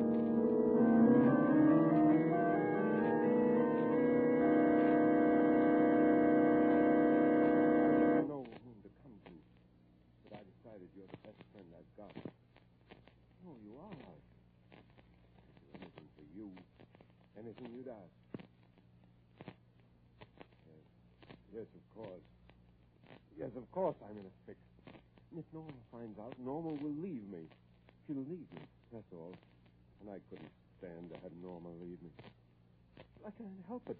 I love Norma. No, I don't dare tell her about it. Money, of course. I could put it back. Nobody'd know about it. I covered my tracks. Yes, I was cunning enough to cover my tracks. But now, tomorrow, today, now I don't know. Yes, I do know. They'll catch me. And if they do, Norma... I tell you, I love Norma. I don't want to break Norma's heart. There's nobody but you to ask. No, I don't need money. Not money. I can put back the money I took, and they'll never know it. Yes, I know I said that. Now, all you've got to do... No, it's nothing criminal. No, not at all. You're my friend, and you help me cover up till the danger's past, and I'll always be... But I am your friend. Thank you. How can I thank you? If Norma'd ever find it out, she'd hate me and... What? Why, I'd die.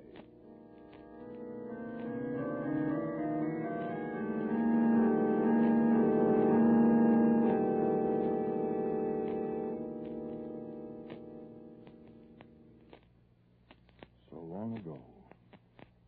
So very long ago. And Gretchen... Almost forgotten you were married to Gretchen then, hadn't you? Gretchen loved you. Ah, yes, Gretchen, poor little fat Gretchen and her big feet. Poor little Gretchen that discovered bathtub gin when she was 26 years old.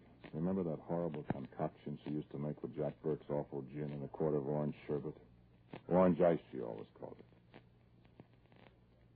Poor Gretchen, with her blotchy face and the way she used to wheeze when she climbed the stairs. Gretchen loved you. Gretchen loved you when she was slim and cute out there in Kansas City, and Gretchen loved you when she was fat and her hair was stringy and she had that little 4-ounce bottle of gin always in her apron pocket. Gretchen loved you, drunk or sober. And she really was a harmless, gentle woman, wasn't she? Hurts, doesn't it? I remember the first drink she took with you. It was at that place on Harbor Street. She drank with you and made faces at the horrible tinny taste of it. She loved you. Then, until the day she died. That was long before your sister died. And the kids and her will. It was such a perfect setup, wasn't it? Wasn't it, murderer? Don't forget you were going to shoot me. Your hand's relaxing a little on the gun. I thought I'd better remind you. Reminiscing, we forget the present, don't we? Don't we, murderer?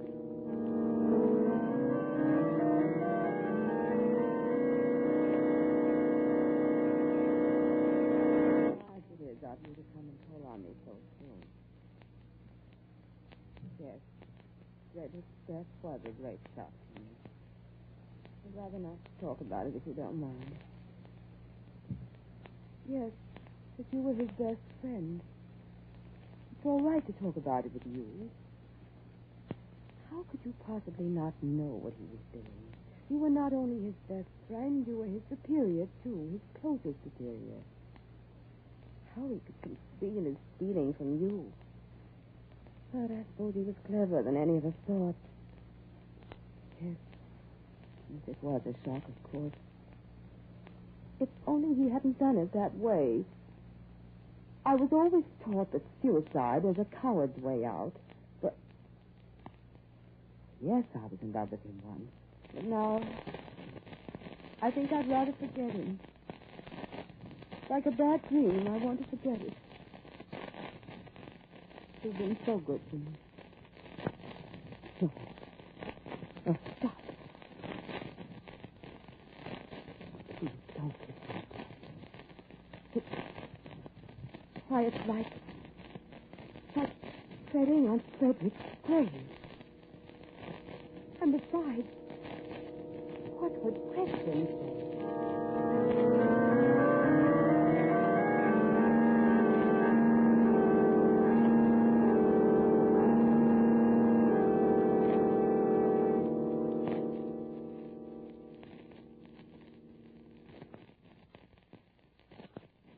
I wonder what Gretchen dreamed of. Snoring peacefully in her sleep on the broken davenport in that sour-smelling flat you had.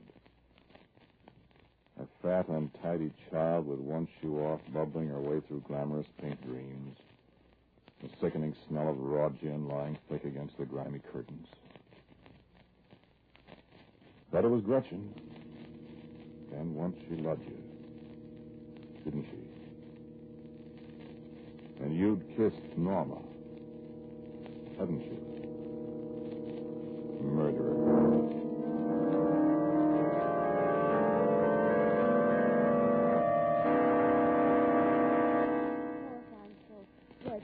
Dreadfully sorry for him.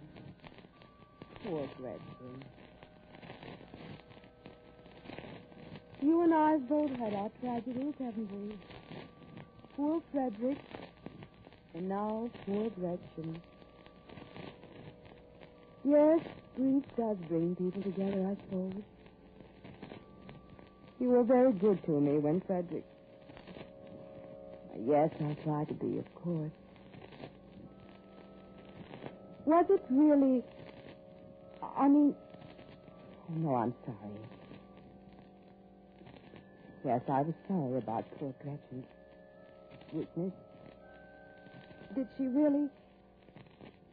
Oh, it was poison liquor. How terrible.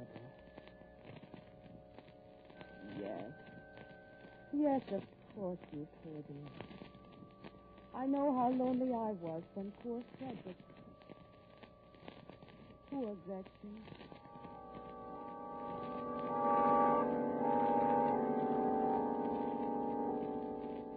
Murderer.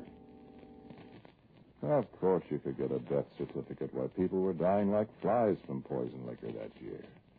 How could poor Gretchen fail to get hold of poison liquor? Well, I suppose she died happy. Wait a second. I think that's Norma at the door again. Norma's worried. Yes, it's Norma.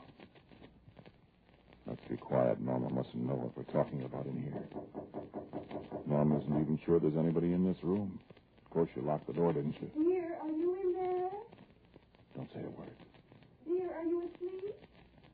Be quiet. Go away, Norma. Dear, we've got company. Oh, you've got company, have you? How very nice. And here you sit with a pistol in your hand, reminiscing. Don't want company in here, do you? Dear, it's somebody to see you. Go away, Norma.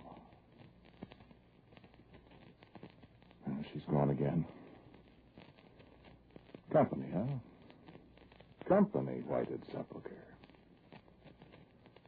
How long have you and Norma been married?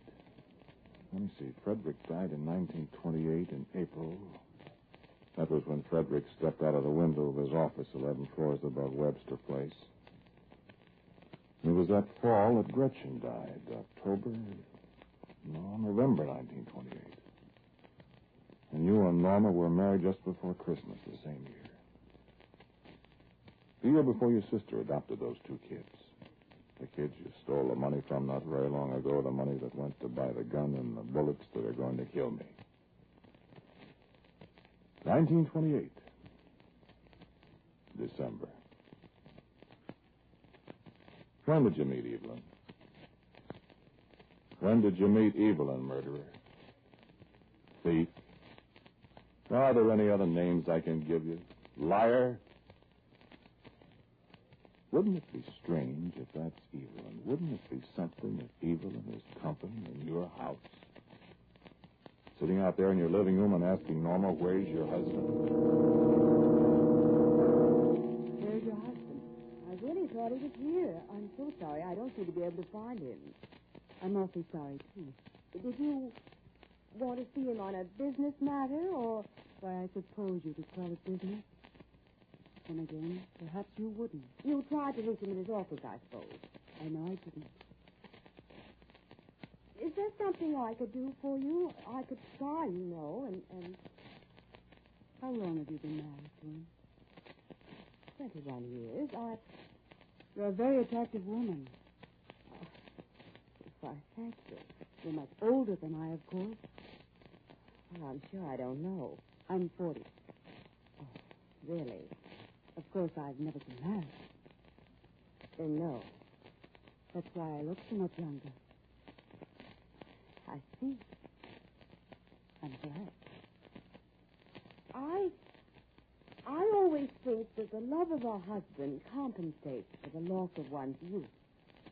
What about married women whose husbands don't love them? Really, I'm afraid I don't know any married women like that. You don't? No. I do. Have you known my husband for a long time? I don't believe I've heard him mention your name. Did I mention my name? Really, I don't know that I paid any attention. Yes, I've known your husband a long time. Oh? Nearly as long as you have, as a matter of fact. Oh, that's very interesting. Are you sure he isn't hiding from you? Hiding? I must see him.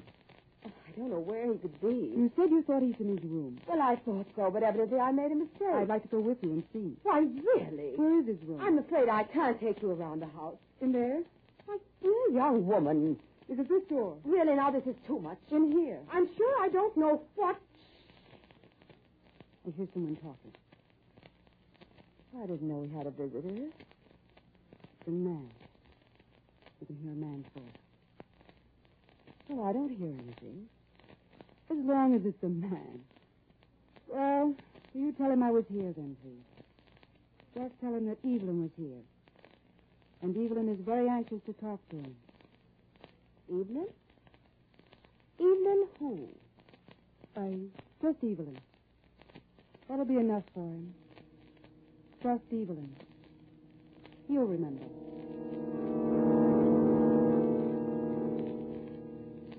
It is Evelyn, isn't it? You heard her at the door, didn't you? You recognized her voice. Why are you putting down the pistol? What's bothering you now? There's nothing Evelyn can do to you. Or rather, there's nothing Evelyn will do. Evelyn's a clever girl. Evelyn knows how to keep her mouth shut. Evelyn's kept her mouth shut for more than 20 years. Poor Norma. If Norma knew what she's been missing in those 20 years, if Norma knew how much money you've given Evelyn, money that should have been hers, the house you gave Evelyn, everything you gave Evelyn that should have been Norma's. What? Break Norma's heart. You really do care for Norma, don't you? You really don't want Norma's heart to be broken. Norma has been a good wife, hasn't she? A good, sweet, loving, ignorant, blind wife. Certainly she has something coming to her. You've taken enough from her. Evelyn complicates matters, doesn't she? You thought Evelyn would never come here. You thought Evelyn had everything she wants. She was satisfied with what you gave her. You thought you could straighten everything out and make amends for everything, and Norma would never know about Evelyn. And here you sit with your gun in your lap and the muzzle's pointed straight at my head, and Evelyn's out there with Norma. But maybe Evelyn will go away. Norma will never find out about her. I said Evelyn's smart, didn't I? Why should she tell Norma now? How much does Evelyn know about what's happened in the past? How much does she know, Whited Sepulchre? How much does she know, thief, traitor, murderer, liar? You can kill me, and that'll solve everything. It'll solve everything if Evelyn doesn't tell her. But if Evelyn does tell her... Wait with a gun a second. No, wait. Come over here by the door so you can listen. Listen to what your wife and Evelyn are talking about. Listen, thief. I suggest that you come back. Listen, murderer. My husband possibly might be. Listen. I have to see your husband. I don't understand. Listen to me. Go on. Listen to Evelyn. I came here to take him away. You can't take my husband away from me. I took him away from you once. No.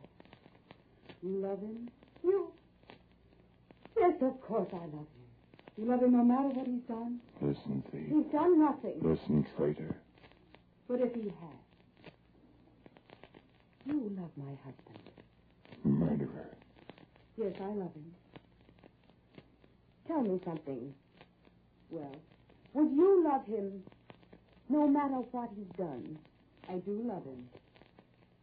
Listen, Whited Sepulchre. Then, what if I told you something? Nothing you could tell me would make any difference. Would anything I could tell you make any difference to you? No. Then tell me whatever you will. Listen, liar. I know so many things. Tell me if you dare to. No. No, I will not tell you anything. Where are you going?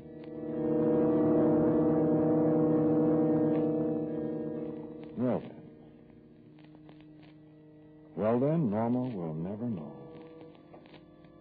Because you trust Evelyn, don't you? Did Evelyn see something in Norma's eyes that forbade her to speak? Was she reluctant to break another woman's heart? Lift up your gun, wicked man. Lift up your gun. Norma is safe. And now goodbye. Your fingers tightening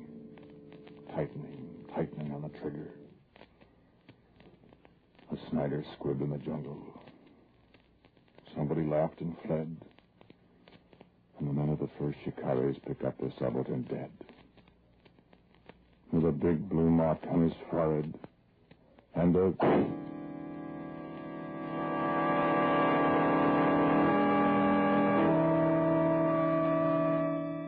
No. I don't know any reason why he did it. No. I don't know any reason why he did it. We heard the shot.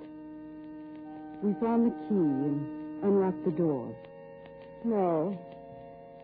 There wasn't anyone else in the room. Only Roy.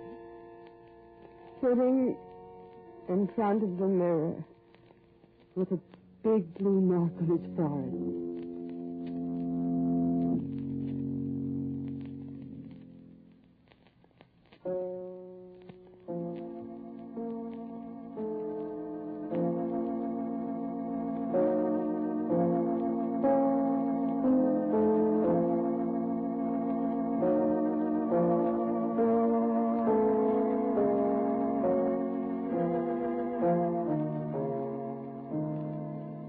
The title of today's Quiet Please story is Dialogue for Tragedy. It was written and directed by Wyllis Cooper, and the man who spoke to you was Ernest Chappell. And Kathleen Cordell played Norma, Alan Sparrow was Evelyn, and Frederick was played by John D. Seymour. Music for Quiet Please is by Albert Berman. Now for a word about next week, here is our writer-director, Wyllis Cooper. Thank you for listening to Quiet Please. Next week, Easter Sunday, Quiet Please returns to its regular time. 5:30 p.m. Eastern Standard Time. And I shall have a story appropriate to the day for you. A story called The Shadow of Great Wings.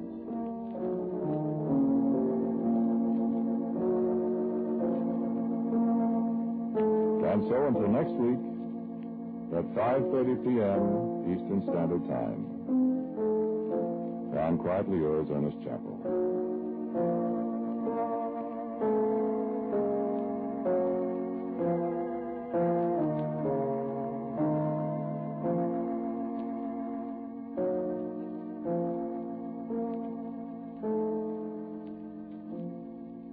This is ABC, the American Broadcasting Company.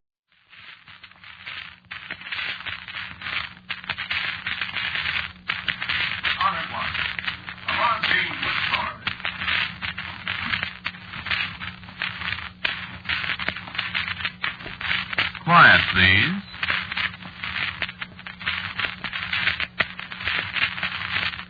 Quiet, please.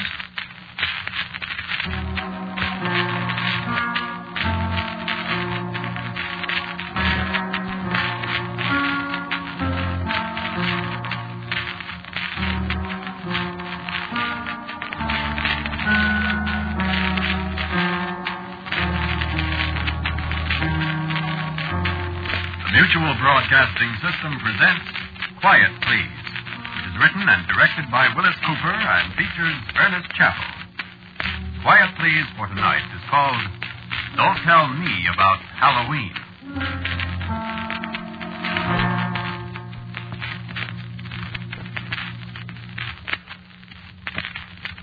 I'm going to kill my wife tonight, or maybe tomorrow night. I mean, I'm going to kill one of my wives. I'd better, or something's going to happen to me that won't be good. Well, Halloween's almost here. Halloween's the deadline, and Candace has to be dead before Halloween. Only trouble is, I'm not sure I'll recognize her when she shows up. You ever been in Salem, Massachusetts? Place where they hanged all the witches? No, they didn't burn them at the stake. A lot of people think so, but they didn't. They hanged them. All except the man witch, old Giles Corey. They pressed him to death. Very unpleasant. Well, it was in Salem this particular Halloween that I met Candace.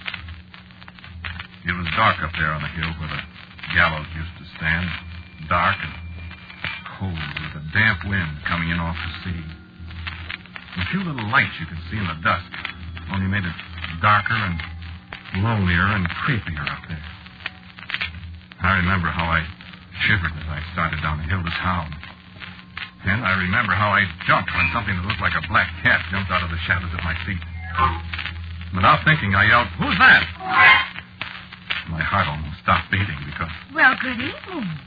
I'd been all alone up there. And then, all of a sudden, there was a woman standing beside me. You're the first human being that's spoken to me tonight.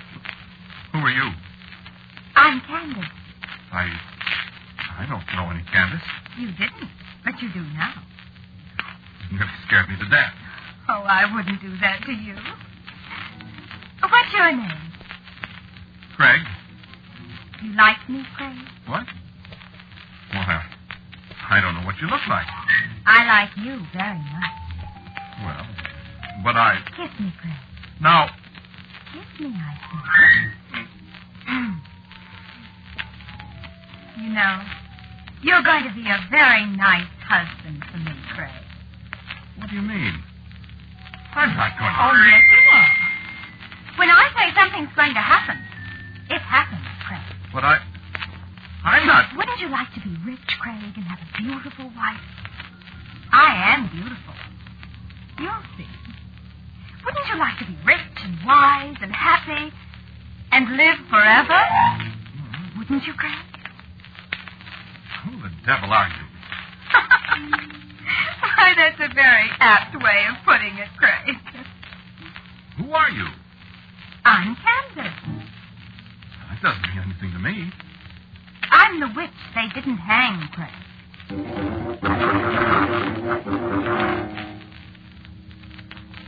Well, she was right. I am rich.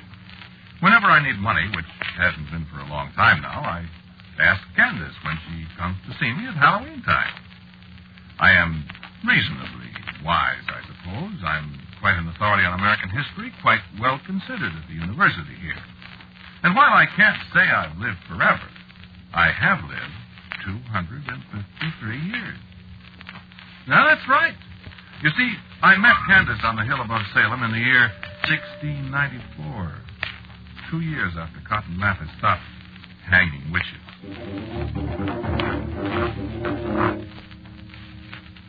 Yes, Candace has kept her promise. I remember the way she put it, standing up there in the early morning, watching the mists crawling along the ground below us. You'll not see me now till another Halloween. And I can't tell you what form I'll be in when I come to see you again. But if you see a strange bird or a lost dog, or any strange being at your door come Halloween, you say, "Who's that?" And if it so happens the stranger's me, why then I'll be home with you till the cock crows for morning. And I remember I started to speak, to ask questions, but she stopped me. For the time's short now, my love. And remember the word, and we've all the future before us. As long as I live, you shall live. And below us somewhere a rooster crowed, and I was standing alone on the hill. And a yellow butterfly was rising in circles above my head. I watched it disappear into the first rays of the sun.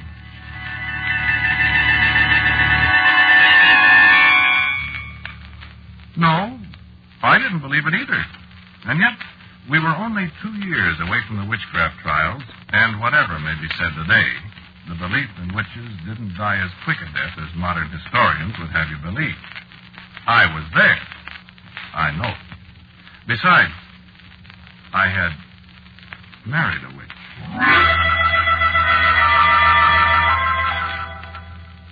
Halloween, 1695. A stray dog lay on my doorstep, shivering in the rain. I don't like dogs.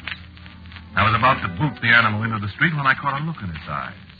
I yelled, "Who's that?" Well, it's about time.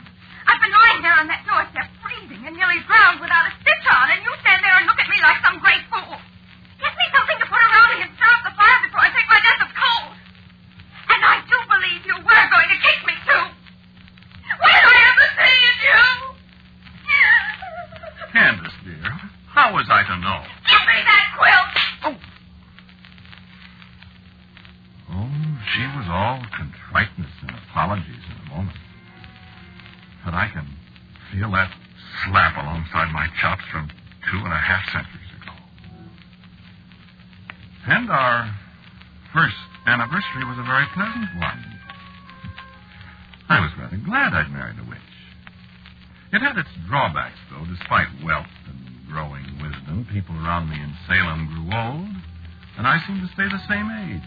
I moved away, and the years went on. I moved away from Salem, and I moved away from Philadelphia, and I moved from Baltimore, and Richmond, and Savannah, and a score of other places.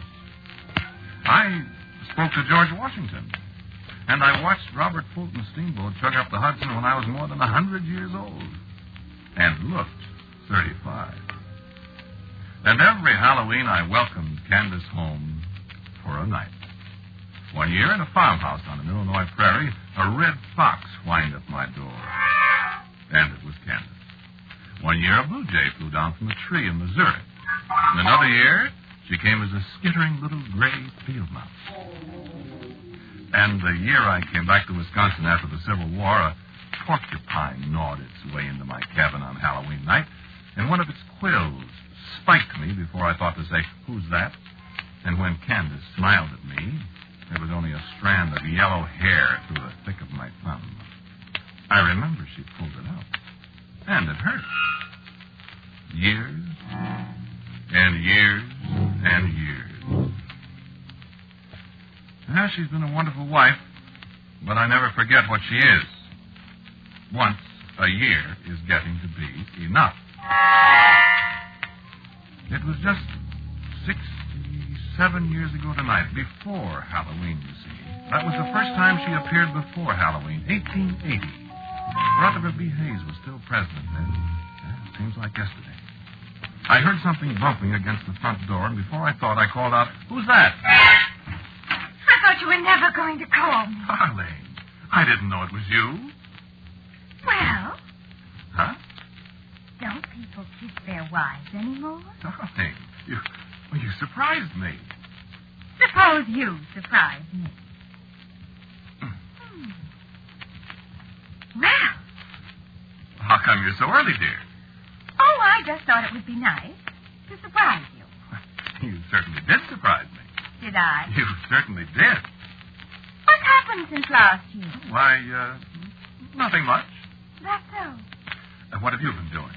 I've been away. Where? Craig, you'll be better off if you don't inquire too closely into my private affairs.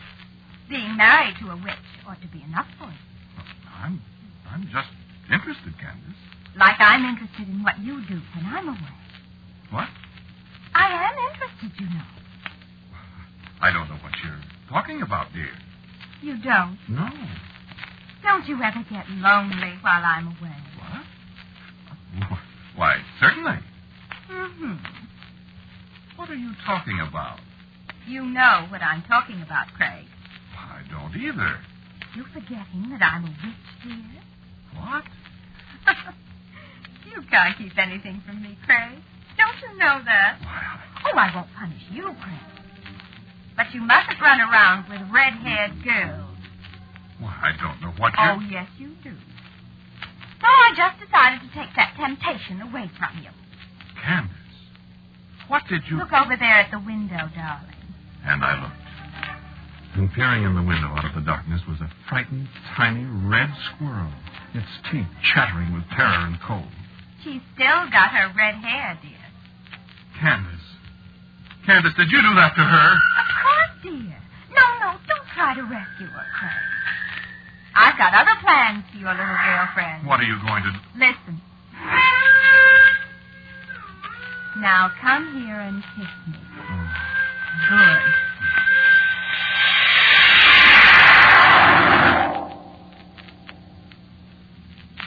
Yes, in some ways it's fine. In some ways.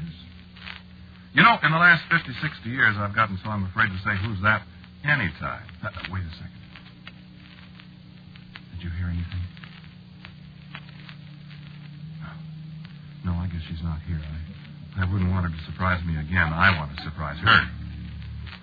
It's 67 years ago that she set the wolves on that poor little red squirrel that was once Marjorie... I've forgotten her last name. But I hadn't forgotten what she did to me. They arrested me for murder. Candace let me stay in jail a whole year. I waited till the next Halloween, 1881, till a little screech owl came and perched on the window ledge of my cell. And even then, it took me half an hour to remember to say, "Who's that?" Oh, sure, yes, she was very sorry, she said. Very sorry, but I had to be punished for being unfaithful to her. Unfaithful? I never even kissed Marjorie. That witch. Believe me, I was pretty careful after I got out of there and moved to Oklahoma. If I had any female acquaintances, I stopped seeing them along in early September. But, Donna, how would you like it if you only saw your wife once a year? And if you knew she could turn you into a caterpillar or a hippopotamus or something whenever she got miffed with you? You'd look around, too, just like I did. She nearly caught me again in Washington, D.C. That was in 1910. I'd been a good boy for nearly 50 years. Well, pretty good, or at least careful. I was standing outside the door of the Willard Hotel that Halloween night. A big moth dropped out of the darkness and lit on my shoulder. Candace likes to be a moth, I think. She appeared that way 15 or 20 times. Well, I knew at once what it was. My conscience was reasonably clear, so I just said, "Who's that?" Hello, darling. Welcome back, Candace, dear. Been a good boy. Perfect, darling. Love Candace? Mad about Candace. You better be. No, Candace. You living here now? In the hotel? I hope you like it. I've never been in Washington before. We go sightseeing tomorrow. Oh, I saw quite a lot of it flying in. Yes? Who's that woman? What woman? Why, Craig, darling, where on earth have you been?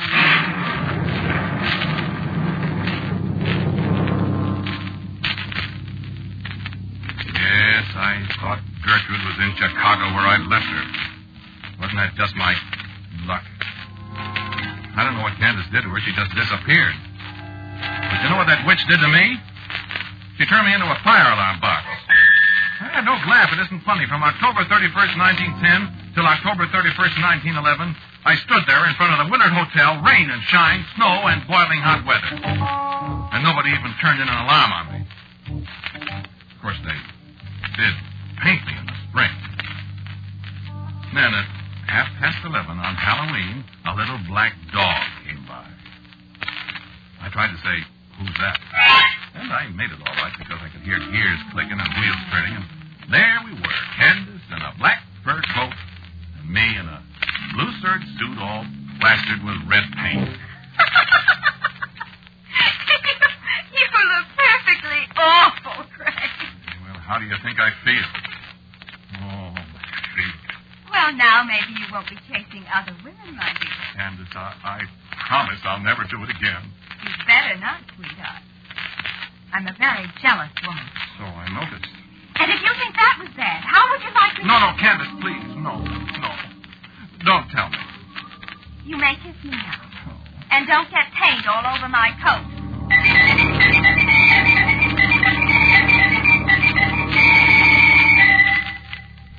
Candace can be very sweet when she wants to be. But these last 30 years, she doesn't seem to want to be very much. She spends most of the time she's here asking me questions about what I've been doing, where I've been, the people I've seen. And, friend, I'm getting awful tired of it. 253 years is a long time. A long, long time with a jealous wife. So I'm going to get rid of her. This time I'm done. No, I don't love Candace anymore. I'm afraid of her. I told you I got this job here at the university in the history department. I've got this little cottage up here in the hills where I go every Halloween. Well, I don't want Candace barging in on faculty row. Well, I'm not supposed to be married here. And you know faculty people. So, I've decided to end it all this year. I'm going to kill Candace. But that is, I hope I am. When she appears, I'm not going to say who's that. I'm going to kill her. And then Alicia and I are going to be married. Oh, I didn't tell you about Alicia. Here comes Alicia now. I'd like to have you meet her. This is Alicia. How do you do? Alicia and I are going to be married. Yes, indeed. Right after Halloween. Alicia's secretary to the Dean of Women. Well, that's how I met Craig. Well, I hope you don't mean to imply I was flirting with the Dean, Alicia. Oh, goodness, no, dear. I mean, you were being introduced to her when we first saw each other. Oh, darling. I'll never forget it. Oh, I won't either. Isn't she pretty? Oh, Craig, you mustn't talk that way to strangers. Oh, I'm sorry, dear, but you are pretty. But I'm so much younger than you are, Craig. Well, you are a little younger, dear, but that won't make any difference. Will it? Oh, not to me, darling. Excuse us a second. Darling, I love you. Oh, darling, I love you. Kiss me. Oh, but they're looking, sweetheart. Shut your eyes a second, will you, please? Now, darling.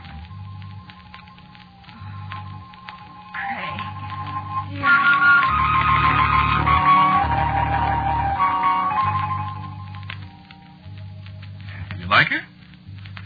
Quite a girl, isn't she? Nothing at all like Candace. Man, am I tired of Candace. Wait a second, the phone's ringing. I'll be right with you. Hello? Hello, darling. This is Alicia. Hello, dear. Are you going up to the cabin today? I'm just leaving, darling. Oh, I wish I could go with you. Well, I do, too, but I'll be back in a day or so. Oh, couldn't I, please? No, dear, no. You know it can't be done. I wish I could. Well, it isn't practicable, dear. I'll hurry back. I could drive up tomorrow. I'll probably be back tomorrow. I'll miss you. I'll miss you. wanted to say goodbye. I love you. I love you. See you in a day or so, honey. All right. But I wish I could go along. It can't be done, sweetie. I might drive up and No, don't do that. Alicia, wait. Oh, my gosh, she can't do that if she doesn't. Hello. Get me 3412J.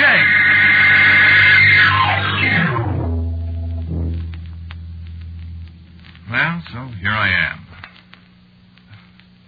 I wish I could have got Alicia back on that phone. If she comes up here, she'll...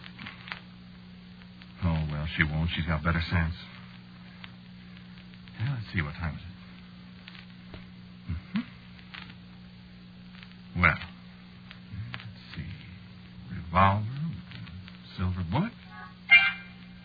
The old Revolutionary War bayonet I had at Valley Forge. A Bowie knife Dave Crockett gave me. Pretty well fixed. Come on, Candace, honey. Come on. Just come on in. This time you can come ahead of time, baby, and Papa will be waiting for you.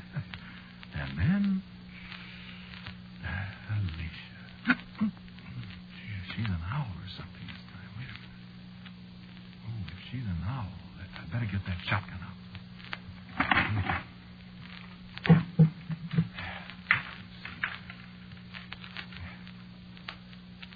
Now, Candace. Look out. What the dickens was that? A moth, eh? Well, Candace. Here, where's that Saturday Evening Post? Light somewhere, darling. Light. There.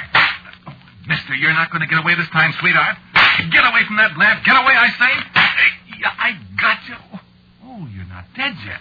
Well, I'll... Never mind, Craig. What? Never mind. I'm going to die, all right. Who's that? It's too late, Craig. You killed me. But haven't you forgotten something, darling? What did I forget? You forgot what I told you back there on the hill at Salem, sweetheart. You'll live just as long as I live. And when I die, you'll die. Oh. Candace, let me help you. It's too late, darling. Much too late.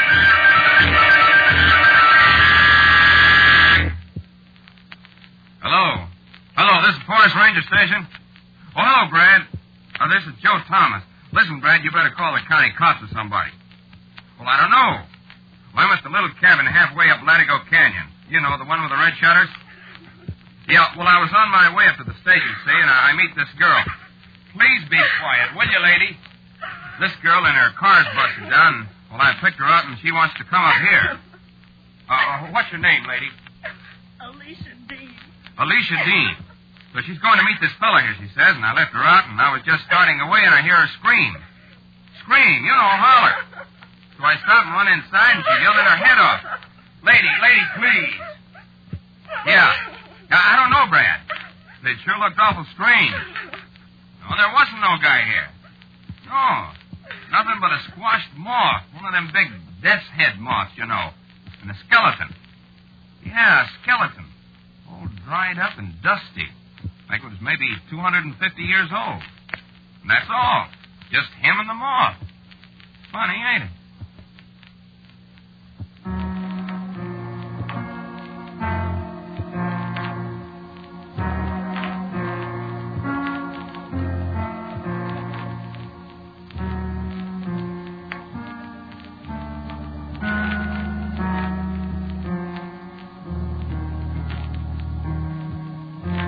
Listen to Quiet, Please, which is written and directed by Wyllis Cooper.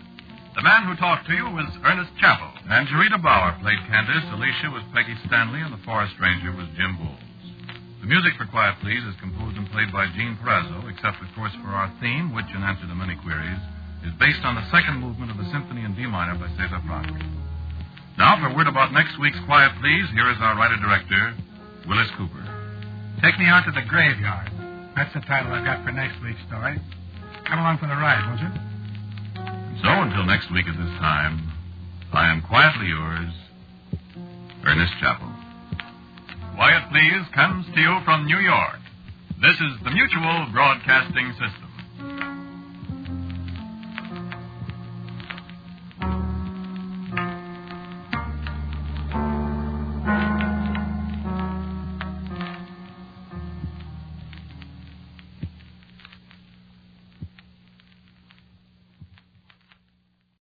Quiet, please.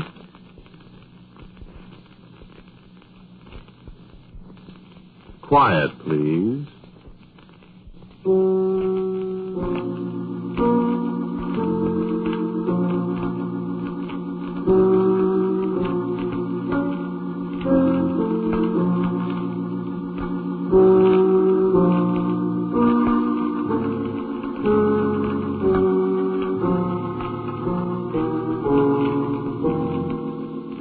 Mutual Broadcasting System presents Quiet Please, which is written and directed by Wyllis Cooper and which features Ernest Chappell. Quiet Please for tonight is called Gem of Purest Ray.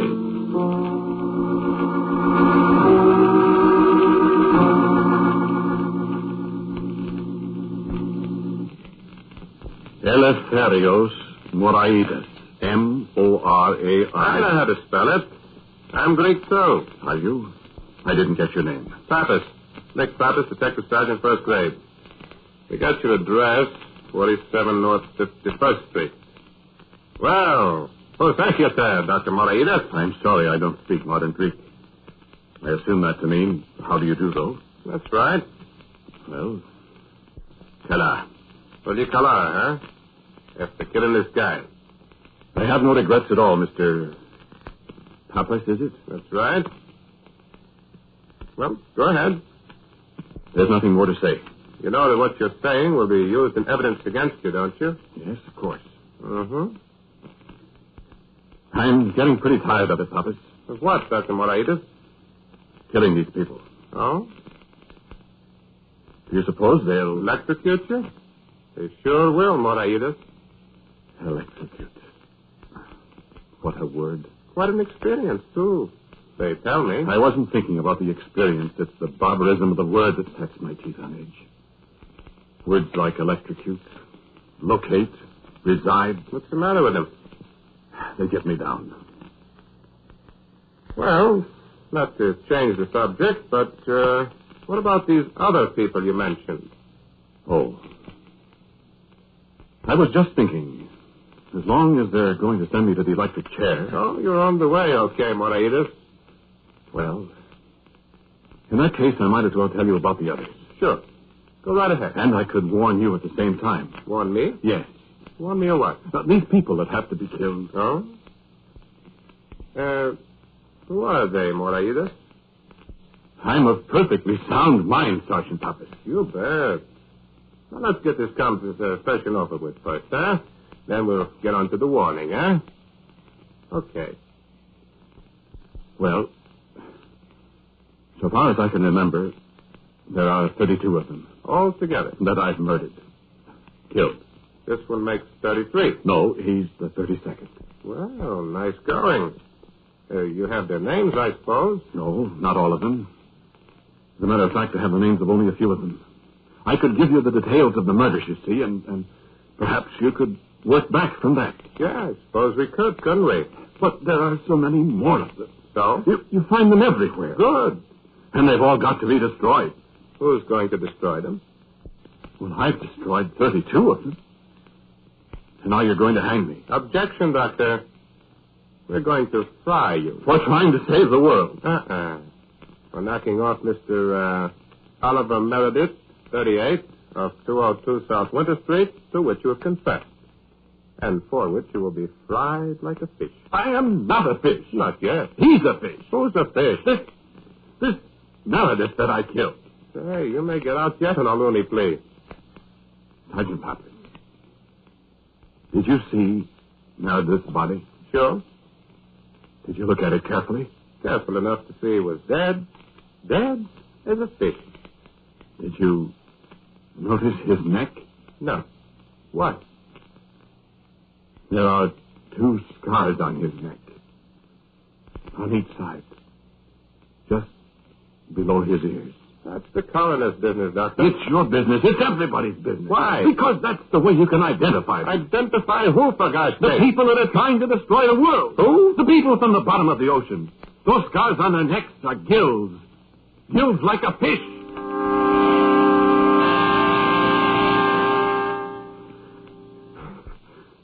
Excuse me, I'm becoming ungrammatical. I mean, they are gills such as fishes possess. No fins? I beg you, Sergeant, please don't joke about this. And they come from the bottom of the ocean. They do. Lean over here. Turn your head. The other way now. How come you got scars on the sides of your neck, Dr. Moraida? You been to the bottom of the ocean, too? Yes. Those are my gills. Yes.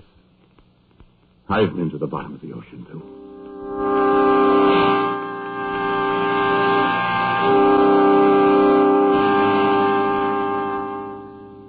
We Greeks have an enormous affinity for the depths of the seas.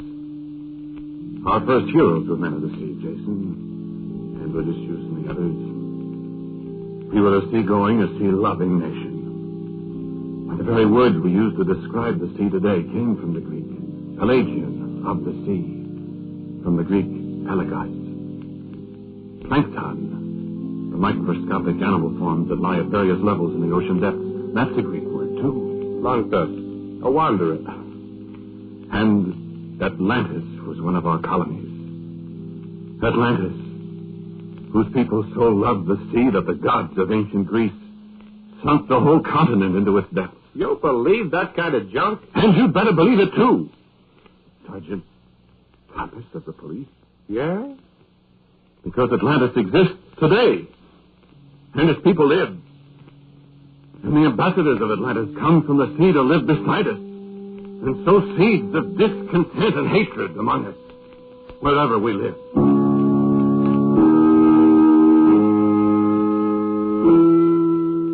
You remember me now, don't you? The Moraida's deep sea exploration group, that's right. Men have gone down to the depths of the sea before. William Beebe and his bathysphere, you remember, of course. Bathysphere, we Greeks again. Comes from bathos. Depths. But I wanted to go deeper, to plumb the utmost depths of the sea. To get out of the valleys that extend farther below the sea's level and the highest peaks on earth ascend above it. I wanted to find Atlantis. I found myself in possession of certain documents, charts, maps, the existence of which had heretofore never been suspected. And I found the exact coordinates of latitude and longitude of the ancient city, the capital of the country that sank below the waves so many, many centuries ago. No, never mind them. It will do you no good to know them. Let it suffice that the depth is something more than 8 miles. I beg pardon? I said, go on. No need to tell you either of the details of the construction of my diving bell. It was made to my own specifications. Internally braced to withstand the pressure of several tons to the square inch. There was light and heat and large ports set in the sides with cone-shaped plexiglass deadlights, so that no matter what the pressure of the water from the outside, the plexiglass would be only forced in tighter. But the thing busted anyway, didn't it? That was the story. What really happened was somewhat different. Get on with your story, Doctor. If you'd just not interrupt me. Go ahead. If you read the newspaper accounts at the time... When was it? May 17th, 1946. Go ahead. I was going to say that you might have remembered that there was no physical connection between the bell and the surface. That is, it was not on a cable of any kind. It was free. How'd you expect to get back? By releasing ballast, of course, upon which the bell and the people in it, if any, would rise to the surface. We had, of course, radio contact with our headquarters ship on the surface. And you and the woman... Miss Elizabeth Case. My assistant. Yes. You and this Miss Case went down in this thing, and it busted or something, and they pulled you out of the ocean at Old Saybrook, Connecticut. They never found Miss Case's body. Is that right? They didn't find Miss Case's body because she is still alive. Or was when I last saw her. Oh, yeah? And when did you last see her, Doc? Standing in front of the Temple of Poseidon. And where is this Temple of Poseidon, if you please? In Atlantis. 40-some thousand feet below the surface of the ocean.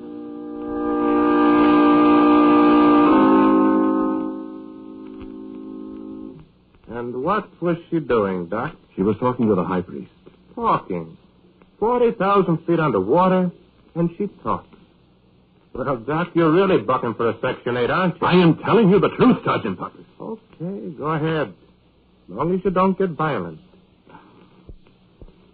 It is very quiet in the lower depths of the ocean. I remember the bathymeter showed a depth of 8,000 meters, that is, roughly 20,000 feet, when we saw the first inhabitant of the ocean, completely different from any previous conception of ocean life. Doctor, look out this port. See something? Look. Well. I wonder if it's alive. It seems to be. It looks like a great big sheet. I don't see any eyes or a mouth or anything. It's coming closer. It's alive, all right. This is wonderful, isn't it? Well, Doctor, it is alive. Looks like a blanket. It's turning over.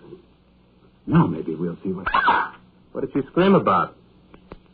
The thing turned over. Then we saw the other side. Well?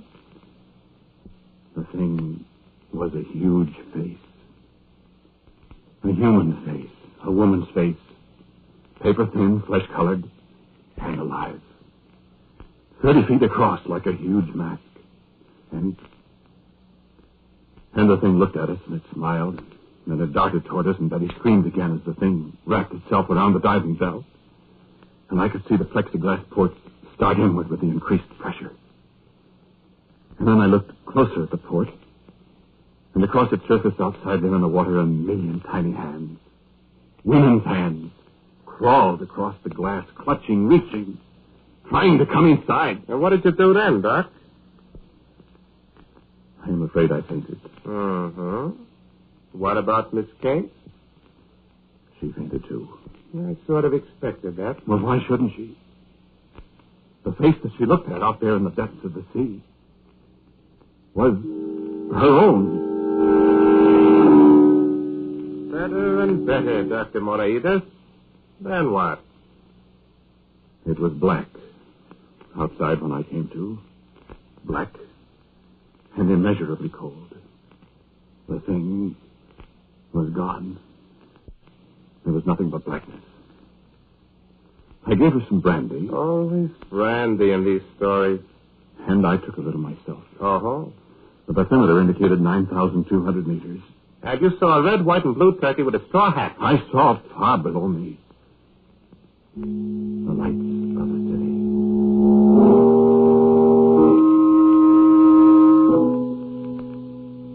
I saw Atlantis.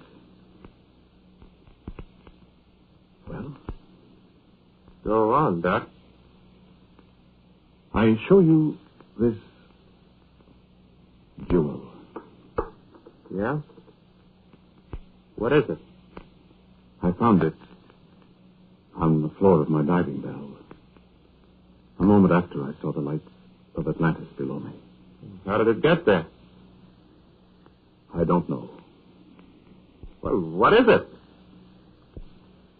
You ever read Thomas Gray's elegy written in a country churchyard? I guess so. High school. The curfew tolls the knell of parting day. Why? Let me quote one of the couplets to you. Full many a gem of purest ray serene the dark unfathomed caves of ocean bear. Go on, Doctor. I suspect that Thomas Gray was trying to tell the world something. That's kind of reaching for it, Doctor. I didn't know where it came from, I told you. That's right. But Betty Case knew. Betty Case gasped when she saw it. Where did that come from? Well, I don't know. It was on the floor. Give it to me. Well, what are you so anxious? Because it's mine. Oh, well, I had a weird idea it came from outside. Isn't that silly? No, Dr. Moraida. It isn't silly. What? It did come from outside. And the 2 red scars on her neck, just below her ears. The red scars I had never noticed before, pulsed as she spoke. And I was struck with a queer, fleeting thought. Why? She looks just like a fish. Out of water. And I could feel the motion of the diving bell quicken, and in a moment it was like an express elevator dropping down out of control from some great height. Betty Case was laughing at me, and queer things sped past the fort. The light grew stronger, and my mind reeled. Suddenly I was flung to the floor as it thumped against the bed of the ocean. The altimeter registered 13,800 meters below sea level. We had come to rest 8 miles below the surface where the sun danced on the waves. And we sat in bright light in the streets of Atlantis. Well, it's a great story, Dr. Moraida. A crowd of people in the street. A crowd of people dressed in the garments of ancient Greece. A sound of music that set the beryllium steel walls of the diving bell to humming. Men and women and children in the light of great lamps beaming down from tall marble columns. Men and women and children living and moving and breathing 8 miles below the ocean surface. And I turned to look at Betty Case. I remembered, Doctor, when I saw the door. I remembered when I dreamed after the face looked in on us and I fainted. And when I saw the door... This can't be. This is utterly, fantastically impossible. No, it is not, Doctor. Look outside. They're coming closer. Betty, look out. Do you see them? Yes, I see. It isn't impossible, Doctor. This is Atlantis. It can't be. It is. It's Atlantis. I'm home again.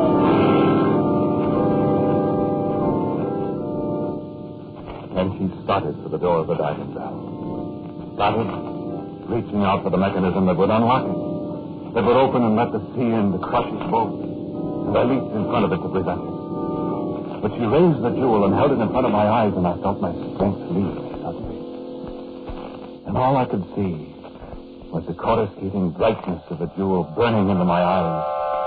And all I could hear was her voice, echoing hollowly against the steel wall. No. Never seek to stop me now, man of earth. And I thought idly of the archaic form of speech she employed. This girl who was on earth the most prosaic, dry as dust, laboratory assistant. Never seek to stay my hand, nor turn thy eyes away from the gem of purest ray. For thy senses before thee now, and thou shalt go forth into the depths where mortal man hath not yet trod. And I thought with considerable surprise, why, she's speaking the purest of ancient Greek. And I'm understanding it. Now let thee become as one of us. And I watched her calmly as she extended the gleaming jewel toward me. I felt it touch the sides of my neck just below the ears, and a searing cold pain went through my body. And suddenly I was gasping for breath. I drew in great gulps of the oily air of the diving bell, and with each breath I grew weaker and weaker. I was suffocating, like a fish out of water. And as the darkness shot with flashes of red descended upon me, and I knew I was dying, I dimly saw her touch the scar on her neck with a jewel, And she was gasping suddenly, too. And I saw her reach again for the lever that operated the door, and it burst open. And I felt life returning to me as I breathed in great lungfuls of cold, pure salt water.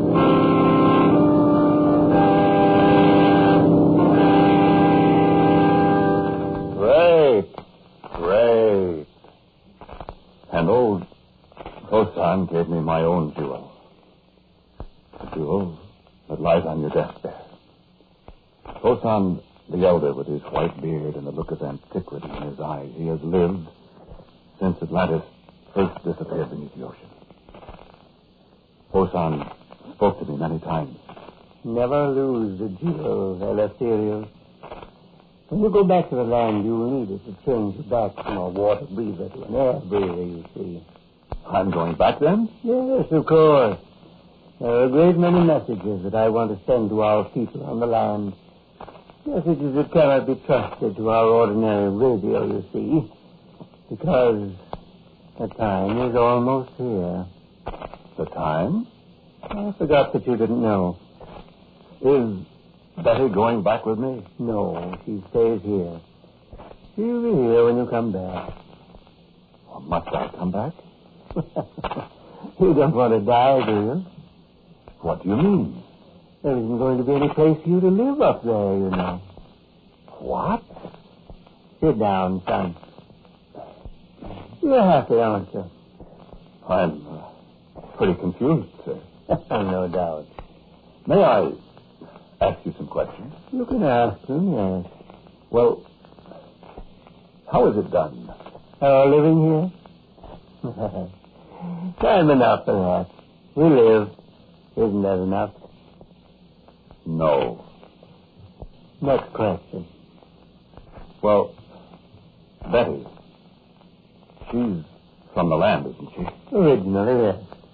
Did you ever hear of the bark Marie Celeste? I seem to. It was lost with all hands. That is, all hands were lost. They found the ship, sailing along with all its sails set, food on the table, still hot, and nobody aboard. It was one of the greatest mysteries of the sea. I remember. Betty was a passenger on the Marie Celeste. But that was more than 100 years ago. Yes, that's so. And the Cyclops that was lost in your World War in 1918. Remember that? Yes. They're all here. The Cyclops crew. They are? Well, except those we sent up to the surface. Well, what do you send those people up there for? Well, we've decided that we are the ones that the world belongs to, Eleftherios. You people up on the surface have made a pretty bad mess of things. And we're going to take it away from you. How?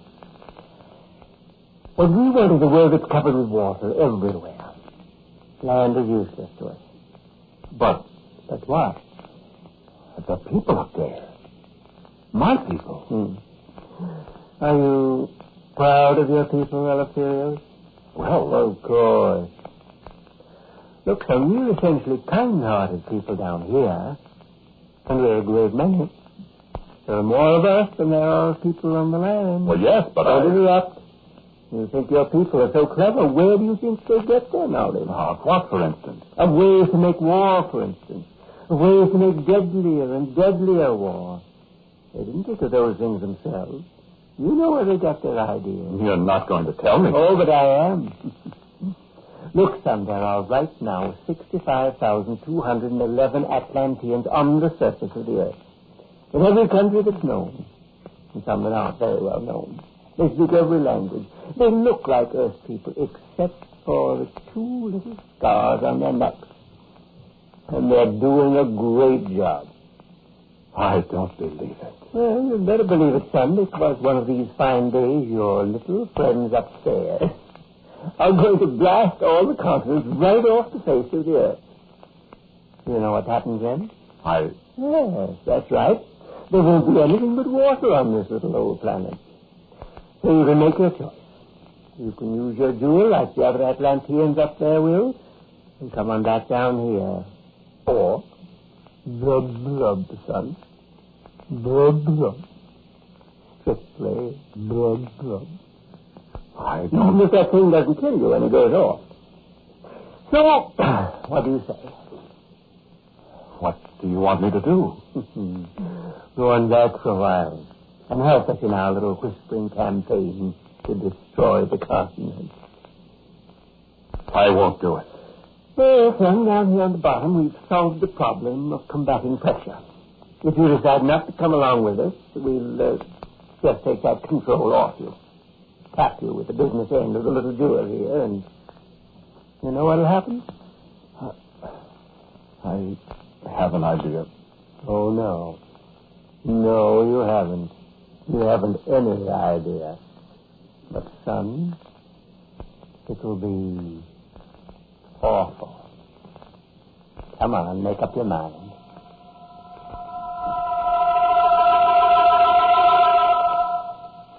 And? What? I said, and? Well, I'm here. I don't know how they did it, but I'm here. You certainly are. Well, you've been passing the word to the little ambassadors what the old gentleman wants back? I have not. I told you I've killed 32 of them so far, including Miss Meredith. It's a great alibi. You think I'm going to betray the people of the earth, man? You're betraying the people of the sea, aren't you? What? You heard me. Well, it's a great story, Doc. I knew that you wouldn't believe me. It's a great story. But you don't believe it. Think I'm crazy? What? Of course I believe it, Doc. What? Sure I do.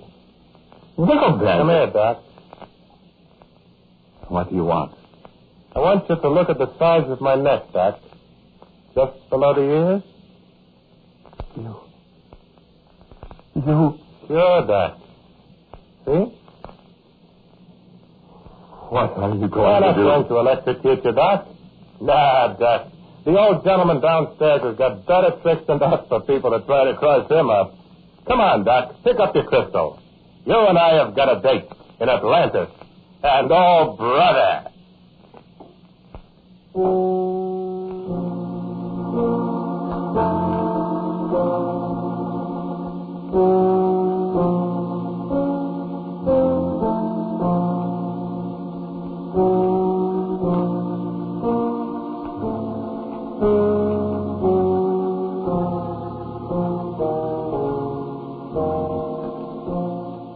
Quiet, Please, for tonight was called Gem of Purest Ray. It was written and directed by Wyllis Cooper, and Moraides, the man who spoke to you, was Ernest Chappell. And Morton Lawrence played Pappas. Sharita Bauer was Betty Case. Edgar Staley was Fosan, the Atlantean. As usual, music for Quiet Please is played by Albert Berman. Now for a word from our writer-director, Wyllis Cooper.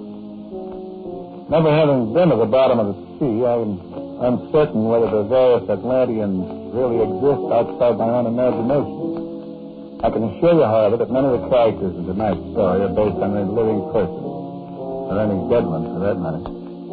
Next week's Quiet Please is called In the House Where I Was Born.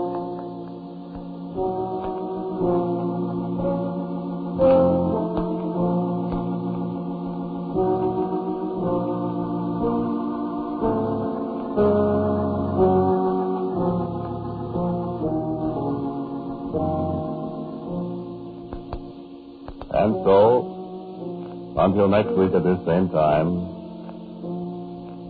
and Mr. Cooper's story, In the House Where I Was Born, I am quietly yours, Ernest Chappell.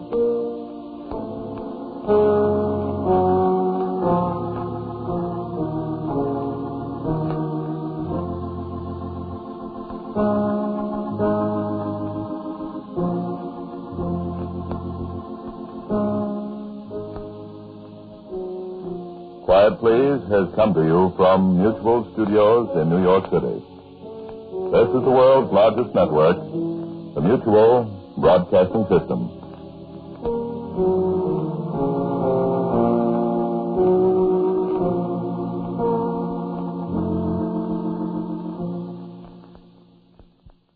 Quiet, please. Quiet, please.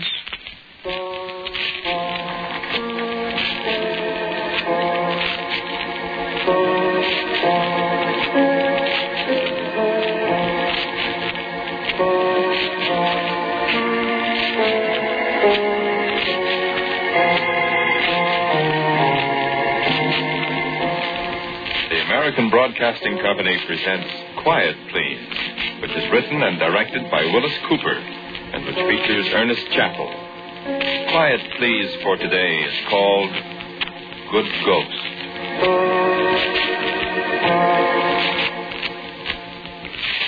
I never did anything wrong in my life. That's why I was so upset when Schuster murdered me.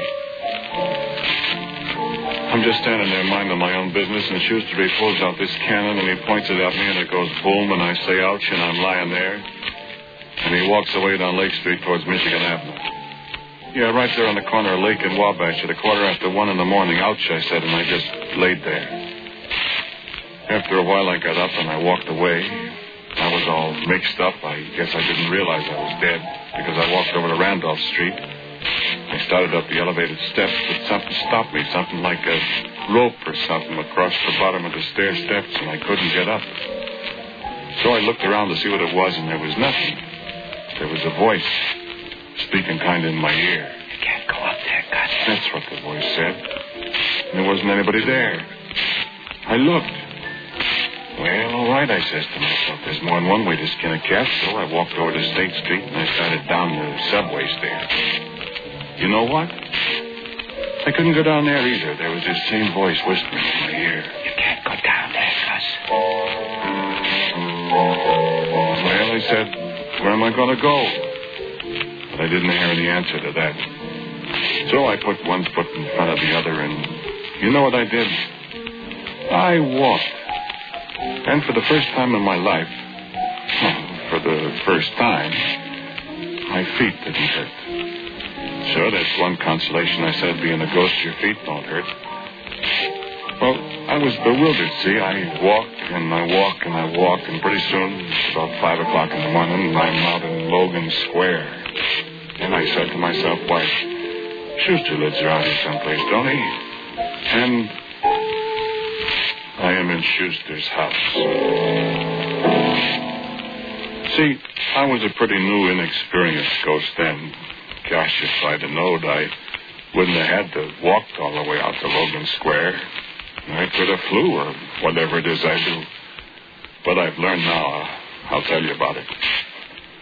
Well, like I said, there I am in Schuster's house. Well, you didn't know Schuster, did you? He was laying there, sound asleep on the bed, and he was a pretty good-looking fella in a kind of fat way. He was laying there snoring. He had his hand hanging over the edge of the bed, and I never thought. I just went over and I took hold of his hand, and I said, hey, Schuster. Schuster. Hey, Schuster. Schuster, wake up. Who's that? Wake up, Schuster. It's me. No! Who's that? Well, gee whiz, Schuster, it's bad enough to murder a guy. You have to scare the life out of him?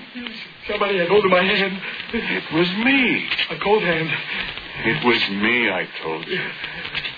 Who's that? It's me, Schuster. That's a hand? It's Gus. Gus! You awake now? You get away from me! You're dead! Yeah, I know it. I didn't mean to wake you up so violent, Schuster. I'm asleep. I'm dreaming. No, honest, Schuster. I'm sorry. I'm hearing things.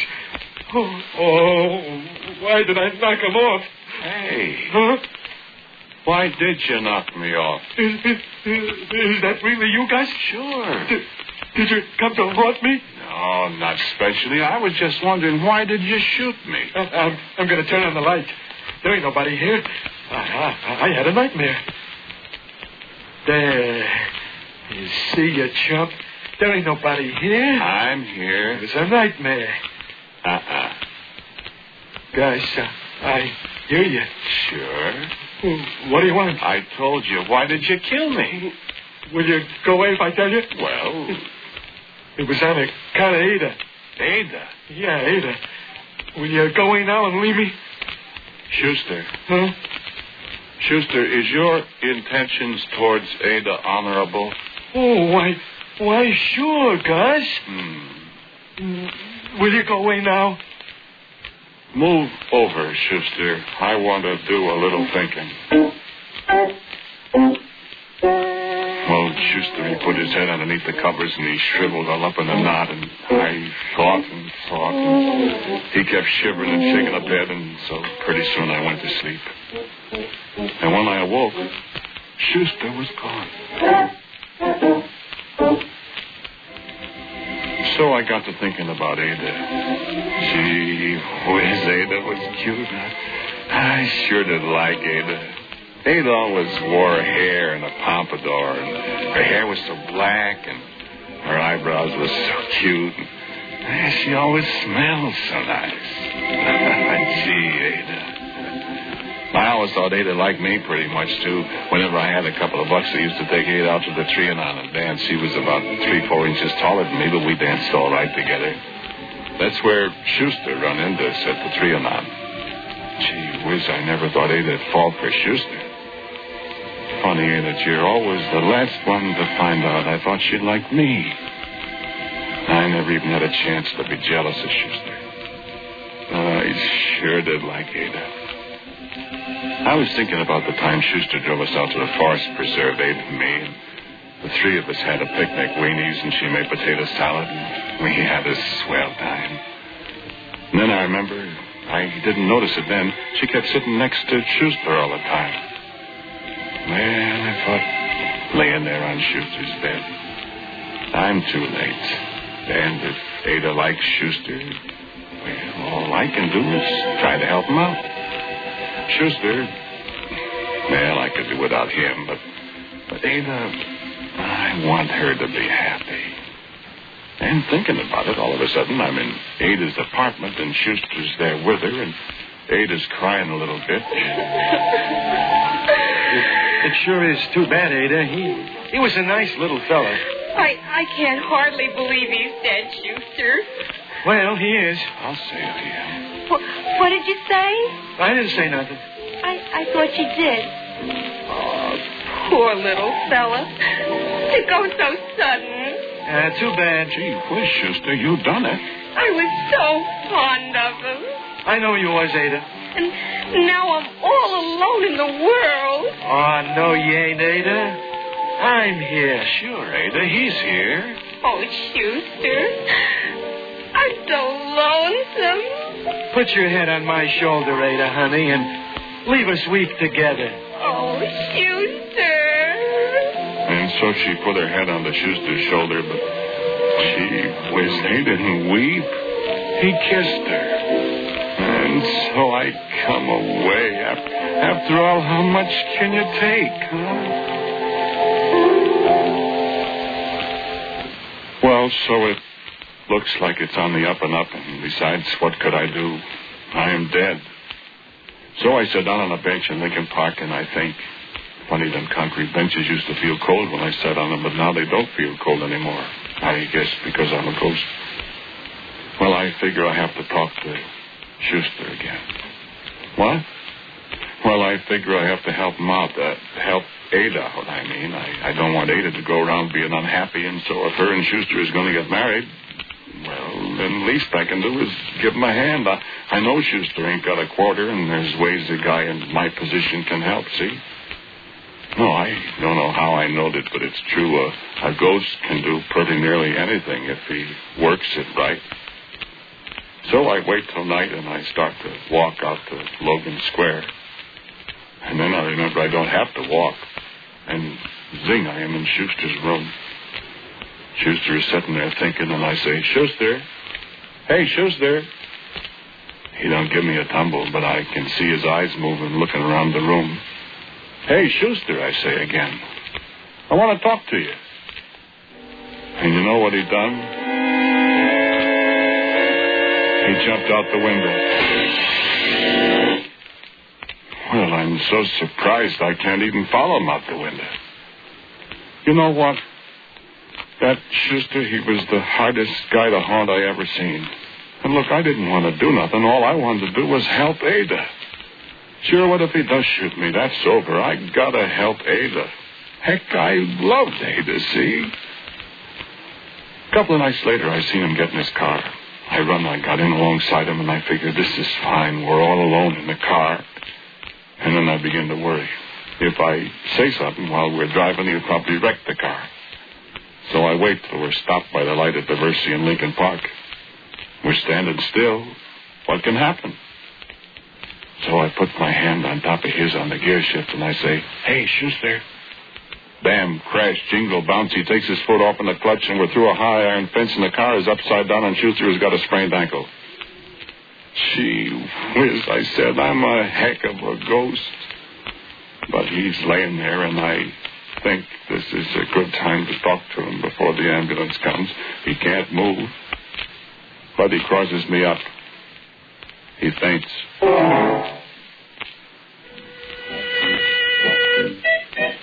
And whilst he's laid up with his ankle all bandaged up, Ada comes and sees him, and the way she puts her arms around him and kisses him, I says, this is no place for me. So I come away again. I couldn't take it.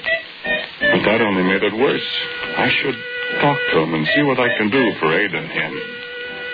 So after a while he's well, and I see him and Ada every once in a while, and he treated her like, gee whiz, the way I wished I could have treated her. And she ended up. Well, one night Schuster goes into a movie. I saw the movie before. You got a lot of time on your hands when you're a ghost. Usually you can get in movies free. I followed him inside, and while he was running the sign on the screen, it said, next week, Hollow Triumph. I lean over close to him, and I say, Schuster. Gee whiz, he went up like a balloon. People was hollering, and he was hollering, and the ushers come, and the cops, and they drug him away. You know what the upshot of that was? He kept hollering to the cops that he was haunted, and they thought he was touched in the head, and they put him in a wagon. They took him out to psychopathic for observation. I sure made a mess out of things, didn't I? And all I'm trying to do is be a good guy, a good ghost, I mean. So, come evening out to psychopathic, I go. Boy, what a place. And I hunt high and low for Schuster till it's about 2 o'clock. Then I hear a kind of gargle I think is familiar, and I go through a little door, and, oh, boy, there he is. In a straitjacket. Well, for pity's sake, Schuster, I says. Look, Schuster, stop it. I ain't going to hurt you. Schuster, listen to me. Schuster, don't you bust something. Now, listen, Schuster. Listen to me. I ain't mad. Nah, Schuster, I ain't mad at all. I want to kill me. What? Kill me. Kill you? Yeah, kill me. Nah, Schuster, all I want to do is help you. Don't, Schuster, somebody will hear you. Yeah. Look, I'm only allowed to kill one person, see, Schuster? No, you ain't allowed to kill the fella that killed you, see? I can only knock off one fella, and he has to be a bad fella. Well, I know you're kind of bad, but you can't be all bad, Schuster, or else Ada wouldn't love you. Does Ada love you? Yeah. And do you love her? Yeah, that's what I thought. Don't kill me. What? Please. Listen, I said I wasn't going to kill you. I just want to help you. Yeah? A ghost can do lots of things, Schuster. Yeah. You need money, Schuster? Yeah. You broke? Yeah. Well, you can't marry Ada without money. Yeah. I'll get you the money. Yeah. I'm not kidding. Only will you promise to marry Ada as soon as you get the money? Yeah. Well, I says, okay then. And I reached over and patted him on the forehead. And he heaved himself up and the gag come out of his mouth. Let me out of here! So I have to start all over again. I stuff the thing back in his puss, and all he can say is ergo, and I lay it all out to him again. He was bound and determined I was going to knock him off. He must have had a guilty conscience or something.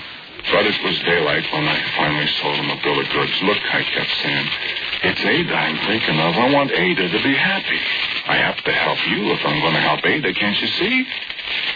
And it was, like I said, broad daylight when I took the gag away from him again, and I was all ready to put it back, but... Okay, guys, okay. I believe you. You got to believe me. But you got to remember, if you hurt me, be hurting Ada, Gus. I know it, Schuster. Why else would I go to all this trouble? Heck, Schuster, I loved Ada. And he just looked at me funny, and I said, okay, I'll meet you at Rollo's next Wednesday night. And I come away. Rollo's. I don't suppose you ever been there, huh? Gambling joint. I used to go there once in a while when I was alive. Pick up a couple of dollars shooting craps or something. Schuster goes there a lot, too. I'm standing by the wheel when Schuster comes in. I'm just standing there, and of course, Schuster can't see me when he comes up. He stood there looking a minute, and Rollo gave him a hello. Hello, Schuster. Hi, Rollo. Get your bets down, gents. Schuster, you gonna play? 17. What'd you say? I said you're gonna play. Get your money down. I said 17. 5 on 17. All bets down. That's all, gents. And I left it spin a minute, and I put my finger on the 17, and I stopped it. 17. Here you are, Schuster. Get your bets down, gents. 4. $100. $100. Oh, pleasure, aren't you, sir? Spin the wheel. All bets down. Round and round she goes, and where she stops, nobody knows. The heck nobody knows. I know. She stops on 4. 4. Well, nice going, Schuster. Yeah, it is nice, ain't it? 11, Schuster. 11. $500. Take it easy, Schuster. Spin the wheel. That was an awful short spin, Rollo. Real basic about it. Stopped on 4, didn't it? Hey, Schuster. What? Ain't you got enough? Enough? To marry Ada? You win 3 times. Oh, come on, Gus. Let's not quit yet. Okay. 13. 13. $1,000. At 4:30 in the morning, Rollo declared that the bank was busted. Schuster took every dime in the joint. Schuster with me to help. And he went out of that place with money sticking out every pocket and his hat. Hey, Schuster, I said. Wow, Gus, you're terrific. I'm set for life. You ain't set for life, Schuster, I said. Not yet, you ain't. What do you mean? You forgot about Ada. Ada? Ada. Yeah, this dough is to get married on, Schuster, remember? Yeah, well, what do you know? Pretty near forgot about Ada. Can you imagine that?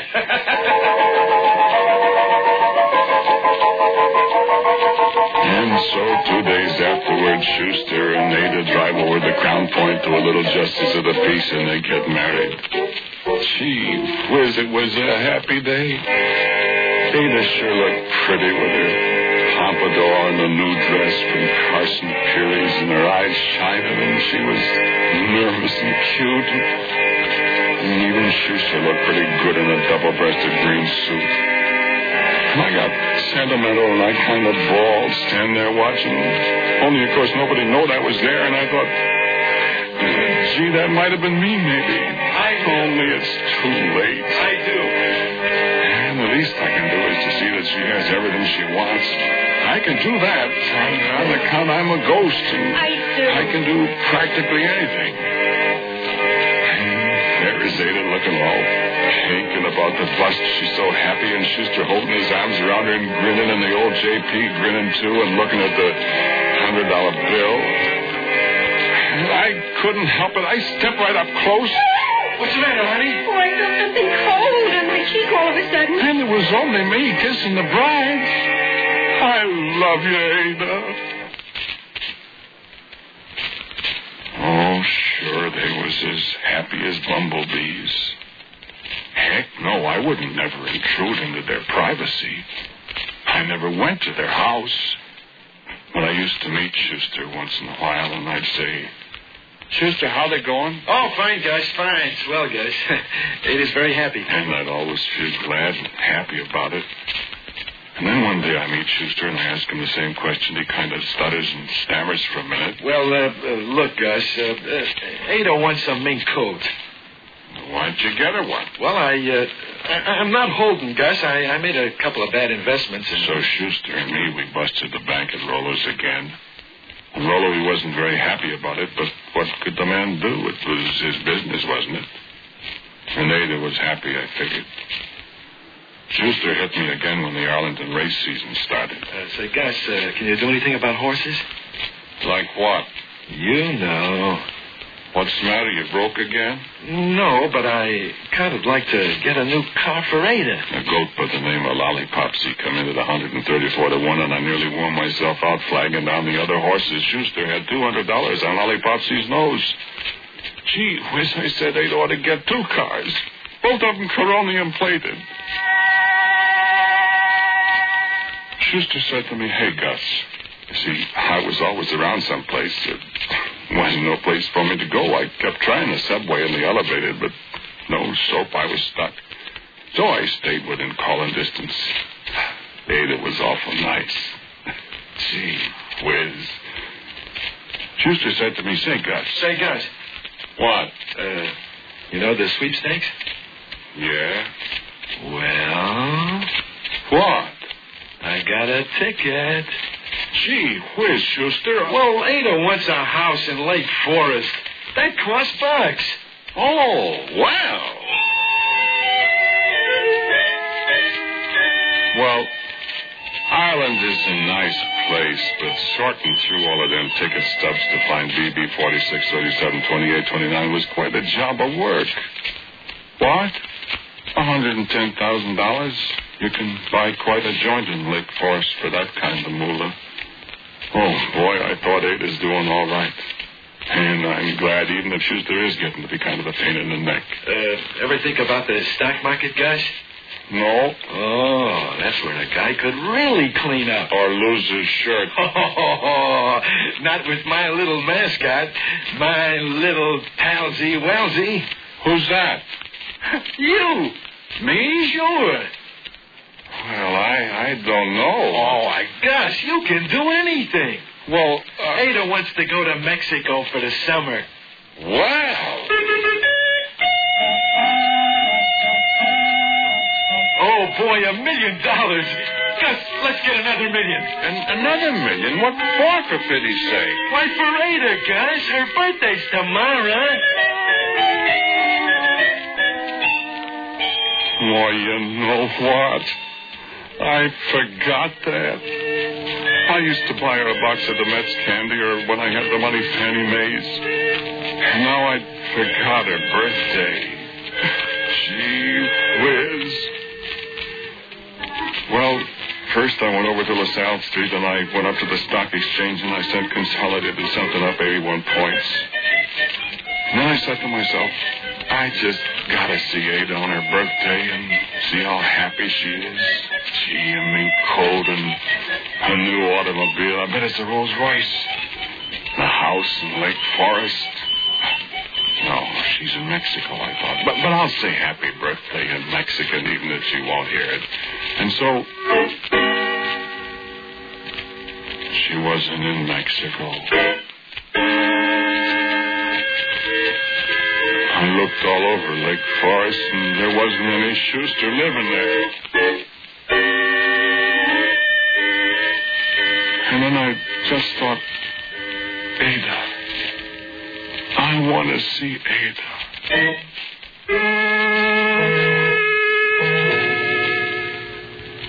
And I was right alongside her.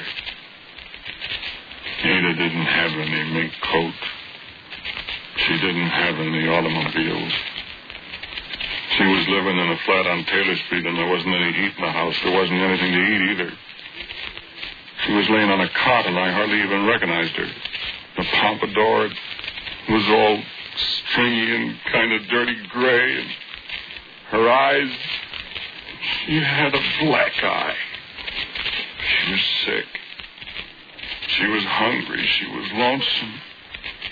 She was pretty close to dying. How do you like that? My Ada. And Schuster, the wheel, horses, sweepstakes, the stock market, $1 million. I kissed Ada. And Ada knew that was there. Ada spoke my name. She laid back on the cot and she cried some more. I couldn't take that.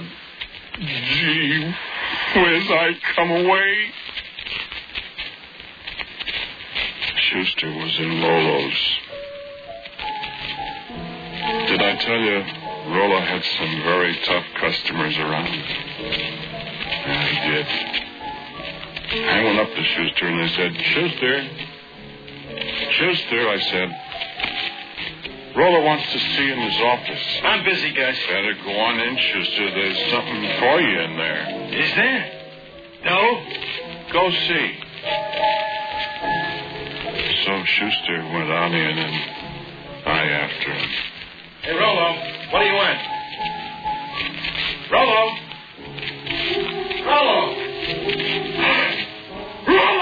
He's dead, Schuster. Let me out of here! No.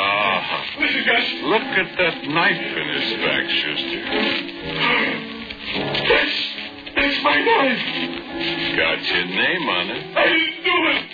I know you didn't. But they'll think you did. Who will think so? Ed Ott, the big guy, Sam Harwell, the guy with the brass knucks, Ralph, the guy that bites But people. I didn't do it, guys. No, I done it, Schuster. You? Sure. Remember, I told you I was allowed to knock off one guy.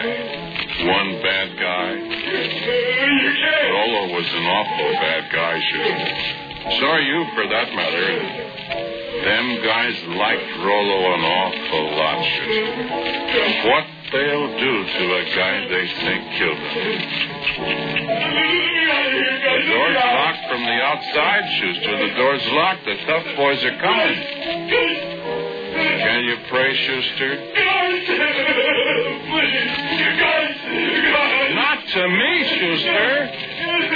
So long, lad.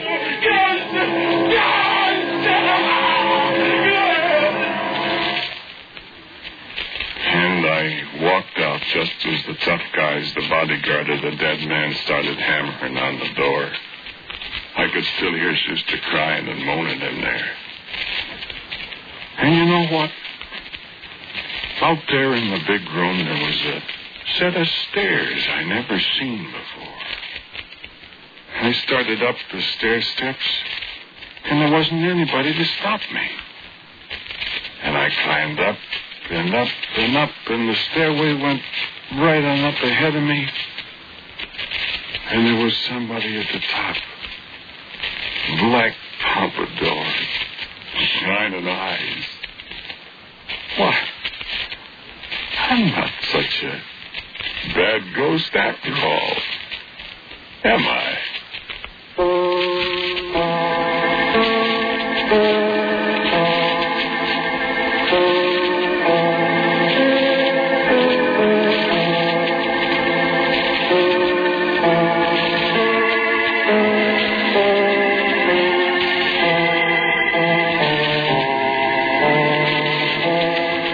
The title of today's Quiet Please story is Good Ghost. It was written and directed by Wyllis Cooper. The man who spoke to you was Ernest Chappell. And Murray Forbes was Schuster, Ada was Ruth Last, and Rolo was played by Arthur Cole. As usual, music for Quiet Please is by Albert Berman. Now, for a word about next week, here is our writer-director, my good friend Wyllis Cooper. Thank you for listening to Quiet Please.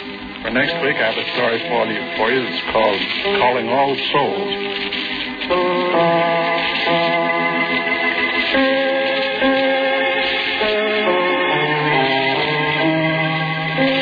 And so, until next week at the same time, I am quietly yours, Ernest Chappell.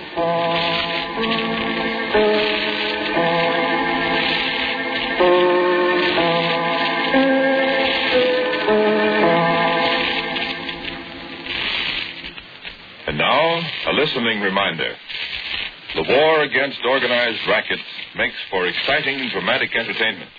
And you can enjoy it every Sunday afternoon over your ABC station when David Harding, counter-spy, becomes involved in another daring adventure with the underworld. Don't miss this afternoon's story. Quiet, please.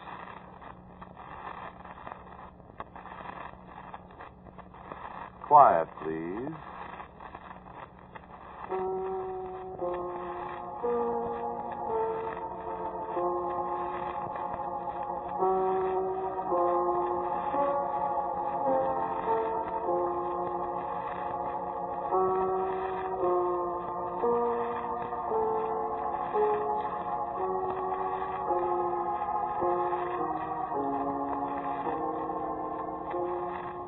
Mutual Broadcasting System presents Quiet, Please, which is written and directed by Wyllis Cooper and which features Ernest Chappell.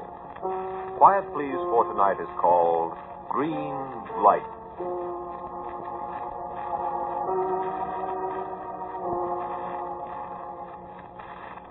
You wouldn't be a railroader, would you?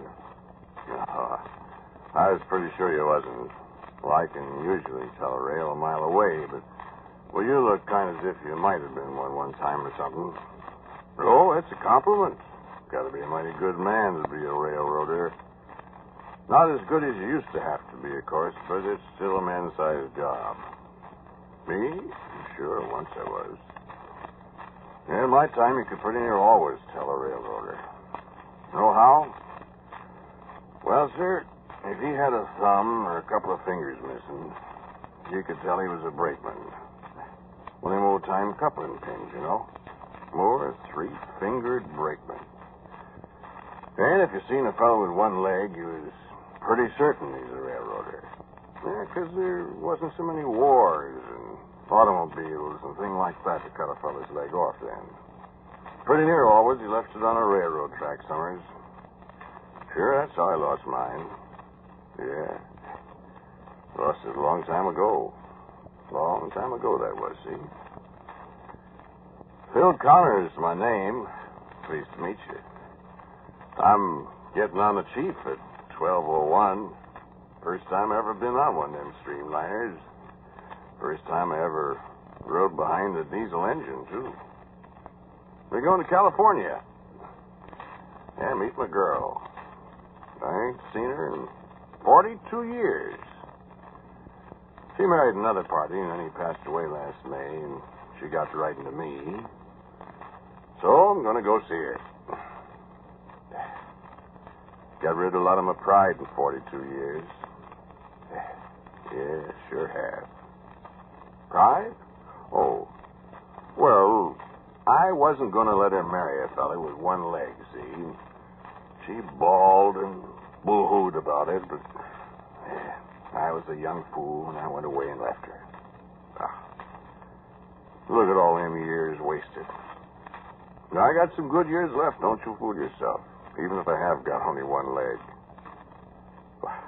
I guess you might say I lost it in a railroad accident. Then again, you might not. That was part of the reason why I ran away and left Addie, you see. When I lost my leg, people thought I had bats in my belfry. Yeah, I don't suppose you'd shoot a backer, do you? I'm trying to break myself of the habit before I see Addie. She was always set against it, you see. But I got a couple of days before I get to California, and I guess one more left. She won't hurt me. Don't have cuspidors in depots anymore, it seems to me. Oh, well, an old-time charge don't spit much anyhow. I wasn't rightly a railroader, you see. I mean, I pounded brass. It's telegrapher, a brass pounder. I was working on this little branch line down South Sea, working the night trick of this little bitty town, what is this, lumber mill. 40, 50 people, practically all of them in the mill. But when the mill shut down, there ain't nobody much in the town. The day operator, he was Addie's brother, Ham Dorsey, his name was. They had a little house in town, and I roomed there. So I got to know Addie Dorsey. I tell you, these here deserted little towns. You ever been in one? Good gosh, at night all there is hooty owls and squirrels, jumping up and down on the roof and hooting, raising a racket so you think nobody could sleep. But you can sleep all right. This night trick was a peach. Only had one train through after 11 o'clock, way freight to come through any time between 11:30 and 1:30, depending on how many cars they had to set off down the line.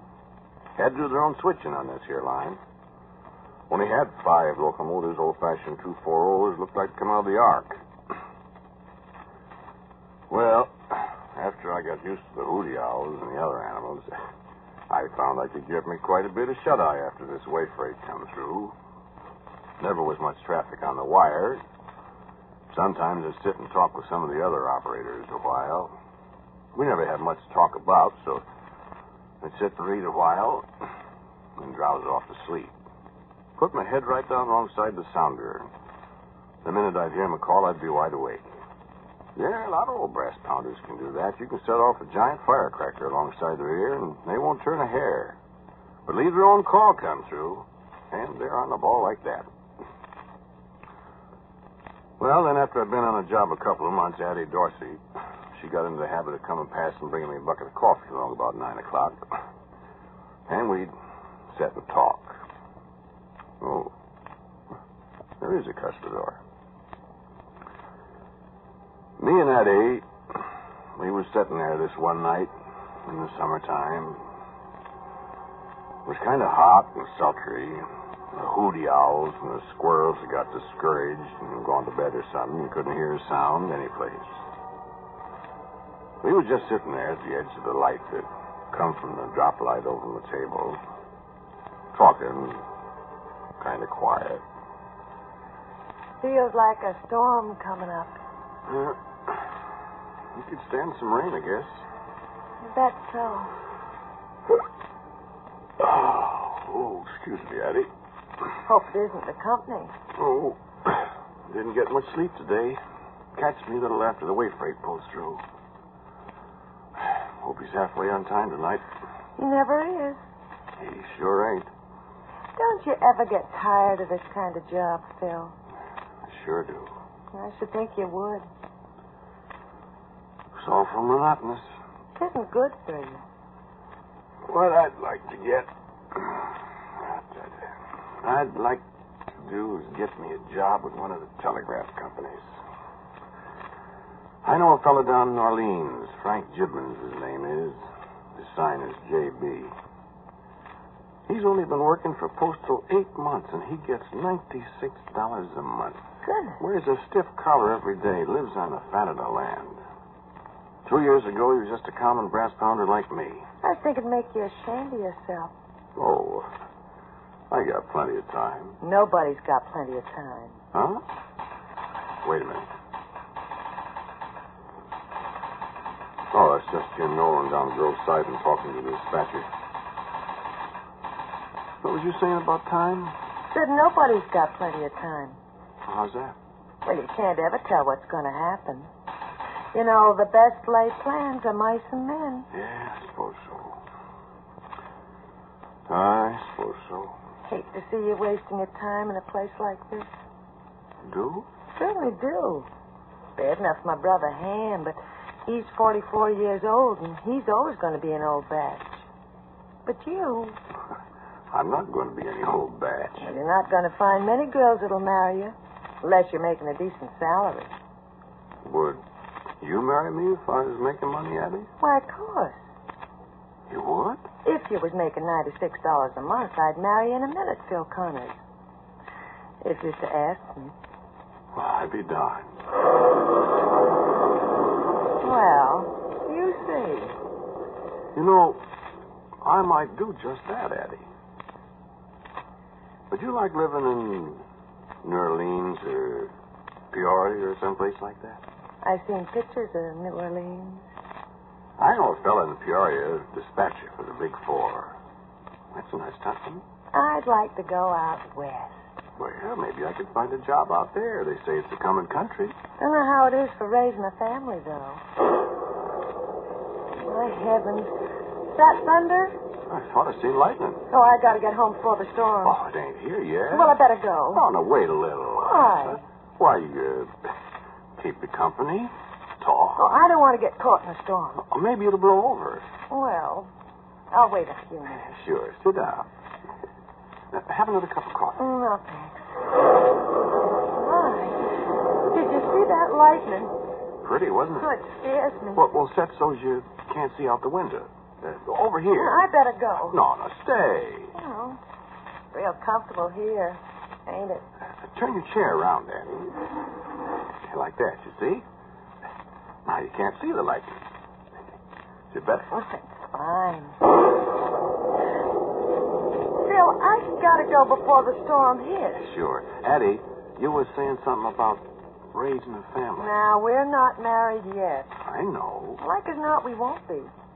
You probably got another girl somewhere. No, I haven't. You sure you ain't? Well, you're the first girl I ever seen that I'd want to marry, Addie. Are you popping the question, Phil? I popped it a while ago. You said yes. If you get a good job. Get a good job, Addie. Well, then. What'd you do, if I was to ask you for a kiss? Expect I'd give it to you. Seeing we're engaged.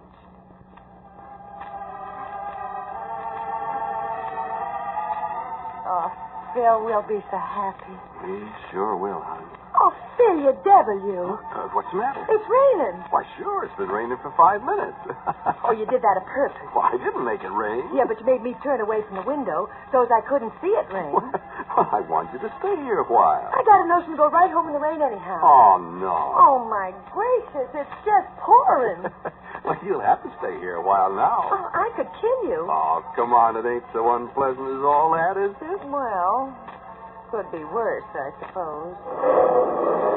Dear, this storm will probably last all night. Well, hardly ever does. Oh, hand me some coffee. Might as well make the best of it. Sure. Coffee's cold, I'm afraid. Oh, I don't mind.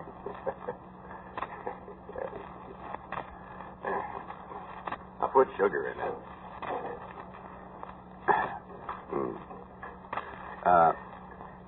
How big a family was you figuring on us having? Oh, not a very big one.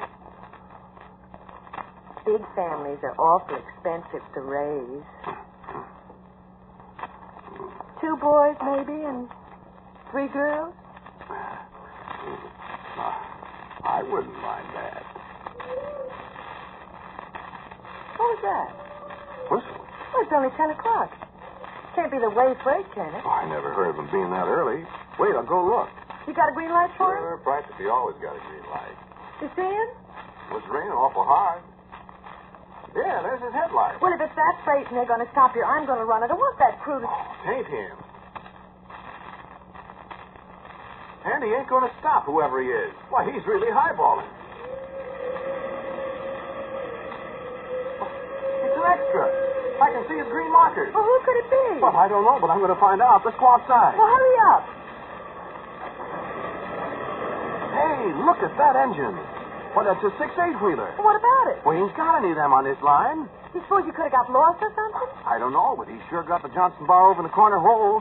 He better ease up time he gets to that curve at Reno Hill. That's the funniest thing I ever heard of. Me too. Look at that booger roll. Why, he must be making 50 miles an hour. If he ain't careful... I knowed it. Run and get your brother quick, Addie. He's left the iron.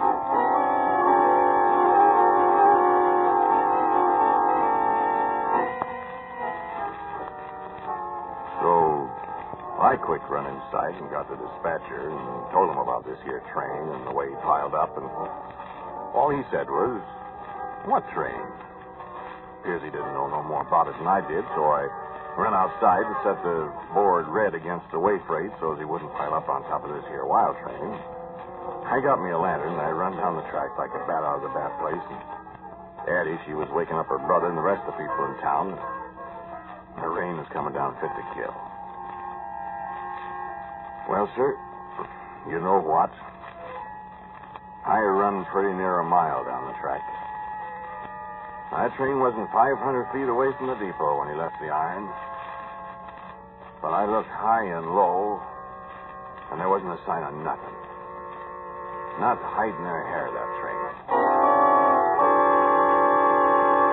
Now, what do you think of that?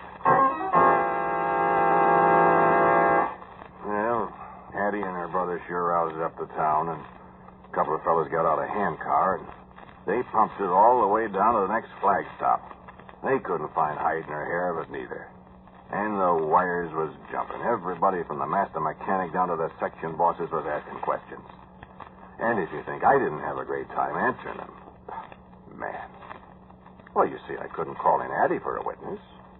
Well, how would that look? You know. Oh, she wanted to get me out of the sandy I got myself into, and her brother Ham said she should, too, but, yeah, I wouldn't leave her do it. Well, I got off with a warning. I had a good reputation for soberness, you see, so everybody finally agreed I had a nightmare or something, and they jumped up and down on me for falling asleep. Then I took a lot of kidding from the other operators along the line. Got pretty doggone tired of it, too. Well, Ham and me, we had a lot of discussion about it, and Ham, he said it probably was a ghost train. Said he'd heard about ghost trains before. Like President Lincoln's funeral train that they see every once in a while, running along slow in the night, all draped in black, and the bell tolling like a church bell. Never heard of that? Well, you ask old-time railroaders sometime.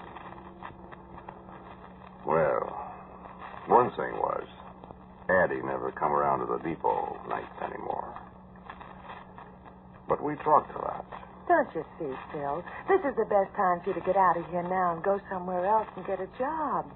I don't see it, Addie. Well, everybody's making jokes now about you. It ain't no joke to me, Addie. I know, Phil. Didn't I see it with my own eyes? Well, sure, but... But what? Well, I ain't going to leave here till I find out what this thing was. Oh, Phil. Listen, Addie. A thing like this can follow a man all his life. Well, I'd go asking for a job with Postal or Western Union or somebody. First thing, they'd look me up, and people would tell them about this, and, well, where'd I be? No, sir, I'm going to stay here and find out about this here ghost train or whatever it was. But how are you going to find out, Phil? I don't know. I keep looking.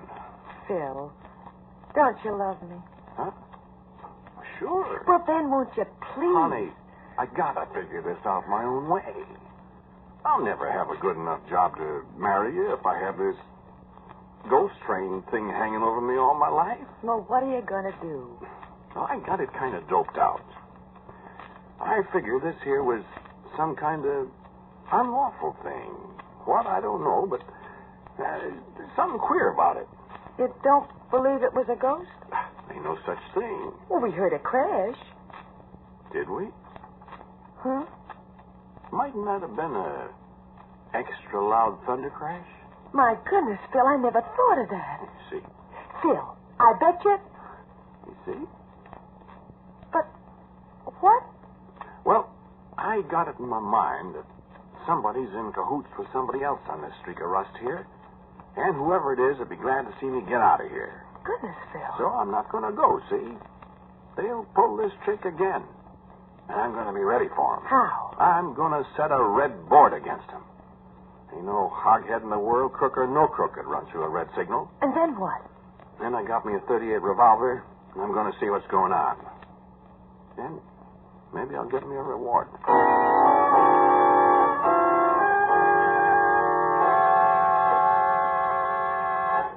So, that's how I got my leg cut off. That's how I happened 42 years afterwards to be going to California to meet my girl Addie.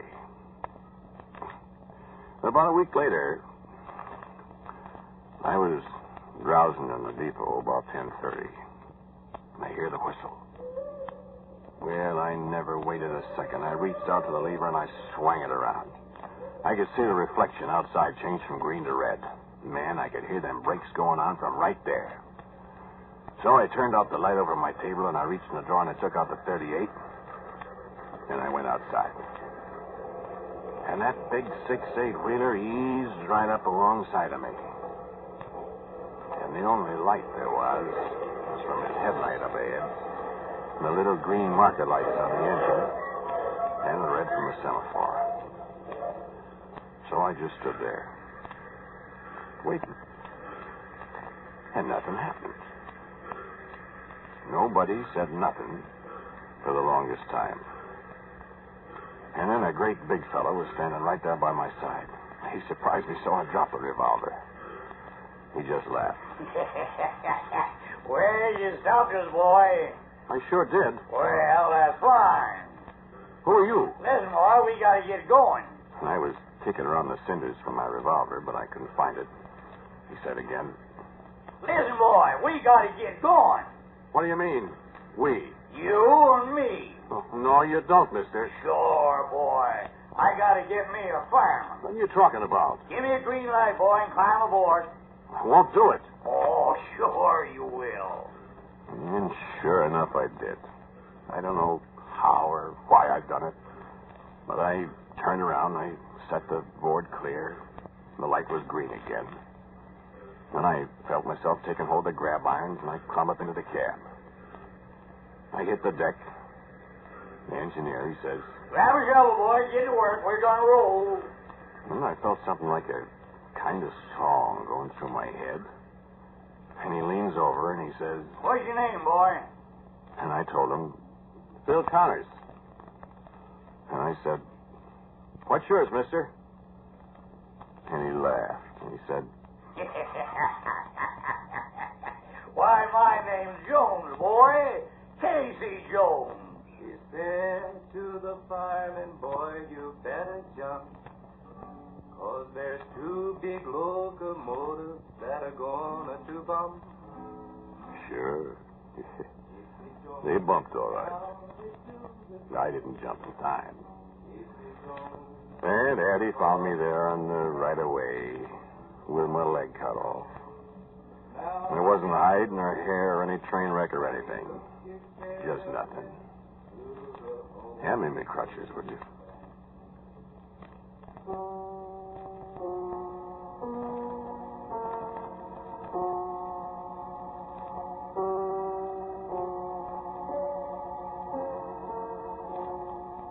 You have listened to Quiet, Please, which is written and directed by Wyllis Cooper. The man who spoke to you was Ernest Chappell. And Addie was Ann Seymour. The engineer was Gus Gordon. And the singer was Bill Huggins. Original music for Quiet, Please is composed and played by Albert Berman. Now, for a word about next week's Quiet, Please, here is our writer-director, Wyllis Cooper. Next week's Quiet, Please is called Pathetic Fallacy, in which I shall attempt to dramatize a figure's speech. I shall probably be about as much surprised as you are. Next Monday night, Quiet Please will be heard at a new time over most of these mutual stations. Consult your local paper for time and station. And so, until next week, I am quietly yours, Ernest Chappell. Quiet Please comes to you from New York and will be heard next week at 9:30. This is the Mutual Broadcasting System.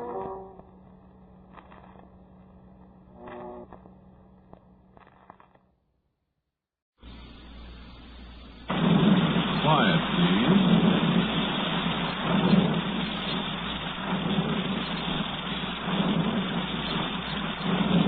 Quiet, please.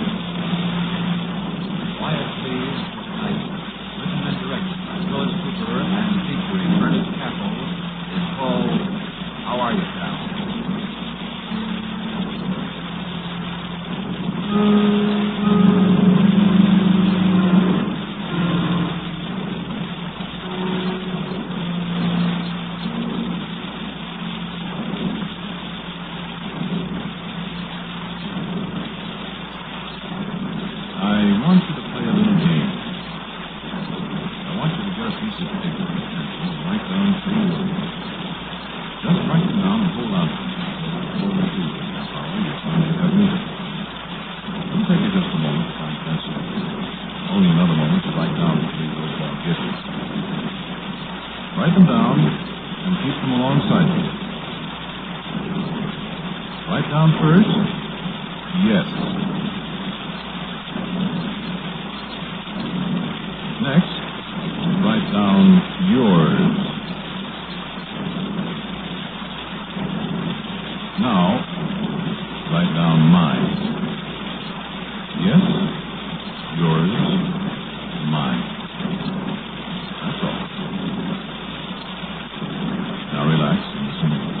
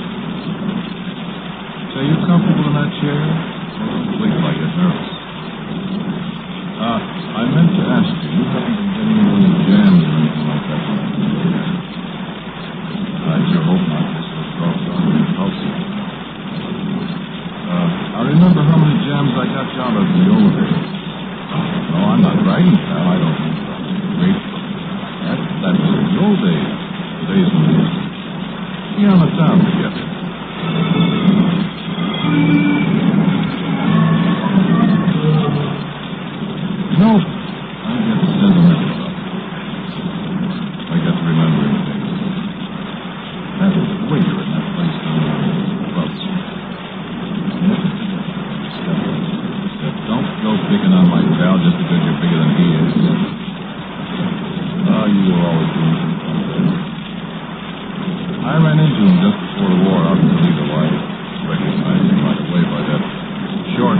leg where you broke it. Well, he didn't remember me, of course. I've changed a lot. You said that. Well, that's places. Like I said, seen a lot of things, done a lot of things. It's changed.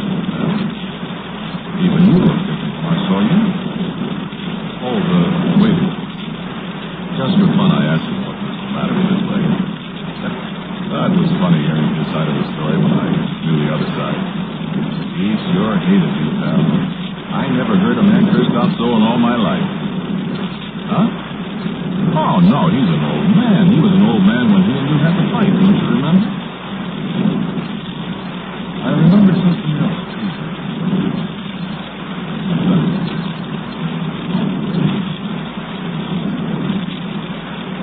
I remembered all the stuff.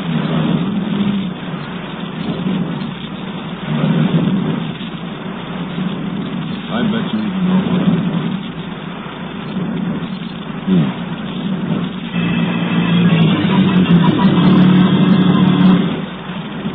What was her name? Simple name, wasn't it? Better not to mention it. We were sitting on the steps.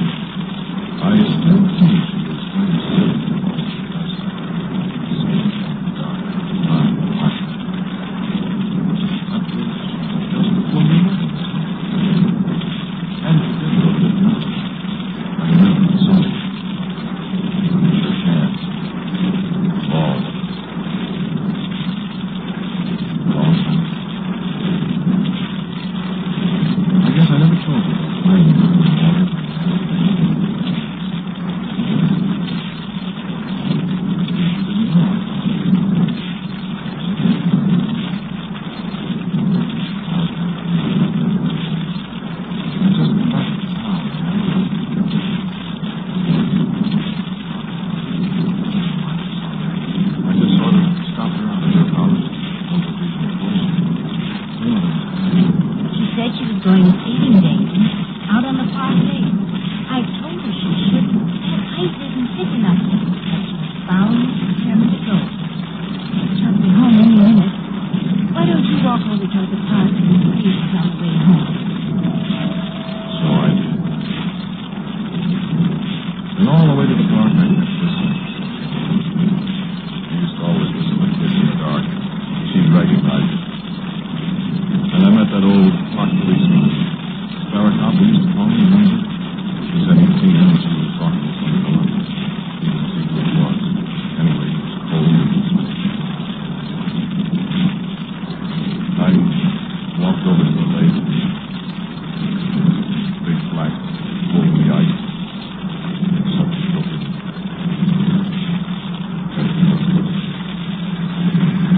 So I yelled for the cop and he came running so fast he went. I slid out on the ice in my belly and dragged her out. I thought that was a little green beret that was floating in the cold water after I pulled her out. But it wasn't. Then the cop and I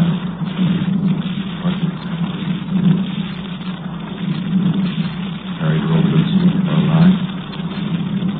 And a taxi got shut off. That was that.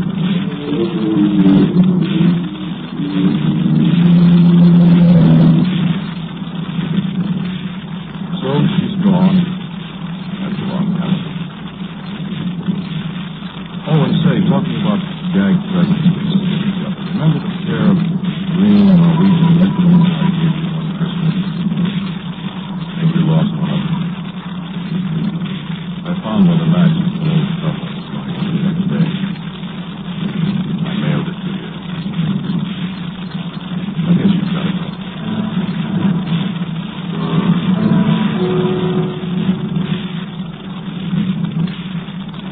I went out to the cemetery. You ever go out there? Oh, I guess you wouldn't be married before the guy around town and all that. There's not much room for sentiment like that in the world of this town. Not anymore. No, not anymore. Used to be. What's one thing that's war, balance, misery, and stuff like that. I went through that war and saw a lot of people get killed. A lot of good friends died. But I never forgot her. I thought about her Christmas.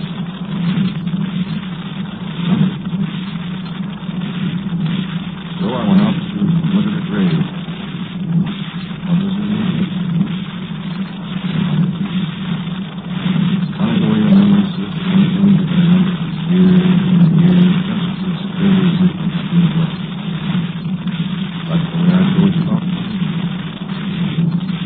You remember things that way too?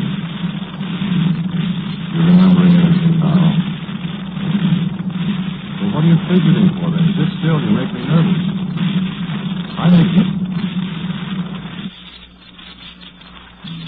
Like the way I told you about finding you. You remember things that way too? You're remembering anything now? But what are you fidgeting for then? Sit still, you make me nervous. I make you nervous. I didn't mean to, pal. You know what? Remember, a lot of people thought she committed suicide. I don't know any reason for her committing suicide. Do you? Unless, well, she might have been pretty upset about breaking off that deal with you and her. I wish you'd tell me something sometime. How did you break it off? Did you just tell her? Did you take one last walk in the park and say, hey, kid, it's all off? Or what? Oh, I suppose it's none of my business after all, but I wonder about things like that. I wondered so many times what she said. Did she put up a big beef about it, or did she take it, well, like I had to take it when she told me about you? I'd have been willing, you know, to step up and be the big-hearted stiff and say to her, well, now, look, kid, if the deal with my pals off, I'm still sticking around. I'm all set for it if you want any part of me. No. I really loved her. But I didn't get a chance. That's why I went away, I guess. I suppose that's why I came back, too. You got that green mitten I sent you? No, I didn't put my name on the package. I figured you'd know who sent it. You got the pair now, if you kept the other one. But the one I sent you was all shrunk up. You couldn't wear it, I know. Water. That's what it is. Wool shrinks in water unless you take care of it. And I guess nobody took care of this one. It's probably been lying around in hotel dresser drawers and old suitcases for years. Anyway, you know where it's been.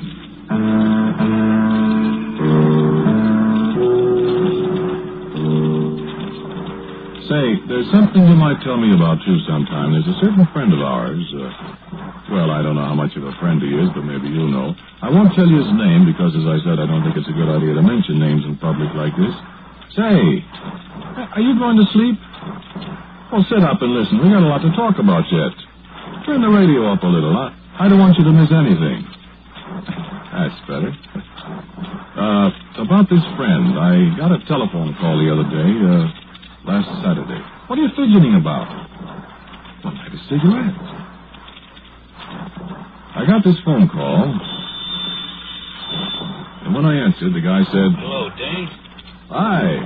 Listen, Dane, maybe you think you know who this is. Why, sure, it's Pat... Never mind that. I'm not going to tell you who I am. For a very good reason. Well, now, look, I can kid along with anybody. I'm not kidding, Dane. I'm not going to mention any names at all. There's a certain guy that you and I both know has been spreading a few stories that you want to know about. Oh, is that so? Yes. What kind of stories? Where have you been the last few years? Well, for a while I was in the Army, 99th Division, the Bulge, Glamorgan Bridge and all that. You through that? Are you kidding? This friend of yours, he says you've been in the penitentiary. He sounds like a wonderful friend. Doesn't he? Well, as a matter of fact, I was. You were? 4 years. Good Lord, Dane. Now you're going to ask me what I was in for. Well, I wasn't... I had a job in a penitentiary. What? A job. I worked there. Oh. Sure. Well, I'm sorry. Your friend probably misunderstood. Well, I hope so. Well, what'd you do? Not a guard? Oh, no. I had a very special job. I'll tell you about it sometime. Well, gee, Dane, I'm awful sorry. I better tell this friend of yours. Gosh, a thing like that could ruin a man. That's right, it could. Couldn't it? It sure could. Oh, you know, Dane, I meant well. Sure. Thanks for calling. It's nice of you. I'm sorry about it. I'll tell him. No, I'll tell him when I see him, or sometime. You mean, you know who it is? Why, sure. So long, Bob. And thanks anyway. I sure hope you didn't have any misunderstanding about what I've been doing, pal. Or didn't you know? Remind me to tell you sometime what my job was there. I've had some funny jobs in all these years. You wouldn't know about that, would you? You've been here all the time on the same job, making dough, and not worrying about anything. Or not worrying about much. Worries disappear sometimes over a period of years, don't they? Then they have a habit of popping up again, and sometimes they're worse than they were before you thought you'd forgotten. Now, I hope you don't have anything like that, pal. Well, from the look on your face, I thought for a minute you might have. Well, don't worry, pal. Everything always comes out the way it ought to come out in the long run. And the fellow always gets what's coming to him. Never fails. Never fails. You know, one of the things about a guy in my setup is I got very little to worry about. Nothing can happen to me. Well, everything's happened. Now, take a fellow like you, pal. You're fairly well off. You got a lot of friends, and you're doing all right. But what if you got one of those kicks in the teeth, like a few I've had? What happens to you then? tough thing to think about. Worry. Lie awake nights about. Me, I don't have to worry. I'm as free as the air. I've got everything I want. Or almost everything I want. Pretty soon I'll have everything, and that's that. We're neither one of us young anymore, are we? Oh, we're not old men, sure, but we aren't the fast kids we were once when we were pals together. Before she died and we kind of broke up and went our ways. Say, what time is it? Let's see your watch. Oh, time sure flies, doesn't it? I've only got a few more minutes with you, pal. Just a few more minutes. Here I stand gassing, and you're sitting there clutching that piece of paper.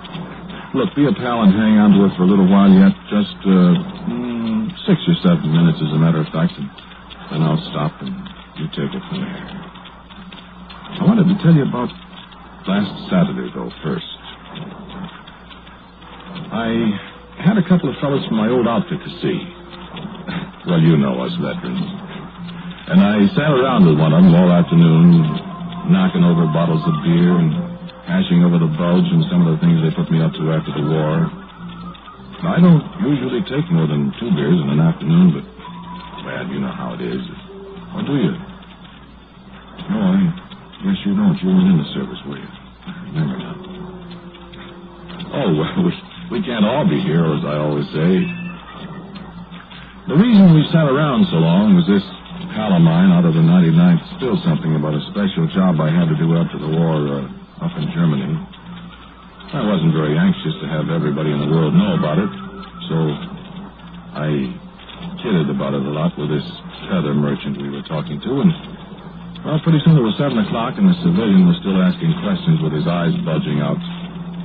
So I had one more beer, and I went back to the hotel.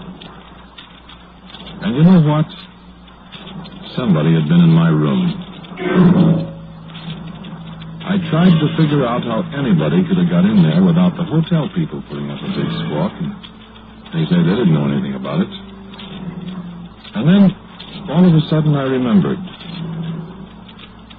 I remembered that night I was at your house, and we ate the chicken a la king and chitted about the knife and stuff. I went back to the hotel, and I'd lost my key. Might have been in a taxi cab or someplace, I don't know where. It was a good thing the hotel people had another key for my room, even if the night clerk did beef about people losing keys. Can't get metal to make them or some long line of stuff like that, so I said, okay, bud, I'll pay you for it. Went upstairs and hit the sack. So you know what I think? Somebody either found the key or sneaked it out of my pocket someplace and decided to see what I had lying around that was worth glomming. He'd done a pretty good job of going through my bags and my dresser drawers. And the only thing that was missing was a little book of mine. A notebook, kind of a diary. Hey, where you going? Come on, sit down. No, I'll only be a few more minutes. Come on, sit down. Now, that's it. I got to pay off to all this. Oh, this is really something. Well, you comfortable now? The book wouldn't be much use to anybody but me, except for 1 or 2 especially hot parts. I hated to lose them. I was pretty griped, and I yelled for the house ticket at the hotel that he was out having a plate of pig's knuckles or a salad bowl or something, and he wouldn't be in till 10. Anyway, he wouldn't have been much good. He even looked like a house dick. So I sat down to think. Then I got up and looked for fingerprints. Penitentiary training, you know. I was in charge of the print file the first year I was there. Oh, I can lift a print with an ex-homicide bureau man. Yeah, sure, I found some. You dropped your cigarettes. I stuck them in an envelope and nailed them to the house. The mail chute was just outside my door. Everything was ducky, except for one thing. Wait till I light a cigarette. You still got that paper? Okay, I won't be long now. Now, the last thing I remember was hearing the door of the clothes closet week open. I started to get up, and that's when I got the knife through my back. Dead? Why, sure I'm dead. You wonder how I'm talking to you on the radio, don't you? Well, pal, you can do so many things on the radio if you're smart. Now, listen, you got that piece of paper? Good, listen now. I'm going to ask you 3 simple little questions. And when I ask you the questions in order, you answer me by reading the answers in turn off your piece of paper, okay? Okay, here we go, the first one. Is that blood on your hands? The second. Whose blood is it? And the third. Whose knife was that was left sticking in my back? Okay, pal. Your prints are done at the bureau. I'm in the morgue. The cops have got the knife. And I think somebody heard what you just said. Oh, one thing more. You were wondering what my job was at the penitentiary. I was the executioner. Comes out even, doesn't it? And isn't that somebody at your door, pal?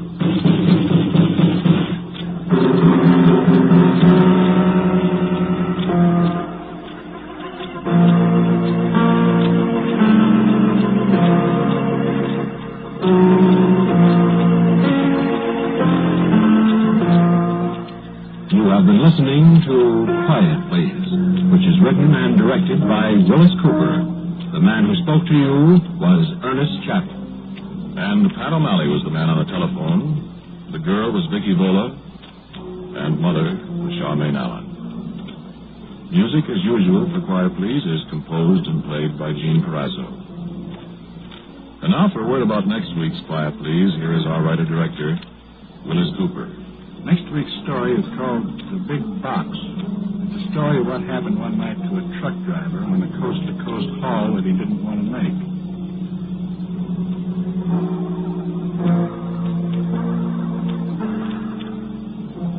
And so, until next week at this time, I am quietly yours, Ernest Chappell.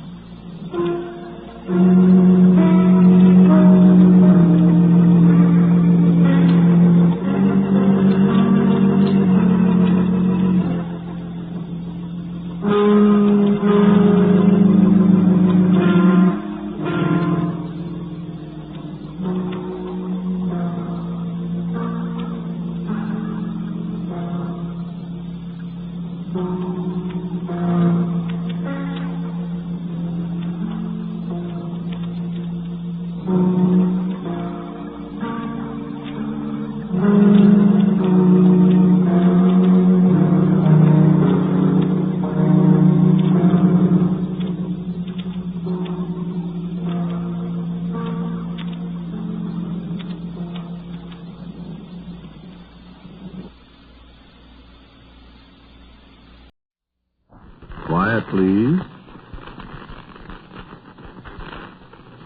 Quiet, please.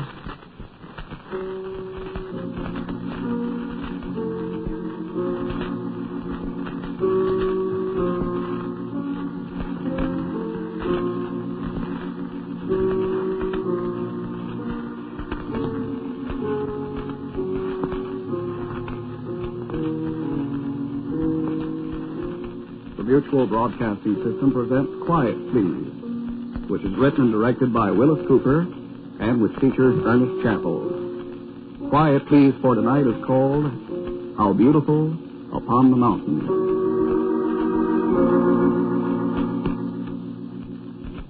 I don't say that Mount Everest will never be successfully climbed. I don't say that at all. What I do say, however, is that no one will ever successfully climb Everest and come back. Yes, I know they said that about the Matterhorn, and Edward Whymper climbed it.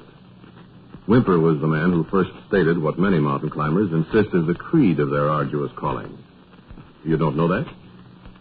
Well, it was many years ago, after he'd made the first successful ascent of the Matterhorn. Someone asked him why he could not see a mountain without wanting to climb it. His reply was simple, and it's become historic. Because it's there, he said. And mountain climbers the world over will solemnly assure you that that is their reason, too. I beg to differ. I think there's another reason. A compulsion in the hearts of certain brave men and women that has existed since the beginnings of time. A compulsion that they very probably never realize is there. A compulsion that is revealed only to a rare few of those that lift up their eyes to the hills. I think it is because the mountains have always been the earthly, abiding place of divinity. I think it's because certain mortals are consumed by a subconscious cosmic curiosity to find the abode of the gods, by an urge to seek and an overpowering hope to find naked divinity at last incarnate on the roof of the world. But these divinities do not welcome human intrusion. Men have walked upon the peak of Mount Olympus, where Zeus and Hera, Pallas Athena, and Aphrodite dwelt, and have not found them. Quetzalcoatl has departed from the high peaks of the Mexican Cordilleras, where men have vainly sought him there. And though the specter of the Bacan sometimes appears today, the traveler knows it to be only the magnified image of himself. But still the ancient, secret compulsion exists, and men climb mountains because of it.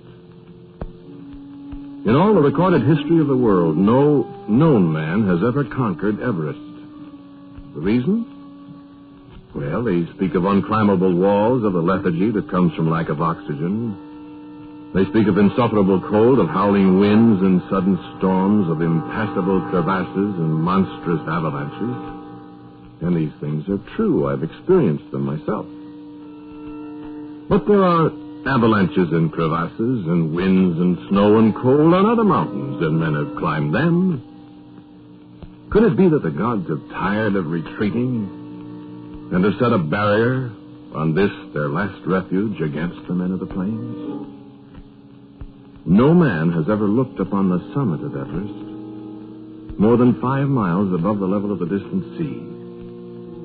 Many men have flown near Everest, hoping for a glance at the highest spot on Earth, but Everest has evaded them.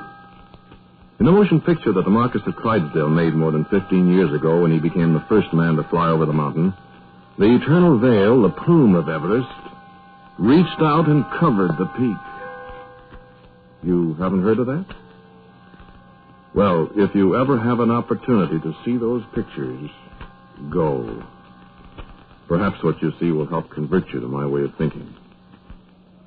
Ceaselessly, day in and day out, in sunshine and in storm, a great plume of ice crystals and powder snow streams out from the crest of the mountain, the terrible white banner that can instantly become a great whip to lash down at the mountain's own flanks as if to drive off some intruder toiling up the incredible slopes to the virgin summit. Yes, I have seen that. Others have seen it, too. Irvine and Lee Mallory saw it, the two men who came closest to the top. And the others of their party saw the plume snatch at them as they struggled upward. And when it lifted again, they had disappeared. No man has seen them since. They did find the ice axe Lee Mallory carried. They found it far down the slopes from where the plume snatched the two men away. And it was curiously bent and twisted, the sturdy, high-tension steel of it.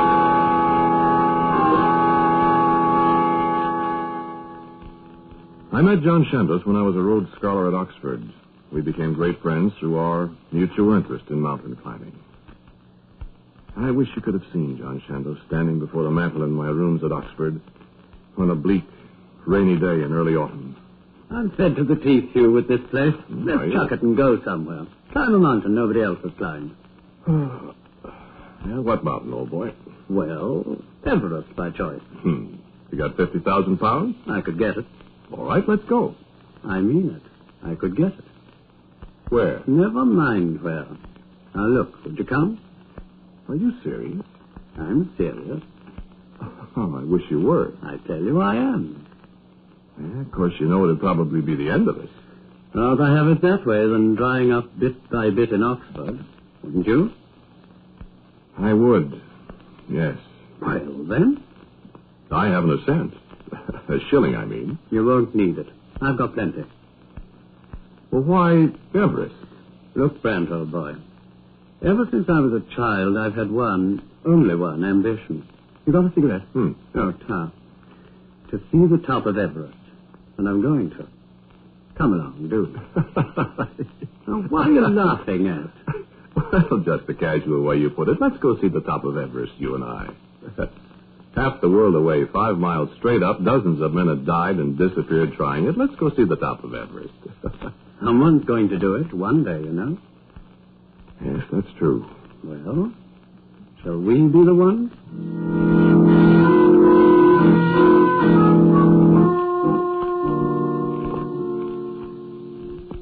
And on that casual basis, the Chandos-Brent Mount Everest expedition began. We left Oxford. We left England after purchasing thousands of pounds worth of equipment, tents, windproof clothing, weapons and photographic equipment, dehydrated foods, batons, ice axes, cases of brandy, miscellaneous equipment by the hundredweight. And at last we were in Darjeeling, talking to men who knew the roof of the world, learning the names of obscure villages, where we might find guides to lead us to the upper reaches of the Great White Mountain. And a day came when our preparations were completed and a great deal of money spent. And we set out in motor cars to the final takeoff spot where no motor could go, and only the feet of men had walked before. The native guides, as hard-bitted a crew as ever I saw, gathered around their tiny fires. We sat before our little tents and smoked and drank hot, sweet tea against the morning. Glad, eh, Brent? Yes, in a way. Not going to be pleasant, though. Oh, it won't be too bad for a while. Till we get up really high. Oh, no worse than some places I've been. I wonder what's up there. Can't tell much from the photographs, can we? Just ice and snow and rock. And plenty of it. Quite. You know, I was wondering something today. What? I was wondering if any of these native chaps have been up there. On top? Yes. Be like them, you know, to be laughing at the silly white men, coming halfway around the world to be the first man on top. While all the time old Bungo and his nephew have been up there a dozen times. Good joke. No, I doubt it, Chandos. Oh, so do I, really. But you know these chaps? Well, none of them seem any too enthusiastic about going up. Not if you go by the pay they'd insisted on. Well, you know, Everest is some kind of a god or something to them. Is to me, too. What? Oh, I know it sounds silly, but maybe we're being sacrilegious or something. Maybe nobody's supposed to climb up there. Not getting cold feet, are you? Oh, no, not at all. They're quite warm, thank you. More of your American slang. No, I've not got the wind up, if that's what you mean. But... superstition. I was thinking. I wonder what is waiting for us up there. Cold and snow and ice and thin air. Besides that? What do you mean? I'm remembering what that chap wrote about Irvine and Lee Mallory and the plume up there. Down it came, he said, like a sentient thing, like the hand of a god, and swept them away before my very eyes. Now, look, you begin to worry about giants and things up there. You'd better stay here. Oh, I'm not worried, Brent. I'm just curious. Somehow, I'm excited. Like a chap who's waiting to meet his bride at the church on his wedding day. I say, that's being a bit idiotic, isn't it? Look at her up there. Cold and white and beautiful. Not caring about us at all. We're coming up after you, old girl, if we die in the attempt. And as I lay there in the firelight, listening to the quiet music that came from the shadowy groups of guides and bearers, a strange thought formed in my mind. Shouldn't John Chandos have said, and die in the attempt? And the sound of the little flute went on in the cold twilight, and presently we went to our tents and slept. And I dreamed of a woman's face, a bride's face on a high mountain, and somehow the face was the mountain itself, and the mountain was a face. And it was cold, icy cold. And the voice said in my ear something that I dimly remembered from the Bible, from Isaiah. How beautiful upon the mountain. And the music of the flute dissolved into a great crashing chord. And I awoke trembling in the blackness of a frigid morning. I need not tell you of the next few weeks of the ascent to the camp at 23,000 feet, hardly a mile below the summit. If you have climbed mountains, you will know it to be an endless nightmare of traversing great rocky slopes, of scaling precipitous walls, of making our way cautiously across the ice bridges that span crevasses as deep as infinity. Days of toiling upward, roped together sometimes, only to find the way blocked by a new fall of rock or a snowslide our guides had forgotten. Inching our way up rock chimneys, hammering our pitons laboriously into the face of the living rock and climbing a foot at a time up walls where one misstep, one missed grip, would have sent both our bodies tumbling to a horrid death 1,000 feet below. Days of clawing our way through sudden snowstorms with a biting flakes so thick that we'd lose each other at 10 feet distance.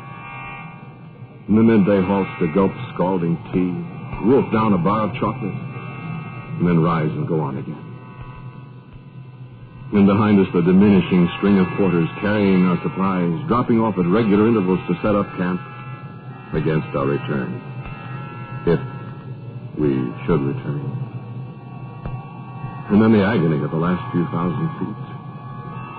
At those heights, of course, exhaustion was our greatest enemy. The oxygen at 20,000 feet is pitifully thin.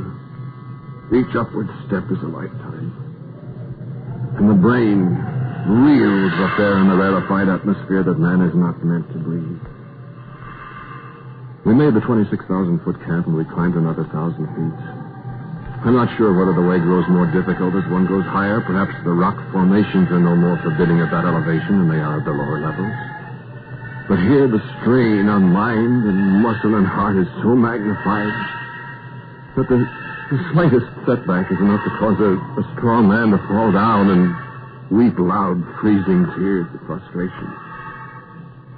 I remember that our guides would go no farther than we struggled upward alone that one morning. And at the end of the day, we were a bare 200 feet above them. It seemed to take half the night to get our tents pitched. And I have little doubt it actually did. And I sank into delicious sleep. And again I dreamed. I dreamed of the woman again. A surpassingly beautiful woman, with eyes like the crystals of ice that made up our world here.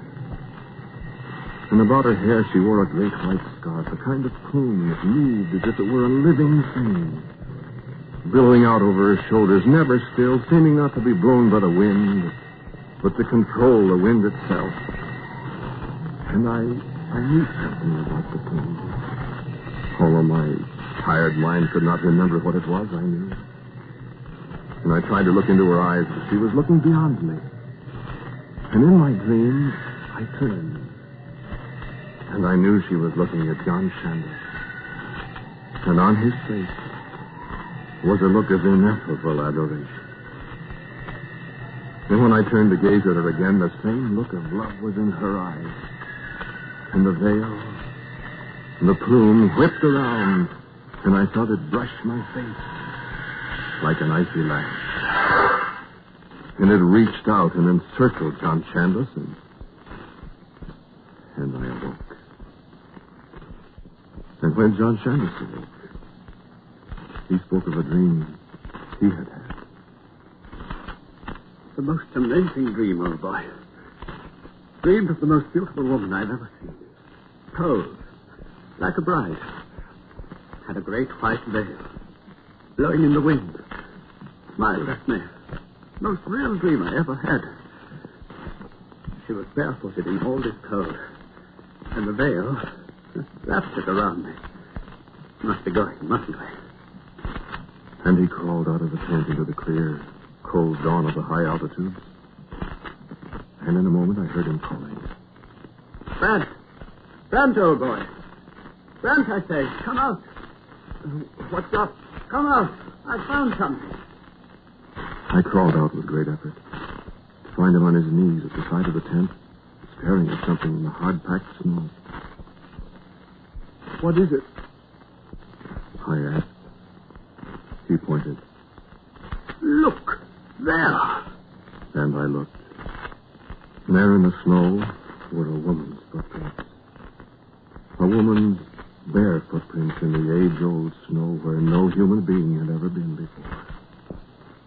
On my knees, I examined them carefully. A woman had stood there for a long time, and then turned away. And the footprints in the snow led upward. I lifted my head and looked up at the top of the mountain, still far above us in the rays of the first sun. And the veil, the plume of Everest, fluttered coldly against the dark blue of the sky.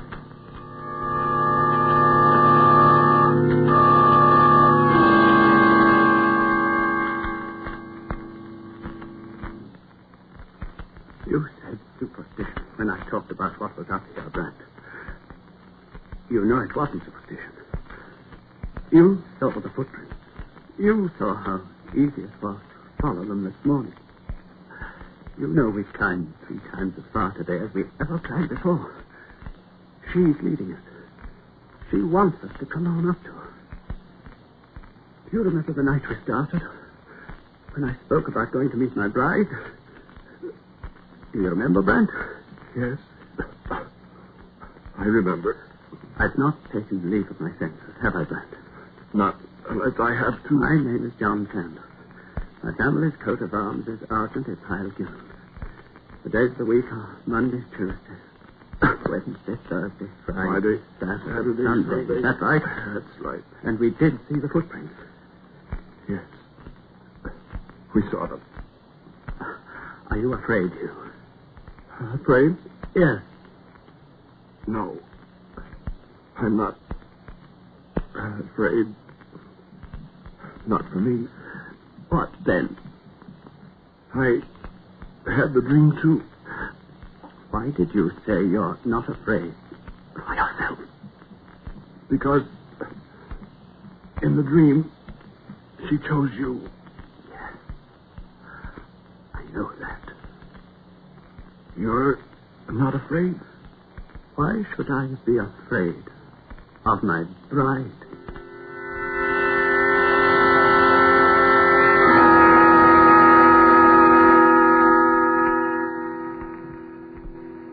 And then we slept again.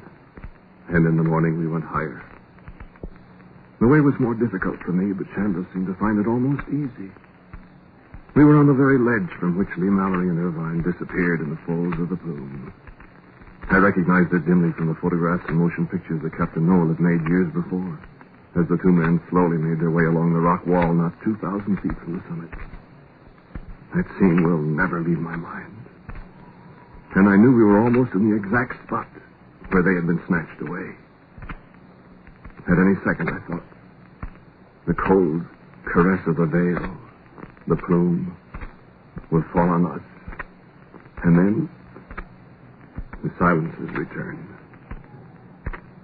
I was seized with a desperate desire to turn back, but Chandos was marching on ahead easily, while I made most heavy going on it. We were roped together, and there was nothing to do but follow. I stumbled more and more frequently, and at last I could go no farther. I sank down in the snow, close beside the wall with a sheer precipice at my elbow. And Chandos came back to me, having felt the pull of the rope at his waist.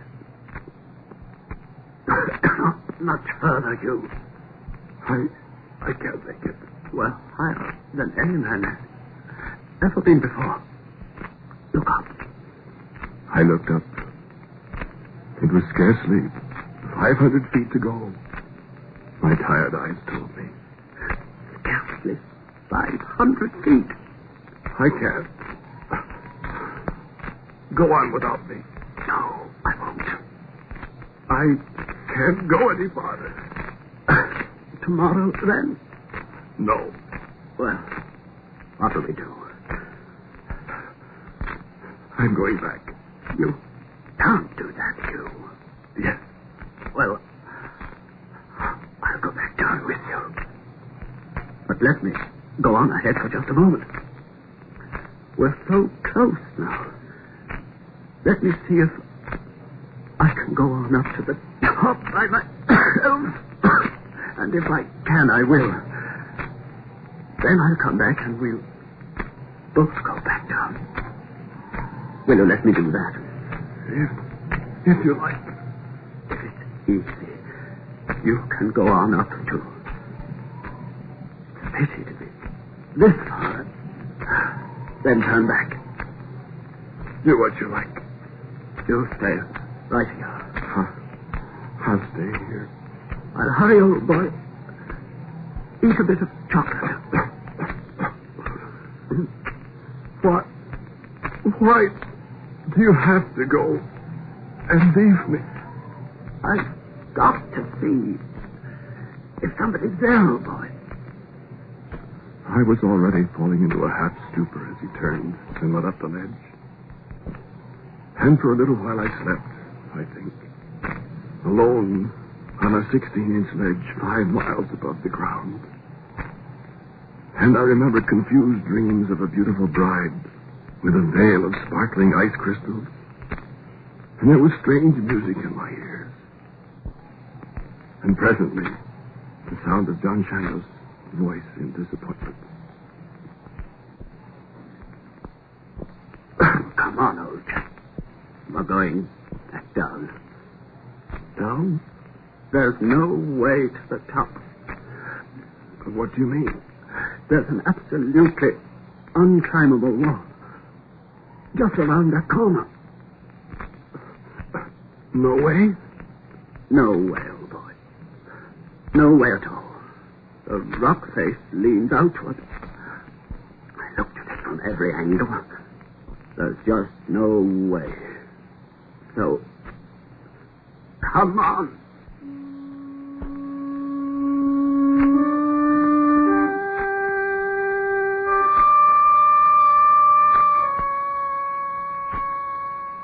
And as he lifted me to my feet, there was the softest little sound as of something dropping into the snow beside us. I leaned against the wall as Chandos bent and picked it up. He looked at it very curiously for a long moment. And finally I mumbled, "What is it?" And he stretched out his hand to me. And in it was a full-blown, green-stemmed white rose. And when I took it from him, the frozen thing shattered into a million glittering fragments. And I looked at John Chandler's face, and it was transfigured with a joy and a hope, such as I had never seen in any man. My gaze went on beyond him, upward. And against the darkening sky, the great veil that streamed from the mountaintop slowly wheeled around and down toward us.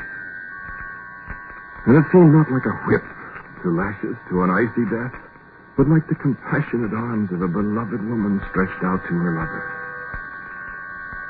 And then as its coldness enveloped us, I heard the beginning of an avalanche's roar above me, and the sound of great bursts of triumphant music.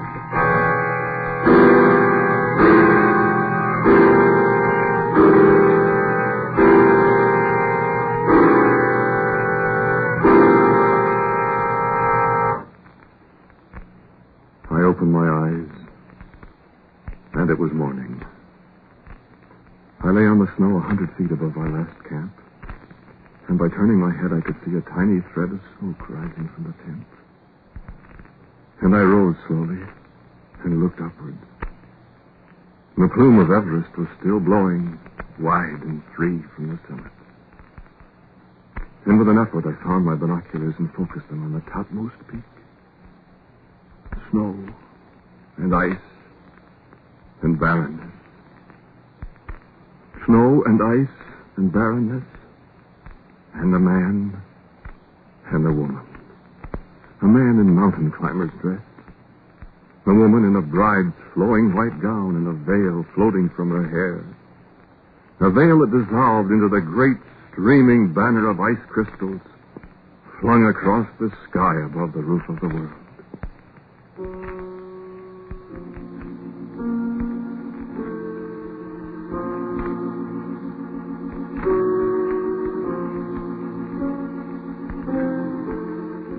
Quiet Please for tonight was called How Beautiful Upon the Mountain. It was written and directed by Wyllis Cooper. The man who spoke to you was Ernest Chappell. And John Chandos was played by Roy Irving, late of the Dublin Gate Theatre. Music was played by Albert Berman, as usual, who also composes the special music heard on Quiet Please. Now, for a word about next week's Quiet Please, and his usual little insertion, my good friend, Wyllis Cooper. The two principal characters in tonight's Quiet Please are, of course, fictitious and sprang to mature life from the keyboard of my typewriter, so don't think they're anybody you ever knew. They aren't. Quiet Please for next week will be called There Are Shadows Here.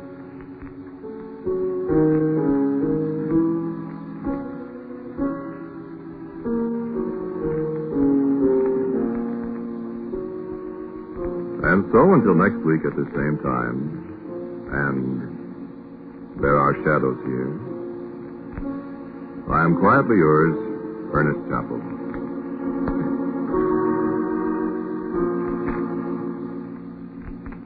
Ask yourself this question.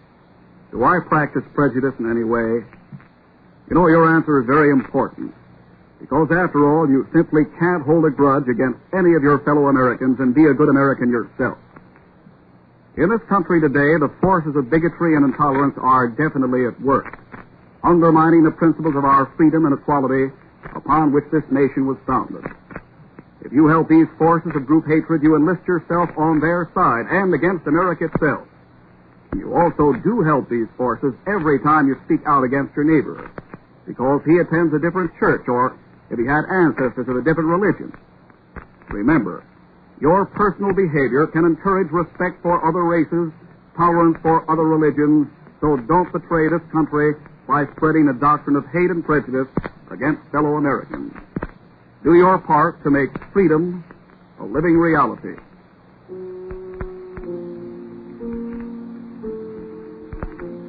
This is the Mutual Broadcasting System.